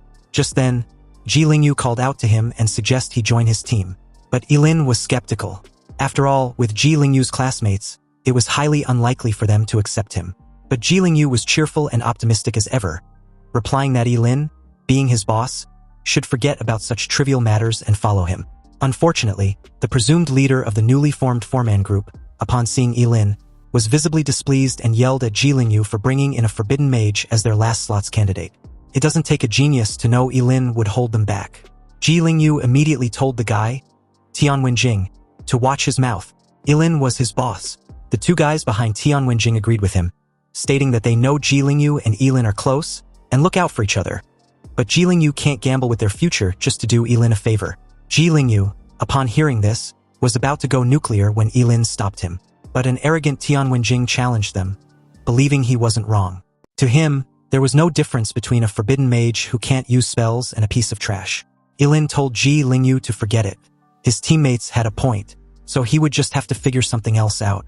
Ji Lingyu was utterly disappointed with his team as Ye Lin took his leave. Ye Lin deliberately bumped into Tian Wenjing and secretly took a strand of his hair. This devious fucker planned to use it to test out his death sacrifice hex. Ji Lingyu yelled at Tian Wenjing, stating that he had gone too far, and if Ye Lin wasn't joining the group, then he wouldn't be staying either. Hearing this, Tian Wenjing gave a mocking laugh and revealed that if it weren't for Ji Lingyu's high level, did he seriously think they'd team up with an A-rank class? He should just hurry up and get lost already. When Ji Lingyu warned the bastard not to dare push it, Ye Lin intervened and told him to let it go. They weren't worth it. As they walked off, Ji Lingyu was not discouraged and mentioned that the worst that could happen now was them finding someone else to team up with. He refuses to believe that, in an academy this big, they can't find 3 other people. Tian Wenjing sneered disdainfully. In his eyes, it was clear that those 2 were cowards. He told the other 2 to follow him. They needed to find new teammates. But not long after they left, Tian Wenjing suddenly stopped. He suddenly felt a stinging pain in his kidneys. As his eyes widened, his eyelid twitched uncontrollably as he dropped to his knees. A scream tore through his throat as his 2 friends questioned worriedly, wanting to know if he was all right. But to Tian Wenjing's confusion, the stinging pain suddenly disappeared, and soon it was gone. Meanwhile, Ji Lingyu had already found 3 more teammates. However, he looked slightly embarrassed because the 3 people he had found were also unwanted by other teams. Following Ji Lingyu's introductions, Ye Lin also met his 3 teammates. The first was a white-haired girl named Lin Wenyu. Her appearance wasn't stunning, but her clear eyes were bright and memorable. Her class level was even lower than Ji Lingyu's. She was a B-rank miracle walker. It was said that she had worked extremely hard and had a bit of luck, barely making it into the Great Xia Academy. The second was a guy named Suyu.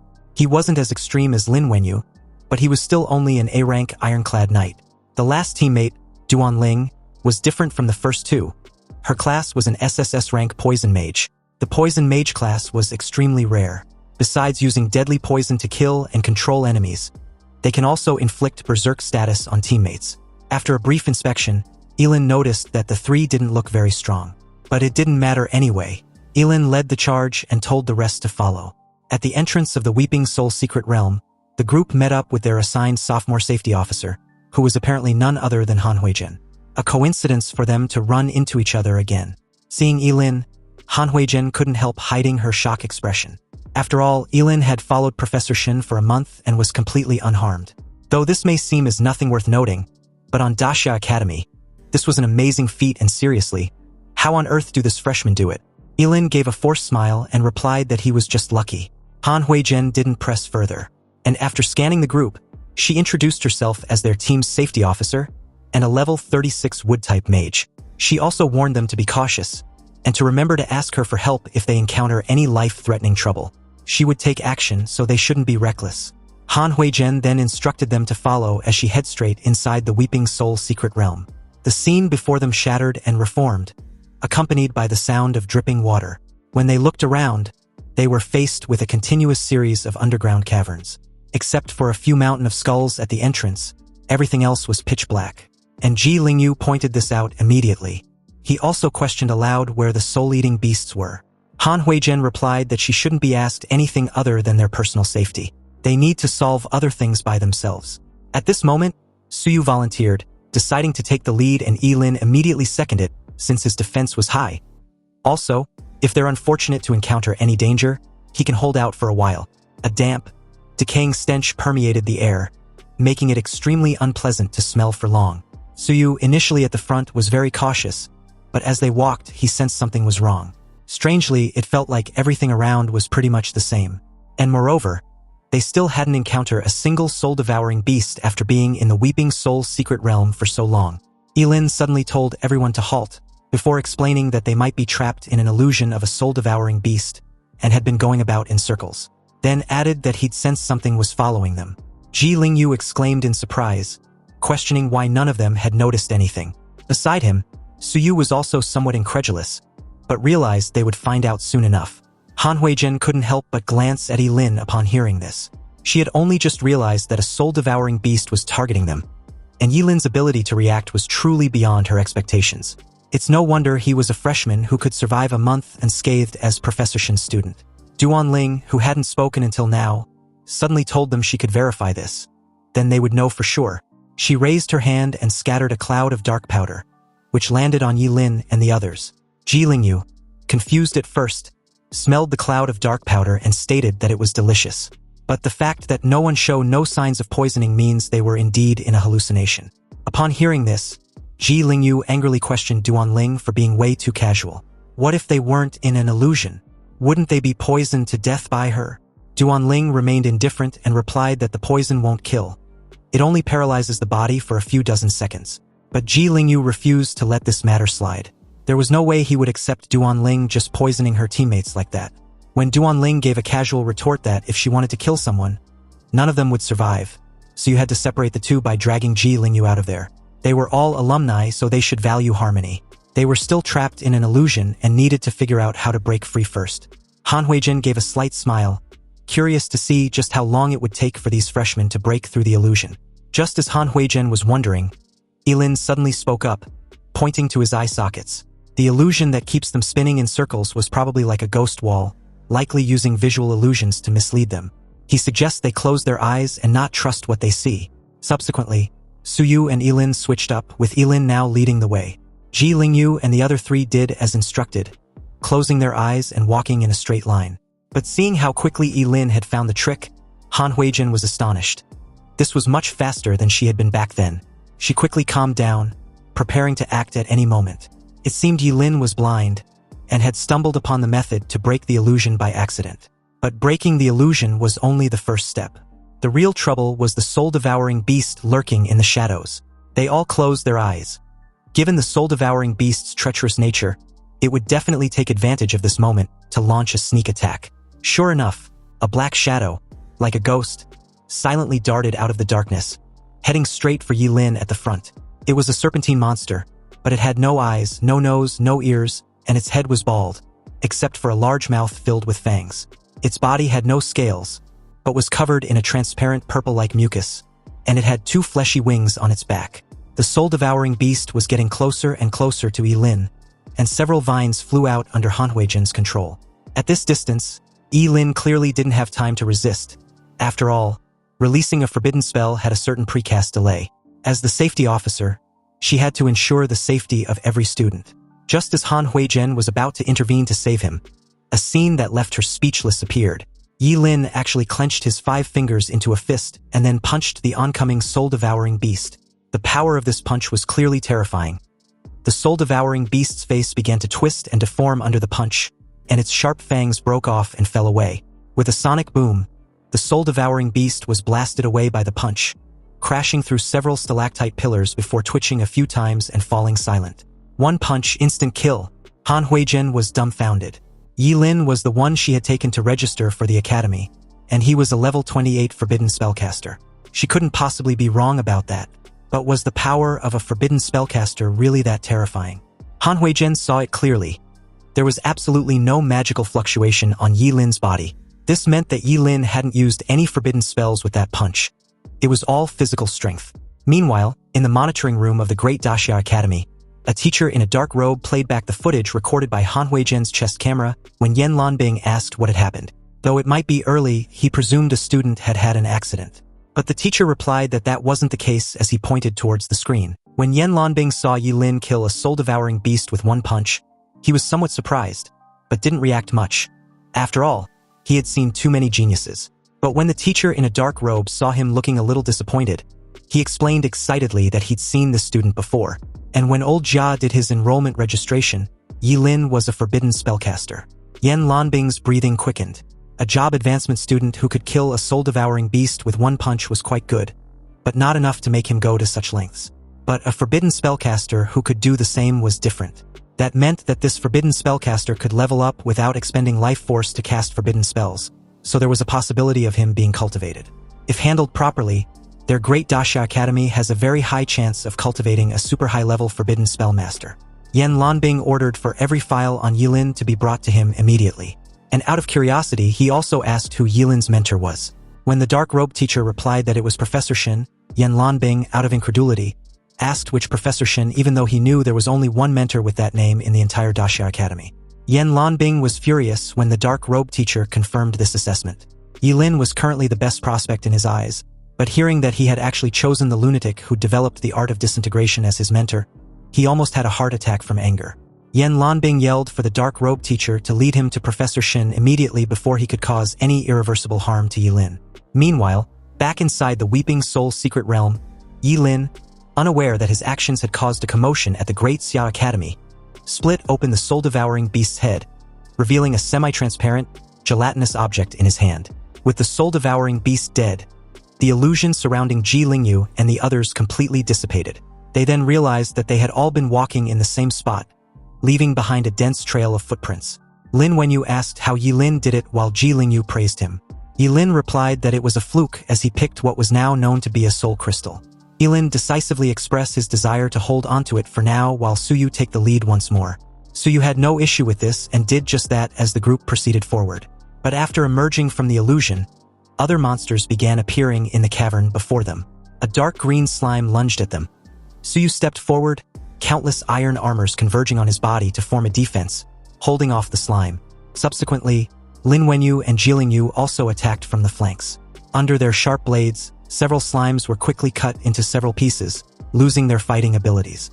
However, thanks to the slime's strong vitality, they did not perish immediately. Suyu told them not to waste time on the small fries. They should try to avoid them if they can. Their target were the soul-devouring monsters. But just then, a massive boulder with a bit of scattered debris was hurled towards the group's way, and immediately alerted Ye Lin, who warned everyone to watch out. Unexpectedly, the attack fell short in front of them, but created a dark mist which Ye Lin noticed immediately as another illusion by another soul-devouring beast. The beast in question appeared in front of them with a malicious glee, then slowly disappeared right in front of their very eyes. But it didn't take long for the beast to reappear in front of Han Huizhen, who noticed the level of the soul-devouring beast to be at least 45. This was bad since level 45 soul-devouring beasts were only supposed to be in the deepest parts of the Crying Soul realm. This was something that a freshman could not handle at all, so Han Huizhen, as the safety officer, decided to intervene. She immediately made her way behind the soul-devouring beast as several vines emerged from her back, then surged forth like steel spears. But when the vines pierced through the thick mist, the soul-devouring beast suddenly transformed into Ji Lingyu. And if Ji Lingyu hadn't dodged in time, he would have been riddled with holes by the vines. Han Huizhen couldn't help but be stunned as Ji Lingyu practically begged her to quit with the vine attacks. Han Huizhen gracefully made her way on the ground, briefly puzzled as to why the beast had suddenly transformed to Ye Lin, before the thought that perhaps she had also fallen under an illusion occurred to her. Nearby, Su Yu and Lin Wenyu were in a similar situation. The A-rank ironclad knight kept questioning what she was doing, but received no reply as Lin Wenyu just kept her relentless onslaught. Han Huizhen realized that this wasn't good. They had to break the illusion first. Otherwise, they were just sitting ducks for the beast while they were trapped in there. Ye Lin asked how they were going to break out, but at this point, Han Huizhen knew they had to use the most basic method. She gritted her teeth before forcefully stabbing a vine into her thigh. Crimson blood instantly stained her fair skin, and the intense pain instantly brought her back to her senses. Seconds after, Han Huizhen finally saw the true location of the soul-devouring beast, and surprisingly, it seemed to have been wounded. But she couldn't care less in that moment. The opportunity was fleeting, and the pain would only briefly keep her awake in the soul-devouring beast's illusion. Han Huizhen clapped her hands together, and a powerful surge of energy emanated from her body, activating the wood dragon summoning technique. A crisp dragon's roar echoed through the underground cavern, and in an instant, towering trees rose from the ground, coalescing into a lifelike wooden dragon that roared towards the soul-devouring beast. This wooden dragon was much larger than the soul-devouring beast, so when it opened its massive jaws, ready to bite down on its prey, the soul-devouring beast was not adept at head-on combat, and its physical strength was average. If this attack hit, it would surely be defeated. So it flapped its fleshy wings, leaving a blur in its wake as it dodged the wooden dragon's fatal attack with dazzling speed. Han Huizhen, ignoring her brief surprise, quickly manipulated the wooden dragon to attack the soul-devouring beast once more. But when the beast vanished into thin air, Han Huizhen knew she had fallen under the illusion once again.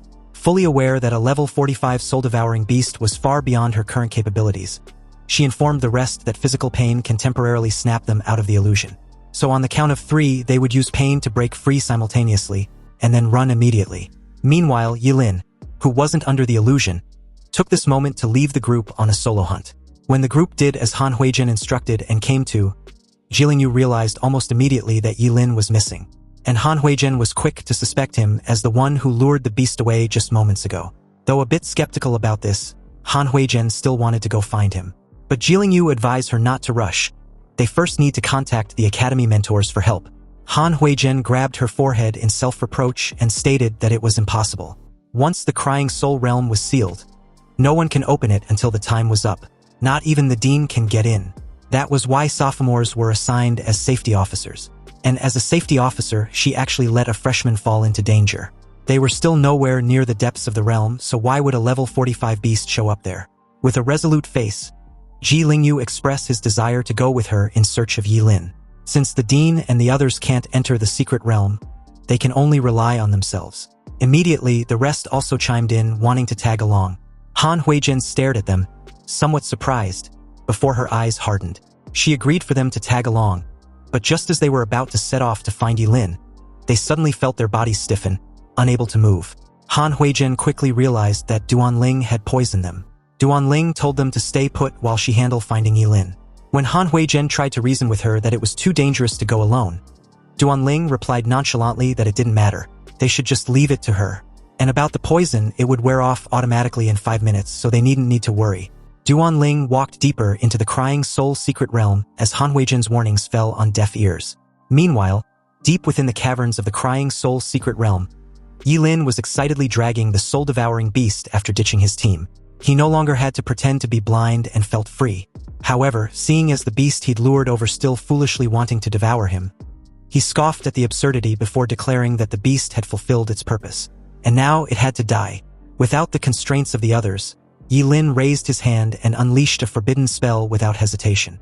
And with a deafening roar, the level 45 soul-devouring beast, which had seemed like a final boss to Han Huizhen and the others, was instantly reduced to ashes, leaving not even a fragment of flesh. At this point, the Crying Soul secret realm had piqued Ye Lin's curiosity, and not long after he started exploring, a pretty girl in a short sundress suddenly made her appearance known, squatting on the ground nearby with her face buried in her hands, wailing incessantly. The woman raised her teary eyes, looking quite pitiful as Ye Lin asked what the matter was. She replied that her boyfriend broke up with her. Ye Lin, upon hearing this, played along and suggested the woman find another boyfriend. She can even pick him. Thrilled with this proposal, the lady quickly got up and rushed to Ye Lin's side with her arms wide open, asking if Ye Lin was really willing to be her boyfriend. Ye Lin feigned being delighted and reached out, then suddenly grabbed the lady's neck. He hoisted her in the air and called her a disgusting thing. So why would he be willing? Then with a loud crack, the illusion was immediately dispelled, revealing the lady to be a soul-devouring beast. And to think she actually wanted to seduce a grandpa like him. How utterly ridiculous. Ye Lin tossed the corpse aside, deeming it not worthy enough to even get stuck in his teeth. However, in that very moment, a voice demanded he stop right there. Then a team of 5 with their safety officer made their presence known, before claiming they discovered that soul-devouring beast first, so Ye Lin should give it back to them. Ye Lin found this absurd because these idiots think the beast was theirs simply due to the fact that they saw it first. Then does that mean if he happens to spot every soul-devouring beast in the entire secret realm, he can claim them as his? The leader of the group felt insulted, but before he could get into a verbal spat with Ye Lin, his female teammate intervened, telling him not to be impulsive. He should first let her talk to Ye Lin. She calmly confirmed that they had been chasing that particular soul-devouring beast the entire time, and it even had scars on its body as proof. But Ye Lin wasn't having it. They didn't catch up and let the soul-devouring beast get away, so who was to be blamed? He muttered some half-ass apology, took out the soul crystal, and told them to go find a new one because he sure as hell wasn't handing it over. At this point, the leader was beyond furious, planning to make Ye Lin pay the price for his arrogance. The safety officer nearby simply watched with an air of indifference, before reminding them to be mindful of the consequences and not to kill anyone. The team quickly surrounded Ye Lin, their intentions clear as the leader, feeling smug, gave Ye Lin one last chance to hand over the soul crystal obediently, or wait for them to give him a thrashing and snatch it away. Ye Lin was taken aback because he hadn't heard of this rule, which was that a team's soul crystal can actually be snatched by others in the secret realm. The female teammates watched Ye Lin as if he was an idiot. It was far too late to be scared now since he didn't listen to her advice earlier. The leader decided not to waste words and summoned a golden shikigami, which swung its sword at Ye Lin, giving him no chance to react. A thick cloud of dust arose upon impact, and as it eventually subsided, Ye Lin had casually blocked the attack in between his fingers. And no matter how much the guy tried to break free, the sword seemed to have been clamped by iron pincers, unable to advance an inch or pull back. He questioned how it was even possible. There was something strange about Ye Lin, so he instructed the rest to attack together. The fastest to charge was the knight of the team, covered in black armor. He charged towards Ye Lin like a raging bull in armor. Ye Lin raised his other hand and blocked the charging knight, who suddenly couldn't advance an inch further. But this also meant Ye Lin couldn't retreat either, or so they thought. 2 mages seized the opportunity and attacked simultaneously. Immediately, a surge of intense flames shot into the sky, illuminating the surrounding darkness. And at the same time, countless wind blades also swept out, carrying the flames towards Ye Lin. The wind borrowed the power of the fire, and the 2 mages, one wind and one fire, complemented and greatly enhanced the power of their skills.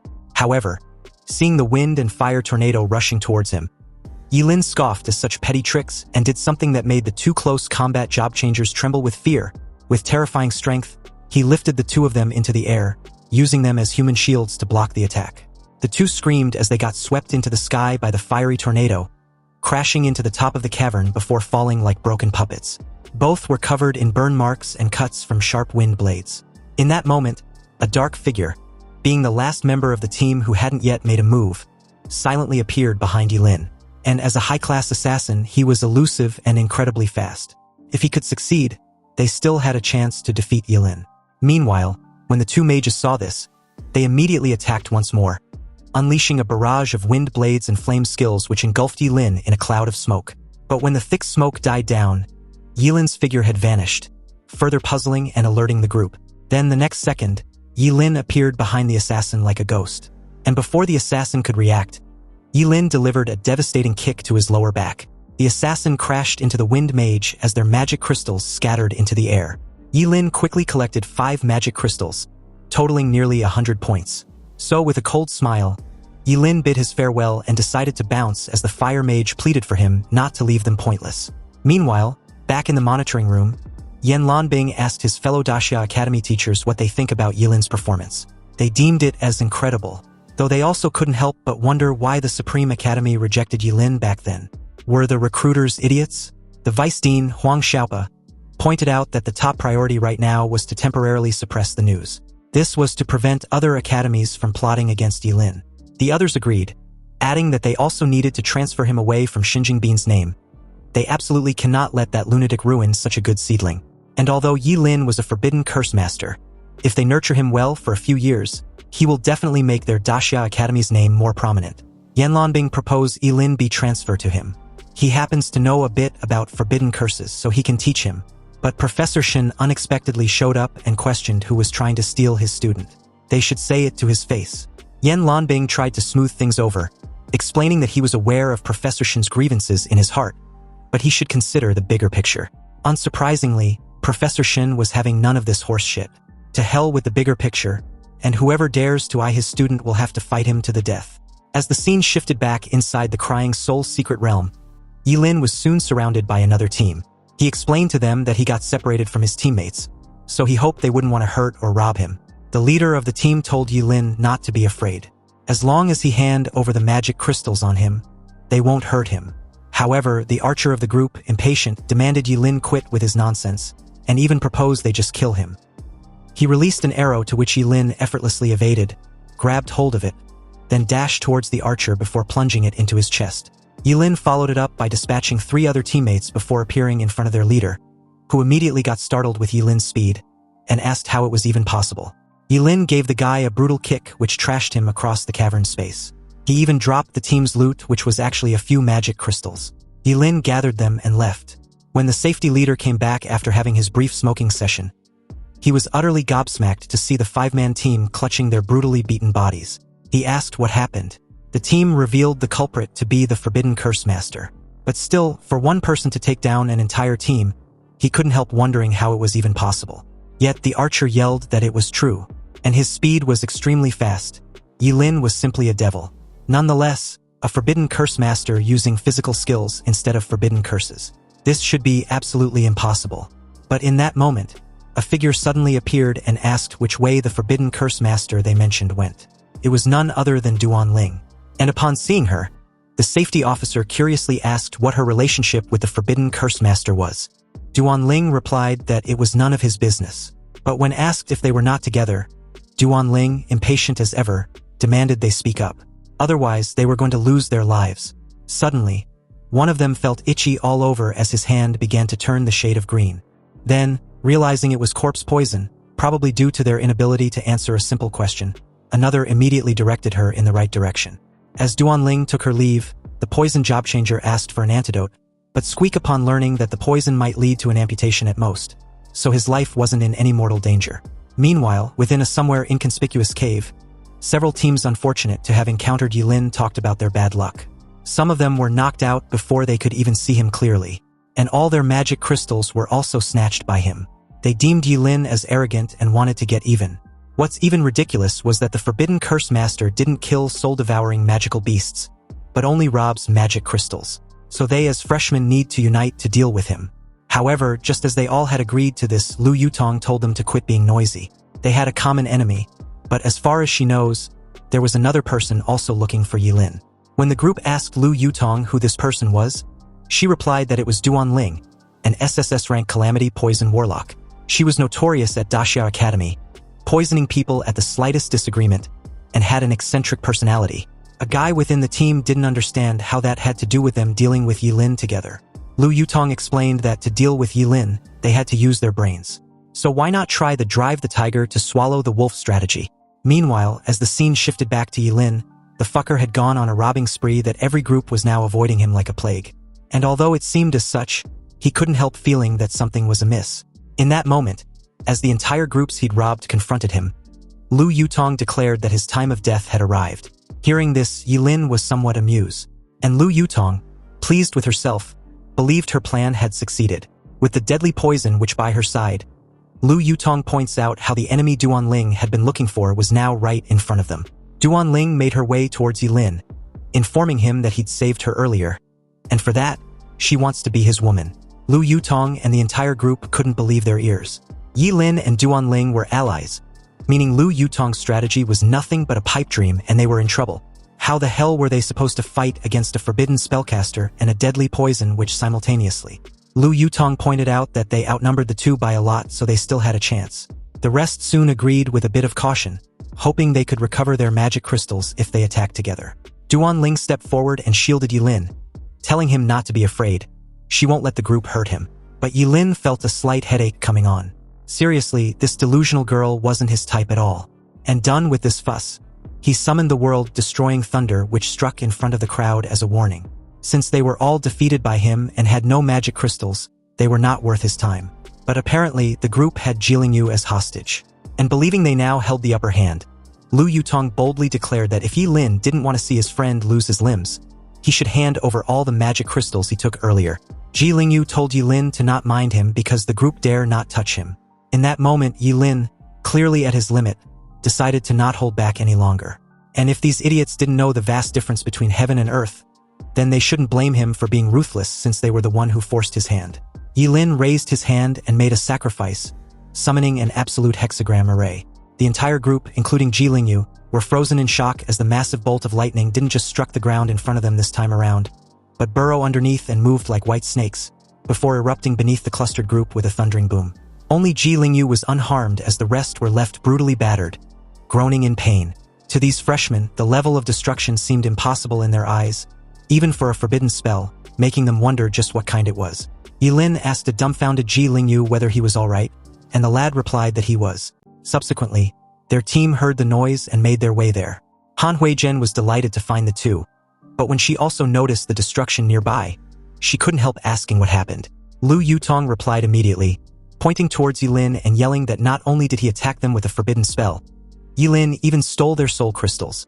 Han Huizhen turned in Ye Lin's direction and questioned if he was the one responsible. Lu Yutong confirmed this and explained that Ye Lin tried to kill them after stealing their loot. They plan on reporting this to the academy and have him expelled.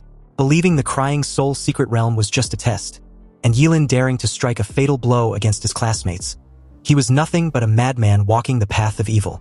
How can someone as cruel as Ye Lin be worthy of staying at Daxia Academy? And any attempted murder was still a crime. Lu Yutong implored the safety officers to second her words, for they saw it themselves. If Ye Lin returns all the soul crystals he stole, they will let what happened slide. Otherwise, Ye Lin can wait for his expulsion letter. As Ye Lin watched her with cold eyes, he asked who exactly he'd killed. The rest suddenly chimed in, demanding Ye Lin return the soul crystals to them. But this only made Ye Lin give off a chilling laugh. Lu Yutong curiously asked why he was laughing. Wasn't he afraid of being expelled?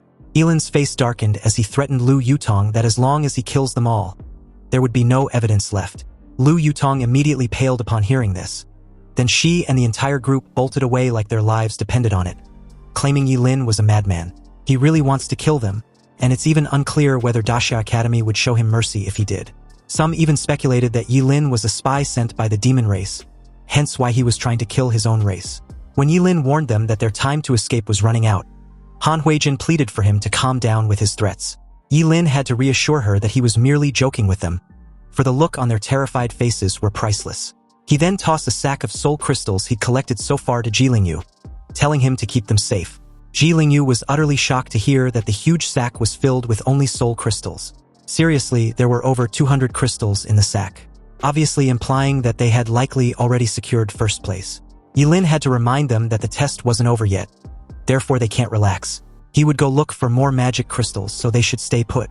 Ji Lingyu warned him not to take unnecessary risks. They already have more than enough soul crystals, and if he leaves, they won't be able to protect themselves and anyone properly if the need arrives. Taking his leave, Ye Lin suggests Duan Ling coat them with poison. And when Duan Ling asked where he was going, he simply told her not to follow. They were not a good match. Ji Lingyu seemed grateful that his boss went through all that trouble to help him take first place, while Duan Ling was determined to make Ye Lin hers sooner or later. A while later, Ye Lin was seen cleaving through monsters left and right, leaving a trail of corpses in his wake. He was deep within the Crying Soul secret realm, where he believed no freshman should be able to reach. And this meant there was no need to hide his strength anymore. With the aid of his rainbow bow, a single strike was more than enough to obliterate any beast to pieces. But just then, he was startled to hear a loud music echoing nearby, and with his interest peak, he made his way there. Ye Lin was surprised to even see light ahead. He was deep within the secret realm where no one should be, yet when he made a turn around the cavern's corner, he was completely stunned to see an actual freaking city, with everything functioning and what seems like people leaving there.